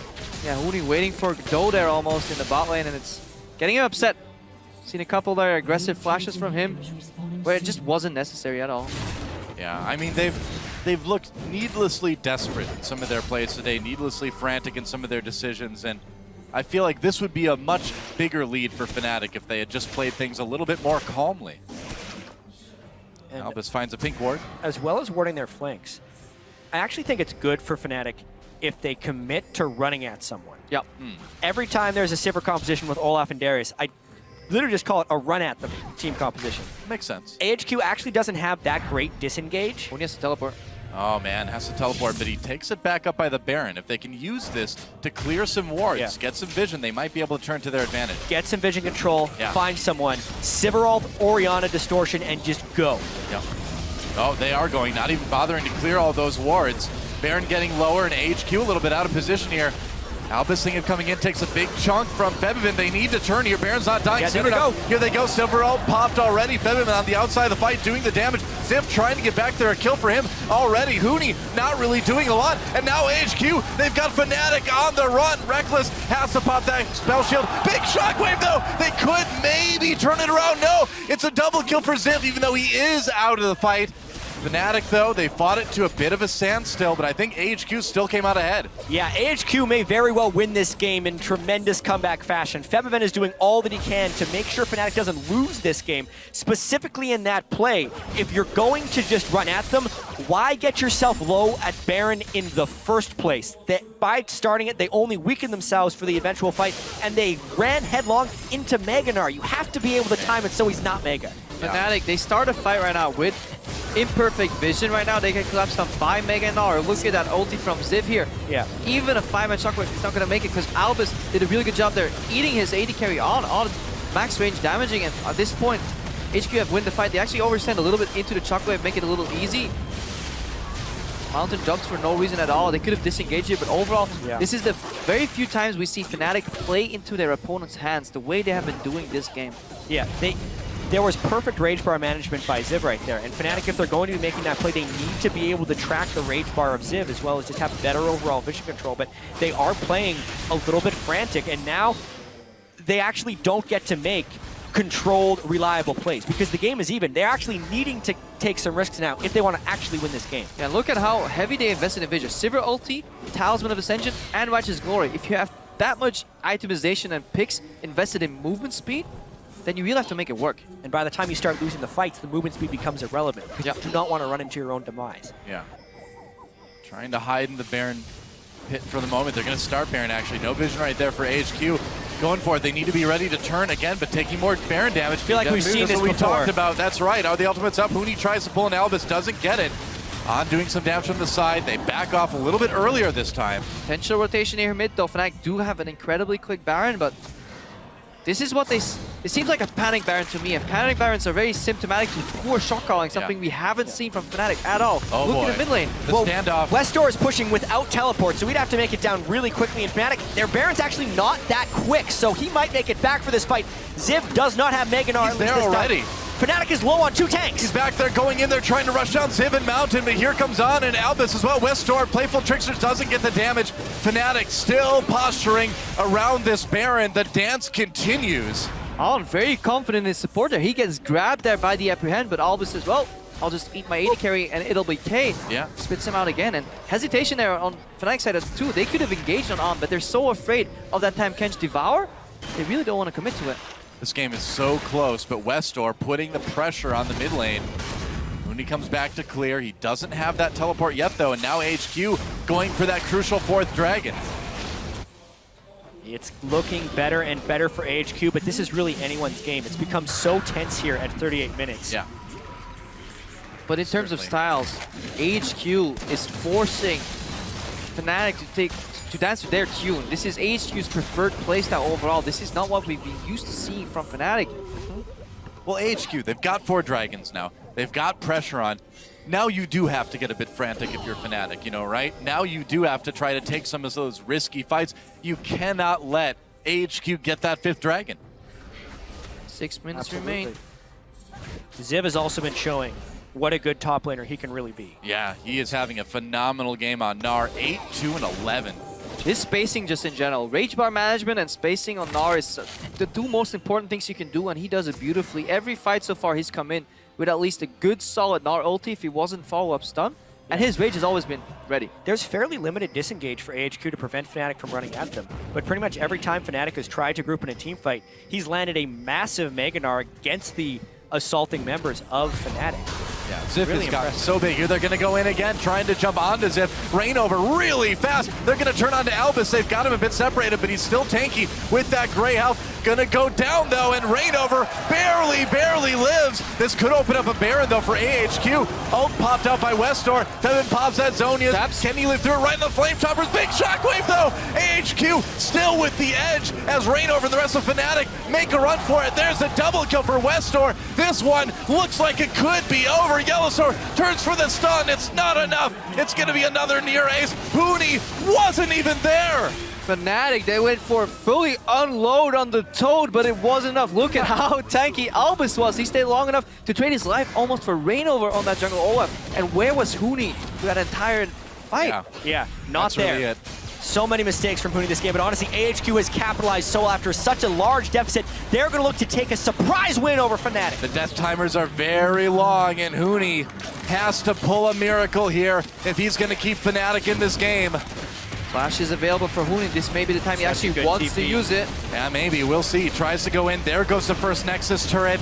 Ziv has done such a great job carrying this game back to Mega Gnar. One last time, throws Huni against the Nexus that AHQ is about to take out. AHQ takes down Fnatic. AHQ bounce back from their day 1 upset against Cloud9 and make this group really interesting. Yeah, they do. Wow. And Fnatic, phenomenal first game of Worlds. Second game, like we talked about, going back onto some of those bad habits. It's definitely, I don't want to say a worrying trend, but it's something to be a bit concerned about, isn't it, guys? Isn't it one and the same? It is. All right, we can just use that. Yeah, the fact that Fnatic defaulted to some of their older habits. Especially Huni. Huni had a very poor especially. performance. That was the beginning of the loss of their lead. I mean, that NAR matchup, again, it proves that it may not be worth thinking that Darius so early on first rotation on red side, because every team just has a comfortable answer for it that doesn't really give too much away. And I mean, I still just can't get over how needlessly frantic Fnatic looked, especially Uni, making these plays he didn't need to. I think the best example of that, to me anyway, they were killing the inhibitor. He flashes to try to get some big flash engage. Why? Why do you need to even try that? That's where the whole game turned around. Maybe that was a team call of some kind, because almost at the second Huni flashed in, Reckless also burned his Sivir ultimate, and then they finished off the inhibitor. But because of that play, that's when AHQ turned it on. But not to discredit only Fnatic here, but gotta give props where props is due, especially to On in these team fights. He had some really immaculate positioning, because in the earlier stages of the game, Westor was flanking, Ziv was going in, his support wasn't really watching him. Who was peeling for On? Really nobody. Yeah, Tom Kench, Tom Albus. Kench. That was it, but even he was sometimes successful. Dude, we got a win for Tom Kench at Worlds. How about that? No Bard though. Oh, no Bard. We'll have to wait until next year. No, but really, AHQ, we got to see a lot of the ways in which they won the LMS and why they were considered to be pretty good coming into Worlds right here. Ziv, fantastic top laner. We saw through his rage bar management, positioning, and spacing that it was spectacular. On great team fight positioning. And Westor, he performed mostly like he did within the LMS. Roaming, falls behind in gold, still able to win team fights with the rest of his team because they do play cohesively. He just needs to stop focusing those supports though. You know, what mid laner doesn't love to insta-give supports, though? Well, if you insta-give them, I'm okay with it. But very True. often, he just left Yellow Star in that sliver of health, and that's where Fnatic actually took control back of the game. But he was adamant, at least. You know, if at first you don't succeed, try it, try again. Yeah, but at some point, you got to admit that DFG is not in the game anymore. You got to play it a little bit slower. You got to prioritize those targets a little bit better. But for him, it's got to feel good to get a win on the Fizz. It's his primary champion. Yeah, it's necessary that he's able to win on Fizz, because if teams are letting it through in the ban phase, he's almost knocked himself into a corner that he has to play that. Westor is a player that does not play many champions, so he's not executing on his core top champions. He's not doing anything. It's put so much pressure on IG, though, in this group. Overall, nobody, like everybody expected Fnatic to take the 6-0 and then the remaining members to fight for second place after the first few days of the tournament. This throws this group entirely wide open. I mean, we've got Cloud9 on top of this group right now with the 2-0. It's insane. This Worlds is already getting better. Looks like we're getting ready for another interview, this time with some members of AHQ. Got Ziv there. And again, Ziv ended that game 8-2-15 on that NAR. Was a big difference in what ended up giving AHQ the game. Because again, we talked about Fnatic. Nothing was really stopping them from running in onto the squishy carries of AHQ. But Ziv was. He was there. Perfect NAR ults nearly every time. Big difference maker in that one. Yeah, absolutely. Ziv played great. That's right. And so AHQ are on the board. So let's send it over to Shox for more on their first win here at Worlds. Thank you very much, as I'm joined here by Ziv and Max, who's assisting for the translation. First up, a humongous congratulations on that victory for you guys. Fantastic game. First up, what does it mean after coming into Worlds as an underdog in this group to take this win off one of the favorites? 首先恭喜你们获得胜利。然后你们在小组里面目前是看起来是黑马的姿势，然后击败了 Fnatic。那你们现在对这种感觉有什么感受如何？就是觉得很开心，因为毕竟我们第一场打得并不是很好，所以这算我们的开壶这样子。We're really happy to get this win because we didn't play that well during our first match, and this is our first win, so we're happy to have that. Well, you guys played very well in this match. Ziv, we know you're the Summer Split MVP over in the LMS, and we were looking forward to what you could do here. Tell me about this matchup versus Huni, one of the best top laners in EU. 我们知道你夏季赛是 MVP， 然后打得也很好，这场比赛表现得也很好。那你跟 Huni 对线这点有什么想法？跟他对他的表现如何？你的表现如何？我觉得 Huni 在对线上就是表现得非常凶，所以我觉得他很容易在一些失误之后马上想要把它打回来，所以我觉得这是我们很容易找到他失误的地方。I think Huni plays really aggressive, and when he makes a mistake, he always tries to get it back. So whenever he makes a mistake and tries to be even more aggressive, we capitalize on that. Can you explain a little more? Was that the key to beating Fnatic, that they get overconfident in the mid game? 想请教可以解释一下说，是因为你觉得呼尼是不是太自信了，所以这是你们打败他们的其中一个原因？其实也不太算是，算是我们团队上配合比较好。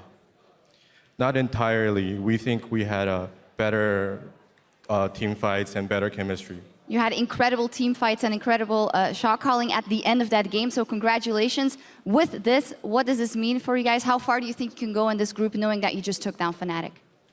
你们的确是团队打得很好，那你们已经拿下这个胜利了。那接下来这些比赛，你觉得你们在小组的出现机会大不大？然后对小组的看法？那我觉得我们只要在保持这个状态，我们的出现几率就很高。然后小组上 IG 好像状态也不太好，所以 C9有点就是超乎预料的强，所以我们觉得下一场对上 C9 我们要认真对讨论那个选角之类的。I think if we capitalize on this and if we keep our condition up, there's a good chance that we'll get out of the group. It seems like IG isn't conditioned that well either, but C9 has surprised, Cloud9 has surprised everybody's expectations, and now we're paying more attention to him. We'll be very careful preparing our next match against them. Well, it's certainly possible. The group is wide open. Congratulations, and thank you so much for the interview. Guys, it's bonkers over here in Paris. Wrap it up. I feel like bonkers is a good word for it. when Cloud9 is sitting 2-0 atop the group. That's not even our best team from NA. That's our 7th best team. Damn. Come at us, come on. NA strongest region. Okay, well then I humbly suggest something I've been suggesting for a long time, which is that we move to, you know, we had Battle of the Atlantic in the offseason, Pacific Scrim. There it is. Korea and North America. Yeah, 1 versus 1, 2 versus 2. Let's do it. I like this idea. I'll pitch it to the execs. Cool. I'll pitch it to the execs. It's catchy. China wants nothing to do with this.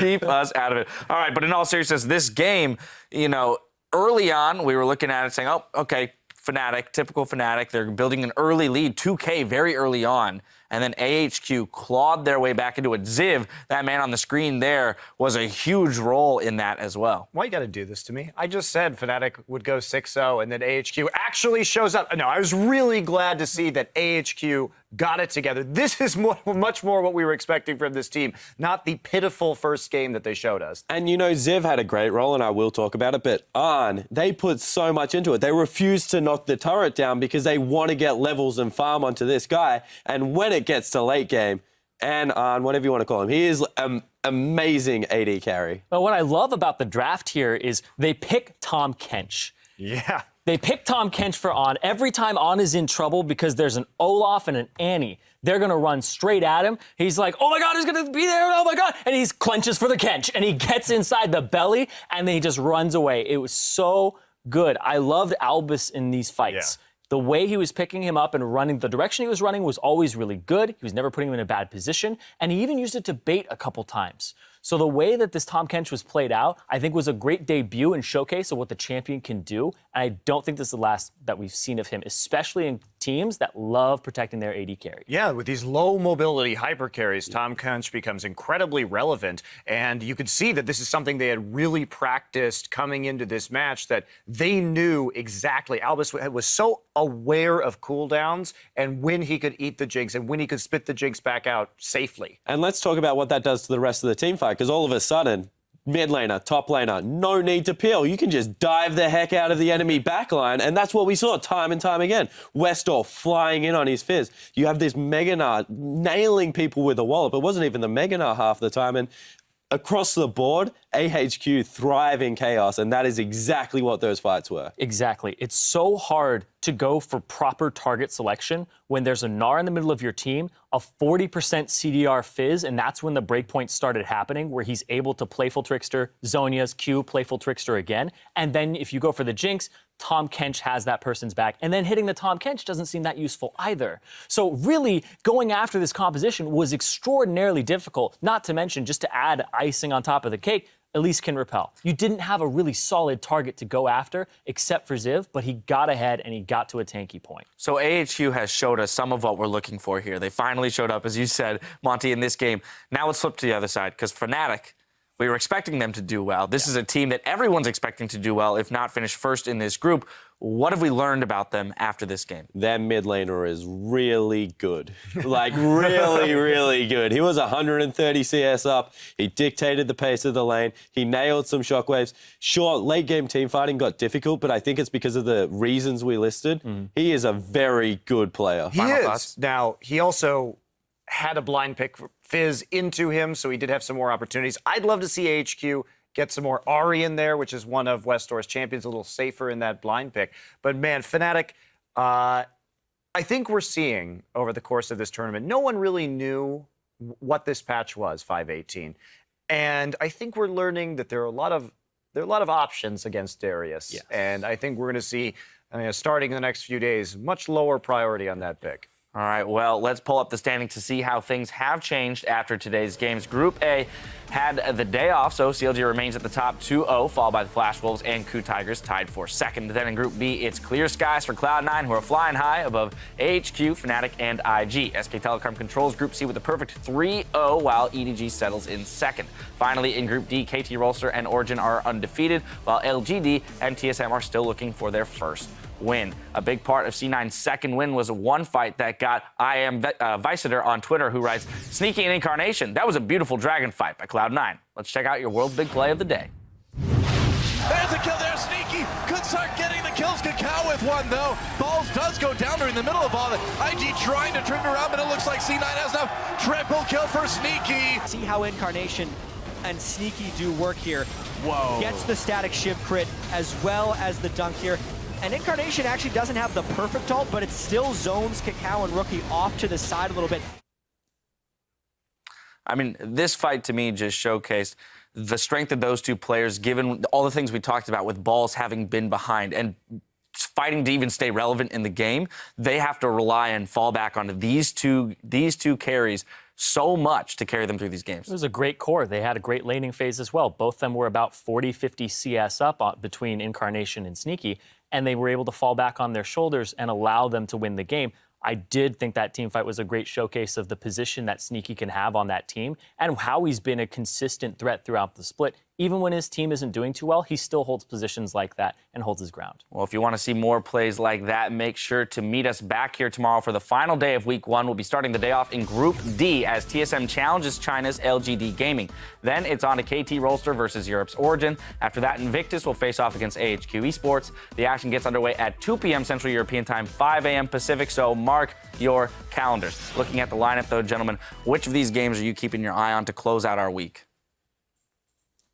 CLG Flash Wolves. That's the one I'm looking at personally, because I think that CLG might have what it takes to close it out against the Flash Wolves sorry, Coup Tigers.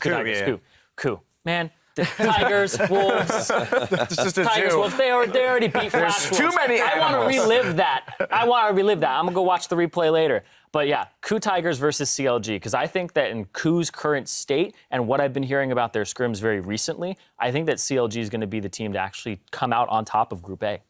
Definitely possible. I'm looking forward to the KT Origen matchup just because we have these two 2-0 teams. Both of them have been drafting very intelligently. I'm really just looking forward to the pick and ban phase of that game in particular. See, I'm confused right now because I don't know whether I want to watch IG play or LGD. I don't really want to watch either of them play if they continue to play like they're playing. It's okay to want to watch a team from a different region. It is, I promise you. But it's because I'm perplexed right now. I just don't know if there's a complete misread on where power lies within the world of League of Legends, and I was fooled the whole time on whether they just haven't showed up. So I want to keep an eye on the Chinese team, see if they can get it together. I'm with you. The KT Origen game is going to be very interesting, to say the least. Well, now for myself and the entire live broadcast crew, thank you for watching, and stay right there for another episode of Worlds Tonight in just 15 minutes. First match, it's going to be an amazing one. It's China's Edward Gaming versus South Korea's SK Telecom T1. That's a trade kill back in pond. Now stuck on top of the dragon. Faker gets his first kill of the game, and it still trades back and forth, but EDG are routed. Faker picks up the kill. Mako's next easily, and there's really not much that Amazing Jay's going to do on this one. Pond pops Yuldi for a bit of damage. Zonia's to buy some time. SKT, undaunted, take down Edward Gaming. Fight.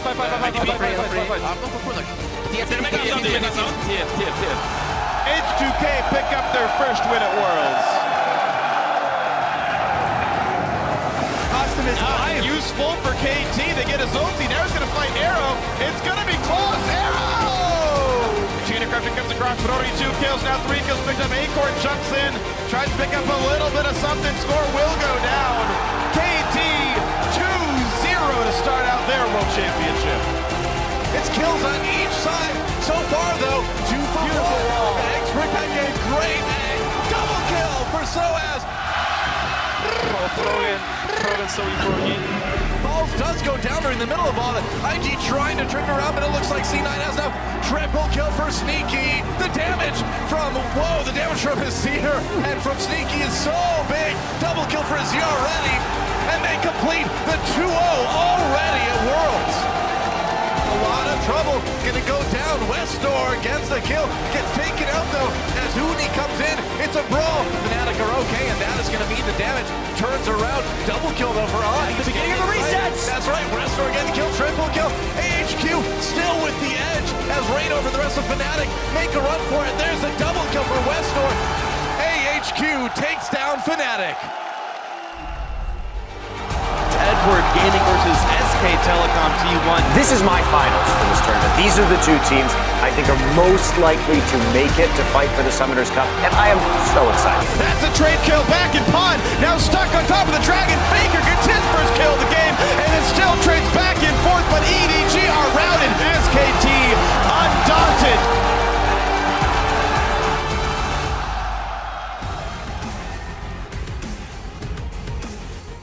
It has been a day of grudge matches here at the League of Legends World Championship. We did see a rematch of the MSI Finals, round 2 bout between Febiven and Westdoor. We just saw that recently, as well as some more games on the day. A little bit of the battle between NA versus EU. Hurts a little bit, but it's all right. We're still alive. We're still here, and right now the players creating and the fans creating an awesome atmosphere for us here as we go over a few of the games. We'll start in C. EDG versus SKT, a nail biter to start the day, but really EDG kind of spitting out their teeth through the entire game. Not anything we expected. Yeah, SKT, they came out swinging here. They had the red side for counter picks. EDG actually even opted into early picks on their solo lanes and got counter picked in both of them. SKT, with a really good early game plan, they made EDG pay so heavily for the early dragon focus. I mean, full skirmish, no wave clear, early Darius pick, and overall, there was just beauty in simplicity. The way SKT handled that game and how they got MaRin especially ahead, and then super stepping up. Once he got that red buff, he completely dominated the top lane. They made it look easy. They took out a title candidate and they made it look easy. That was actually phenomenal to see overall. Yeah, MaRin going back to his roots on that Renekton. Yeah. Beautiful thing to watch. It's like the new juggernauts. We have bring in all the new models, and MaRin's like, I'll stick with the old instead. And MaRin actually stated in an interview after the game, he said he thinks if EDG played Koro, he thinks EDG actually would have done better in that situation, which is interesting since this tournament kind of favors the individual top laner, the Fiora, the Darius, what's going to go hard in lane.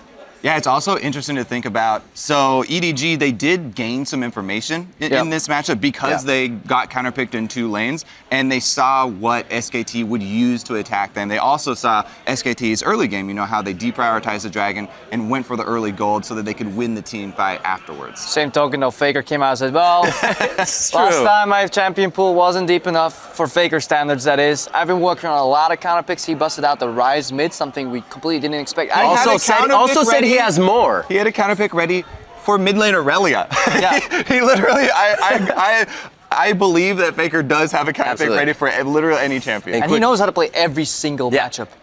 To like perfection almost, when he has barely played those champions in competitive. Like the way he also just uses ulti, he wasn't afraid to zone. He just stands toe to toe. Yeah, he used his ulti to zone for a cannon creep. He's like, well, you're not getting that cannon creep, I'm gonna use my ulti and I'm just gonna send a message right here. And he did that against one of the better mid laners in the world. It was actually pretty impressive. Yeah, and while Faker played well, like the whole game wasn't even about Faker, right? MaRin, the captain of the team, was magnificent during that game. Coming out huge on Renekton. Moving on, H2K versus Bangkok Titans. A little bit of life breathed in for H2K, which scared me in the first day because they themselves banned GP, Darius, and Fiora. And I'm like, wait a minute, you're coming into this meta banning all those on the blue side. you need to do something. You pick them, and they picked the Mord this little bit of added to their lives, and they had a good time with it. You could tell they were playing pretty fast and loose there for a lot of the game. They left a lot of openings, though, made quite a few mistakes. If it wasn't for Kasing being a ridiculously good Alistar that game, they might have even dropped. Well, I have to correct myself. It was BKT that banned those. It was H2K that banned the Mord and then picked it today, which I thought was weird because they also gave away the Thresh that game. The first thing I did after that game was go to Kasing and ask him, how are you landing those Alistar combos? Because everybody coming into the stream was like, it's so hard. It's like these guys, they got practice, they're all going to land it, but we've seen multiple top-tier support players simply fail Alistar combinations. I don't think Kasing failed a single one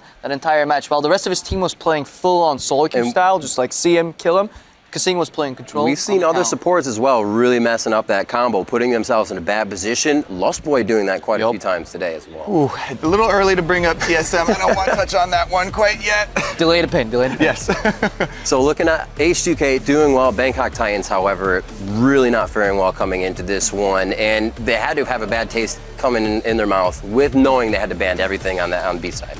They came out swinging, though. I mean, G4 on the Twisted Fate, they went with a different look. They didn't have him split pushing. He was trying to make cross-map plays. He went for ganks. They were doing their best to punish the openings that H2K gave them. It was just too little, too late. So they're getting individual outplayed by H2K, who are playing pretty loosey-goosey. I don't think it really mattered for them whether they won or lost that match as much as they let on in the interviews, like there's a chance and maybe we'll take a game of them. Yeah. They play pretty casual there, but you could definitely see the mismatch between BKT, then H2K, and then the rest of the group right there. All right, so with SKT in their win and H2K's win, let's check out how Group C standings now stand throughout the tournament. It is going to be 3-0 for SKT, 2-0 for EDG in that group, 1-2 for H2K, and BKT 0-3. It's going to be really tough for them to really make an impact. Hopefully can start just putting in some kicks on other teams there. Be a little spoiler.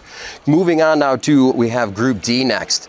LGD versus KT Rolster. Everybody as well thought LGD going to the finals. This team's going to be the one to do it. And then the pick ban phase, very odd. But I gotta say, a lot of China's pick ban phases have been a little odd this tournament. Just so hard to predict. I love what Zyrene said on the analyst desk when Monty predicted LGD to win. It's like you're either going to be right or happy when KT ends up taking the game anyway. So that kind of worked out. Nobody really expected it to be LGD fans not very happy. LGD players not very happy. LGD tied with TSM right now on day 3 at Worlds. People coming into the tournament were like, tied with LGD, but just not in the way they were hoping for. Yeah, they've honestly been crashing and burning here ever since the first upset by Origen, who came out really strong. LGD, I don't know what happened in that pick ban phase, because they have had, some questionable ones before, but this one was just kind of blew your mind.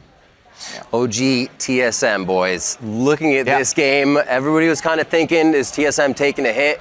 Cloud9 and CLG both did well, so that's obviously playing on their mentality. And I think that's something that TSM takes a lot in their wheelhouse is their mentality, and it can affect them poorly. I mean, the Anivia pick, and everybody's like, OG completely mind game TSM, but TSM they were hovering over the Veigar, which I felt like would have been a really we were cheering in the yes, pick it now! They were just in prime position also, even with the current picks to close out that game, but it seems that TSM wasn't used to playing with a lead at all. And then obviously they got outscaled. Really good stylistic mismatch to play such a slow composition into such an incredibly slow team like TSM. But where was the vision in the mid game? And exactly.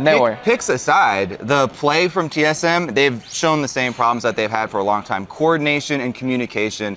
Lustboy, Santorin, Dyrus, they're kind of all over the place here for TSM. It almost boggles my mind in that sense, because coming over to North America, Lustboy was almost one of the best transitions that North America's seen, being a Korean player, being a foreign player. The communication seemed to be there. Was it not, and it just worked in NA, or did it actually fizzle out? Whatever that spark was is gone. And that actually made it so that NA's second seed took a convincing loss here against EU's third seed coming. They talk about, So I just want to point out to the viewers, EU is in fact greater than NA. We'll wait on that, because if I count the groups right now, we've got 2 undefeated teams. I think we're staying in this group for this segment. 2 of the groups, North America tops 2 of the groups here. Let's look at those standings right now. KT 2-0, OG 2-0 as well, LGD and TSM sitting at 0-2. A big shocker there, LGD. Honestly though, Origen, I think in this group, huge surprise, like really, really, really strong for them. Fnatic Black or whatever everyone wants to call them. These guys have shown up up so big on the world stage. And I like the interview afterwards with Niels where he was like, yeah, we have only been looking a couple games ahead of us. Since we got out of Challenger, we're like, oh, we'll maybe play 6 in the LCS. Yeah. Oh, okay, maybe we'll try and beat Fnatic in the LCS. Now we're at Worlds. Now we're trying to just get out of our group. Now they're at the top of the group, tied. And there's always the expected Worlds buff. I mean, I was one of the heavy critics myself coming into the group. Yeah. Rating him the weaker member. Shockwave and everybody's a fan again. Yeah, rating. I don't think the Shockwave mattered as much, but just the consistently solid higher play because that Shockwave was still set up by his teammates. But his Anivia performance was actually pretty impressive. The way he just synergized with the team, busting out that pick, slow scaling build. Definitely impressed with expected Worlds. But even though, still the rest of his team still playing better too. He could still be the weakest member in his group, in his team, but it doesn't matter because his team's playing so damn well. Let's hit the final groups of the day. We just saw the last 2 games. First, IG versus Cloud9. This is where we get a little bit of love back and smile on the NA faces here. What a game this was. And in the beginning, Incarnation looking so much better in the mid lane to help control everything. There is so much faith coursing through my veins, dude. Can you see it here? We have enough for 2 teams. Cloud9 are able to go 2-0. And I have to say, that Incarnation that you point out, he's been so big for them. We talked about it at the end of the normal season, but man, Incarnation has been huge for the team ever since Hai came back to work with him in the jungle. Go ahead. There's the easy narrative here. You know, Cloud9 doing well, but I think we're missing the crucial point. Yeah, EU mid laner. I don't know. Okay. Good, all right, dodge the bullet. Dodge the bullet. That's actually a good bullet. I'm gonna save that one. Disappointing Bard performance by Kitties. That could have changed the entire. Kid and Kitties. Very, very disappointing overall. And then EU mid laner. You have to look at top lane as well. If Cloud9 is going to keep going like this, they even said themselves, we let balls fall into a situation where it wasn't working for him. That also happened as well in their first game when he was trying to play Gangplank. So it almost is a trend that they're able to get out of every time with shot calling. It's a good thing that they were able to see that and still get a win. So it actually didn't cost them to learn this lesson. Hopefully moving on in the group, then they'll be able to retain what they learned from that game. And, not let balls get into that same situation again. Because we've seen so many times the dunk master drop the ball. So many Darius have been picked really early and been countered or bad comp against them, or not supported by the team. I do like what Hai did in that sense because he was facing off against Kakao, rumored to be the best jungler in the tournament. He said, guys, you guys keep laning this. I'm just going to take all the jungle farm I can get, stay ahead of this guy. And then, well, balls, too bad for you, but I'm not going to look bad against Kakao here. And it ended up working out somewhat overall. And the one thing I loved is the trial and error Hai talked about is, we go to Baron, we see how fast they check it, we kind of get that answer and how fast we can do it again, and we just go for it. Trial and error in game, testing things on the spot. The snap decisions so nice. Have always been there. They're still here. It's ridiculous to even believe this story that he brought the team coming from 7th place. Lucky number 7, baby! All the way to the top of Group B. I mean, if you're IG right now and you're scouting the match, who are we playing again? Yeah, 7th place team out of NALCS. How did they get here? It's true. By some pretty ridiculous, slide under the reverse sweep. Nah, we got this. In the interview, though, they said, I remember Cloud9. I remember Hai in the mid lane. Oh, he left the team. Okay, we stopped paying attention. Oh, he's back. Why? He's jungling now. So, moving on, AHQ Fnatic, definitely looking at Huni in the top lane, a little bit of lackluster play. I say carefree play, not lackluster. They knew what they were doing. Huni flashing in. Febvin was playing his ass off in the mid lane to thwart everything his team was bringing down. Honestly, they fell apart. Did you see that teleport? I did. I'm waiting. I haven't used the classic line quite yet, and we've seen some bad ones. But yeah, that was just...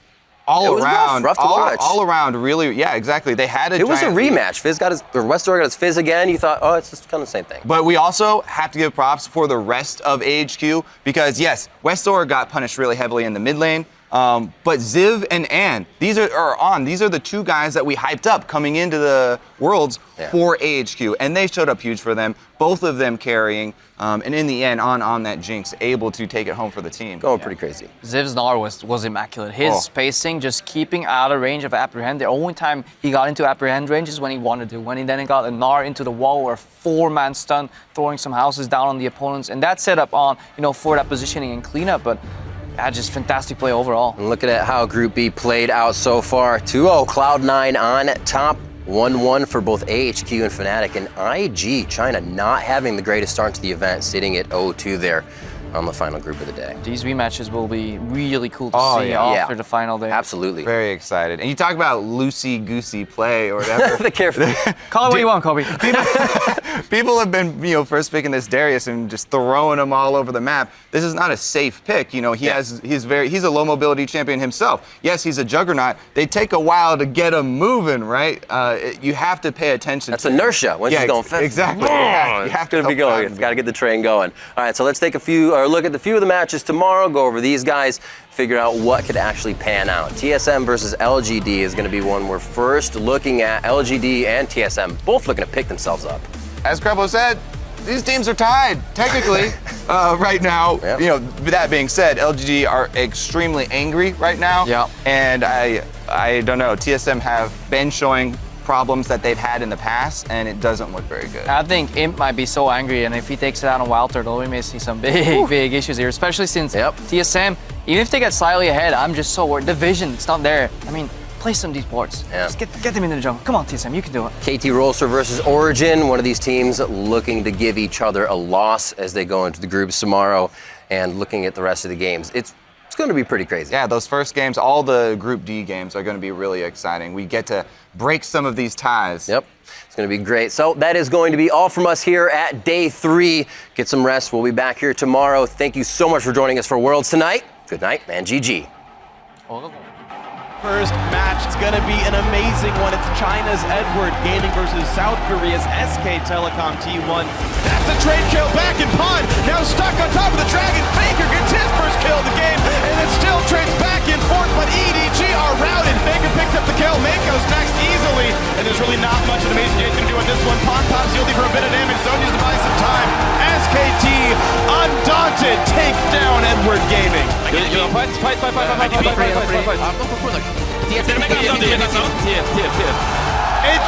pick up their first win at Worlds.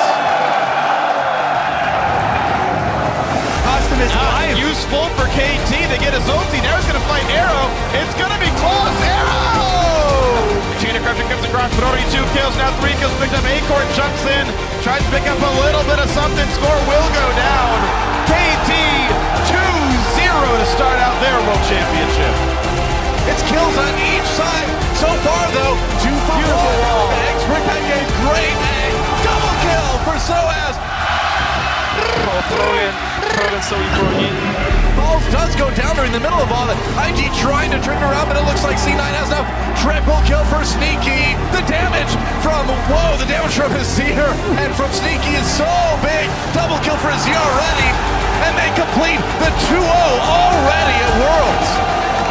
A lot of trouble, gonna go down. Westdoor gets the kill, gets taken out though as Uni comes in. It's a brawl. Fnatic are okay, and that is gonna mean the damage turns around. Double kill though for Adi. The beginning of the resets. That's right, Westdoor getting the kill, triple kill. AHQ still with the edge as right over the rest of Fnatic make a run for it. There's a double kill for Westdoor. AHQ takes down Fnatic.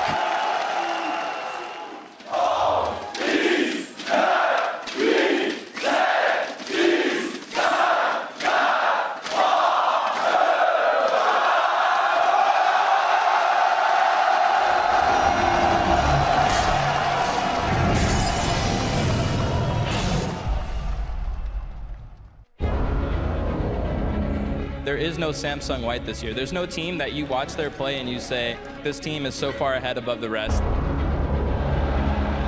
지금 중국뿐만 아니라 다른 팀들이 모두 다 잘하기 때문에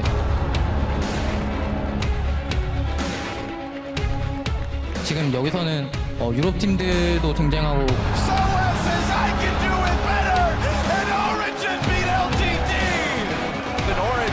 The trend continues. These guys are legit, man. What a start to Worlds from Origen. Flash Wolves beating Ku. Ku Tigers, too far behind, can't do anything. What is up with the upsets? 북미도 등장하고 On C9, completes the ace, and they complete the 2-0 already at Worlds. World's domination, how's that going? Oh, we're too low. Guys, it's bonkers over here in Paris. AHQ takes down Fnatic. AHQ bounce back and make this group really interesting. Anything can happen.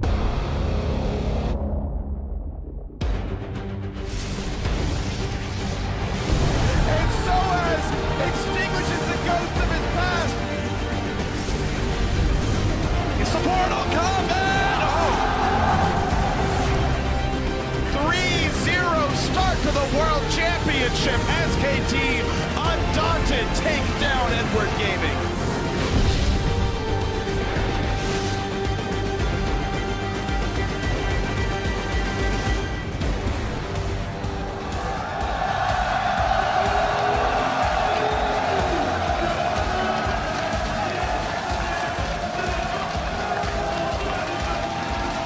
Bonjour et bienvenue to the conclusion of Week 1 of the 2015 League of Legends World Championships. You're getting a glimpse inside the Doc Pullman in Paris, France, where the crowd is very pumped up for our final day of Week 1. Fans are streaming in, getting to their seats for another day of action. Of course, KT dialing in before they fight OG for the #1 spot in their group, and AHQ looking to keep the momentum up after yesterday's comeback win over Fnatic. Hello everyone, I'm James Dash Patterson here, continuing our coverage of Worlds 2015 alongside Jacob Yamato Cannon Mebdi, Christopher Monte Cristo Michaels, and of course the jungler for the NALCS NCAA is what I was about to say, NALCS jungler. Oh my goodness, Alberto Crumbs Rengifo. Welcome back to day 4 of the group stage, gentlemen. Thank you very much. It's great.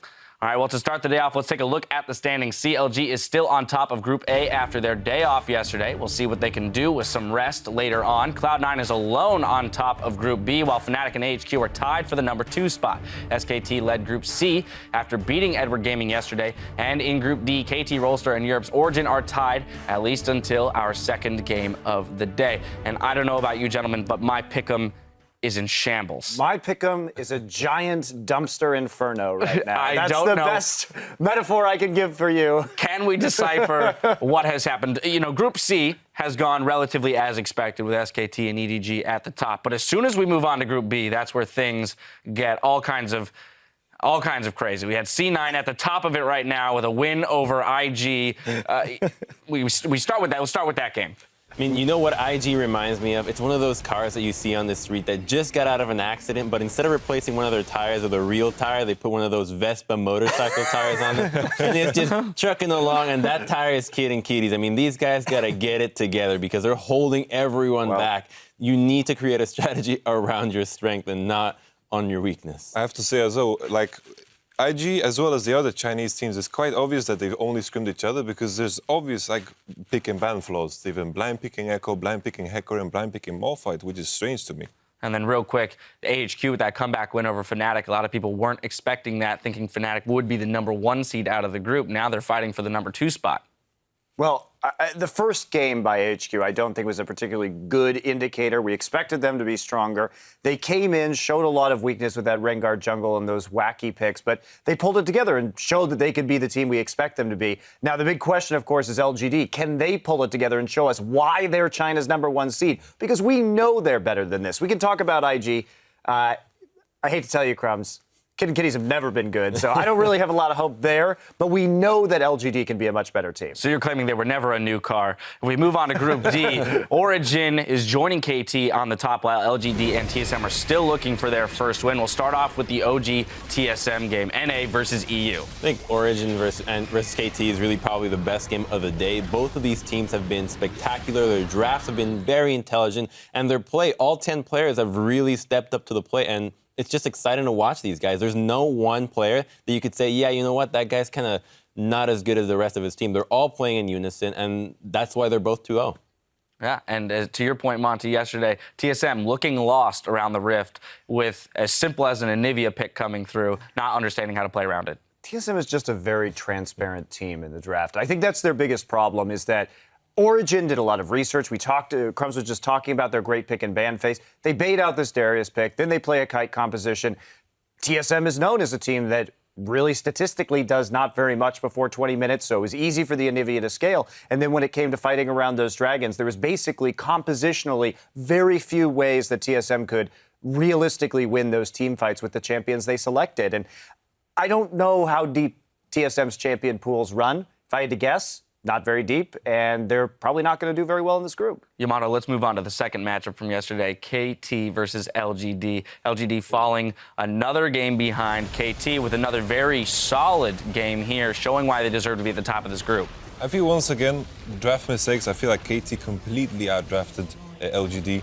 The blind pick Hecarim, the Varus, I think it got completely countered by the Malphite, and Malphite is in a good matchup against the Hecarim. He can completely just stack armor. It was just a really good drive from KT. Well, one thing we know for sure, either TSM or LGD will pick up a win before the week is up because they have to play in the first game of the day. Then, of course, KT goes up against Origen for dominance in Group D, and later on, it's another NA versus EU showdown between Cloud9 and Fnatic. And, of course, as today's action unfolds, we want to hear what you think. Tweet at lolEsports and tell us what has surprised you the most in the world's group stage so far and why. And, gentlemen, I'm going to turn to you for this one because there's been quite a few surprises. Like, I could begin. Like, the biggest surprise to me is Cloud9. Like, the fact that they've continued the growth they've had throughout the previous split has impressed me a lot, and they've, like, continued to improve. Like, I don't think the Cloud9 we've seen at Worlds is not the same one we've seen at Gauntlet.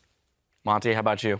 It's hard to say. There's so many surprises, right? I have to go with LGD. This is a team that finished so strongly. Sure, we had seen them be a little hit or miss during the regular season, but I thought after their playoff performance that they had really geared up and were going to be coming in strong. But even that really MVP of the playoffs performance by Imp hasn't translated over. He did well in his first game, okay in his second game, but beyond that, it's been incredibly underwhelming. So we need to see more from LGD. Crumbs, finish us off. To me, the biggest surprise is the preparation that these teams are coming from, because they have such intelligent drafts catered to specific teams, so they know a lot of how the group is going to play out. And the biggest example is KT and Origen. That group, these two guys are coming in so prepared with their drafts, knowing what the other guys play and building around that, building compositions that counter what they're going to do and playing against it with crazy baits and really having very patient games in which they wait for your opponent to outplay themselves. Take one mistake, game's over. That's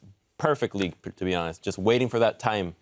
Well, those are some of the surprises we've seen. Be sure to tweet your responses to @lolEsports and be sure to include the hashtag Worlds so we can talk over a few of your answers on the desk later today. And before we send it over to our casters to get the games underway, I got to put you guys on the spot. Game one here to close out the week, TSM versus LGD. Who are you guys going with?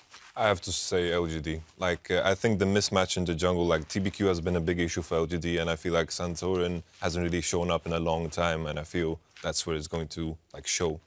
Yeah, I have to agree. I'm taking LGD here. The spot that can be struck at by TSM will not be struck at, and that's TBQ. And then pound for pound, they just hit harder in the lanes. And Bjergsen, I don't think, is going to have such an easy time in this game. And finally, Crumbs? You know, this game, there's a lot on the line because the other two counterparts of the team, to the group, are both 2-0. So a loss here and going 0-3 is almost certainly guaranteeing one of these teams to not make it out of groups. So I think both of these teams have to revert back to a very safe style. So it's probably going to be a slow game. But in the end, I'm siding with LGD because I feel like TSM is trying to be the cool kids and play the draft that everybody else is doing that doesn't fit their style. They can't play these comps. The entire LCS season, they won playing super slow, late game composition that scale just horrendously, very well. I mean, terrifically into the late game. The exact opposite, in fact. Scale terrifically into the late game, like AP Cog and stuff like that. And sure, maybe it won't work here, but you've got nothing to lose practically. Play back to that style. They're not doing it. Just stop trying to copy what others are doing and really just go with your strength. LGD for me. Both teams looking for a win. We'll see who comes away with it. Well, without further ado, let's step inside the Doc Pullman for Game 1 after God V shares his impressions of TSM's Great Dane in the mid lane. 因为我看他的比赛比较少，但以我对他的印象来说的话，他是一个对线能力很强的人，然后队伍也很愿意就是依赖他，然后依靠他来 carry， 就是他给你的压力感一定会很强，但是这样子队伍不一定能赢。 And Bjergsen's going to need to carry real hard to help TSM for the rest of the group stage. I'm Quickshot, joined here with Jat and Pastry Time as we cover the opening games on the last day of the first week of groups. It's North America's team SoloMid taking on the #1 seed from China's LPL. It's LGD Gaming. And what a start, 0-2 for the #1 team from China. Not expected. I think with the correlation of the tweet today, that is my biggest surprise of groups. And for me, it's just been a total three-way collapse of the top half of the map from LGD that's really got them into strife. TBQ has been heavily targeted and picked on in the bans and on the Rift. Acorn when he's playing low econ or carry, just can't seem to really put everything together. And unfortunately, to top it all off, Godby, he's not playing hard carries to kind of make up for the deficit with Akon and TBQ not playing too well. And that leaves Imp and POA on the bottom lane with way too much heavy lifting to do. Yeah, Absolutely. It really is. Yesterday on that server, like so much difficulties against Arrow's Cogmore. Team SoloMid, they're once again tripping on the international stage. Jet, it's like MSI all over again. Yeah, except this time it's not a surprise that they're losing any of their games for many, because it was expected coming in, and they've been floundering. The interesting thing is that their early games have actually been non-disastrous. Bjergsen had an amazing laning phase against Myeongne, and a lot of the other has been doing that as well, but they are unable to keep those modest leads due to their complete lack of team cohesion. And all season, we have heard from TSM that they are trying to diversify from that one strategy, which is centered around Bjergsen, and that they have communication issues that they're fixing. But the most damning thing is their self-identified issues are almost worse here, so it doesn't look good for TSM. It really doesn't. If there were a time to try turn around, it would have to be this game. Guys, the teams there are busy getting ready for picks and bans. Let's take a look at the lineups. On the blue side, it is North America's Team SoloMid. Dyrus in the top lane, Santorin in the jungle, Bjergsen, the big Dane in the mid lane, with Wild Turtle, the AD carry, and of course his support, Lust Boy. Loco Doco behind the team as the coach. Gonna have to do better in picks and bans today, as will the team on the red side, LGD Gaming. We have over here with Acorn in the top lane. TBQ in the jungle, he has been punished heavily thus far. Godv in the mid lane, see if he can pick a hard carry champion. Imp on AD carry. And PYL, his support friend, with Firefox behind them. A lot of love for Imp in the audience. We're about to get into picks and bans. Dyrus on Darius, not a great performance, but he was also left out to dry by his team. And looking at the other side, LGD with some questionable decisions, maybe, picks and bans. You know, Paige, do you want to talk to maybe some of the historical picks and ban strategies that we've been seeing from LGD versus now at Worlds? Absolutely, and LGD are a team that certainly late in the season started drafting very well when they won in summer. So to see them here at Worlds, you can just tell with the picks they're going with, stuff like TBQ's Vi after he's getting banned out, even Hecarim for Akon, which is sort of uncommon, despite the fact that we saw Huni play it on day one. These are just outdated picks for LGD. They're clearly going back to what's comfortable and what works for them, but this is not going to work on this meta. Well, here's the thing about this draft is, Monty even mentioned on the analyst desk, TSM's drafts are very transparent. So if you're going to be able to outdraft anyone, these have been the two weakest drafting teams in this group so far. We'll see if one of them can actually get an edge here in the draft phase. It poses an interesting question. If both teams are having questionable drafts, who can do the least damage in picks and bans? I mean, it generally means that they're not going to be punished as hard, and both teams will end up getting compositions that they are comfortable with that hopefully won't be countered for both of these guys. But we're seeing again, Lee Sin and Rek'Sai. Again, TBQ's champion pool has been hit. That's the third time we've seen both of those champions removed. So the entire group recognizing TBQ just not as comfortable as the champions. He's tried Elise, he's tried Vi. And yeah, the issue is that apart from that, there's not really much else. He has played a bit of Vi. It was a popular champion for him. At least he can sort of play. Even Rengar's sort of in the big backlog of champions. But again, on this metagame, on this patch, these are not champions that you can, I think, pick easily and expect to win with a lot of the time.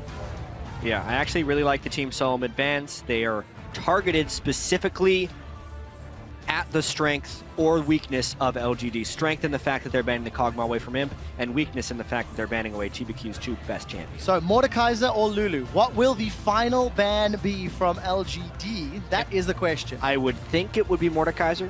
There was a game where he completely slipped through the ban phase. That was yesterday with LGD versus KT. So now at least they have both. And this is actually where it gets a little bit dangerous. If you're going to pick one of the two, I think you pick Lulu. I think so too. However, because as a Juggernaut, it's much like when you pick Darius into Lulu, you can still kite him around. He doesn't have an ability to close distance. Oh! TSM disagreed, Jack. They did the same thing yesterday, Quick Shot. They picked the Darius with the Lulu up and they ended up getting kited. However, this is at least kind of exciting. Yeah, Mordekaiser back on the roof for one more game here. Like you mentioned, it's only one game that he's slipped through completely. Does have one win and a whole host of bans apart from that. I have to say, Jungle Champion's still not sure what they're going to play. TBQ can also go to Gragas. That's one other champion he's played to reasonable success. But whatever it is, I have to think LGD are going to pick a jungle right now. This is throwing a big wrench in the draft phase. I have to imagine TSM was expecting a Mordekaiser ban. However, the one team who didn't ban Mordekaiser, of course, was LGD. So that leaves a lot of stuff free. This would be the logical choices for LGD. AD carries in particular, I actually think are even stronger against Juggernauts in particular because they are the ones that will be kiting them. And because of the Lulu, the Kalista generally can't be bursted as hard by Mord in teamfights. And I think that's some really strong counter picks up against the early Mord. Yeah, and just regionally, Imp's Kalista is probably the best in the LPL. Certainly one of the best here at Worlds. He got that champion banned against him so many times in the LPL, even though Kalista's sort of fallen out of favor. So a smart pick here from LGD. So Gragas locked in, another jungle champion denied from TBQ. It's going to leave LGD a couple of different options, but all of them going down that tier list. Chat, we talked extensively about jungle champions and what we're expecting to see. You think it's going to be the Vi again, or is the Nunu Hover likely? It depends how much faith they want to put in TBQ. If they want to put him on an easier champion that can execute around LGD's strengths, we haven't seen Nunu yet at Worlds, or even for a very long time in competitive, but it would fit this specific use case. One Snowball and Mordekaiser, he's not hitting anyone with that third Q. I think the other thing as well is that if they go with this, it's very Imp-centric, this team. Can't we talk? They actually did it! All right. They actually did Brand. This has been a champion that has been hovered frequently. A lot of people have been playing it in solo queue, and it's probably mid as well. Yeah. When was the last time we saw Brand mid? Was it Season 1 World Championship? It's going way back. Back to Brand and Malzahar days. Oh my. They were It could also be Brand support. Brand support is actually the stronger version of Brand in most scenarios. In this team composition, you'd maybe assume that with an Acorn counter pick, depending on what Dyrus wants to run. Brand. I mean, you don't even know at this stage, but the Nunu was also locked in. Just as a side note, in both of TSM's previous games, Twisted Fate was in fact banned against Bjergsen, and you can see the hover, so he's toying with that idea. Certainly is. Sorry, I didn't hear a word you said. There's still Brand happening? Yeah, I was trying to figure out if Brand was going mid or support. There's like, I mean, the support actually makes more sense, I think, because Brand won't be punished as much for positioning since Kalista can use the Fate's Call. TSM is going all in on these Juggernauts, so they will be so heavily kited unless they get really clean initiation. And what do we talk about? Bjergsen, the shining light really for TSM. He has to do so much work in these games to get the side lanes ahead here. He's got Twisted Fate. He's expected to make an impact on the champion, and he's certainly going to have to. Yeah, the Twisted Fate has been banned heavily against Bjergsen as well, so really If there was ever a time, Brand. If there was ever a time for Bjergsen to step up on a champion, Twisted Fate is now. But yeah, Brand's going to be fun, and it looks like it might actually be support. And I want so much to see Godby play Teleport Diana. He was the one who really popularized this pick, and everyone wanted to play Teleport Diana like Godby. There you go, you're going to get your wish. Diana has been locked in. That does mean it's Brand support for PYL. PYL does like to mess around sometimes, but this is a big step. Yeah, aside from the Brand, this is a very common LGD composition, right? When they pick the Lulu, you don't actually expect Godby to play it. You would have expected it to play in the top lane for Acorn, which was why it was so weird when they played Lulu mid on the first day of group stages that they played. Of course, the support Brand is just a whole bunch of AoE damage in this. The amount of damage the Brand puts out on support is basically mid lane tier, even with support items. That's why he's so effective. And I guess it helps when you've got a melee AD carry role to throw those Seers out at. As a note, this is game 19 of the group stages, and with Diana and Twisted Fate locked in, 19 unique mid-lane champions. Somewhere, champion diversity celebrates, because we are continuing to see these exquisite champs. Now, lane swaps, is this going to be a thing? I cannot imagine Mord and Thresh really want to lane into Kalista Brand. I think it's a pretty big factor in here. One of the major reasons Mordekaiser is strong is because of the mismatch you get on the opposing lane, and when you're level 6, you can force a turret dive, which then snowballs into a dragon. So if LGD can somehow deny the lane swap and actually negate that inherent experience advantage that Mordekaiser grants, that's one way to try and work around it. We'll have to see what they decide to do. Those team compositions will be flashing on your screen in just a moment. Guys, at home, jump onto Twitter. Let us know who's going to pick up their first victory here. Both TSM and LGD 0-2 in the World Championships. Hashtag TSM win or hashtag LGD win. Who will be getting that W? Will it be support Brand? Or will it be ADC Mord? So I actually just received words from our stats guy that Brand mid was played by Dade in the LPL in a game that had no consequences. So technically, it has been played recently, but not in any stage with how much is online. These are both 0-2 teams. The win is an absolute must. And we are loading onto the ref for game 1 in day 4. Let's take a look how this cookie crumbles. Both solo laners for TSM and LGD are running Flash Teleport. So continuing to see that TP mid meta, if we can go that far, really establishing. Yeah, this Worlds has been so much about global pressure and specifically just capitalizing on any misposition or misplay by any individual. When you have double teleport, it means you can just really find the position on the map where the mistake is being made and punish it even harder. I feel like the other thing there as well is that we talked a lot about these teams having strong individual players, but maybe not the best cohesion in the first few games we've seen. So double teleport is very team-oriented. So I want to see if these teams can really line it up and make the clutch plays with the summoner spell. I did see a slightly deep ward coming from PYL towards the red buff. It will have spotted Wild Turtle just a moment ago, but no lane swap deep vision that we've become relatively accustomed to. Safe enough starts, and it looks like it's going to be standard lanes, at least according to the current duo setup. Yep, I'm really interested to watch this Brand versus Mordekaiser lane and how heavily the Brand can punish the Mord from farming. Because in standard 2v2s that teams have been scrimming with against Mordekaiser, he seems to crush. They do the one camp early, they hit level 2 first, and then they never relent their advantage. That means they're level 6 by the time the enemy bot lane is level 4. That means they rotate the jungler and mid laner down, and because of the level discrepancy, you either have to lane swap or just completely sit everyone under that turret. The dive executes, the AD carry goes down, then they take Dragon, then it all just goes in. You make it sound so easy. Well, the thing is, this is, when I talk to all the teams, this is how they explain Mordekaiser to me. That's how they say, this is why he's banned all the time, because this is specifically what you do. And if you execute it and don't make mistakes, you can't do anything again.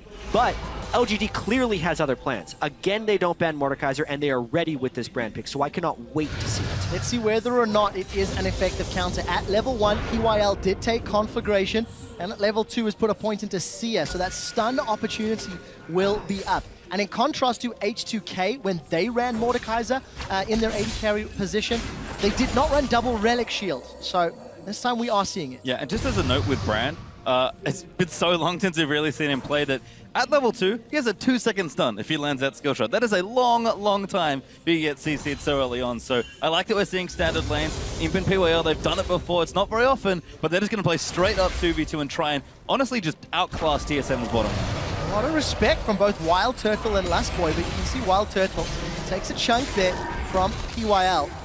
He's going to try and farm up. Death Sentence does connect, and Lustboy goes in. That's an early flash away from PYL. Sia's going to connect. There's that 2-second stun. Imp is going to throw out really early teleports. That's double teleport. Yeah, they're going to go in now. Now PYL's going to get moved back. Tyrus moving in. First blood to TSM. Mort gets it. Now Godby exhausted, going to be chased down. LGD, though, they've already lost one. He's going to go in. 2 kills for TSM, but Imp gets the trade kill. How much can he get back? Wild Turtle now, maybe the next one. Not over yet. We do see him trying to chase. Wild Turtle going to get some heal from that Harvester of Sorrows.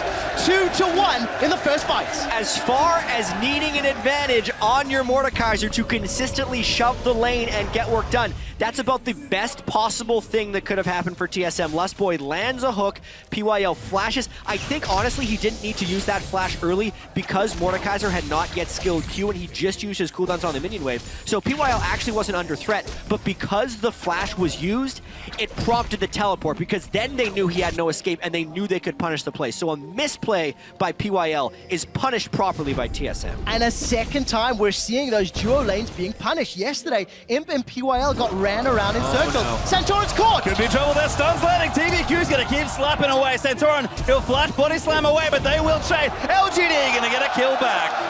That's the 2-second stun that Brand brings so early on into the game.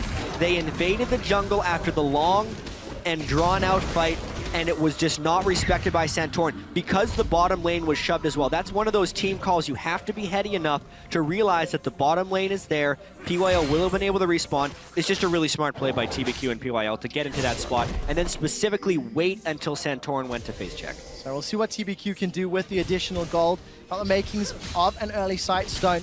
I'll not be too surprised to see that completed. Imp with his kill. Picked up that recurve bow. So going to be able to hop, skip, and jump away from those Mace of Spades from Wild Turtle. Yeah, there's so many cool picks here that I'm going to spend a little bit longer talking about the intricacies. So one of the reasons support Brand is so good, especially this season, is because of Spell Thief's Edge. The way Spell Thief's Edge works is when you have a spell or basic attack against champion, it will deal 10 additional damage and grant 5 gold, and it can occur 3 times every 30 seconds. The thing with Brand's passive, though, is landing a single spell will use all 3 charges of that. So you're getting the additional damage as well as the additional gold every time you use it. It's the easiest champion to activate Spell Thief's Edge on, probably aside from Morgana, who can just put the puddle underneath, but it really adds a lot of extra damage and gold to that Brand. It certainly helps that Brand's E is point and click as well. We did catch a brief glimpse of Dyrus being shoved in on that top lane. He's going toe-to-toe with Lulu. Lulu's been really successful at shutting down Darius's throughout the course of this group stage. But Dyrus has got pretty close farm, actually going a little aggressively. Not going to throw out the apprehend though, and I want to see what Dyrus can do now that he's not been really put far behind early. Yeah, very rarely we've seen Darius in a normal standard 1v1 lane situation. Lots of lane swaps punished him, but Acorn should be just fine here as well. I like the comparison here, honestly. We talked about Acorn not looking that comfortable in recent games. He's very comfortable on a low econ top laner like Lulu, where it can always make plays. Yeah, and I'm really tracking the experience in this bottom lane, but also how it interacts with teleport timers. Specifically the Mordekaiser, who wants to be able to pressure the dive once he hits level 6 because he has a level advantage, may not be able to since Dyrus in the top lane doesn't have teleport and Acorn does. If that equalizes, then the level 6 jump that the Mordekaiser gets because he gets full experience in share situations is actually kind of negated. Obviously, TSM had a nice play to use the teleport early, but because Acorn chose not to match, it means the bottom lane is actually much safer for LGD. Yeah, Lustboy just avoided that C-up from PYL. BQ is moving in. A lot of damage to follow up, but they've been nonetheless. Bjergsen's already completed his Ionian Boot of Lucidity with Home Guard as well, and the teleport will be available very, very soon. So we could see one of those plays in the not too distant future, Jack. I was going to say, I think we're going to see just like we got an earlier glimpse of what can happen when everyone teleports down to a lane and fight. Yeah. That's how we started the first little skirmish to get these first 3 kills. And given the teleports are coming back and home guards are getting finished early, blue buffs even transferring to mid laners now as well, we could see a lot of early 4v4 or 5v5s. Yeah, I think the 4v4 and 5v5s are definitely what's going to happen. However, one of the core strengths of Mordekaiser and why he's been banned wasn't actually executed on TSM. The small window they had where Wild Turtle was level 6 and Imp was not, was actually used up by Santorin handing blue buff off to Bjergsen. They had half of their team on the other side of the map and lost the window. So we're approaching 10 minutes into the game, and despite the fact TSM are 2 losses, in both of their previous games, their early to mid game was not terrible. It fell apart after that stage. So TSM actually averages a gold lead at 10 minutes, whereas LGD averages that deficit. So far at Worlds. So far at Worlds, yep. Correct. In the last 2 games. It's a small sample size, still counts. Yeah, well, it's one of the reasons that these teams are 0-2. They've obviously had their failings. LGD has been a little bit all over, pick and ban, some misplays in the game, and a lot of it just really on the shoulders of TBQ and Godvi not bringing up their end of the bargain. Imp and PYL have been playing generally well for LGD. And I think LGD have done a smart thing here. Yes, Nunu's a pick we haven't seen in a long time, but it was another pick TBQ was relatively well known for in China. Oh my god, Godby, never mind. Diving onto Bjergsen. This is where the matchup can get tricky. Both mid laners have blue buff, but TSM just going to start Dragon instead. They are, and somewhere, somehow, Deficio is talking about the Dragon. The ghost of Mordekaiser's Dragon, but there will be a challenge. It's going to be a lot of damage, but they have the Dragon. Oh, they've got him already. He's down. Now could be in trouble. Good old back there. Get a Moon Diana into the team. Moonfall's not enough. Toto gets another kill. Not only did they control the Dragon, but they get 2 kills afterwards. The siege potential of this Dragon, even against a full team, is strong. Now they have a full Dragon at level 9 and a 4-man push mid. They're going to put so much damage on this tower. Actually will secure it. There is no wave clear around. The question is, what do TSM do with the rest of that Dragon timer? It's only 1,800 hit points now. We saw how quickly it can get focused down when it's tanking the turrets. Yeah, I think the first Mordekaiser Dragon we saw was a little unspectacular, unfortunately, but that's a nice little move as Imp has been changing things up here. Runet's Hurricane first is a curious pickup. That's normally something you build when you're really far ahead in lane. You'll go Hurricane first and not go for an early lifesteal option. But he is behind. It's definitely curious here. LGD is behind on a lot of different aspects right now. Honestly, PYL and the rest of LGD just lost control of the Dragon Pit. A little bit inexcusable because they were all grouped up for a big fight, but just no one activated on that team fight. You would expect LGD, a team that loves to team fight, would be able to collapse down there. And Dragon's so important for both these teams. We look at Mordekaiser's Dragon, pretty much got TSM a turret there after they got a few kills, and LGD have Nunu and Kalista on their team, so they have incredible neutral objective control on both sides, so getting the Dragon first and getting it is very important early on. And you see how TSM continues to use it with all of the gold sitting in Wild Turtle's back pocket. He has a 10-minute Rylai's Crystal Scepter. I think that is incredibly powerful against the limited attack damage that Imp is going to offer. Santorin does have that explosive cask set up, and it could be snuck into the lane unseen. So Imp and PYL, they step out of position. They might get bounced backwards, although, there we go. TSM is going to walk over and clear the pink wall. Yeah, and another thing about these games where we have double teleport is once one team does get a foothold, it does kind of become a little easier to maintain, because any fight that happens, everyone can join, and the team that is ahead will generally do it, but LGD has the jump on it. Oh, the Centurion, another good ulti, but Godfrey's trying to go around the side. He's actually caught now as Gragas, but Akon forced to use his ulti out. Godfrey looking around the back, and Akon, he's so low, but they're not going to get the kill. TBQ, nice ult. Centurion sneaks in there for a kill with his flash, and now Bjergsen's going to land the stun. Wild Turtle looking to chase. Yeah, they've chased 1-for-1 thus far. Jungler down from Team SoloMid, but LGD backed away. You did see the ghost of Acorn getting more vision, but aggressive start. I think Acorn started to TP first. Yeah, and massive burst from Wild Turtle onto Acorn when he got chunked down right there, basically killing him through an ultimate. Now he has the ghost of Lulu, which isn't as terrifying as Kalista would be, but it still packs a little bit of a punch. Honestly, TP's burned, even trade, not that bad for LGD. Not at all. Team SoloMid still continue to hold their 2,000 gold lead. Doing a great job across the lanes, with the exception of Imp being up in CS. Even or advantage for Team SoloMid. Looking very similar for LGD as well. Again, we've talked about Imp. He's looking strong. He's had a decent lane, although Mordekaiser looking to get a bit out of control perhaps. And once again, LGD, who honestly were known for a very strong early game play, PYL roams, good strong laners, solid players across the board, backed up with good macro play. On paper, this team was excellent, but the start so far in Worlds, and even the start in this game, has just not shown that. And even before Worlds, Pastry, LGD was talking about all the pressure they're feeling because they were expected to roll over this very competitive group. And when your expectations are so much higher than your initial results, that adds even more pressure, an extra layer. And you have to wonder how LGD is responding to that. It doesn't look like they're responding to it very well. No, definitely not. Yesterday's loss to KT Rolster threw LGD into just turmoil. They looked so destroyed on stage. It is only the third game of group stage. A win here and some surprise games next week could still help either of these teams.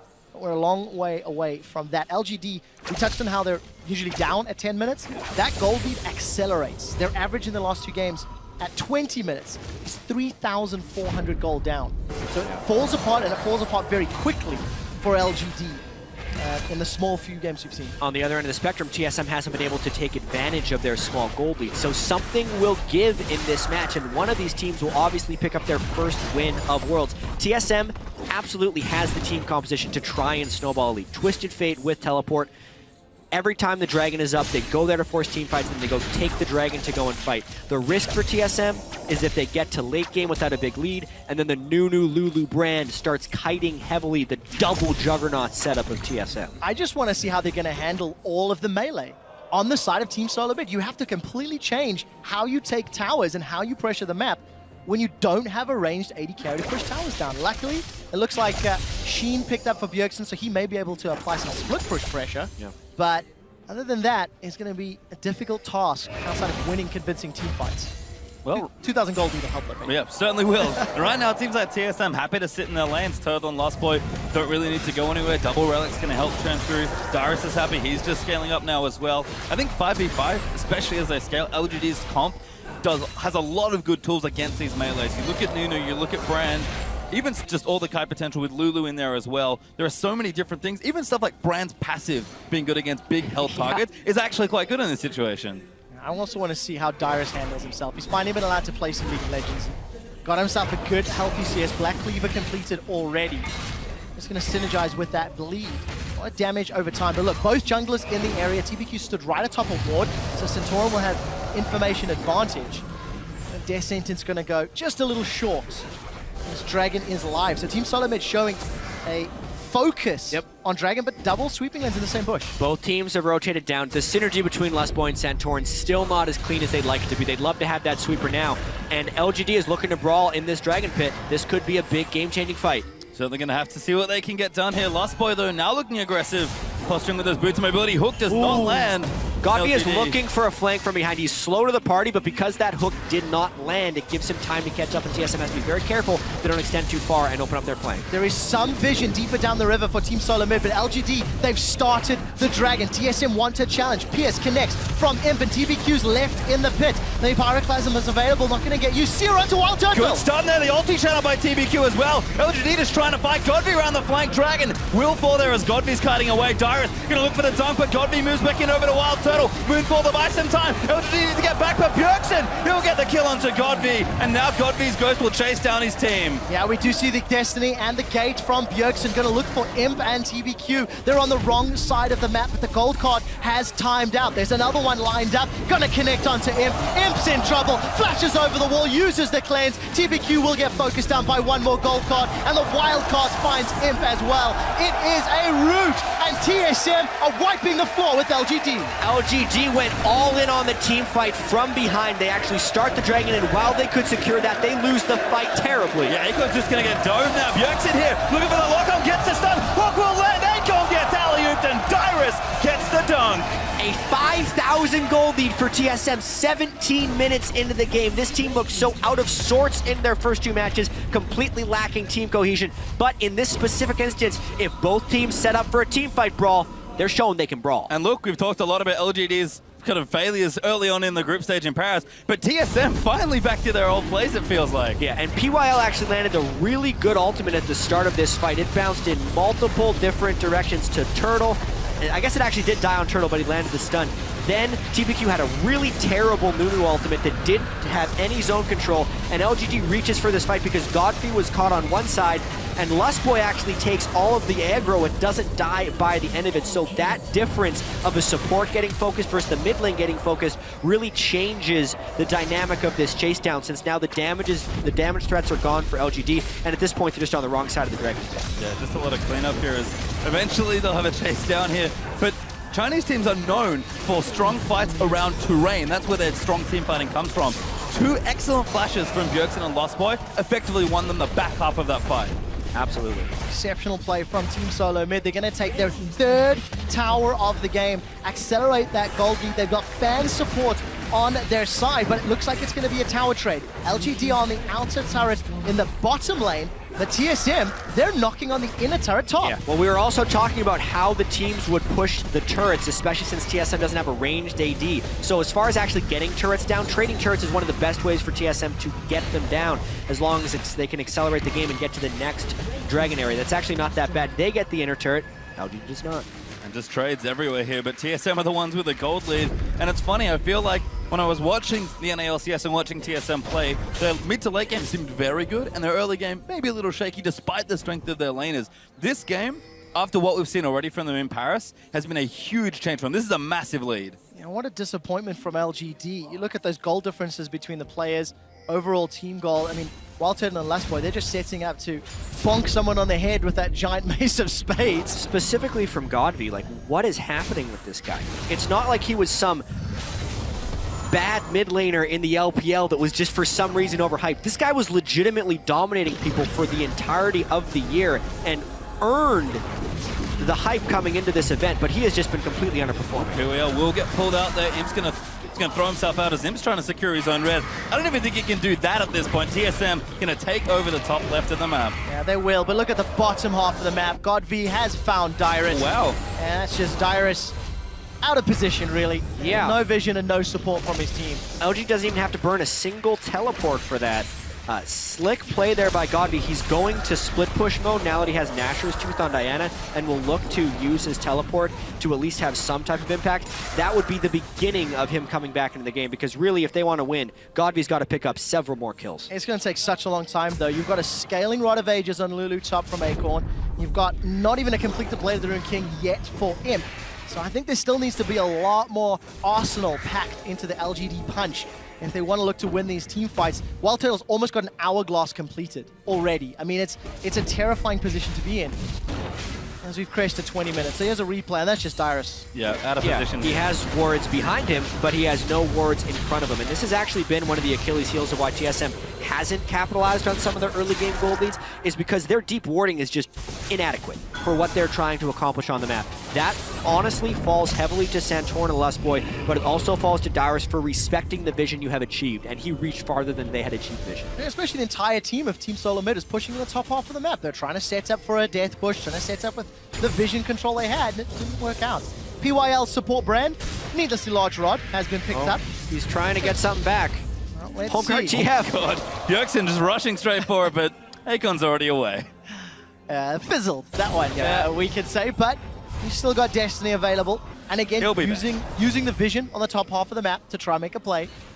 Maybe suboptimal, but it's keeping pressure, it's keeping LGD down. I think that's crucial. LGD are not going to be able to push past their river safely for a very, very long time. I want to see TSM get better deep wards and then try to push down that last inner turret in the middle and bottom lane. Yeah, TSM certainly have the arsenal to start fighting now. Lich Bane completed, Abyssal Scepter done, Rylo's almost on his Black Cleaver now as well. Dyrus even going tankier to try and reinforce some of the fight potential his team has. On the other side for LGD, Akon scaling with his rower, Nash's is up, but Godby's still looking for a second. It's really just Imp that's got the two items. He's the big strength of this team now. And I do have to mention that even though there's this large gold discrepancy, if it's not able to be capitalized on by TSM, LGD holds a late game team fight advantage. A nice hook to start this fight though. TBQ's gonna flash the flay and get away. The body slam does connect. There's the ghost. It's gonna be a Children of the Grave onto Nunu. Absolute zero does zero. Imp once again cleanses the death sentence, and LGD are backing away from the mid lane. Lustboy is playing a great Thresh this game. He has landed hook after hook, and Lustboy was one of the main underperformers for TSM through the first two games, constantly being caught out of position, but this time he is landing the hook and the team is following up on his action. They're gonna try and push with this Nunu Ghost while leaving up the Dragon. They will actually want to take that later. Another hook! Flash there, just gets pulled out by him. But TBQ's gonna keep taking it up, betraying his own team as TSM now 5 towers to 1. Extending that gold lead. Dragon is available, but have TSM taken too much damage?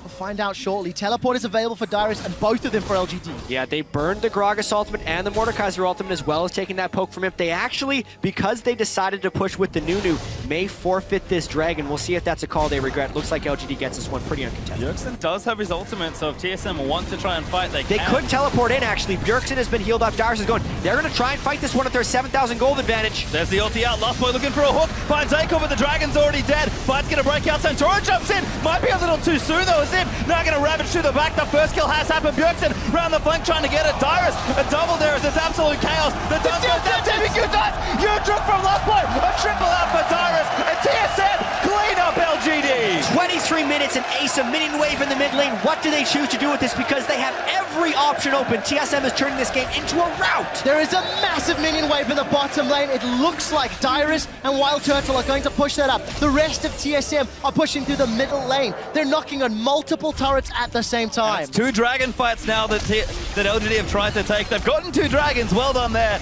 but they have lost the fight horribly every time. This time they will pay with their mid inhibitor turret as well. The inhibitor itself will stay, but for how much longer? 10,000 gold down. Let's see what Akorn and Godby can do. They're looking for TSM, who are split up. Dyrus is going to make it down to the bottom lane. Wild Turtle gets more by the Glitterlance. So does Bjergsen. Here comes Godby. He's jumping in. The Lantern pulls Wild Turtle to safety, and Team SoloMid get out. This is not just about the play, it's the continuation of the play. This is LGD's final desperation move. They burned both teleports to try and get a kill. They didn't get a kill, so they are doubling down and going for Baron. This is so risky. All in now, LGD. Can you get it? If not, you're going to be so far behind. Bjergsen poking around. Santorin does have his smite ready. The Baron's fairly low. Imp's got so many spears in the back of the head. Santorin's been stunned. They will get it, but will they get punished for it? Santorin dives in onto TBQ. Godby gets knocked back. Tries to make it go back in. The wildcard pops in. LGD fighting to the death. First kill happens. Dyrus trying to duck in the middle. Imp with a double. Godby cleans up the third.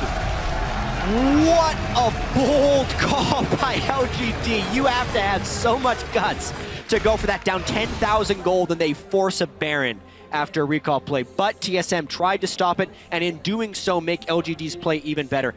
Obviously, TSM still has a big lead in this one, but LGD does stay in the game with that amazing call. So crucial to get all that gold and now items for further fights. There's a replay of Baron being secured and then TSM re-engaging with no ultimates, no mana. Yeah, Dyrus missed the outer ring of his Q, which is so critical for Darius because if he gets one reset there, he triggers his Noxian Might and could go on a rampage. I'm not sure if his ult was still on cooldown. It actually was. Because he didn't get it in the fight. So he had his ultimate up for that fight. If he could have landed the first outer ring in that Q, maybe that's an entirely different fight. So rare do you see a team up 10,000 gold actually still be in danger of losing the game because it's now 4. And I have to credit, honestly, some strong individual skill, like we mentioned for LGD. Acorn had some wicked sick geometry after that teleport to secure the slows and get to the Baron buff safely. And Imp, just watch how he's playing in these fights. He's an excellent Kalista player, but you can tell Imp wants this so badly. It was 10,000, now 5,000, and the Baron stats and the Baron minions. LGD have now got the tools they need to claw back this lead. Look at the items that were picked up as well. Rylai's for PYL, Last Whisper for Imp, Hourglass, Aegis, like all of these spikes are now being hit by LGD. I think the Rylai's is the most important one because if this gives them the ability to kite the double juggernauts of TSM, it could be game-changing. Obviously, we'll see what they can do with this Baron buff. I think they're already close to having one of the biggest Baron power plays we've seen here at Worlds. They could make this gargantuan.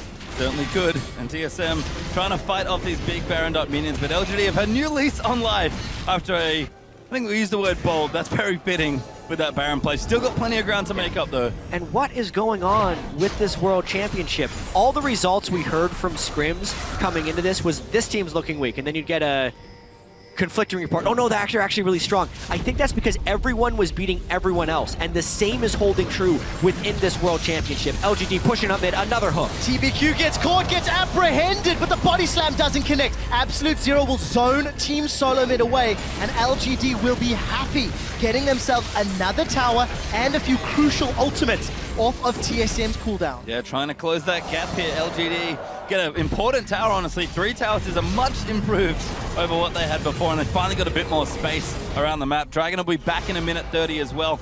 And from what we've seen already, Dragon's been a big fight point. LGD are actually the ones with 2 dragons, but TSM have won the last 2 dragon fights. Yeah, every time LGD's actually gone to the dragon pit, it's been a disaster for them. They've been able to secure the dragons, however, and they actually might want to just do it again, despite the poor results they've had before, because they could have reached they may have reached the breaking point within their team composition. TSM's damage is starting to fall off a cliff, and Acorn now has a lot of tools, especially if they can catch Wild Turtle. Let's find out. He's looking for the lantern, but he will not find it. And PYL and Imp, they get one of the most important keys from Team SoloMid. They're onto a tower as well. If LGD can come back from 10,000 gold down, I don't know how TSM recovers for the rest of the group. They're up 10,000 gold, sub 25 minutes, and they are now in danger of losing the game. Gap has closed a lot, only 4K up now for TSM. And that was like a full screen initiation from Kalista Brown. We didn't even touch on what they can do. Normally we see a support with Kalista, and there's a lot of synergy going on. Brand's a new one, but that was very stylish from the LGD bottom lane. Plus 5,000 Baron power play. That is an exceptional amount of gold.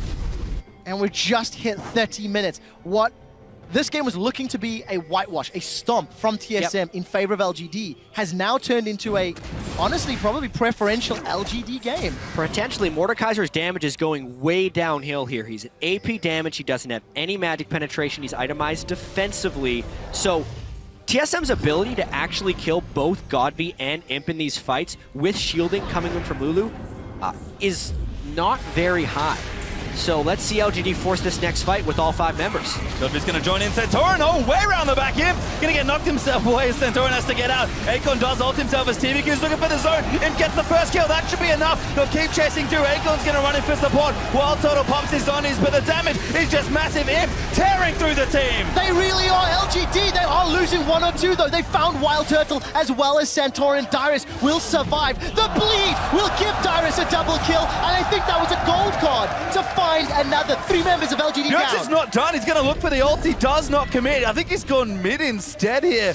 Does use something. Oh, now he is going to go in, get TBQ, cuts off Acorn around the back. Dyrus is in the enemy Dyrus base. just hit the inhibitor. And then it's going to chase. There we go. Dyrus straight on the mid. Inhibitor in the mid lane's going to go down, and look at the minion wave up top. Bjergsen has teleported to find Acorn. LGD are aced, and TSM are destroying their base. What a crazy game this is. Every single time LGD goes to the Dragon Pit to fight, it has ended in disaster. That fight was so damn close. Everyone on LGD walked away with slivers of health, but because Bjergsen could save his ult and teleport, he cleaned up all the kills. And so much credit to Bjergsen. We've talked about his Twisted Fate, been banned before this here in Paris. And the combination of strong mechanical play and insanely good map awareness to use 2 different global cooldowns to move around the map was superb. And now this is exactly what TSM needs to do to continue closing out this game. They have super minions in the mid lane. They waited for Wild Turtle so he can mark their dragon.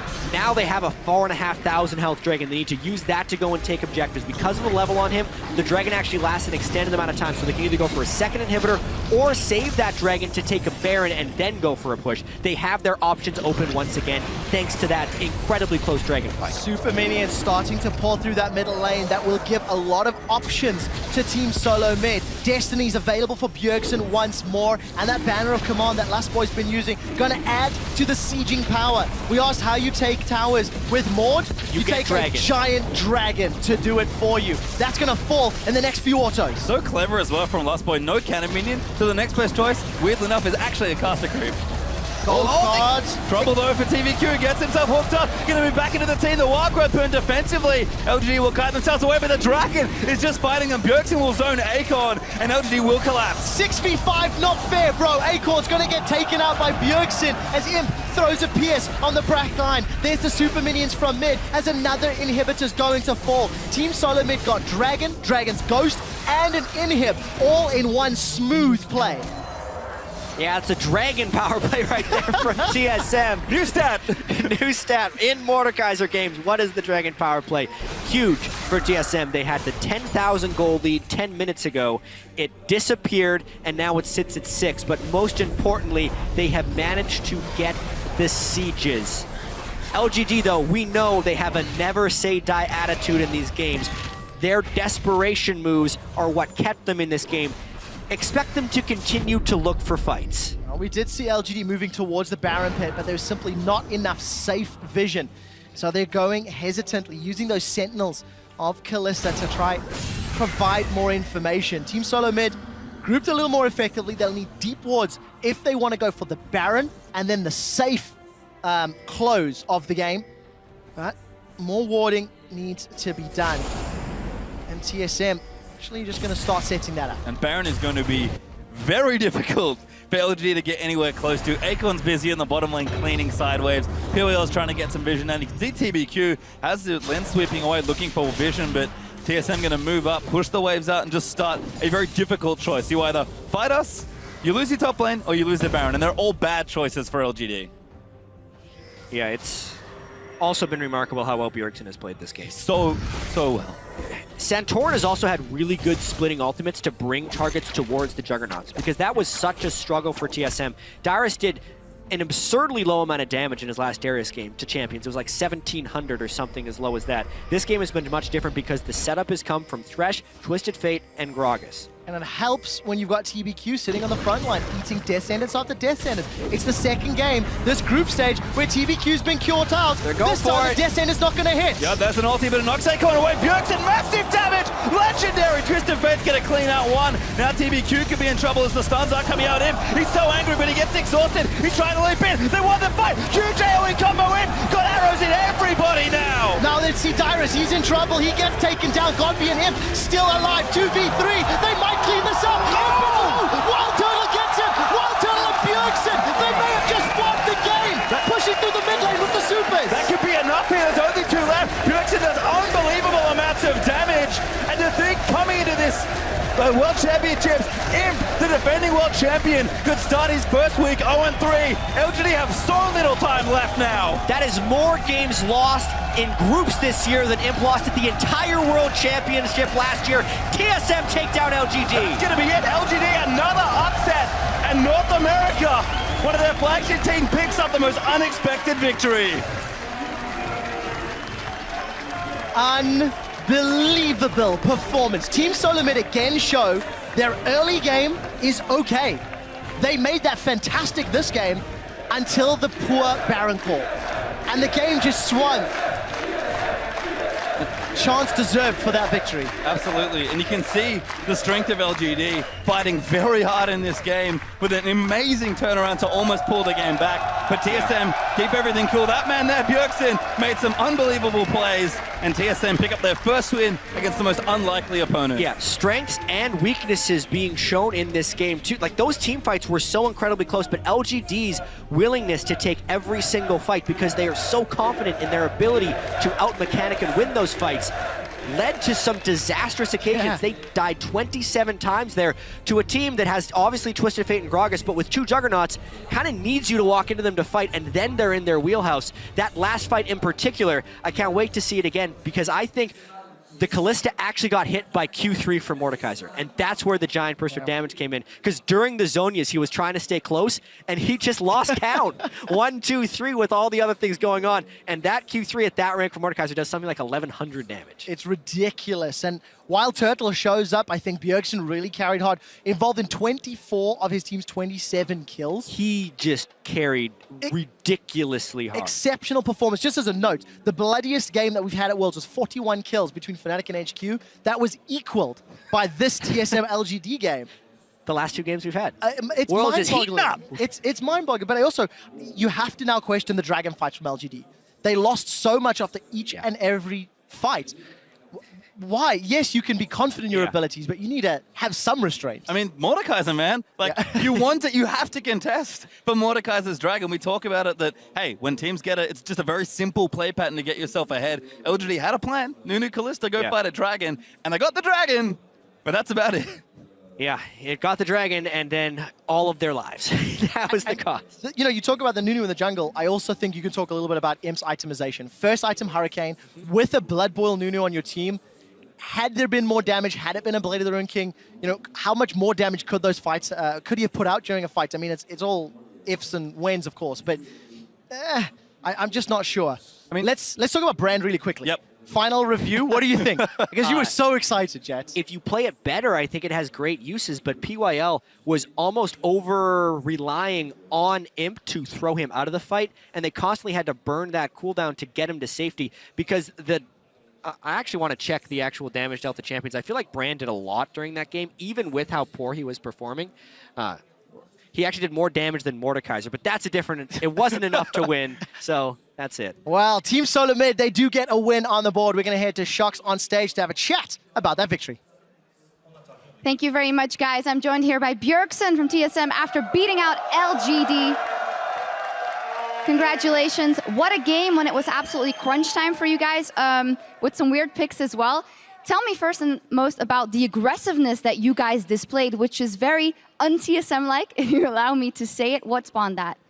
Well, when you're 0-2 in a group, and after today, we go back to practicing. So if we lose another game, people are going to feel discouraged. So it was like, right now was just all in, you know? We had to win this game if we wanted to get the confidence back, to get better in practice, to come in next week and just feel like we have a chance to come out of this group. So I feel like everyone thought this win was really important. Then we got the Mordekaiser and TF combo, which it just allows you to be aggressive. It allows you to push up, look for dives, look for constant plays, and just when we see a comp like that and it's like all in, then we're going to play aggressive, and that's what we needed to do. And you guys amassed almost a 10K gold lead in the mid game, and then that Baron happened. I can only imagine what that might have done maybe in the comms. Can you explain? We just oversaved for the mid tower, and we just got a little bit greedy. We could have slowed down the game a little bit, and we could have just playing a little bit safer, but we took the risk of pushing mid and ended up giving them the Baron. But I think we all felt pretty comfortable because we had a pretty big lead even with them having Baron. So we were just like, all right, guys, just take it slow. We made a mistake. It happens, but we're still going to win the game. And you guys did win the game. It's incredibly important. Before the game, You guys were two teams, in my opinion, on the brink of kind of breaking under the pressure of maybe the World Championship. 0-2, both of you. How did you try and use that to your advantage, knowing that they were also in that same situation? Well, it does feel good because it gives us more confidence when we're both not doing as good. We're like, all right, guys, anything can happen in any of these games. And I feel like all the teams at Worlds are actually extremely close. We see teams taking up games from pretty much any team at this point. And I think that also gives us confidence that we can take a game off of anyone right now. One game off of anyone. Any further predictions for you guys as advancement in this group? Well, I'd like to get out of group. I think the group is looking really strong, and we're going to have to step up our play a lot for next week. But hopefully we can. That's all I can say. I want to get out of groups. Well, Jurgen wants to get out of groups, and he made a definite statement in this game to make that happen. Thank you so much. Congratulations. And guys, take it away. Thank you, Shocks. Guys, as Quickshot mentioned going into that game, 19 games, 19 unique champions picked in the mid lane. Crumbs, you said maybe these teams would play it safe going into these games. And then we have a champion select like the one we did. I'm not sure they yielded your advice there. I want to know how long the queue time was to get into this kind of match, because it was quite a particular game. You know the analogy or the metaphor I made for my World's Pick'em? Of a big dumpster inferno of nothingness.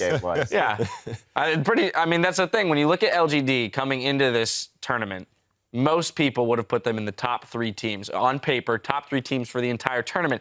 Had a #1 seed for the pick'em. They're now sitting solidly at the bottom of this group, 0-3. I mean, it's a baffling thing that I want to try and dissect here. Let's start with Pix and Ban, though, because we saw this brand support come out, we saw the Diana come out, and that was with them on red side, leaving Mordekaiser up. So there had to have been a pretty good idea that the Mordekaiser pick was going to come through on the side of TSM. You know, this gives some hope to TSM into the way that they should be taking drafts. Pick 3 melee champions that are always going to be soaking up damage so that Bjergsen can be left untouched in the backline and can carry. The damage that he did was equal to Mordekaiser, Darius, and Thresh combined, which is insane, to be honest. Like, that's more than 3 of your other teammates. Well, I mean, and that, to take the damage into consideration, too, obviously Bjergsen had a very good performance in that game and really did carry the team. But people are going to be wondering about what's this brand about, right? Well, as it happens, if you're going to start kiting the Darius and some of these melee picks, well, if you get that Riley's on Brand, he actually does a lot of damage. Brand did more damage than either Mordekaiser or Darius in this game. Brand, support Brand. I have to add, like, on a more serious note, it's like, I feel the trade-off, Mordekaiser into Lulu Kalista, is a really good trade-off in favor of LGD, because on paper, they have a team composition that is really good against these juggernauts, and still, like, that first dragon was just catastrophic. Does the Diana pick then somewhat contradict the idea that you want to kite these juggernauts? I think the Diana pick was fine because you're trying to play around the Twisted Fate with the teleport and you're trying to go into the bottom lane. Again, I think most of this game was a lack of coordination on LGD's part because the composition itself is fine. It's fine. It's just that when you walk into Dragon 1 by 1 and just start feeding, that you have an issue. You know, what we expected from LGD was the boldness and coordination from the play that they had when they made that comeback Baron. TP, okay, let's do something together and try to get something out of this game. That's what we thought we'd see throughout the entire tournament, through all their games. One play in 3 games is the only hope we've seen from LGD from the expectations that we had of them so far. And that's not enough to really get them out of groups. And we know they can do it. Now, to TSM's credit, one of the best plays was the Darius' TP into that bottom lane, because one of the things we've been criticizing TSM about is do something, just anything before 20 minutes. Being proactive. But they were very proactive here, and that really helped out, getting that early kill. Darius was the faster one on the teleport. But also LGD, they're known as a team that's very coordinated around using 2 teleports, and I don't know what's happened to them, but apparently Godv and Acorn cannot push their teleport keys at the same time anymore. Yamato, I think it is safe to turn a critical eye on both of these teams here. Even though this was a win for TSM, it wasn't clean. We saw a 10K up. A majority of teams in this competition with that kind of gold lead would be able to cleanly close out the game.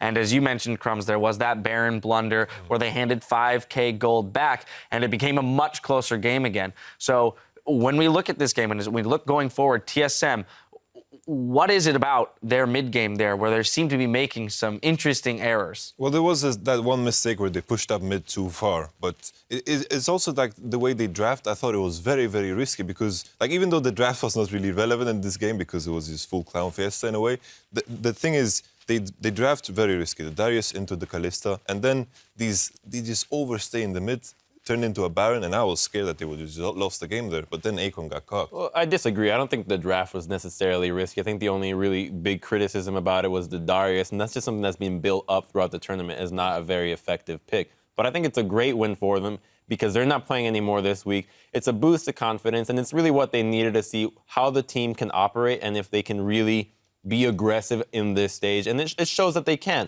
So I think it's a big step forward for them if they want to get out of groups. The difficult part being is the team that loses the next match between KT and Origen is going to have to be the team that they need to beat. All right, well, earlier we asked what has surprised you the most so far at Worlds, and Mad Piero tweeted, I was hoping to be overwhelmed by the Chinese team superiority, and I'm not even whelmed right now. What is this? No one is whelmed. And let's take that. So the Chinese teams, people seem to be forgetting that EDG is doing just fine, right? That is true. Sure, they lost to SKT, but they made that mistake around the early Dragon Call. It's something that they can alter relatively quickly. I don't think we're going to see that same error again. And otherwise, EDGs look just fine. I still think they're a favorite to make finals. All right, one final thing. As this is the end of week one, these teams do have a few days to regroup. And as much as it may be an uphill battle for LGD and TSM being 1-2 and 0-3, what needs to happen in this next 3 days to regroup and come back looking stronger next week? I feel like in LGD's case, I think they just need to find themselves again. I think it's too late. I think it's too late. Yeah. With the 0, which is a fair assessment. With the 0-3, I agree it's too late. But if they want to take some kind of victories, then I feel they need to start playing to the strengths again. They need to play these matchups that are where they kind of pressured the matchups. It's for example, the Diana, I liked it. It came back. Good. The Akon on Lulu, I want to see on something that can snowball the matchup. Gnar, something he's split push. That's what I want to see from LGD. From TSM, I think we need to just see more decisive and late game playmaking. Sure, their early game was looking strong right there. They capitalized on LGD's errors, but then we saw people getting caught out time and time again, and that's exactly what happened to them in their match versus KT. And interestingly, with how strong Bjergsen and Darius were, they could have feasibly set up some sort of 1-3-1 split push. And constant pressure on all three lanes is key to using Mordekaiser. But when they get picked off, they just can't do that. So there's a lot of flaws in TSM's late game play. All right, well, they've got some time to regroup. Our next teams don't have too much, though. We need to step away as we gear up for our next fight in Group D between Korea's KT Rolster and Europe's own Origen. Don't touch that browser. We'll be right back. Yo, Darius, make some calls so I can listen. I'm flashing. I'm flashing. Alright, I got it.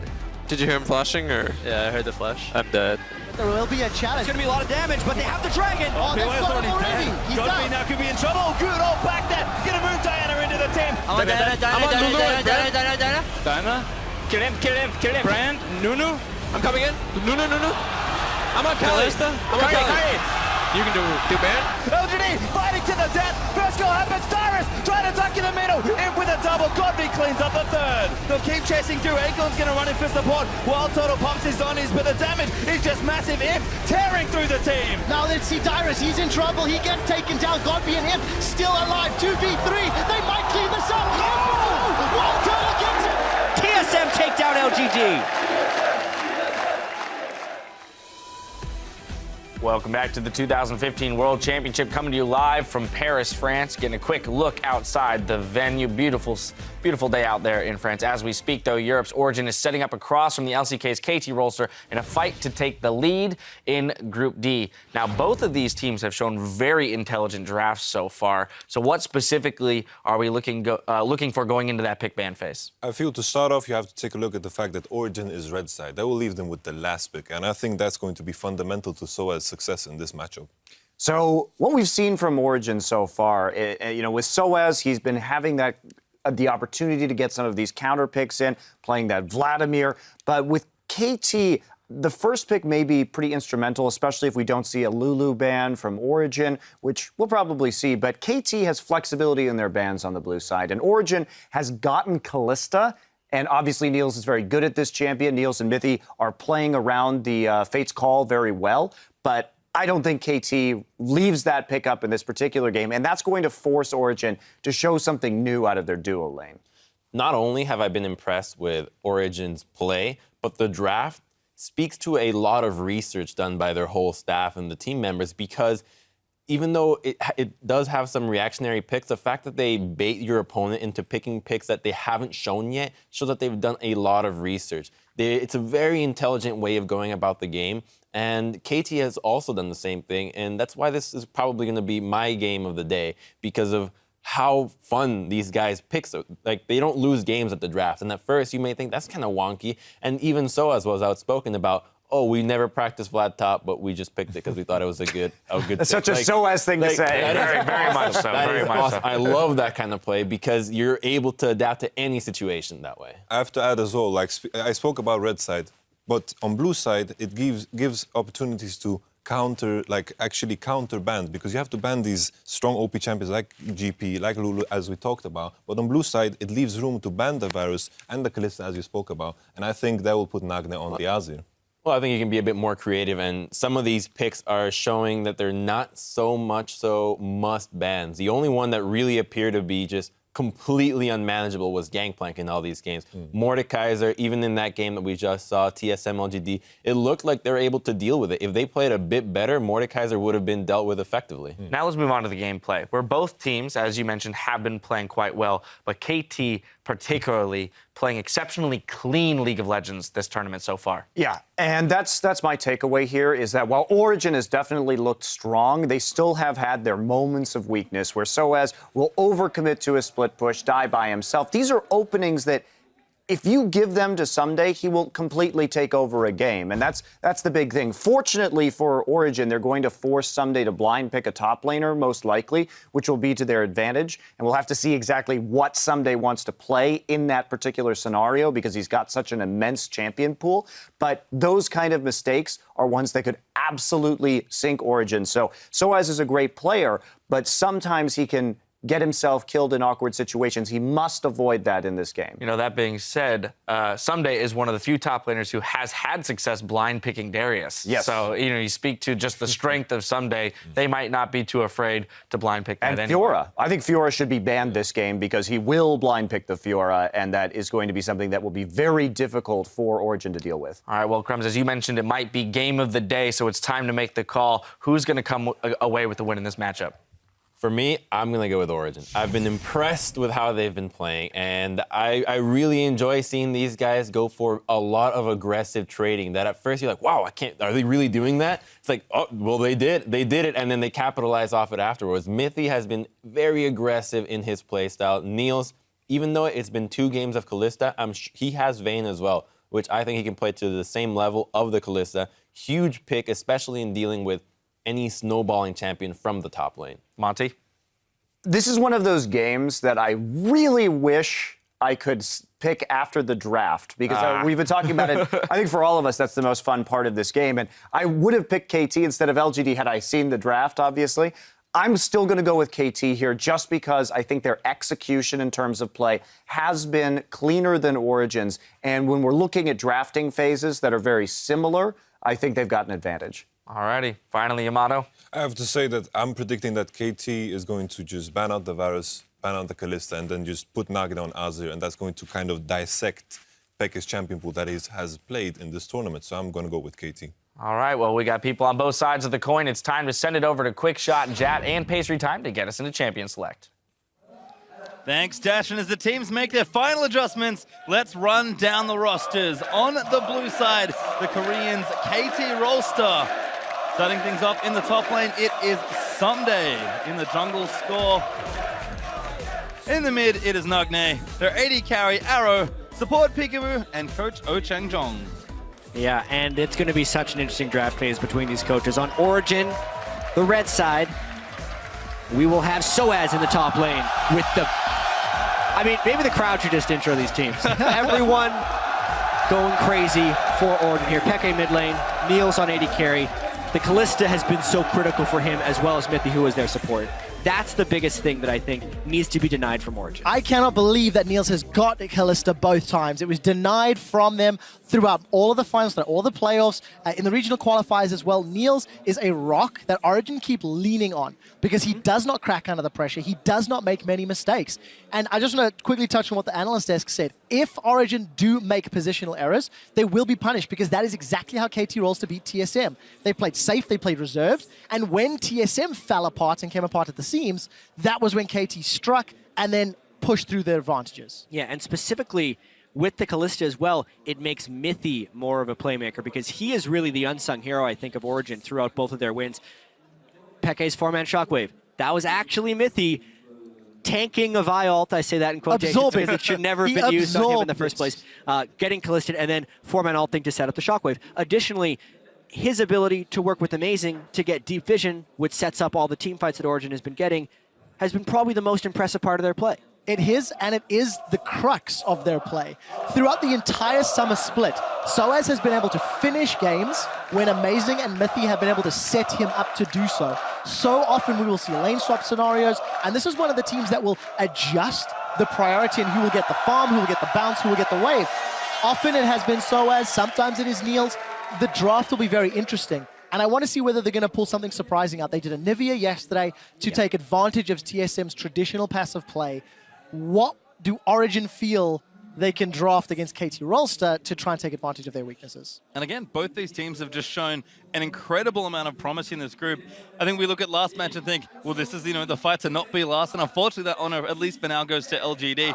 This is the fight to be undefeated in your group now. Origen and KT, some people may have predicted these two teams, but it's been incredibly impressive showings here. And at Origen, if one thing, they certainly have the crowd on their side. Beyond a shadow of a doubt. And, we talked up Mithy and Amazing so much. I also want to see how Peekaboo's going to impact this game. Yep. Oh, yeah. Both Peekaboo and Mithy share very similar champion pools, and they both have a tendency to leave their AD carries and impact the rest of the map. So there's going to be a lot of reading one another that could impact the game. And quick shot, the whole conversation about jungle support synergy actually kind of started with KT Rolster. Score and Peekaboo, their season turned around when Peekaboo started playing support, mainly due to their synergy together and their ability to take over the game once they were able to get penetration into the opponent's jungle. It's the way they win most of their games, as well as so far this group chat has said Kalista was huge for Niels. Kog'Maw has been huge for Arrow. 2 games each.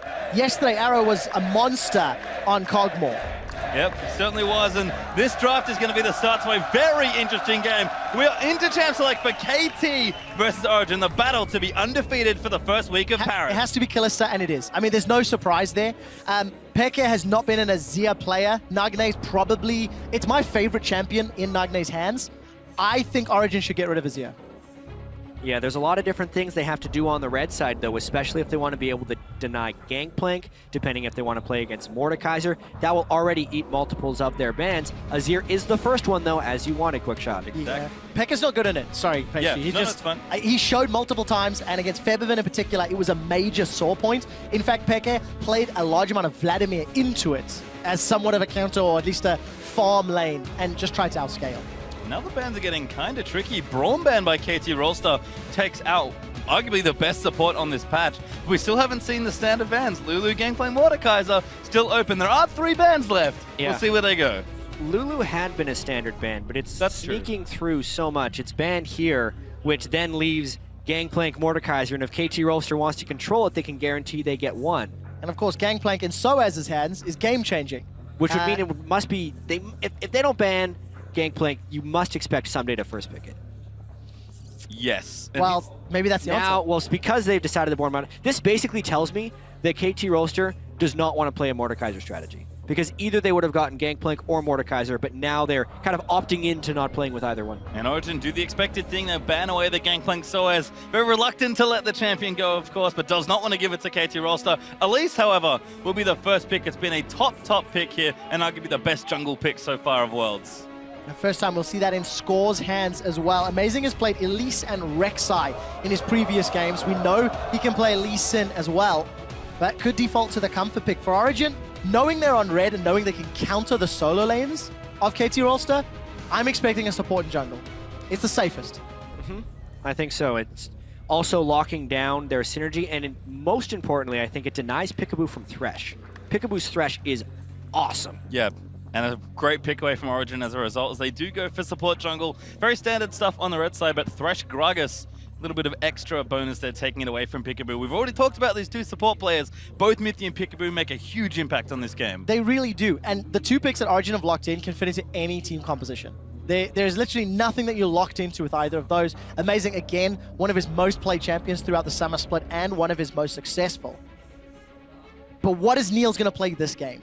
Sivir is open and available. We've seen some of the LCS teams playing it over the last few days. If they want to go for the utility, if they want to go for a carry, Niels has also played Vayne in the past and hard carried. Yeah, the thing though is with those 2 picks, I'm a little surprised that they picked the Gragas so early. Obviously it leaves a lot of options open, but that would have been an opportunity for Niels to play Kog'Maw and deny it from Arrow, because it's almost a certainty that Arrow's going to be picking Kog'Maw on the other side. He does it immediately in this next rotation, and this is actually probably what KT's composition, it fits into their win conditions and their normal play pattern. It has a nice, good mid-game power spike, and then they can try and rush the game down after that point. Yeah, I don't think KT could have asked for a better start to this draft here. Alistar Cog are their 2nd and 3rd to join in with that Elisa's Peke. Playing with the crowd a bit does flash Draven, which we'll see. But Niels will have to change champions here, so it's at least not going to be Kalista. And I have to say, for how good Niels has been, it's definitely been Soaz and Peke also stepping up to the same level. So the talent across these 2 teams, with the way they've been playing already on Worlds, Crumb's already called as his game of the day. It's going to be a good one for sure. And I think the Sivir would be the safe bet. Gives you the team fighting power. If you want to put Soaz on a carry, something that can deal damage, you can enable him with Sivir. And Peke, old school. Very old school. And he is going to take it by the looks of things. Twisted Fate going to get through once again. Twisted Fate Sivir, Origen's 3rd and 4th. The last time that Peke even played Twisted Fate was in July, so it's several months ago, right at the beginning of the summer split. It's not a champion that he's played a whole lot. Yeah. This split, but historically has played an exceptional. Exactly. At the same time, Peke played in the Season 1 World Championship, and one thing about players that have been around for so long is, especially on legacy picks like Twisted Fate, even if they haven't played it in a long time, you know they've played in metas where Twisted Fate was dominant and had mastered that champion previously. Yeah, the master of backdoors. That's true, I did think about that. You mean XOS? Oh! Okay. He hasn't picked yet. The question is, does Nagne run an assassin into TF? You can punish him so hard. Certainly hope so.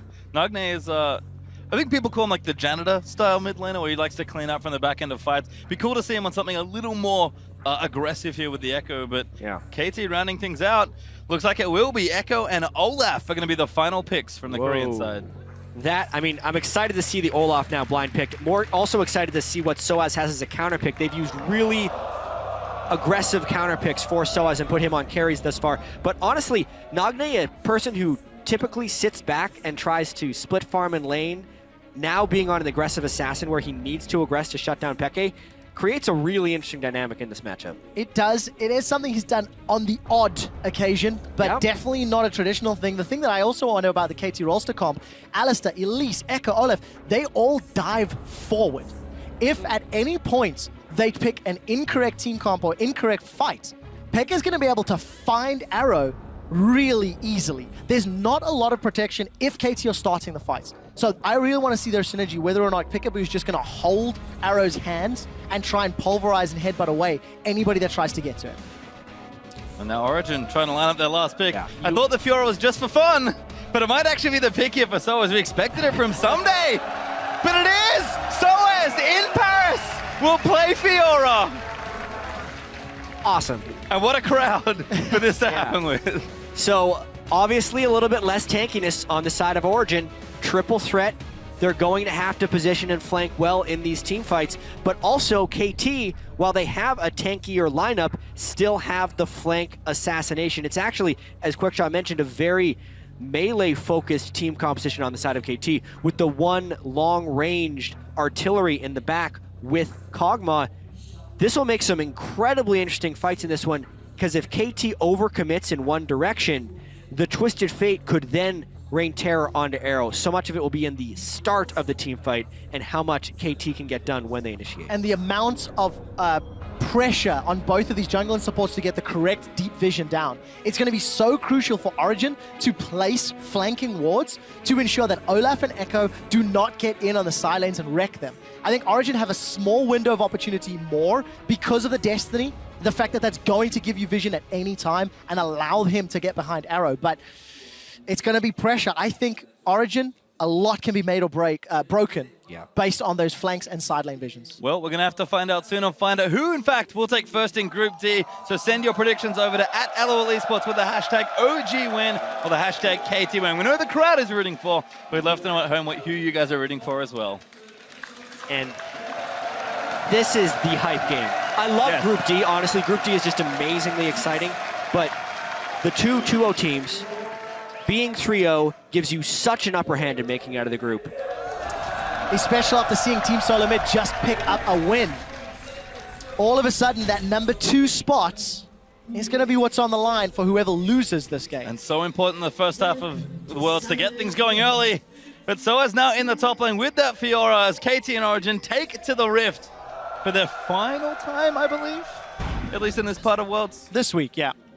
And you Till can see next KT Thursday. hanging out in a brush. Very defensive setup here. Some wards kind of around their blue, perhaps expecting a 5-man for Origen. But right now, just spread pretty evenly across the Rift. Earlier on at Worlds, we saw so many level 1 kills and fights, but it's really been a bit tame. The game against TSM and LGD, we just saw defensive line wards by both teams and standard lanes even. You would almost expect Origen and KT to do a little bit more lane swapping because that's traditionally what they've been doing here at Worlds.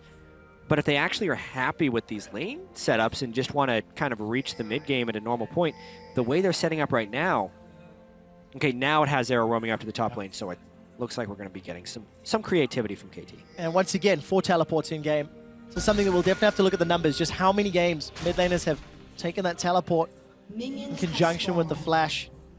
We've had debates about the effectiveness and what it offers you in lane, and etc. Well, to me, the mid lane summoner spells always go on a cycle. You have the really aggressive kill champions being in. When the assassins are big, they're bringing Ignite, and that almost necessitates the use of defensive summoners, like Barrier and Heal. But then sometimes people realize if you're just going to bring a defensive summoner, well, I'm going to take a utility summoner because I'm no longer under kill pressure. And it takes a big commitment of switching your playstyle away from utility to go back to the Ignite. So it's a repeating cycle, and until people are more comfortable playing around Assassins and losing that utility, we're going to continue to see more teleport here at Worlds. You can see Origen starting up their jungle. Peekaboo has had a look in there, got a ward down, at least has some knowledge, but won't be able to take anything away. Double jungles have been started by both sides, though, and we do have the 80 carries on opposite sides. And you know, they're both going to be fine. They'll get some farm, they'll get some experience. Probably favors Arrow a little more for the early additional thing. But Mithy now also going for a walk. The mid-game power spike from Arrow is greater than that of Niels. But Mithy looking for an early roam. Oh, not going to work this time round. Their sentence was just out of range. But we do see Amazing and SOAS still meeting up and holding hands in the jungle.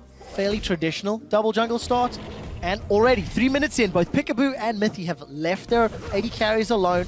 Relatively safe.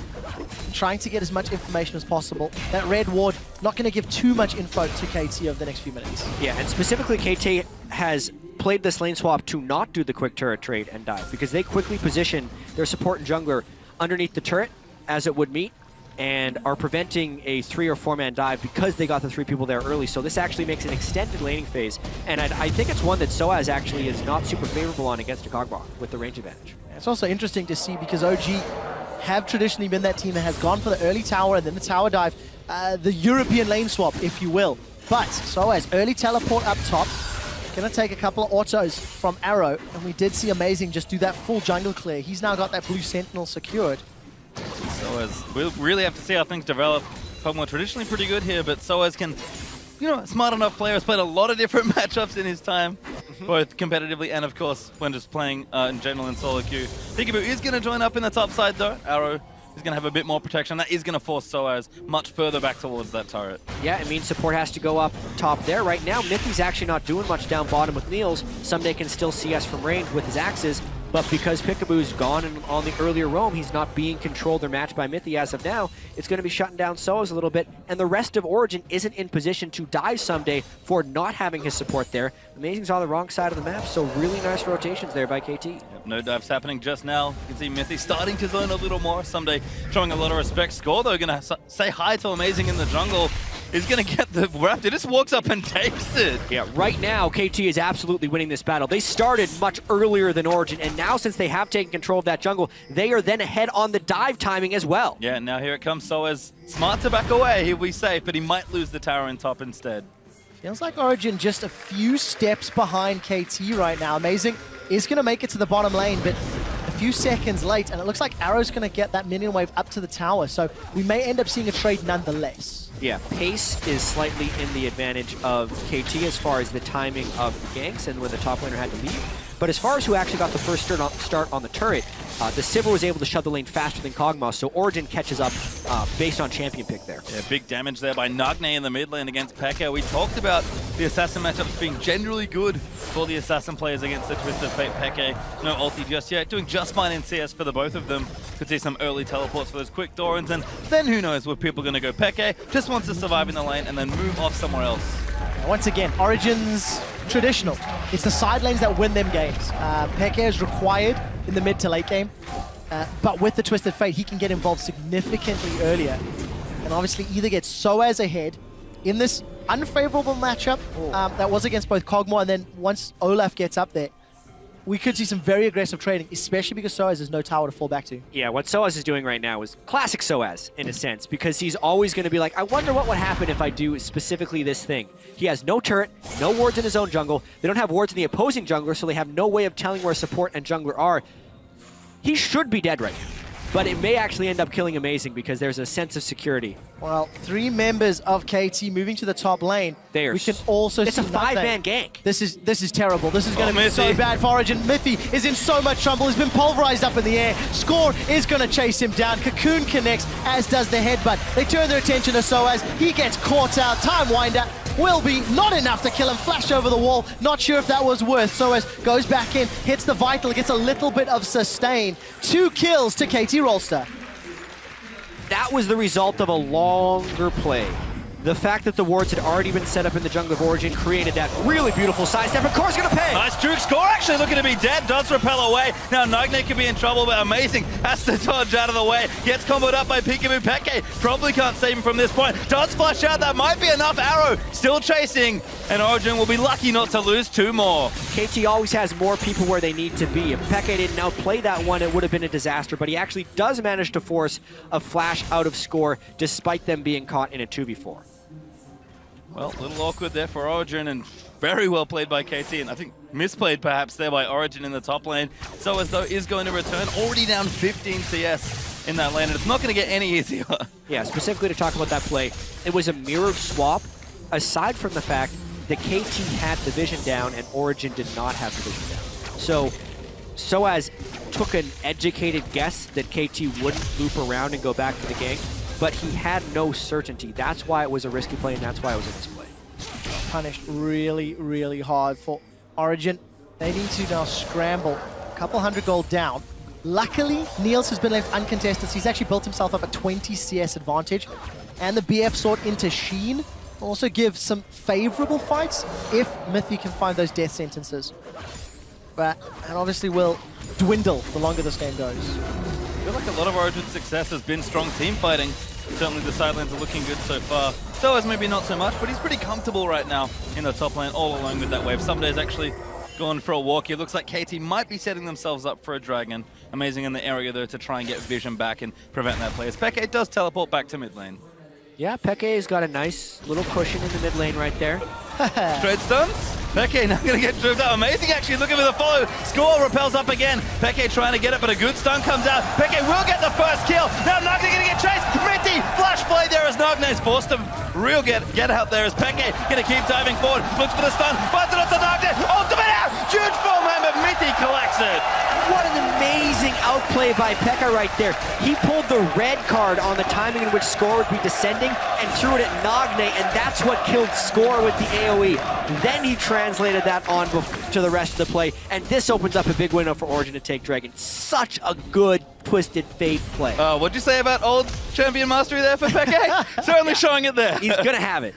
Oh my God. If there's one thing that Peke has consistently done is show up at the World Championships. Another game, another strong play, and this time early on to counterbalance giving up those early kills. 2 assists for both Amazing and Niels. And of course, Peke picking up a kill and assist. Niels, do not face Jack. Oh, Peekaboo face! Just flashes onto him with the pulverized exhaust is down. Niels burns everything to try and stay alive, but he'll get tower dived and Arrow gets the kill. It's not over yet. Mithy gets caught by the cocoon and tower dive. KT say we want 2 more, and they put it in Arrow's hands. And 3 kills on Arrow is devastating. So while Origen is getting their advantages with outplays, KT is just winning through strategic mastery right here.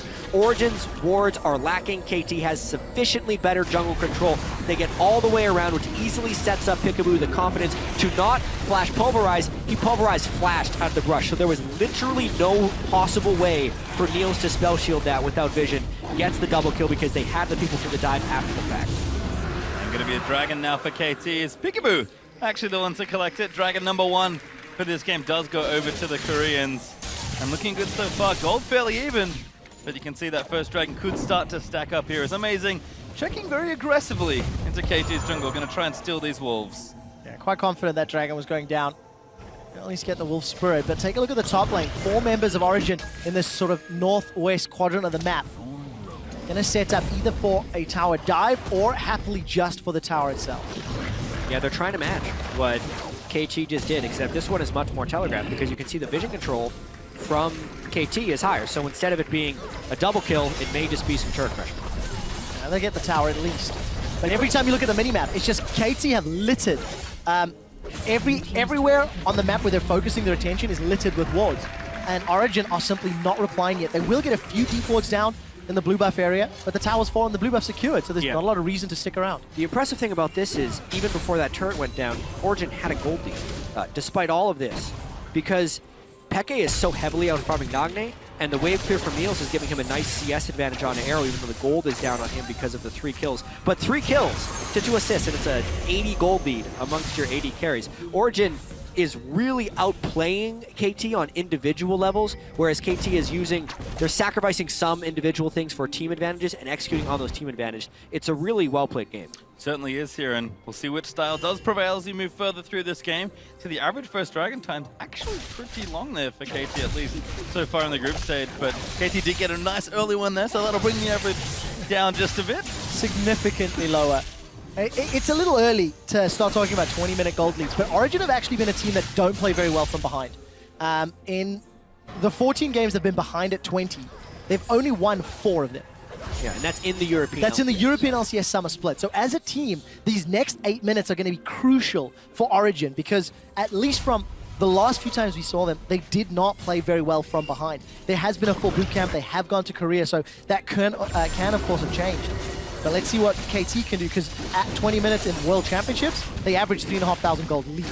Right now, it's just a lot of split pushing for both teams here. Arrow getting stronger and stronger, almost up to that Trinity Force. Mithy and Niels poking around, trying to see if they can investigate this vision, but Peekaboo very valiantly defending that ward. They'll actually go back in. Peekaboo pops his ulti. Mithy caught out of position, but Peke gonna try and make his way in. Mithy still alive. Now Sunday gonna chase him, but Nagne's here as well. The flare's not enough to keep him alive, and Niels gonna get himself chased down as Sunday's gonna clean him up. Double teleports expended by KT there to get the 2 kills. This is actually, yes, they pick up the 2 kills, but it's more about how Origen answers this, since a 5-man investment in the bottom lane is huge. Really, really is. So there will be a lot of damage on this mid-outer turret, but nothing further is gained. So Origen now have a 2 teleport advantage for the next few minutes. They have a tower to knock down in the middle lane, but nothing in top and bottom. So even if they want to get more with their TPs, they have to go incredibly deep into KT's territory. I don't want to understate how impressive that play actually was by KT because they had the vision control to teleport onto the wards within the jungle, and it's an extension of their playstyle. But now Origen is trying to match this with teleports from SOAS. He gets a little bit low early. Well, let's take a look. Grand challenges there. Gold card connects, and here's the heal. SOAS will replenish all of the damage he's taken. Peekaboo gets caught by the gold card. He does not have access to that unstoppable will. Gonna get run down. No more mana for Peke. Mythy gonna swing for the death sentence. He missed the flay. He finds the death sentence. SOAS low on mana as well. The cocoon connects onto SOAS as Nagne is trying to chase him down. There's no more support from KT, and OG get 2 of their own. 2 for 2. You burn both teleports, you get 2 kills. You burn 2 teleports on the other side, you also get 2 kills. They get the turn on top of it, so Origen swinging back really well in this match. Yeah, you can see the gold lead starting to creep up a little bit there as Origen are 2,000 gold ahead now. You mentioned the 20-minute mark being very important for this team, so we'll track if they can get it any further than that. Dragon up and back up, sorry, in a minute 45. But the first items are starting to come out now for both sides as well. Olaf getting tankier. Morelli-Nomicon completed for Nagne. A Trinity Force done for Arrow. Niels has something in the bank, I'm sure. But we look at the big carries for Origen. Lichbane done first in the mid lane for Peke, and Hydra already done for SOAS. Yeah, big time Hydra for SOAS, big time Lichbane for Peke, but I'd say almost an even bigger Trinity Force for Arrow. He is going to be huge right now. Someday as well, against the fairly CC heavy Twisted Fate and Thresh, may end up being a big problem come these team fights since he's picked up the 2 kills and can run straight at Peke's Twisted Fate. Well, Peke is going to at least get some damage on the inner turret. He's got the support of Mythy. Mythy's going to need to land those flays in future. Arrow will secure the second tower for KT down in the bottom lane.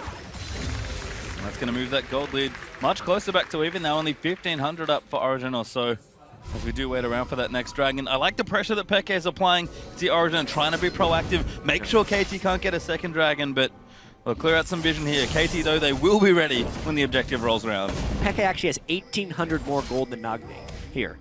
Massive advantage. We saw Bjergsen also get a tremendous lead onto Nagne. It could be a big red flag for KT as they move towards more of Worlds. Nagne is losing lane by massive margins, and people always say he's great in team fights afterwards, but it is always a hole that KT has to make up for in those team fights. Well, we'll see if they can, because not only does Nagne have to make up for it, he's on a champion playing a style that's not necessarily associated with him. We didn't see any of the lane pressure from that Echo onto Twisted Fate, because all the action was happening elsewhere. And with Dragon spawning shortly, again, look at KT. They've got some wards in the river, at least 1 ward near the blue buff of Origen. Luckily for Origen, they have control of the Scuttle Crab. It doesn't look like Origen is willing to play KT's game of just grouping up at the Dragon when Kog'Maw is sitting on his Trinity Force Power Spike. They were rather doing the split push game very early, 1-3-1. Classic, like, Season 2/3 Fnatic is how they're playing right now with the Twisted Fate and a split pushing SOAS. And we might even have a dive here. Mythy looking around. SOAS, though, just slapping the tower. Someday trying to get him off. Does eventually move him away. But Amazing's also here as well. Good collapse from Origen as Peke pokes around. Now sees the dragon, actually. And KT has actually been dictated to with that play. Look at all the wards they placed towards the dragon area, and then they completely abandoned their ward zone. So the instant KT moved out of that, they lost all of their pressure. It actually meant Origen could go and kill the pink ward. And because they're running KT around, they end up actually getting the dragon. Exceptional. After 15 minutes, Origen now find the reins and take control of the game. They expended their double teleports to reply to what KT did, and obviously are now making the strategic decisions. We're getting closer to that 20-minute mark, and Origen are even in position to defend this mid-outer turrets. Yeah, and KT is looking for that window where they can take over the game. They've had very close early games so far in this group, but they usually find a pick somewhere and then take 2 or 3 turrets, and then the game is over. They're trying to do that in the mid lane right now. Peke is split pushing, so Origen is trying to hold off. Yeah, Amazing actually used his ulti just to disengage KT off the tower and keep it up for a bit longer. Peke bottom line, Lichbane starting to do some work, but Someday just popped the ulti. Peke has to get out. Someday can't cancel this. Peke leaves effortlessly. Woo. Destiny's not even the longest of cooldowns. 1.5 minutes at rank 11 with his current CDR build, so not even going to be too painful, but you can see very clearly the strategy Origen are committing to. They want Fiora and Twisted Fate pushing the side lanes and leaving Niels and Amazing to wave clear. And Jack brought it up already. If you're going to have double TP in your solo laners as a metagame, I feel like Peke and SOAS started this before it was cool. They're real happy with this. They're real comfortable in the double TP game.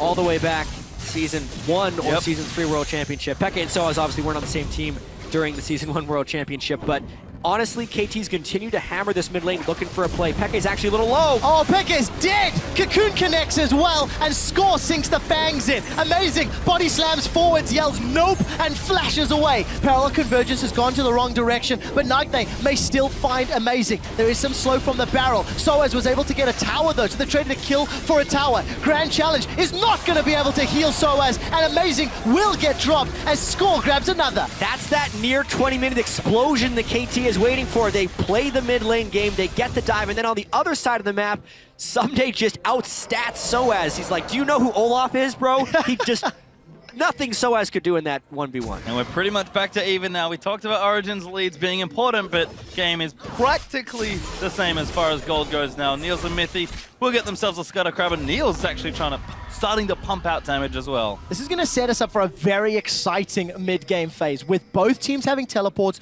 both teams having their sort of primary carries enabled to a degree. It will come down to the vision and the decision-making around your objectives. Peke, risky being that low. Yeah, they should have been forfeiting that turret. You could tell they were halfway between a decision, and they ended up getting caught for it. Then Amazing bailed out. Maybe he thought he had allies coming, but that's as close to a misclick as you'd like to give a player credit for, because there's no reason to body slam in. There's still a Lantern hanging out there by Mithy as well, and Amazing's like, nope, gotta go the other way. Oh, so as, again, the ward control has been dominated by KT. It really has. He's just going to get run down. 3 members of KT chasing him down. Teleport is up, but I don't think Soaz will waste it. Is going to riposte the Cocoon before he gets sunk down. 4-0-1 on an Olaf. That's scary. And despite being a favorite, Soaz, we have seen this play pattern from him before. Origen gonna have to execute a little more cleanly on this split push if that's what they want to be doing. KT starting to find picks, starting to get more gold. And if they ever find a big explosion fight, KT can take over. This is what cost TSM their lead against KT Rolster, being out of position, being too deep, not respecting the vision. This is exactly what the analyst desk had talked about. Origen as a team make these mistakes, and Soaz as a player is very greedy in those side lanes. He's done it multiple times against players like Huni in the European LCS, and he's doing it now against Someday. Yeah, and I do have to point out the Rod of Ages on Peke. It's a very non-standard item on Twisted Fate. I'm guessing he's using it for a little bit of extra durability, since Someday will be running straight at him, does true damage in a lot of his damage, so Peke won't be able to get resist to stop that.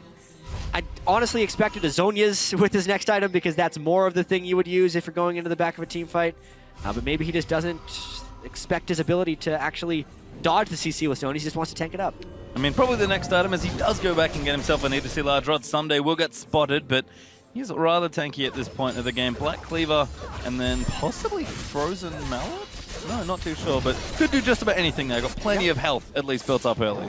4-1 at 4-0. At this point, so Frozen Mallet wouldn't be the worst. A lot of different directions you can go on. Sterex, Deadman's, a lot of ingredients that Sterex could is probably the my guess is Sterex, but we'll see.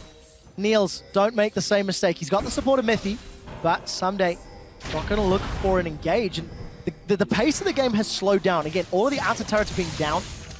No real deep vision from either team. Defensive wards in the bottom half of the map from KT. So no aggressive posturing, and it feels like we're just waiting for this next dragon.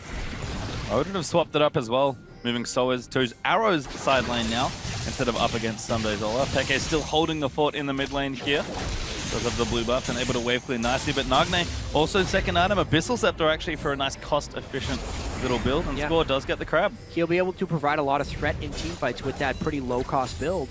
And I think the reason the game is slowed down right now is the 1-3-1 has been completely contained by Origen. Oh my Origen! Ladies and gentlemen, here's a European special. Origen on a 22.5-minute Baron. They're rushing it Someday down. has home guard. Here comes Someday. He's going in for it. Can he maybe get the steal? He's going to try and do something here. Origen, Score! He's going to look for it. Gets ulted up by Gragas. Can't move into the pit. Now Peke going to get vision. He needs to leave. He hits a Cocoon. Gets knocked down by Nagne. No, he can't chase it. The flash has come out. Peekaboo saved him. Pushed him over the wall. Origen get Baron, and they get away, igniting the fans in Paris.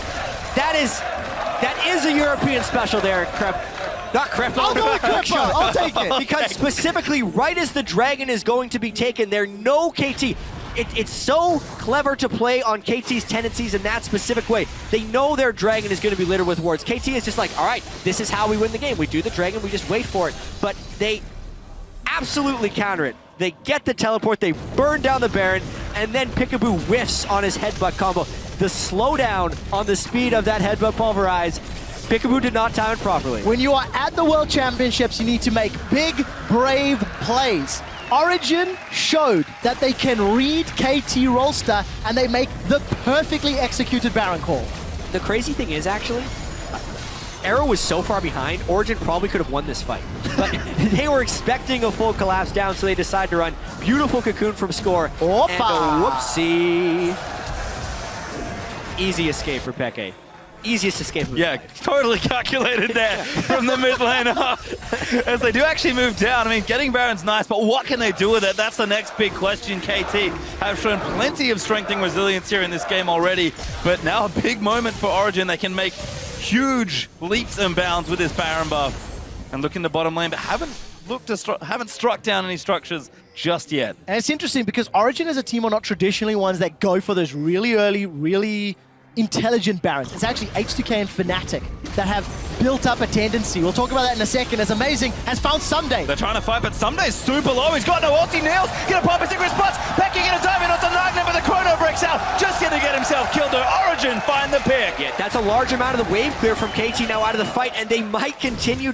They're just using the end of the Twisted Fate ultimate to see right there. This is at least one turret. They will get themselves one, and there's Baron empowered minions being pushed into the top lane by Soaz as well. He does not have teleport if anything were to break out, but look at KT. They're scattered. They're late. They've lost an inhibitor turret. Nagna is dead. Can't clear with Echo. Arrow doesn't want to go alone, and Someday was too low to throw access at the wave. They had no wave clear to stop those turrets. They're getting a ton of gold right here off this Baron. Pings down the bottom as well. Peke's gonna run down here.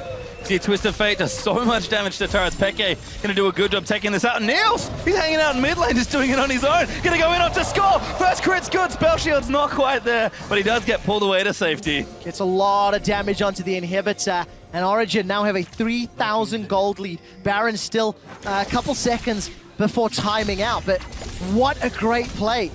Origen need to get deep vision down, and they need to rinse and repeat to get these last outer turrets down. Yeah, there were several weeks of intense preparation going into each one of these team matchups. And you said, Quickshot, that Origen wasn't that team to kind of do the really aggressive early 20-minute Baron calls, but specifically against KT, it just feels like something that was prepared. The way Origen has been drafting throughout this entire group stage, meticulous team compositions to attack team specific tendencies and weaknesses, and this was actually a play designed to punish KT's strength, which was vision control in the Dragon area on repetitive fights. It's awesome. And they're executing excellently on top of it as well. Origen do find themselves with a nice lead. It's not massive, but it'll have to do. The Baron's one off and will reset for the next few objectives. Origen, though, have carved themselves up a nice spot to fight if they want it. So it's a matter of can they continue the momentum they've built. And the thing is, we're still early enough in the game that even though that inhibitor is exposed, it is still incredibly risky to go for it. So yes, despite the advantage being with Origen after that Baron power play, it's going to be very difficult to continue capitalizing on. KT have repeatedly shown this game they can make strategic calls to slow down, shut down, and stop Origen's pushes. And that's what they're going to need to rely on. It's interesting to see some of the itemization that Sterex was completed by Sunday's Olaf, but a dead man's place on Score's Elise. Yeah, well, he can slow once he repels down on him, and he catches Peke with the extra move speed. And just dead again. Peekaboo's got a nice, really big target on Peke's head, apparently, because that's twice now that he's been caught out by the Alistar. Didn't miss that combo. KT gets so many picks, and it generates so many plays for them. The entirety of Origen's advantage is actually off that Baron power play, and KT's fighting right back. Both these teams just throwing haymakers at each other. Now KT gonna look to try and push down the same turret Origen have already got. They'll line things up. Arrow nice and aggressive on the front line. Decent ulti back. Peekaboo's sort of caught out, but Nagna has to phase dive out of the way. And no fight just yet. Origen will defend. 12 seconds now on Peke's ultimate, so it will not give them an inhibitor turret. It was a nice pick, but it gives them one turret and the gold for that. They actually don't even get too much vision control off of that play either. They have some nice wards towards the mid lane, but if Origen stretches towards their jungle, they go back into fog. Maybe it is a little too early to mention it, but Soaz has already tried to backdoor Nexus once in the group stages here at Worlds. There was a ward a few moments ago in the exposed inhibitor from KT, and with 2 teleports and Destiny, if Origen see another opportunity, some breathing room, some space, they could make a play on one of those objectives. But look, a minute 20 for Dragon, a minute 20 for Baron. We know what happened last time. Yeah, at this point in the game though, Arrow and Someday are also ridiculously strong. If they can ever run free in these team fights, so basically if Arrow isn't instantly gold carded by Peke early in a fight, he can shred any of the tanks on Origen, because Origen's mostly running a tankless team. Amazing with a dead man's plate, not that tanky of a dude. On top of that, that's all they have. I was gonna say that's it. Yeah, that's it. It doesn't go anywhere off Everyone that. else is squishy. The thing is, Mythy should be getting towards that Zeke's in a few moments as well. But if you look on the bottom, Amazing has found Peekaboo, and some days on Soaz. Yeah, another fight, but Someday wins again. These duels, funnily enough, not going to the duelist, as Peke might have found a catch. Arrow could be the one they get. They'll nail it. There's so many stuns to send upon Kog'Maw. There really is. Now they turn their attention to score. Where is Someday? He's already used his Ghost and Ragnarok. With Dragon up in 20, Origen may be happy with the 1-for-1 trade if they can get more objectives. Yeah, we call it a trade, but it was actually just 2 plays made separate from each other. Origen capitalizes knowing that the Olaf isn't there and just goes all in on Arrow since the damage threats are dead. And so it just loses another duel to Someday. Someday is carrying his heart up this game.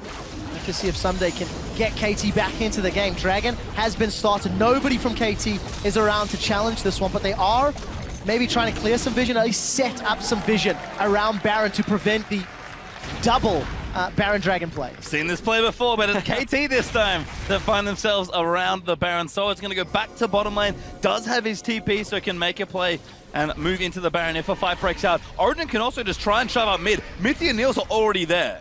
Yeah, it's an exposed inhibitor, so KT actually has to respect this. One thing that Origen is doing pretty well to get around KT's spectacular vision control is the fact that they know where the vision is superior for KT, and they're trying to draw them away from that point again and again.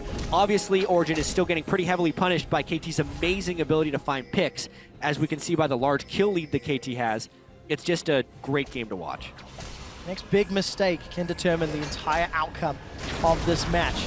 Score will find a cocoon on Amazing. Peekaboo's decided to go in. There is support, but the death sentence hits. Yeah, they are going to look for Peke around the side. He wants to flank. Great ult there by Amazing. And now Peke strikes. Looks for Nagne. Poured in from Soaz, but Sunday's coming as well. Score is crazy low. It'll get knocked off. Soaz will challenge Nagne, but Amazing's getting shredded. Arrow up to the side, firing. And it's just 1 kill on Peekaboo. Hook barely connects. Nagne and Score are so low, but the Destiny's being channeled by Peke. Where will he go? Holds on to the cooldown. Soaz gets into the fight and gets a kill. And Amazing's forced back, but it will be back relatively shortly. OG have a small window here with a 5v4 with Peekaboo dead and Score running back up from the base to try and make something happen. Really tense moment in the game right now. Oh, just got Arrow! What is he doing out there? Nail's got it, now Nail's going back in, gets a grid onto Nagne.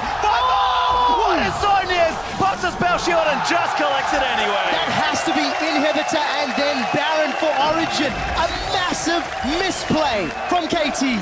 Something that is so out of character. You just don't expect them to make that mistake this late in the game. But Origen, the stage, everything can contribute to people making mistakes. It's the human element of League of Legends, and Origen capitalizes. Yep, they'll get the mid inhib. Niels been so good already. We've seen him on Kalista. We thought his Sivir was going to be good. Can confirm, still pretty good here on the world stage. What great positioning from Origen. They find themselves an opportunity. Peke narrowly dodged that undertow. We'll have some support, but no Baron from Origen. Let me take that back. They have started it. Yep. Teleports not available, and this should be secured safely. Safe secure from Origen. We'll have to see what encouraged Arrow to walk so close to the brush, because that was just disastrous in a game-turning event for Origen. They have had heavily superior objective control to KT, which is such a feat considering they have been consistently losing the vision battle. Right now, though, is a time in the game where they finally have superiority in that regard. So we'll have a bit of a breather now as the teams go back and reset. But Origen, after that Baron, are going to look to quite possibly finish off this game. They're 7,000 gold ahead now to watch this again. Yeah, we catch the tail end of that one, but there was just a smattering of wards there from Origen, and he walked into a ward that was pink ward, a brush that was pink warded. Niels then goes to finish off Nagne. Routine. Zeke's Harbinger for Mythy. If Niels wasn't dealing enough damage already, going to be amplifying that opportunity. And yeah, and the item threshold that Origen have hit are massive right now. The 4 items plus Zeke's Harbinger means the Sivir actually, if he was to duel the Kog'Maw and get in the range, would win the trade because he's critting all of his attacks for about 1,000 damage and he just 2-shot arrow. Additionally, Peke can also kill arrow with 2 shots. That much AP with a stacked deck, gold card, and wild cards is about 2,000 plus damage. Well, no Mordekaiser this time, but Twisted Fate will do a lot of damage if you can get on top of the key targets. Origen trying to close the game out. Peke in towards the top side, rest of Origen down the bottom. Yeah, gonna once again play all 3 lanes. If that's one thing we have learned from this game, Origen has stuck their carries on every individual lane, the entirety of it. We did see a Cocoon almost connect on Niels, but he's playing it very safe. I think it's pretty safe to say that KT has been playing the jungles and Origen has been playing the lanes. I agree with that, Jat. And that's been impressive. And that's another different strategy from Origen as the French crowd really starting to heat up here. Well, French crowd has been off their feet quite literally. 35 minutes in Origen, once again, how can you do a wave at a time like this? Goals. It's too important. They're pushing the base. Sorry, I'm watching the picture-in-picture, but look at that, they've caught Someday! Could be trouble, but he pops the ulti. That's a big cooldown. KT have to expand. Soa's going nuts. Pops straight into the back line, and OG are going to break the bottom half of the base. They're going to get themselves onto the inhibitor while Peke is dueling 1v1 with Nagne. Super minions, once again, going to be pouring into the base from a second lane this time around, and Origen move themselves out safely. There's a Baron-empowered wave up top, and it looks like Origen want to go for clean. 3-inhib sweep right here. There's no ultimate on Someday, so he can't storm in. That one hook from Mithy is so critical right now. I think Origen can actually just walk in and take the 3rd inhib. Starting to run out of chances here for KT. Spell shield there from Niels. We'll try and dodge the Cocoon. Soaz, we're going to close the trap. This is so dangerous for KT Rolster. It really, really is. The more time they spend trying to defend that top inhib, the longer the Nexus turret threats. Someday's Ragnarok is up now, so if they wanted to stop it, they'd have to go, but he's on the other side of the map dealing with Soaz. Origen just splitting KT open. And look at that gold card onto Peekaboo. He's already used the Unbreakable Will. Nagne's gone in, forced back out with that Chrono Break.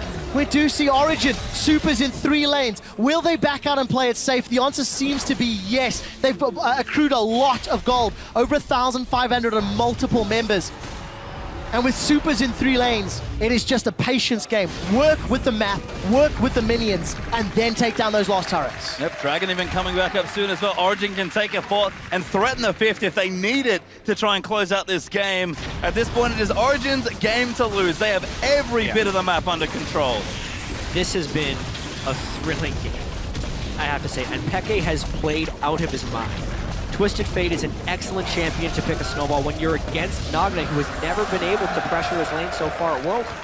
And even on an Assassin, Peke had total lane dominance on Twisted Fate through that. And the most impressive thing here is KT was playing to so many of their strengths, continually getting picks again and again in the jungle, and they would get advantages for it, but every time KT got an advantage, Origen would answer back in turn. Yep, rock, paper, scissors. It's just been going in a loop that eventually ended in a very giant rock, crushing KT's chances. If and when Origen close this out, they will be 3-0 in the group stages. You can hear that crowd really amped up for one of their favorite teams and their favorite players. Souls has gotten so much love. You can see OG. Nice little power play there on the Baron. Not massive, but at this point, you don't need much more than that. They were taking down inhibitor defending turrets, which don't actually give that much gold. So really critical moves. They got the inhibs out. That I think that's the true value here. Now 3 waves of super minions, split up team from Origen. Basically, we just need to track Someday's Ghost and Ragnarok, because that seems to be the thing that would make a difference in this fight. I think Arrow is basically dead because Peke can ult him, unless Someday somehow stops Peke. Well, mid inhib does come back up as well, but Origen just going to knock it down about as quickly. KT really don't have any time left here. If they're going to go, they pretty much have to go now. Look at the supers on the mini-map. They're about to hit those Nexus turrets. Neil's taken a couple of pokes from Living Artillery, and Origen have split up their forces. They're not running the risk of getting grouped up by Undertow or by that Pulverizer Peekaboo. Chipping away, that inhib will fall shortly. No need to get impatient here for Origen. Have all the time in the world. Maybe Peekaboo can get some type of Pulverize on a Peke. They're just looking for the opportunity, and Origen needs to make sure not to over-aggress. The minions will do the work for them, supers will draw threats away, and then they can take the inhibitor. Be one last stand here for KT. Niels, another great spell shield. Just goes in for the turret. Now Nagno diving in. Forced to instantly Chrono Breaker score. He'll have to repel out as well. Mithy zones him out. Peekaboo caught. Eats a hook. Massive pulverize there. But they're just going to peel away. Peekaboo's dead. He's definitely dead and will get the heal as well. 5v4. There's minions onto the Nexus turrets. Origen pushing in with the numbers advantage. The Nexus turrets both below half HP. The final stand from KT. I don't think it will be enough. Niels is hammering away on Sunday. He's got 2,000 hit points left. And now Nagne diving back in. He's desperate for a play. Solo's gonna rip him to pieces though. Damage out. Huge hook from Mithy. Becky flashes in. He wants it, but they'll get one turret. They will. They'll set their sights on the next. And Origen are onto the Nexus. Origen will place first in Group D after taking down KT Rolster. And with the crowd behind them, Origen go undefeated.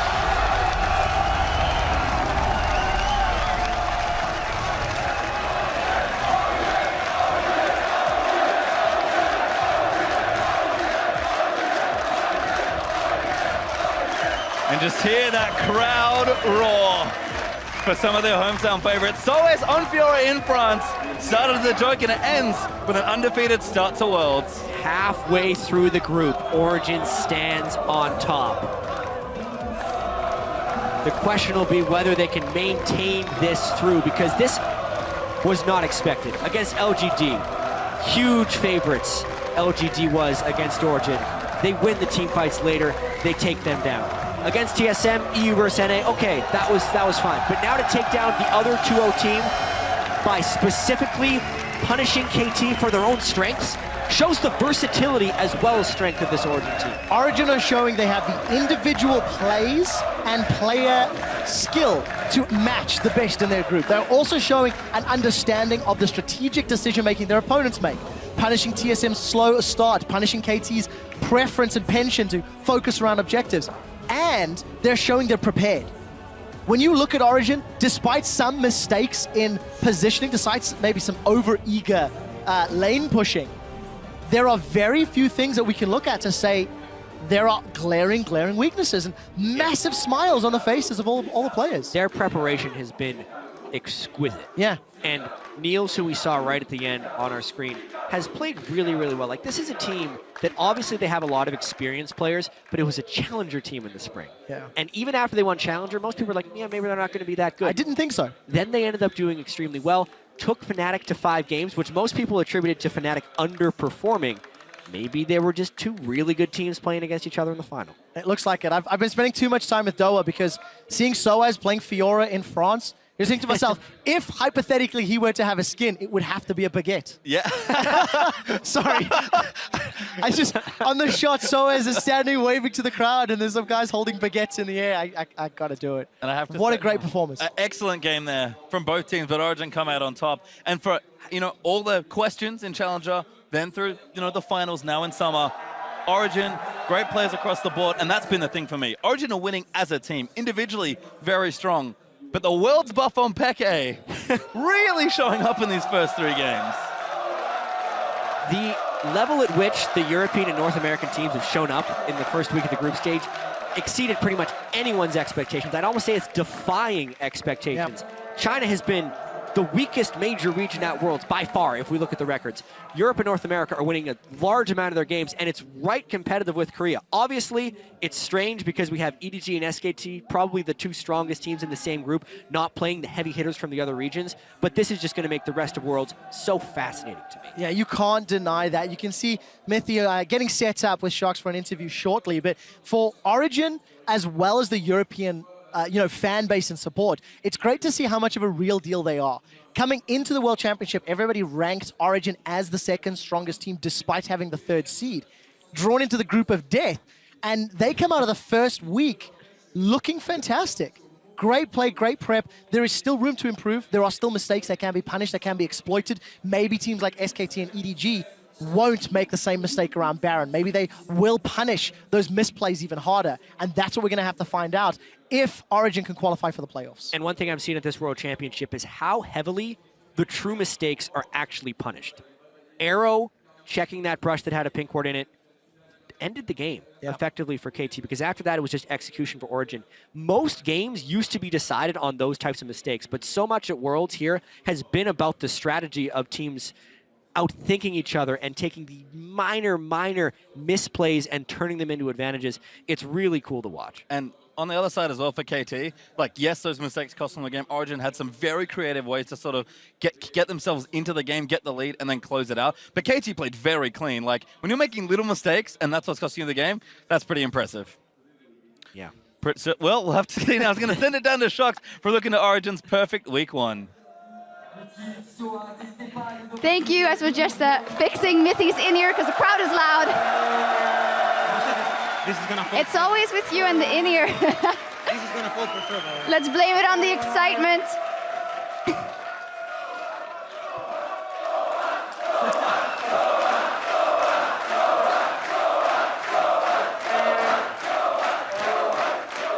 Well, yes.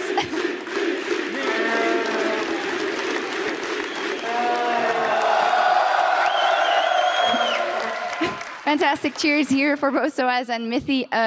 Fantastic victory, so congratulations on that. Yet, when you guys stepped on the stage here, you were still discussing some of the phases of the game, because am I fair in assuming that you guys didn't have your best game? Soaz especially up against Someday, it was pretty rough. Tell me how you lived the game and how you came back from that. He's gonna explain. No, it was a lane swap, and they ended up pushing the top side, the tier 1, and they had a freeze on it. Kog'Maw went base, and they were waiting for Kog'Maw to come back, and we knew that they were waiting in our jungle, but we didn't expect them to go on Mithy. We expected to go on me and Mithy to give me the lantern, but we ended up both dying really early on, and Olaf got a kill, and he had like 20 CS lead. So after this first action happened really early on, I was really far behind already, so I was just trying to farming up, basically. Same actually went for you, Mithy, having a hard time because they did focus you a couple of times early on. And you told me before the game that you're very excited to play because you felt that as support you could really have an influence in these games. How do you think you played it after that to bounce back from that moment?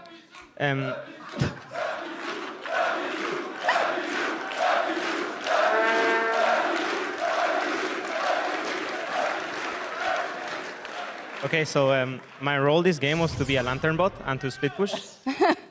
So I did my job well. I didn't need to hit a hook. Basically, if I hook, I'm in danger because I'm standing still when I'm hooking, so I shouldn't even hook. So I played my role well, to answer your question. And in terms of what happened was that they were playing very well around like vision, around darkness, right? And we didn't anticipate what they wanted to do, so they caught us off guard. But I think we counteracted and did some plays too to catch them off guard. Well, especially that Baron play. Talk me through the call for that. It's a European special, so to say, but still very ballsy to pull off in this situation. Where did the call come from? It was pretty much everyone started talking about Baron because we expected them to push as like 2 or 3, remember? Like 2 maximum, let's say, like their bot lane or something, so they could stop us at Baron. But they ended up showing like 4 members or some wards that we have in our jungle. So we decided to just TP and go for Baron. And they didn't even push bottom, they just tried to catch us, and in the end they didn't got anything, and we got the Baron. I think they were, I mean, their game plan was to catch us off around like their priority and so on. So they were playing towards their game plan, but then Nash spawned, and they were kind of getting a bit stressed out with all our split push, because it's pretty annoying to play against. You can't really catch anyone because there's Thresh there to save people and so on. So I guess they just made a really bad decision to try and catch us on bottom when Nash was an option, and we just capitalized on it. Capitalized on it, kept a cool head. Now #1 in the group, still with that win, what a victory that was. It's almost incredible to believe not just you guys, but a lot of the other LCS teams as well have incredibly stepped up. How are you guys going to specifically preserve this momentum you seem to have, knowing that this is only the group stage, and it's only the first round of the group stage? To preserve that, I'm not sure. We just need to keep the same communication, have ideas in game. Yeah, so sometimes it happens that we are not so talkative. And yeah, as long as we have ideas in game of what to do, and we have a clue of how to get an advantage or something like this, we should keep going. The way I see it is game by game. We just play one game at a time and take it slow. And right now it's working out for us, so we should just keep doing the same thing. Definitely. One final thing, the crowd was absolutely crazy already. Did you notice the wave going on? Did that distract you? I noticed after the bound, but beside the bound, like before and after the game, beside that, I didn't pay so much attention in game. Okay, but they're pretty crazy. How much is that giving you the strength to fight back even when you were 0-4?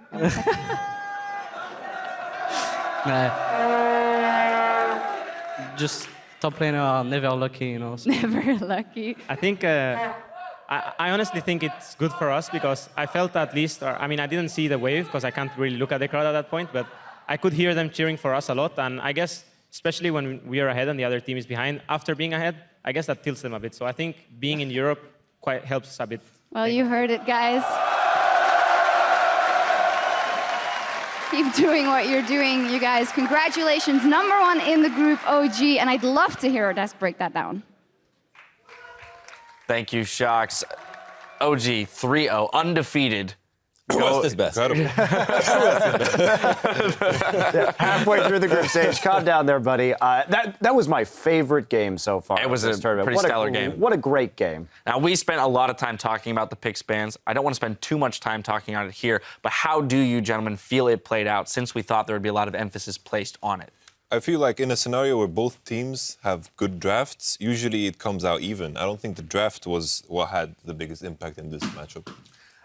I wasn't a big fan of the blind pick of the Twisted Fate. I would have rather seen an Oriana there when we were talking about it during the draft phase. Now, I think the TF was played very well. I just found that dangerous because giving a counter pick to Nagne, he plays Echo, he plays Fizz, he plays Yasuo. He plays Diana. These are things that could have come out. It ended up that they went with the Echo, which is what I think he would have blind picked anyway, given the Azir ban. But I did think it carried just a little bit of risk. I mean, with the way Pekka is playing, you could pick Teemo mid, and he was going to just be self-confident. There was so much confidence and just sidestepping cocoons, not even that was a beautiful play. It was insane. Him and Niels just had such a massive CS lead, over 100 CS, and combined was maybe like 180 CS total. That's before the base was cracked, which boosts the numbers of CS for KT Rolster because they have to defend the base and obviously get more CS, while Origen isn't. So just fantastic play overall by Origen with a lot of confidence. Well, we talked about fantastic play on both teams, clean execution.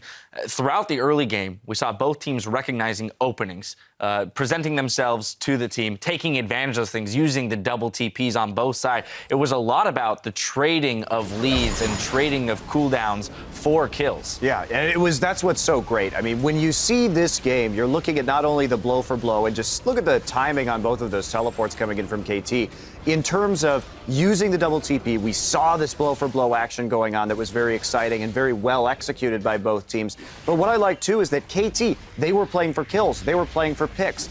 We saw Origen playing for pressure, playing for farm. So we got to see how these two different styles were really interacting with each other. And that's really what the best games of League are made of. The cool thing was it felt almost like a turn-based game in which KT would make a play, and then Origen, then KT again, then Origen, back and forth, but the lead was always in Origen's favor because of the massive CS that they had gotten. Even though Arrow had a lot of kills, Neil still had a huge CS lead. By the time around 32 minutes, I think, Kog'Maw had a Trinity Force, Bork. That's when Sivir had Infinity Edge, Static Shiv, Last Whisper, and Bloodthirster. It doesn't matter what champion you are, you're not going to be able to outcarry with such an item disparity. I have to add as well, the fact that Xpeke managed to survive so well in a matchup that is bad for him. Like, he basically blind-picked the Twisted, as you mentioned, and I feel like the matchup-wise, sure, it's in Echo's favor, but the fact that he managed to have pressure in a lane as Twisted Fate is what kept him in the game, in my opinion, because they were 0-2. I don't agree with the Twisted Fate being such a bad matchup. Like,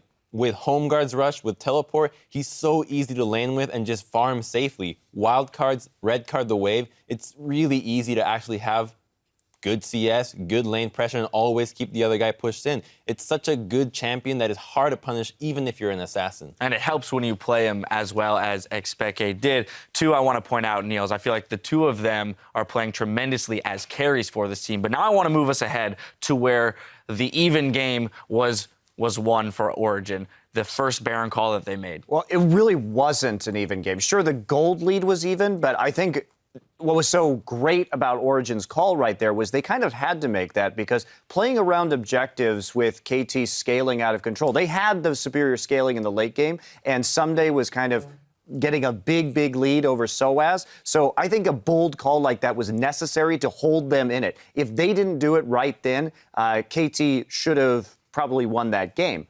But when that Baron call came through, remember, there was a wave at tier 2 in the bottom lane. KT had 4 people in the bottom side jungle. I think they may have been able to take an inhibitor in trade for that Baron, which would have been a better trade for KT. But they decided to run back just like they did against TSM, very similar play. They made it work against TSM. They were a day late and $1 short against Origen. I have to add as well the fact that Origen actually spent a lot of time around that area, 3 minutes straight from 20 minutes to 23 clearing wards. I think the play was kind of telegraphed, and sending Kog'Maw to the bottom lane, sure, they might have gotten the inhib, but I think it was a massive blunder to send the Kog'Maw there. I think Someday should have been there, but very well punished by Origen. Yep. All right, well, with this game closing out Group D for the week, let's take a quick look at the standings. Origen stands undefeated in first place, KT behind them at 2-1, TSM at 1-2, and LGD at 0-3. Gentlemen, this is not the way we expected this group to play out. It's refreshing. It's very, very refreshing. You know, as we look forward, Shox asked them how do they expect to keep this momentum moving into week 2, given that all the teams have a little bit of time to assess each other's power level. Origen specifically, how are we looking at them to remain on their undefeated streak? Just how Mithy said, keep doing what you're doing. And I think the interesting thing that they should really focus on is not show too much. At this point, with this level of play, they're almost guaranteed to make it out of groups, probably in first place as well. Don't show too much. Make sure that you go into the quarterfinals with a good draft and have a lot of things that you haven't shown yet to just catch your opponent off guard, how they've kept doing it throughout the group. I'm actually group stage. Looking forward to see how Origen plays in best of 5 specifically, because they've had these strategies that are good like once, and then you kind of have to figure it out in a way. For example, the Anivia and this Baron play, for example. Well, they're going strong. We'll see if they can hold on. That's all the action from Group D for today, but it's on to Group B as the LPL's Invictus Gaming goes up against Westdoor and AHQ Esports Club in our next match. Keep it tuned right here because there's more Worlds 2015 when we return. KT. Not quite SKT, but they're on the way. Peekaboo pops his ulti. Mithy put out of position with Peke. Gonna try and make his way in. Mithy still alive. Now Someday gonna chase him, but Nagna's here as well. Oh, Peke's dead. Cocoon connects as well, and Score sinks the fangs in. Amazing. Body slams forwards, yells nope. Now Peke gonna get vision. He needs to leave. He hits a Cocoon. Gets knocked down, but Nagna! No, he can't chase it. Boost. Run. Yes! That's what we do, actually. Oh, just got arrow! What is he doing up there? Nails got it, now Nails going back in. Gets a grid onto Nagna. What a sign is! Origen will place first in Group D after taking down KT Rolster. Welcome back to our continuing coverage of Worlds 2015. Up next on Summoner's Rift is a clash between the LPL's Invictus Gaming and the LMS's AHQ Esports Club. Now, to set the stage, some of the top experts in the LMS scene give us their take on AHQ's jungler MaRin, his strengths, as well as some of the obstacles he's faced on his ongoing quest to be the best. 如果要讲 LMS 区域的一个跟其他区域的代表国家代表区域的代表队来比较的话，我觉得 LMS 的队伍其实在整体上面是比较偏向爱打架的队伍。我觉得 AHQ 的整体 style 来看的话，跟欧洲有一点像，他们打的前期非常的侵略，而且只要能打，他们一定打。They have a very high CKPM. They kind of play messy games where they're constantly skirmishing and fighting, especially around the bot lane. If you're thinking about Mountain, then he really represents the Cinderhulk meta, the tanky bruiser type of junglers. 那 Mountain 平常在打野的时候，其实可以感觉得出来，他的计划是在游戏前他就计划好的，然后在游戏的过程中呢，他并不会有太大的临场反应。我的打野风格是在游戏早期的时候，透过视野掌握对方的打野位置，然后发育好自身之后，扩大一些优势。He does what he wants to do, and sometimes it's to the detriment to his team. 这次比赛，我觉得我需要更全面的去注意到我线上的每个的选手，对，我要时刻的观察他们需要什么，去帮助他们。我现在是右手，就是从我打 LoL 以来就有的伤，就是一个慢性的肌腱炎，然后后来是神经也开始发炎了，对。然后我复健其实就是我1个礼拜大概要去看2、3次的医生，对。然后平常练习的时候就是要多休息，然后要用热水冲这样。去年的时候我在台北狙击者队伍的时候，我印象很深刻的时候是在新加坡的时候，我们那时候打的是 S3的资格赛，对，我记得打到 BO5，然后那场我选了李欣，对，其实我一直印象很深刻，就是因为我的手伤，其实我那场玩的并不是那么的好，对我造成了很深的遗憾，因为那场我们输了。然后在今年我来到了 AHQ， 我一开始是在板凳的位置，然后一直到后来我出赛了，然后我一路就是跟着我的队友们，我们一路就是过关斩将，对，到最后我们今年踏上了世界的舞台，然后我真的很开心，我今年可以站上这个舞台。在每个选手的心中，应该都有同一个梦想，就是能够参与世界赛。这次世界赛上，我觉得来自世界各地的每个打野都是一流的好手，所以我觉得我可能需要针对他们的一些弱点去突破。我也很期待这2支队伍在世界舞台上面跟其他队伍发生的火花。It is the ultimate stage. There is no higher competition. And I believe this is the stage where a lot of legends are born. You know, the way they talk about Mountain, specifically how he comes into the game with a plan and can sometimes be to the detriment of his team, really speaks to the way of AHQ's playstyle in that they're slow to adapt. So when you come in with a plan and you're not very good at adapting on the fly, is obvious in the 2 games that they saw, in which they take a lot of time to understand how the games are going out, what the team compositions that the enemies bring out. And you know, that's a worrying thing for AHQ, that they're so slow to adapt. And I think that if IG just brings something fresh to the table, they might put up a good fight. Well, that being said, yesterday AHQ did have a good come-from-behind win against Fnatic. So the question is whether or not they've found their form in this tournament and can kind of carry that momentum. Yeah, and I think that's a great question. We saw Clement in that video, one of the LMS casters, talking about how Mountain is a player that is a Cinderhulk player, and yet he came out with a Rengar. With the Rengar. And looked very uncomfortable on it in the first game. Then they mixed it up. They went back to a more, what I imagine as more of an AHQ style, and then they pulled out a win here. That's what I want to see again.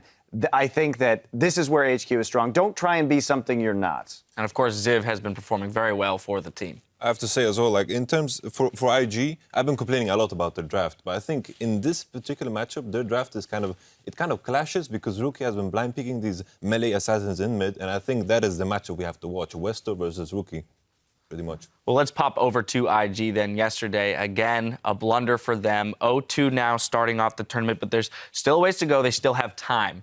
If this matchup was in Twisted Treeline with only Kakao, Rookie, and Zatai, I would side with IG every single time. All right, next year at Worlds, we'll have a separate 3v3 tournament. But I mean, I think they have to just figure out a way to isolate Kid and Kitties into something that is safe and can bring something to the team that doesn't require a lot of execution. Like, these guys are holding the team at Janakorki. Just play that. It's so easy. I mean, they tried that last game when they picked Sivir, where basically they just needed Kid to hit his ult at the right time. He couldn't even really manage that because he was out of position using the On the Hunt just to run away.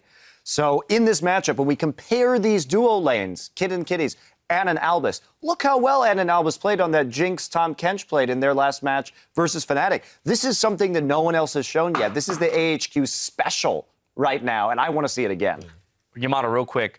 I want you to elaborate on this mid lane matchup that you spoke of and what might be the key factors in it. So, of course, we have these 2 teams that kind of have shown that they play around the mid lane and have these picks that are kind of uncommon. We see Echo blind pick. We've seen it a lot from the Chinese team, sure. But it has been not working simply because teams have been picking these range champions into it. And Wester has shown all the time he's been playing that Fizz. So I think these are these matchups that are very explosive and very dynamic. And those are the matchups that impact the game the most. All right, well, maybe we'll keep our eyes focused on the mid lane then. The stage is set so let's head inside Ladakh Pullman for the call.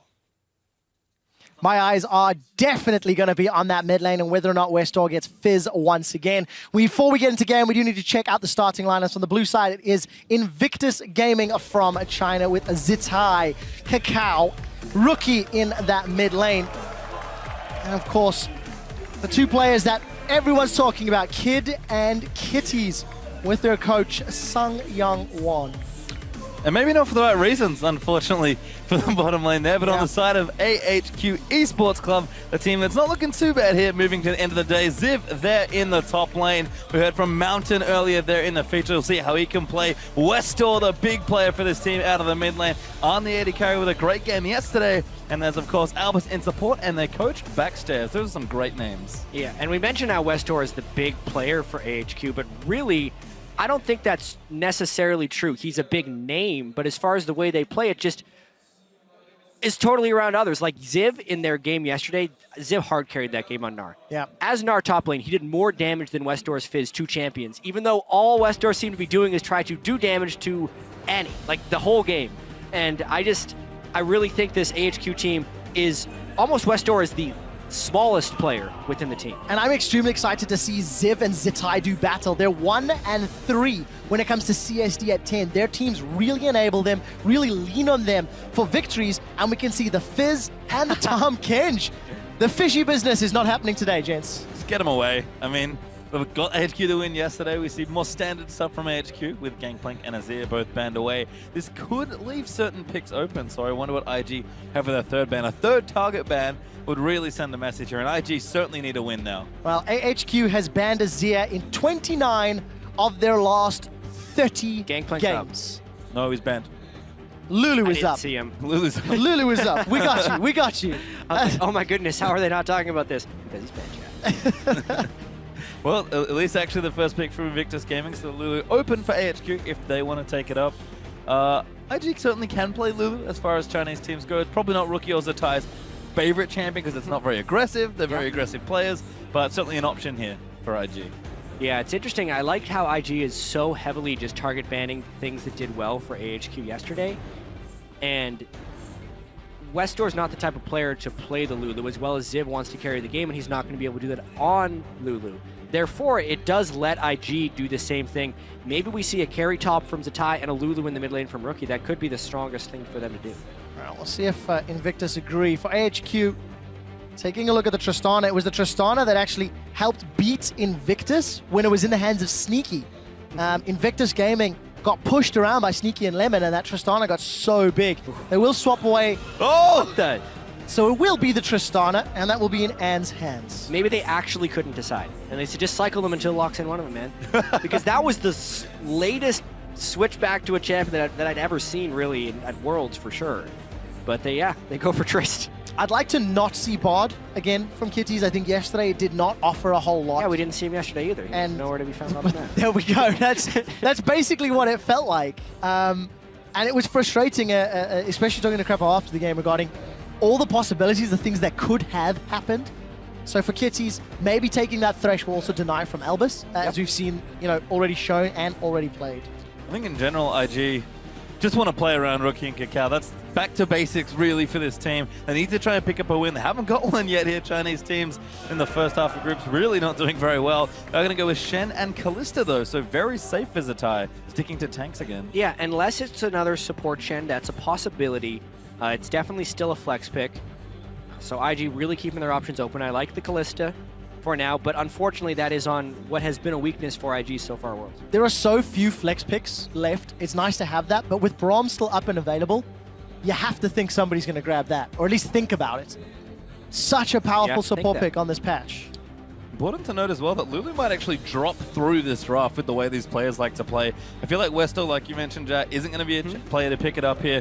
And Rookie might just want to be like, you know what, if you're taking an aggressive champion, best believe I'm taking an aggressive champion. Especially with Shen already locked in. Yeah. Like, how heavy would you want to go in to protect the Kid team composition? It just seems highly unlikely, so I think you're absolutely right about that, Pastry. Well, there's Thresh. Actually picked already, I believe, for AHQ, so locked in. Did want that. Clearly a comfort for Albus, and Westor needs an assassin, does find Ari as his champion. Going back to a safer pick, maybe, than that Fizz. Something that he has played most recently in the summer playoffs, in fact, when he was going up against Hong Kong Esports. So leaving the counter pick for Ziv, this is what we're expecting. Ziv is one of the primary carries. He played the Gnar yesterday, as you mentioned. Up and available, would also quite fit into this team comp as well. Give you the options to split push, give the options for tank. But do IG really want to go in with a somewhat protect the kid comp? Lulu could be up, Oriana, or Rookie could play the Echo if he wants to. I'm imagining a pretty aggressive pick here at a Rookie. He did play this 3 times in a row against Joinby in the LPL regional, I guess, loser bracket final to actually qualify for Worlds, and crushed with it all 3 games. I mean, yeah, Victor's been a big pick for a lot of mid laners around the world, but it's just not, probably not Rookie's favorite thing to do. He can do it, and he's played Rookie once already in the World Championships. Did not go well from there. Team going to have to play much more around him, and Zatai's got a classic here. Cannon locked in. Well, and I don't hang on. Ninja is the support. It's still Zatai Kitties. It would be a classic. It makes sense now that the Shen will go top lane, and the Kalista Cannon would be a combo in the duo lane. It was the common combo of Kalista Cannon. So. And Kitties has played this before, so something he does like. I think playing appeal support's more of Kitty's style as well. And given Kids been a little out of position here and there at the World Championships, nice to have somewhat of appeal support there for him. Whoa, and a throwback too, the Maokai. Wow. Finally Is that the first of Worlds? Don't think so. I think it's once other. already. Yeah. Yeah, it was by far and away Ziv's most played and most successful champion during the regular season. This is very much just what AHQ played on patch 5.13 and before. Pretty much whenever the Cinderhulk patch came in, this is the team comp AHQ started playing, and that carried them all the way to MSI and all the way through the summer split, and then the patch changed. A lot of people have said AHQ hasn't been able to adapt well to the new patches. Well, they're just playing the old one. And I feel the same is true for a lot of the Chinese teams. EDG may be a bit more modern, but I think IG and LGD have run into trouble in drafts playing more dated picks. This is a very classic IG comp from a few patches ago, but with the way the picks line out, Kakao's going to have a very aggressive at least game. I'm also looking forward to seeing which of these teams' top lane tanks can get ahead. Kalista will take a long time to get through a fed Maokai and Tristana, while she can get rid of a Shen. Similar situation, quite difficult to kill a top lane beefy tanky Shen if they manage to get ahead. So let's see which of these sort of team carries can be the front line that's going to be big enough to pick up a win here in the group. AHQ, they picked up a surprise victory against Fnatic yesterday. Take a look at their team comp. Will they do it again against IG? Jump onto Twitter, hashtag IG win or hashtag AHQ win. I think a lot of the questions for IG's team composition maybe quelled a little bit. This is a more well-rounded team composition, more bland, less flavorful, but it's cleaner, it's easier to understand. The reason this feels bland is because this is the League of Legends people were playing 2 months ago. Both of these team compositions would have made perfect sense in like week 5 of the regular season, but the game has actually changed since then. And I think this is one of the reasons these teams are sitting at the bottom of the group right now, is because they're playing the old champions. But right now, obviously, if IG wins, they need to win. They would be 0-3 and actually match with LGD as a Chinese team at the bottom of the group, which they don't want to happen. And on the other side, this is a huge opportunity for AHQ there as well. They surprise comeback win against Fnatic yesterday. If they can win here, they'll be 2-1 and I think second in the group, which is great for them, who probably came in with maybe lower expectations, but have certainly shown up on the world stage so far. Yeah, well, a lot of people were expecting HQ to actually maybe, I think maybe in some places be stronger because they were so dominant in the LMS, because they dropped 3 games all summer long. It was an incredible run.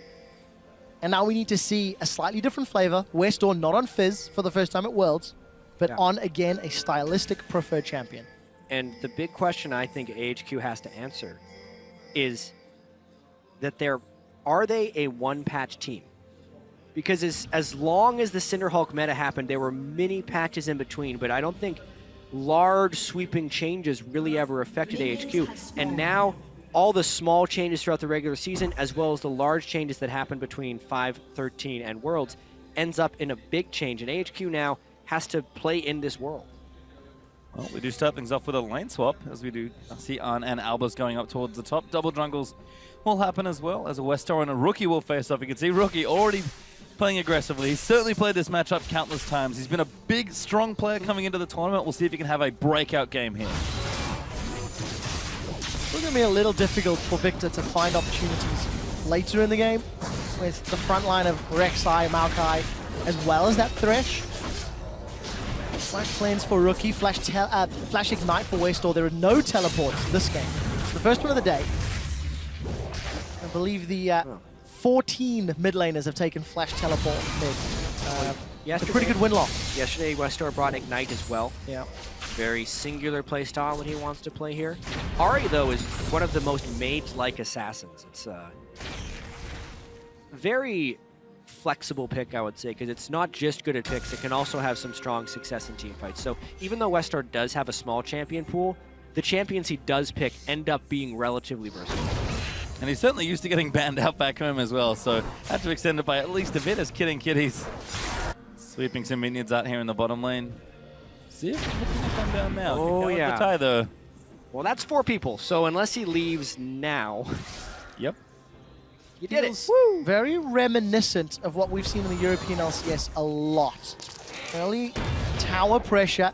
Traditionally, though, the top laner might consider returning. This is Zitai to his lane to try pick up a wave. Yeah, looking at this specific lane swap, though, I actually feel like this favors AHQ because AHQ started in that side of the jungle and was able to clear away most of it, so IG won't have the ability to go and clean this side of the jungle as they're pressuring the turret, whereas the Trist and Thresh on the other side are going to allow Mountain to pick up not only the Scuttle Crab, but also more farm within the jungle.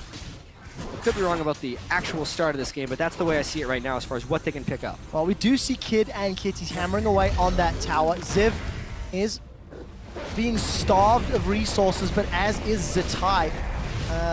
If I look at that correctly, I think he's holding hands with the rest of the team. Yeah, I actually have pretty large criticisms of this start from IG from a strategic point of view.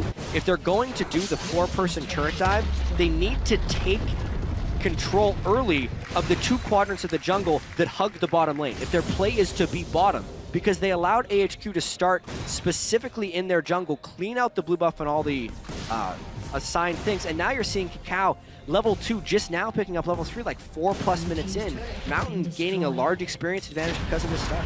And it's rare for Kakao to make this many pathing mistakes, but again, it's been a tough world for him. He's got kind of 2 styles. You farm a lot or you gank a lot. This one is kind of going to do neither. He's going to have to catch up in farm now after the start from IG. Well, tried to gank, but setup wasn't there for the gank to even happen. And Kakao, probably the most talked about jungler in many ways coming into this World Championship. So much expectation on his shoulders and criticism of the team and how they play around him.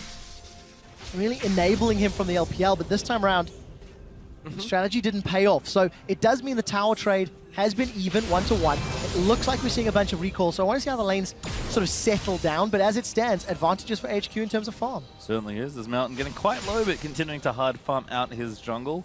Rookie doing a decent job moving Westar off this wave. This is one of Rookie's specialties as a player. He's an excellent duelist 1v1, and he constantly forces people off waves in mid lane, which is very impressive for a short lane.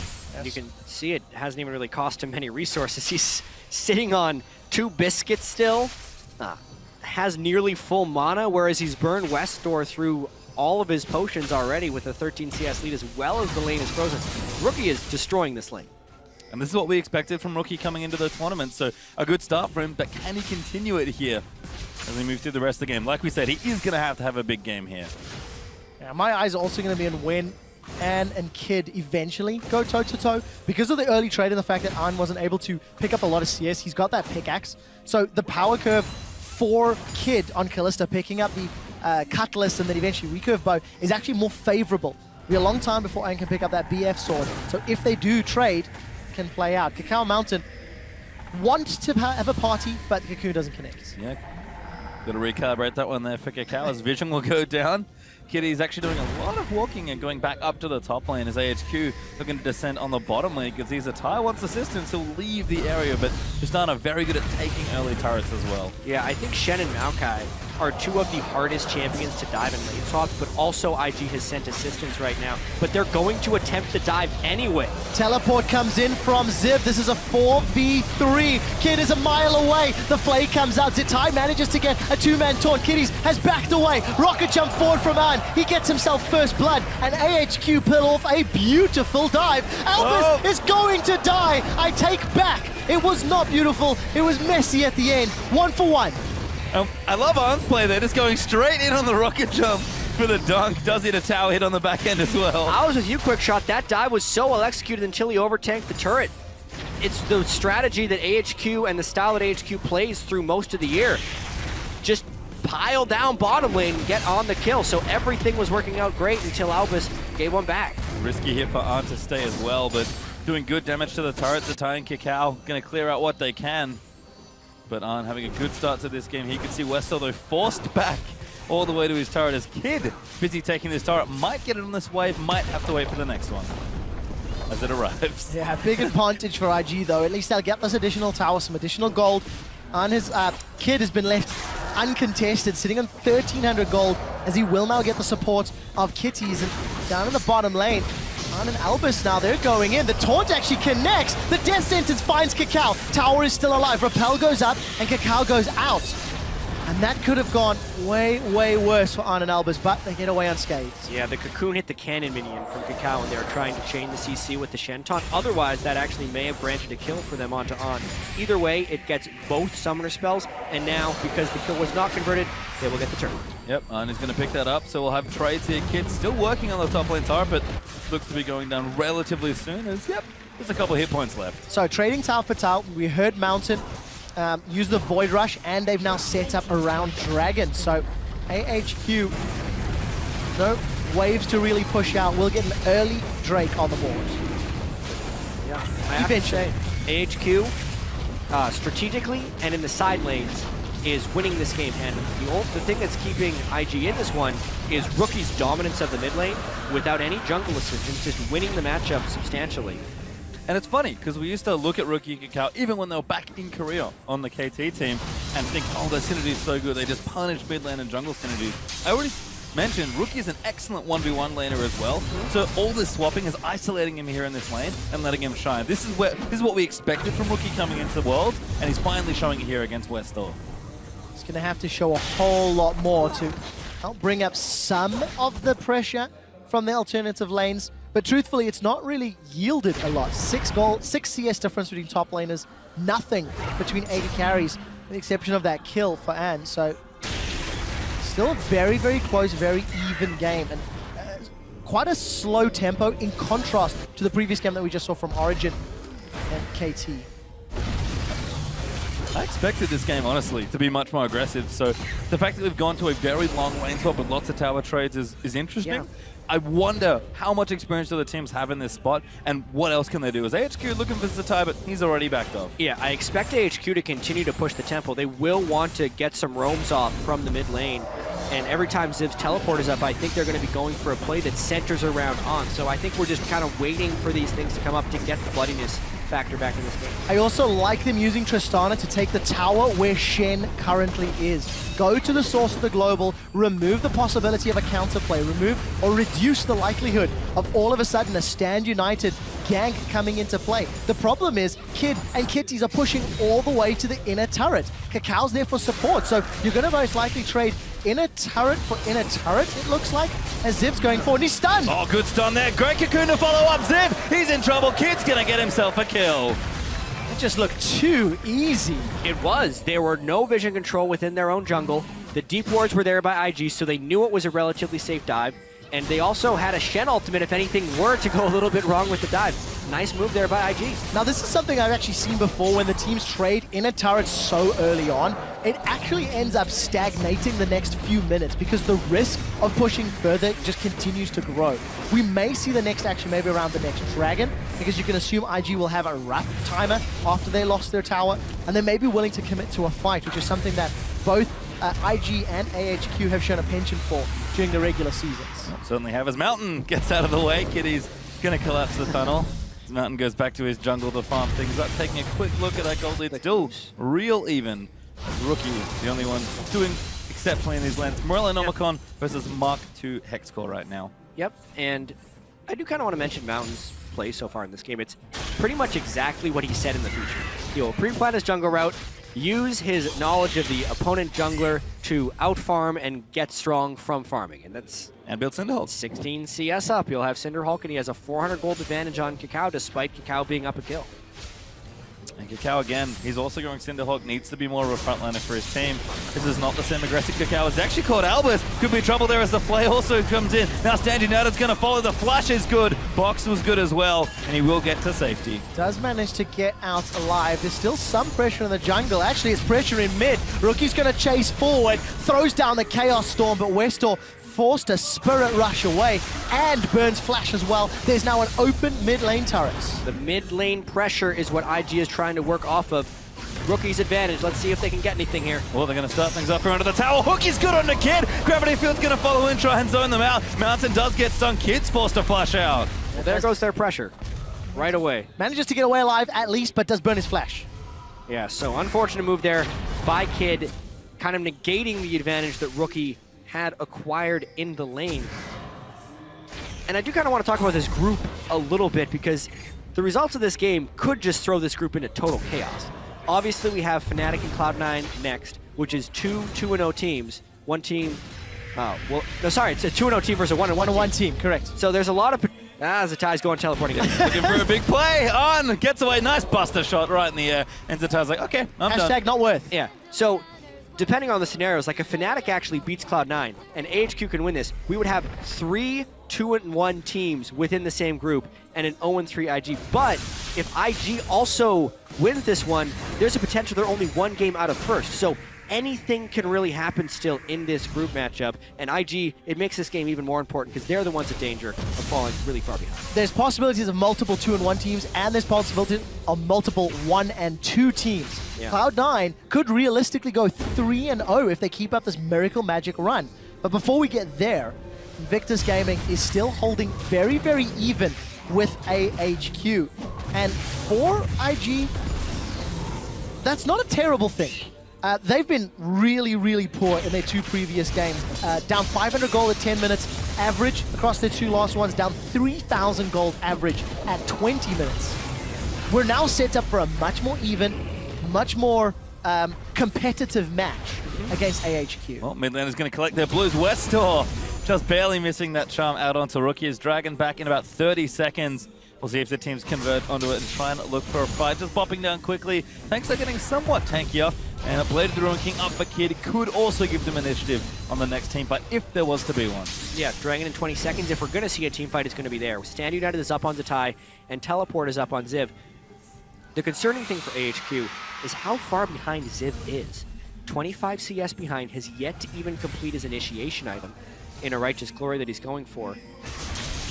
And additionally, Westor is not strong either. Ziv's the guy who carried their win against Fnatic and has been described as a guy who just strictly doesn't lose lane. But because of the way these swaps have worked, he's fallen behind. Yeah, and that CS discrepancy is also matched by Rookie against Westor. So the 2 primary carries for IG in Zatai and Rookie are ahead.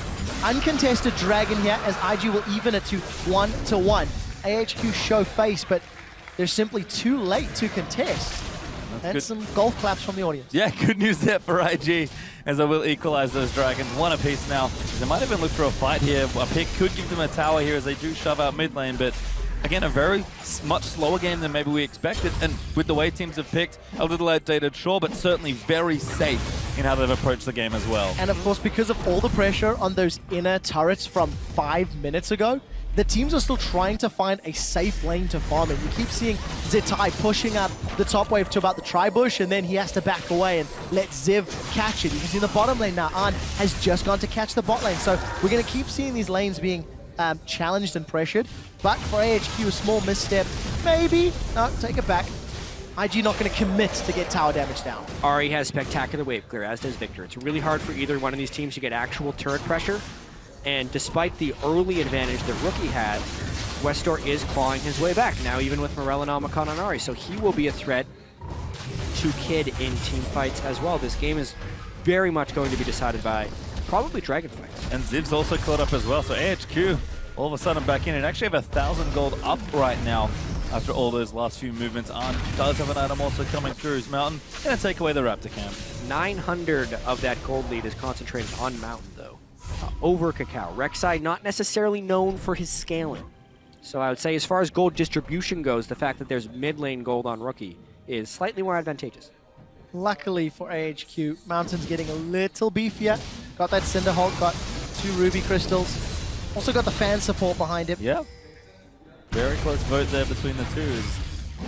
Really heating up towards just a big mid-game here. Dragon down, of course, means probably not too much action given the pace of the game so far in the next 5 minutes, but they're going to get tankier. It's going to be very traditional-looking League of Legends here. No big carries, no juggernauts, just play front to back, tanks in front, carries in the back. So, Pekka and Soaz take us a few years back with double teleports and split pushing, and IG and AHQ take us a few years back to 20 minutes of laning and then team fights to determine the victor. Yeah. It's a World Championships, Jack. We're having a history lesson with teams from around the world. Think of the analogy. So when Origen does it, it's awesome. But when AHQ wants to throw back, it's suddenly boring. What's up with that? What I do like about it, though, is the team fights are going to get chaotic because everybody's getting to these power spikes. Cacao, wow, you don't have a lot of support. Kitties has gone in with a slicing maelstrom. The box has gone down, and they've called Mountain out. Yeah, Mountain now going to look to that. Kitties will get it as Westor trying to find the flank, but IG get the pick. What else can they get as Rookie eats the charm?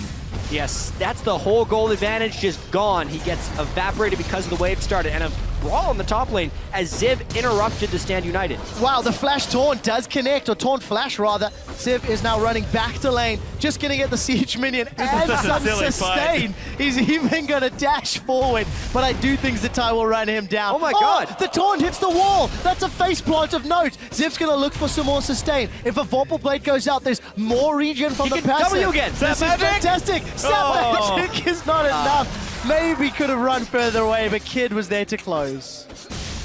That was ridiculous. That was just an absurd fight. It all started, though, because Ziv did want to interrupt the stand united, so that was a continuation of the pick that IG found in the Dragon area. I actually thought that Ziv was just going to get farm, and then I was like, he could actually escape off of this. This is amazing. And then he actually should have just continued to farm. I definitely think somebody has to hit that up with a hashtag PTL or hashtag Penta, because that was one of the most interesting top lane duels. And again, normally the top lane duels are really exciting right now. There's Juggernauts smashing into each other, Soaz is running headfirst into an Olaf trying to fight with Fiora. Instead, it's all the way back to Shen versus Maokai. The fights are long, tedious, but very amusing. Well, Paisley, 2 minutes until the next dragon. AHQ snuck the first one after the lane swap played into the bottom half of the map and into their favor. Then IG took an uncontested dragon, where AHQ was just a little late. They didn't really show any signs they wanted to fight. I feel like now they will. Look, they've grouped up middle, a minute and a half to go, applying pressure on this outer turret. Victor's waves clear is good, but against 4 members, it's risky. Yeah, he can't get close enough to use all of his spells there. He's just trying to spam down the turret and the flank. Good flank. Kitty's here as well. Massive ulti out there from Kennen as the slashing Maelstrom pops up. But it's called use double knockout after the gravity field. Top from Zatai. Mountain goes down. Ziv is low. He will fall as well. Massive fight right there for IG, and it's because Rookie held out for so long. HQ wanted to take the turret down and then retreat, but they overstayed because they couldn't get the damage down, and it gives time for IG to get around for the flank. They do manage to get the team fight, they get the tower, and they can even peel back to get some vision around the Dragon Pits. I'm trying to look at wards. Only Sightstone is with Kitties, so a little unfortunate that IG can't get deeper vision. And you can see AHQ's ring just beyond the Dragon Pit into the red buff area of IG. Yeah, seeing this fight again, the Kennen Kalista combo is awesome, but the Kalista is actually pretty far away at the start of this fight, so Kitties has to do it himself. Finally, when he was about to die, it gets triggered. I love the fact that Rookie also had the presence of mind to put down the gravity field during that to get the double stun. And then Kid, he just gets so rewarded for being so far away at the start of the fight. Double kill at the end. And I have to say, Zatai Shen, not something we would maybe consider to be a big pick for him. He's much more of a carry player, but I think the fact that he's able to make very obvious plays with Shen and then still be a threat with his split push is actually making quite a difference. Kakal's also nailing these cocoons. So that frontline initiation that saw IG get so much success and set up their carries is finally seeing a bit of play here. We've not seen any of IG's carries under threat. They are the ones that are dictating the tempo. They're the ones making the aggressive, positive plays, and AHQ are scrambling. The first positive play AHQ tried to make in the last 5-6 minutes was that mid lane push. They didn't necessarily respect or ward their flanks appropriately, and then they got punished for it. So I quite like Kitties. He's playing forward. He's using that ulti very aggressively, and the rest of the team is backing him up when he does.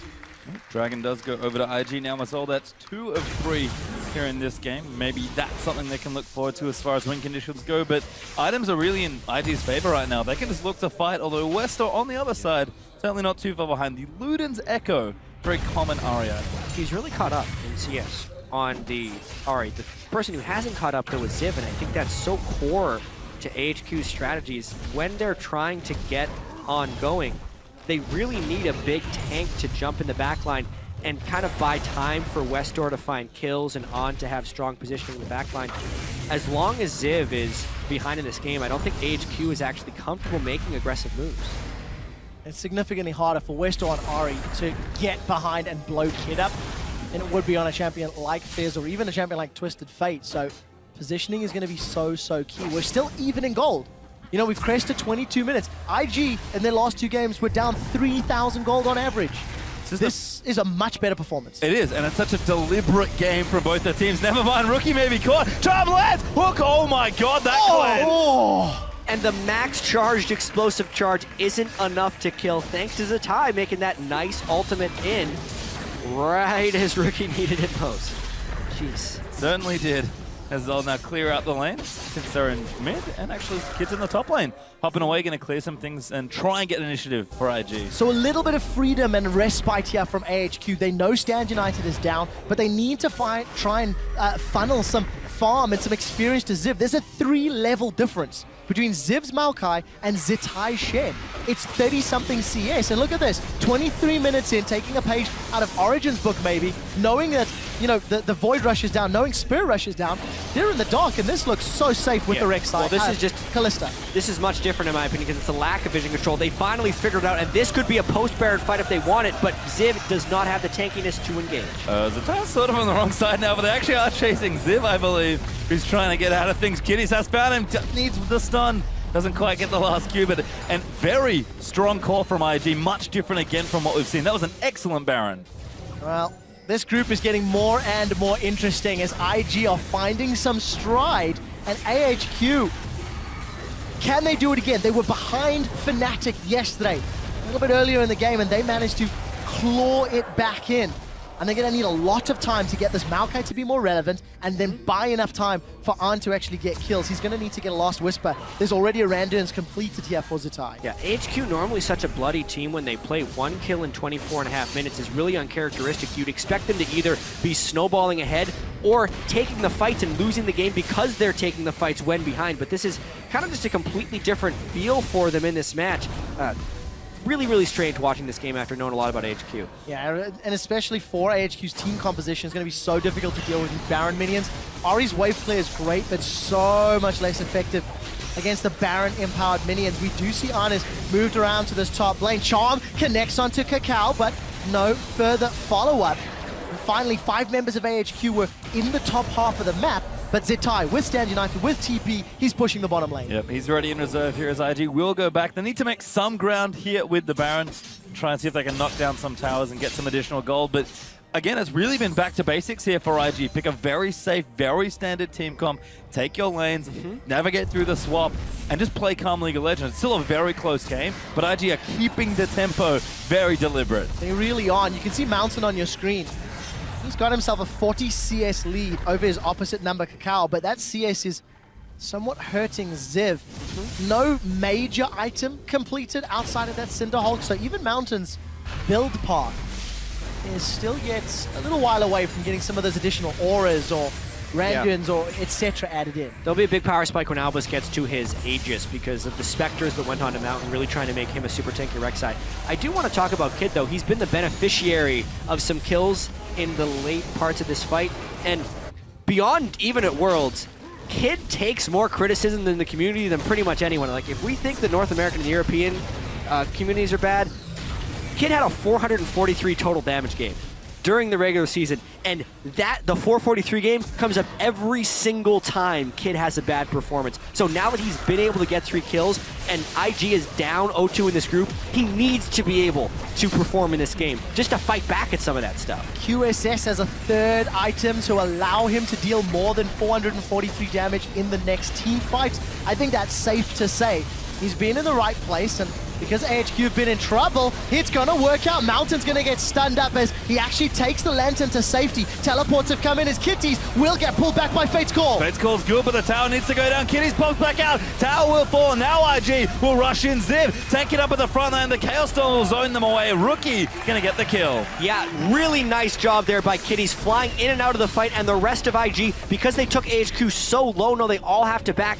They thought they could get the push on. Unfortunately, Minion Wave did not cooperate. And IG taking no chances as Mountain, nope. He wants to interrupt a recall. Gonna get, no one! Gets Rookie's charm lands! Cleanses there, but the flash will keep him safe. Well, that's important. No flash on Rookie. Dragon's up in 20 seconds. By delaying the backs, this may allow AHQ to get their hands on the objective. Really important as well to keep the Dragon race close. The gold is starting to get out of control, but if it's the gold as well as the Dragon snowball, then the late game teamfights just become less and less favorable for AHQ.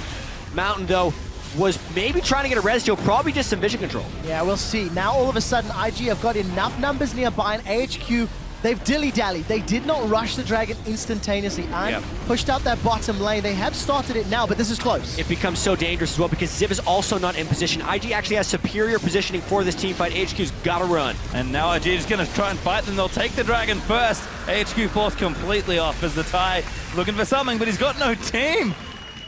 4,000 gold. They've got their third Dragon. They've got 5 towers. A stolen blue buff now as well. Invictus Gaming have got all of the tools they need to start pressuring and closing this game out. Kitty's initiations on Kennen have really been fantastic.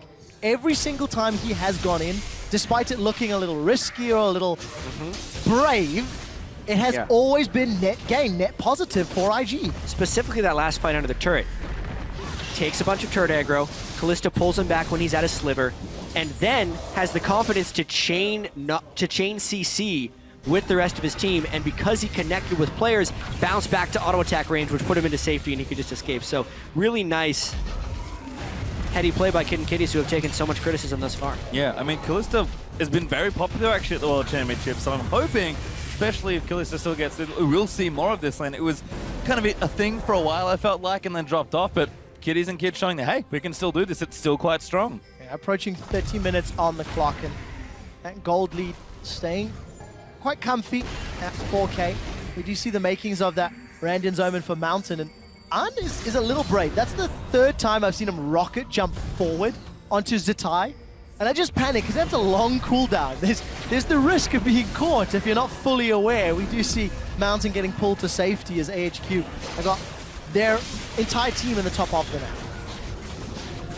And I can't believe how safe IG are playing this game, but I honestly don't blame them, given how the group stages have started for them. One of IG's really wonky strengths, if you will, is actually adapting to the enemy team and either playing your strategy and beating you with it, or playing around you. They're very, with how deep the champion pools go for the top half of the map, they can do a lot of different things. So they know, you can tell with Arn's rocket jumps, AHQ always want to fight, so IG are just doing everything they can to only take fights they can win, if not, back away and just keep playing the map.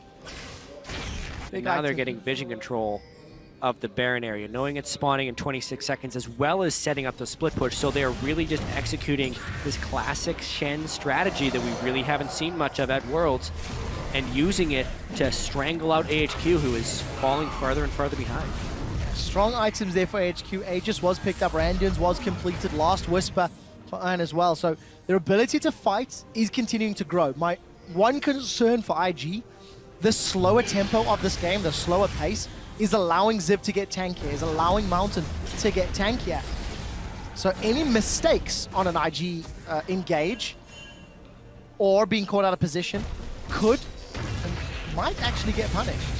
And this game sort of rides on this next Baron. Mountain just missing that ward, but really nice Thresh Lantern to get him to safety. Mittatai's in the bottom lane, ulti and TP ready. You know that there can be a fight if they need to, but IG, they know they just have to play around this objective, and if they get it, it should be an easy closeout from that point onwards. And the objective control is stronger with Kalista, which makes it even harder to respect. Sorry. It makes respecting the Baron a top priority for HQ. Oh, I knew where you were going. Words are hard I was in sometimes. a few sentence traps there. Well, did manage to save yourself at the end. The Baron dance has begun. If you look at the minimap, you can see Ziv and Zatai, they're still going head-to-head. The Cocoon catches Mountain mid-tunnel, but he's got another one to ride out to safety. And we do see, once again, the Vision Wars trading supreme. And that should be enough for IG to go ahead and start this. Look at Zatai. He's waiting for a potential port. They do hear Mountain's ultimate, so they might not want to go straight in. In fact, Mountain's checked it, but they're just going for it. Yeah. United Jews are going to Callisto commit secure. You have to completely fight. to this. And now we'll see what happens. Mountain's going to dive in. Baron actually, oh my it! god, he stole it! And Mountain gets it. He might get away. Oh, there's a double kill now as IHQ get 3 kills already. They'll chase out Rookie. How did that happen? It's exactly the mistake that we were saying IG couldn't make. They played the game so slow and so measured up until this point, and then they say, yeah, you know what, we should just do Baron, not control the jungle, not make sure Rek'Sai's gone, and then also not bait out the TP for any reason. They lose the fight afterwards as well, and they're gonna get snowballed on here. I think their inhibitor's gonna die off this. Unbelievable. We had just talked about the item thresholds that AHQ had hit. They used the Stanchion item to tank the Baron, and Mountain steals it from under the nose, from under Smite and Rend. That should never happen. But it did. And now AHQ completely caught back in gold, or pretty much, and they're going to keep shoving things down. They did keep their inhibitor turrets, though, did IG, so that's all good. Well, because of the Baron steal, just heads up, there's a double chance to get a legendary skin for mystery gifting. But So let's take a much look at the wrong with replay. this. So first off, Kid doesn't even use Fate's Call. Kitty's is getting wrecked, and he doesn't help him throw in. And then, I didn't get to see the Baron health right at the end there, I was but watching the it was people. 2,000 something. I think he ended up rending early. I am going to check. The rest of it sort of continues. Rookie gets himself away, but a great combo there. And AHQ, what's their big strength that we've heard? Team fights and fighting often, and they've got a good, very easy composition to team fight with, and that's exactly what they did in the Baron pit. Baron was at 2,050 health. Kid rended for 1,800 and then let it smite. Why do you ever rend at a number that high? You know exactly how much the opponent can smite for. 800 damage at this point in the game. Smite in a safe range, 1,500 to 1,000. He smites way early. And, well, he rended way early, and they get crushed. And Jat, this is why all the criticism has been laid at the feet of Kid. He panicked because the fight was starting. Up until this point, the gameplay had been good, and one decision costs them Baron, and it may cost them more. AHQ have closed the goal gap to 1,000. They set themselves up for Dragon, but they may want to peel away. There's the fight! Yeah, Kitty's going in for it now. Dragon is going to go over to AHQ, but they're going to keep moving in. Ziv taking up so much damage. Mountain, they're charging into the back as well. Kakao is trying to fight. Mountain does fall there as Kid gets the rend off. Kakao, though, caught out of position. On has to rocket jump away. Kakao goes back down. Crown gets a crit and takes him out of the fight. Now's the tie. He's going to be in trouble. AHQ looking to keep going. We'll see if they can find anything more. The fight ends up being jungler for jungler, but it could not have been closer. On gets a fadeaway kill, and AHQ get the Dragon as well. This game is now wide open. Baron still kind of alive, but not a giant advantage from AHQ. They pick up a Dragon, so the 5 Dragon timer is also delayed. IG can, as soon as they can get that, would be 40 plus minutes, 46 minutes. And this is trouble. Yeah, the tie, big teleport flank there on. Rocket jumps away, but Albus maybe not so lucky. Good juke there. Oh my god, I think he's going to be okay. Zatai, he's still chasing, looking for something. Don't talk too soon. The charm connects, but here comes Kitties, and they shut down Albus. The rest of AHQ have peeled away, but they got a tower, they got a Dragon, they've closed the goal gap, and they've pushed us even later into late game. Frozen Heart now for Ziv. He is getting beefy. Worthy sacrifice for Albus to try and save On. He actually delays his back a little bit to pick up red buff. I wonder if that's going to give the window for IG to actually take some damage. I don't think they caught his recall with the end of that ward, so they don't know how delayed he's going to be to pace. And running back already, so he's going to be there to defend things as AHQ look to regroup after a couple losses around the Dragon. It's 2-3, by the way, in that objective, so IG do have the lead there if the game is going to go late, which at this point, given how close it's been, how back and forth it's been, it very well may be. We're 37 minutes in, Pastry. That's starting to get late. Yeah. Now that there's a window in the game, I do want to kind of be like, in Kid's defense at the Baron area, they were already losing the fight by the time he decided to rend. I don't think there's any excuse for saving the Fate's Call. He should have paused popped that as soon as Kitty started taking damage. But as far as rending early, that might be one of those times where you want to be like, yo, Cacao, let's pick a number, 2,000 and go there, and it could have just not been coordinated that way since a lot of chaos was happening. They were being initiated on, and you can't be mid-fight while still securing Baron, so he tried to rend early. Also a bad call from IG. Still bad play from Kid, but there are reasons that it happens.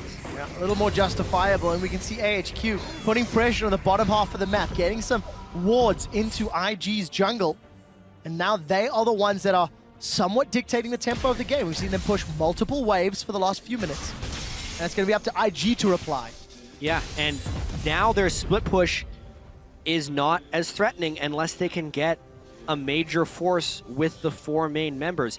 The biggest amount of strength that IG has is Rookie. He's gone the Lich Bane build, which is so aggressive. No Zhonya's, but if anyone walks in a melee range of him, he gets to pop him. It's specifically good, I think, against Rek'Sai and Maokai, 2 of the tankier guys who do have to get up close and personal, but can't burst him. So the Zhonya's doesn't need to be a burst guard for him, therefore he goes for a higher damage build. Invictus Gaming still trying to find a foothold in this very even game. 6-5 there in turrets as well, so no real opening as the tie is going to go back as well. Might have an aggressive item on the agenda, could just be the Sunfire. It's actually Thornmail that he'll finish as the next item. So the tanks get tankier and the carries start to pile on those damage items. Yeah, I agree with his decision to not go Sunfire there because the split pushing, it doesn't matter how fast he can do it at this point. The Bomby Cinder will give him a little bit. He really just needs the Thornmail to survive through On, who's picked up 4 kills. Well, we'll take a look at that hit. Even with Randuin's Cacao, it's chunked down very heavily by On, I-Edge, Shiv, Whisper, and BT. Very, very scary. Whichever AD carry is allowed to get multiple auto attacks off in a fight could turn the tides. We're coming up to 40 minutes on the game clock. Yeah, and that next big breakpoint starting to hit as well. Baron in 30 seconds. Dragon will follow about a minute and a half after it. So again, these teams have really taken their time. We've seen a lot of fighting around objectives, and that's about it apart from a few picks. So they're playing safe. Again, a very important win for both sides. For IG, not to go 0-3 to start their group stage, but AHQ actually be positioned very well in their group after their win against Fnatic. So it's an important one. I can understand why they're playing slowly, but the longer the game clock ticks on, the more those mistakes cost you. Yeah, and I think it's mainly the mistakes that are the problems here because I think IG does scale a little bit better into the late game. It's just the death timers will continue to grow in time, and IG is showing that they're not playing aggressively or necessarily to their advantages. All of their strength is really going to be channeled into Rookie, and it's kind of bad to have such a singular point of failure within the team. Yeah, I like the idea of Shen split pushing a little more than Maokai. The Stand United will find combat effectiveness while simultaneously porting in. So if IG or HQ want to start some fun, and obviously you could have a Kennen plus Shen delivery system all of a sudden. AHQ peel away from Baron.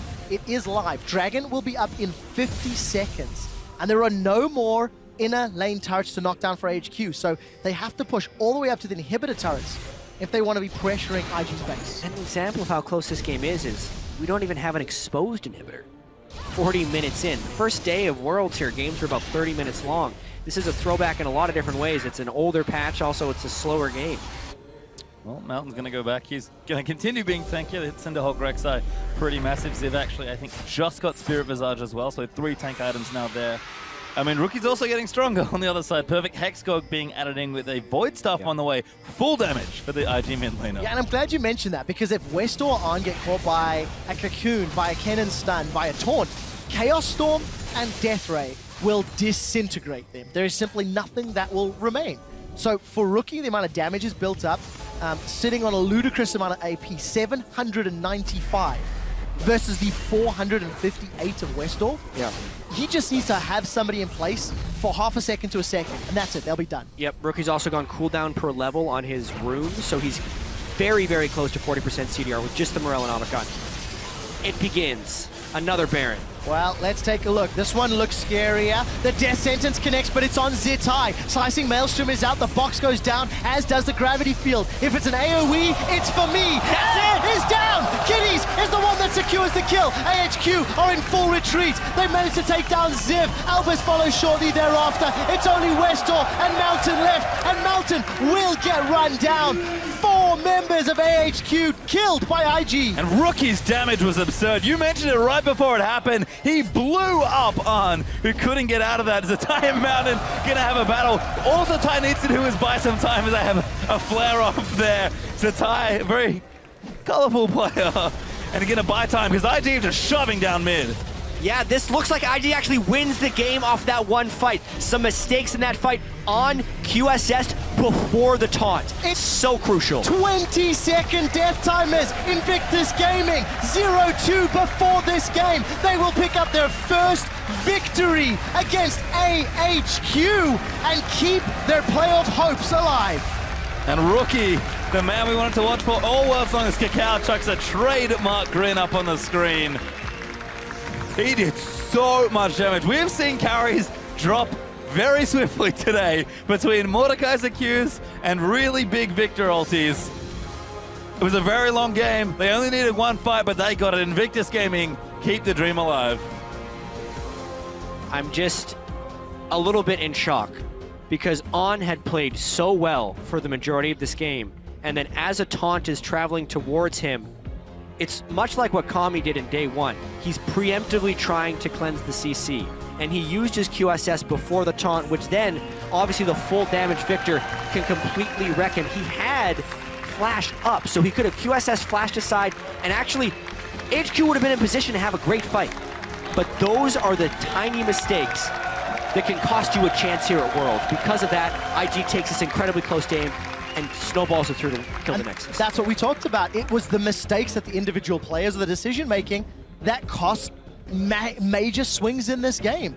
That Baron could have changed everything for AHQ, but slow pace, much slower than we're expecting, almost non-traditional from both teams in many ways. And it's IG that comes out ahead. 42 minutes on the clock. And again, I can't blame IG for the way they're playing. It does worry me after 1 week of groups that, apart from EDG, and even then with some of their picks, that the Chinese teams do seem to be playing some outdated picks, or at least comfortable picks that maybe don't fit the meta as much, but IG, they had to play this way. Well, look at AHQ. It's because they know how they lost. They know how close this game was. And AHQ had so much momentum from their comeback against Fnatic, and based on the way this was going, they thought they were going to be able to do it again. But maybe if he QSS's that Shenton, they can win the fight. Maybe not. But the fact that was a non-flashed Shenton, that is something that should not beat you as a world-class AD carry.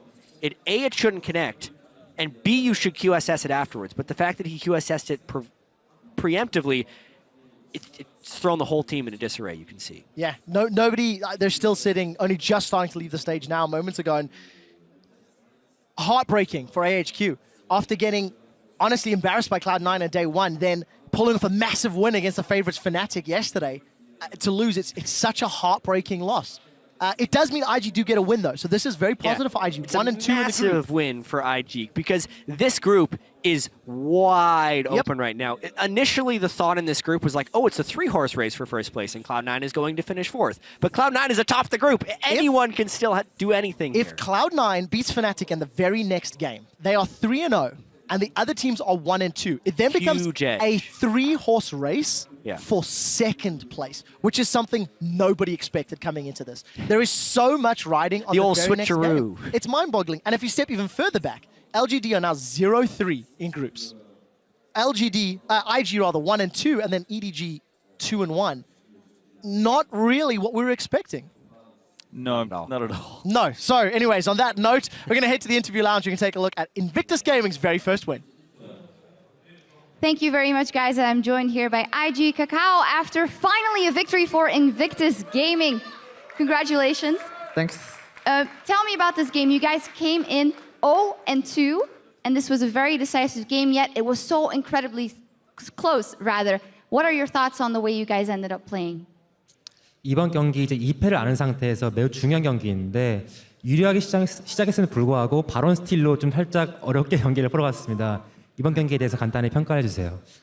초반에 되게 싸움을 많이 이겨가지고 저희가 무난하게 이길 줄 알았는데 초반 그 이득에도 불구하고 바론 스틸을 당해가지고 좀 비벼지나 싶었는데 마지막 한타에서 잘해가지고 이긴 것 같아요.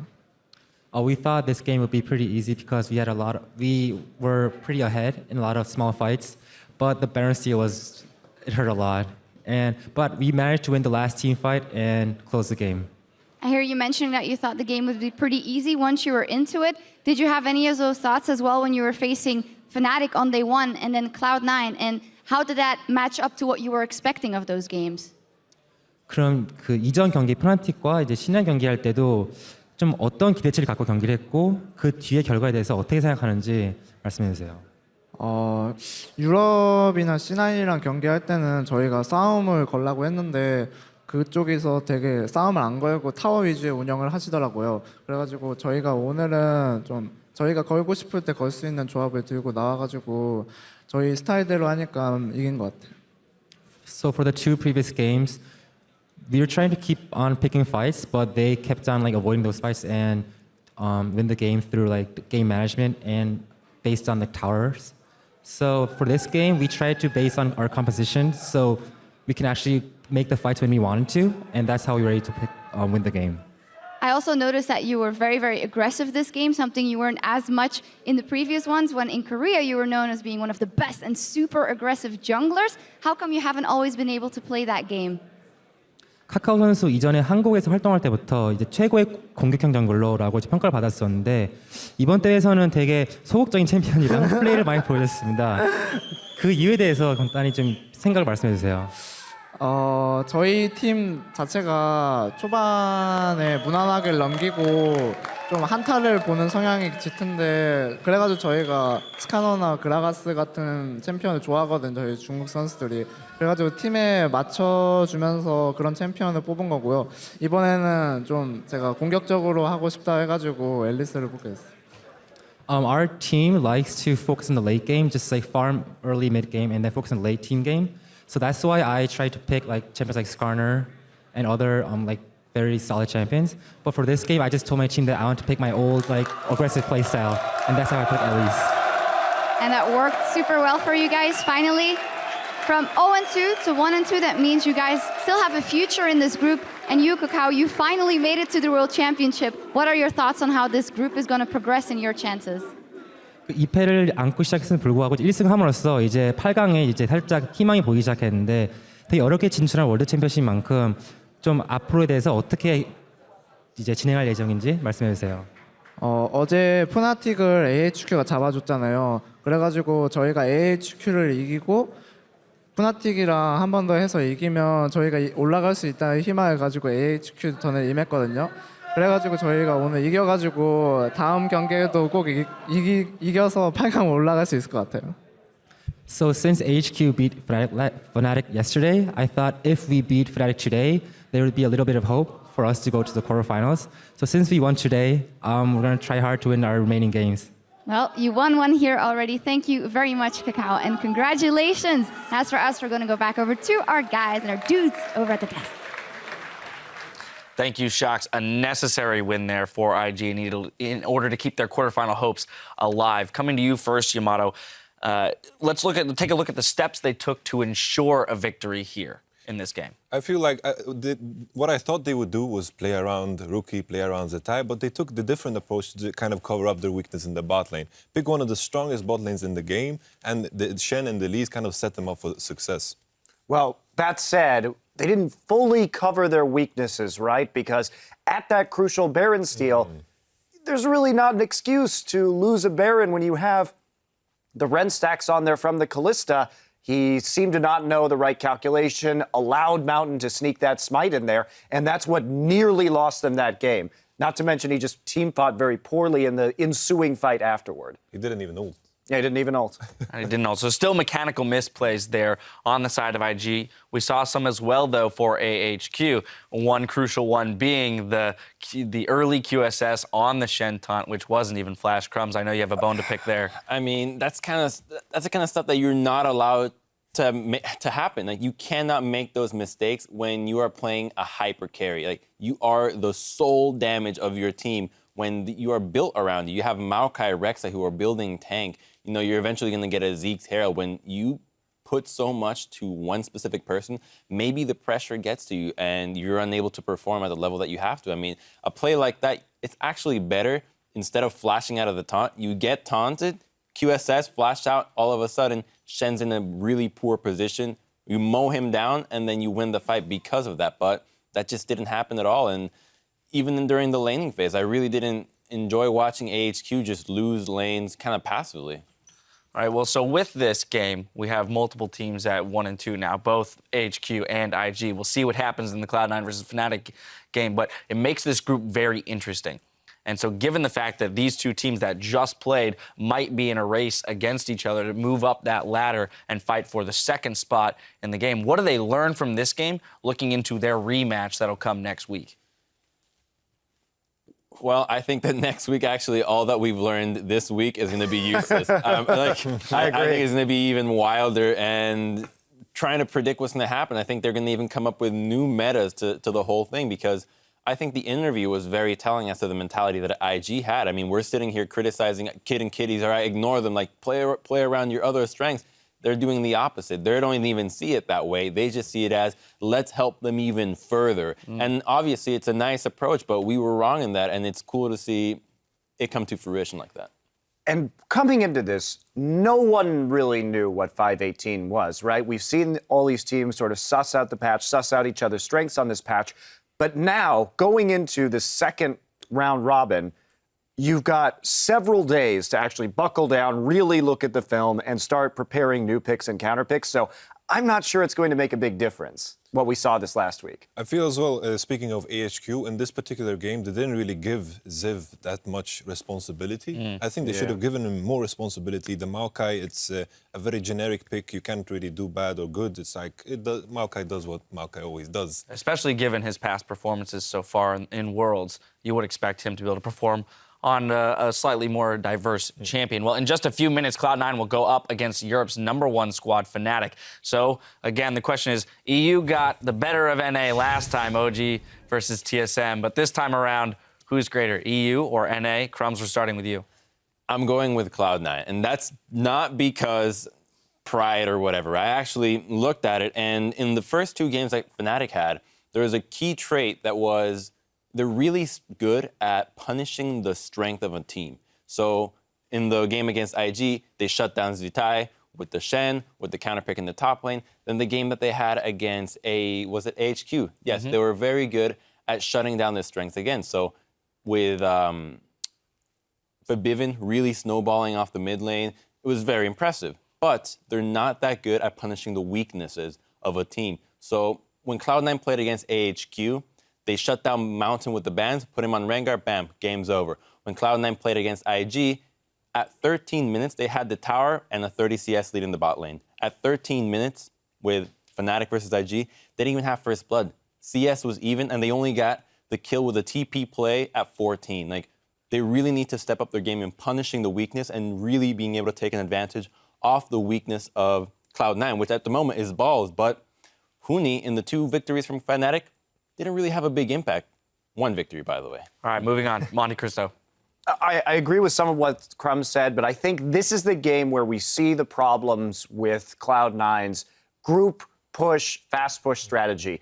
Get wave clear if you're a Fnatic, and then pick a strong split pusher. When they group, you punish them by splitting in the side lanes. Fnatic's the team that can do that. This is where I think Fnatic wins. All right, and finally, Yamato. I have to say that I'm going to go with Fnatic simply because in the past they've shown they're really good at bouncing back. I think the game against AHQ, they had a good advantage, but it was very sloppy play that kind of threw it away. All right, there you have it. The battle for the Atlantic gets underway in just a few minutes, so don't go anywhere. We'll be right back.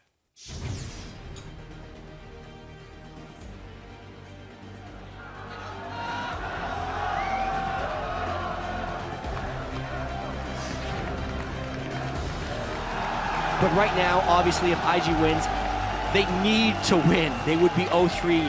Feds called use double knockout after the gravity field. Top from Zatai. MaRin goes down. Ziv is low. He will fall as well. Feds calls good, but the tower needs to go down. Kitties pops back out. Tower will fall. Now IG will rush in Ziv. Tank it up at the front line. Mountain's going to dive in.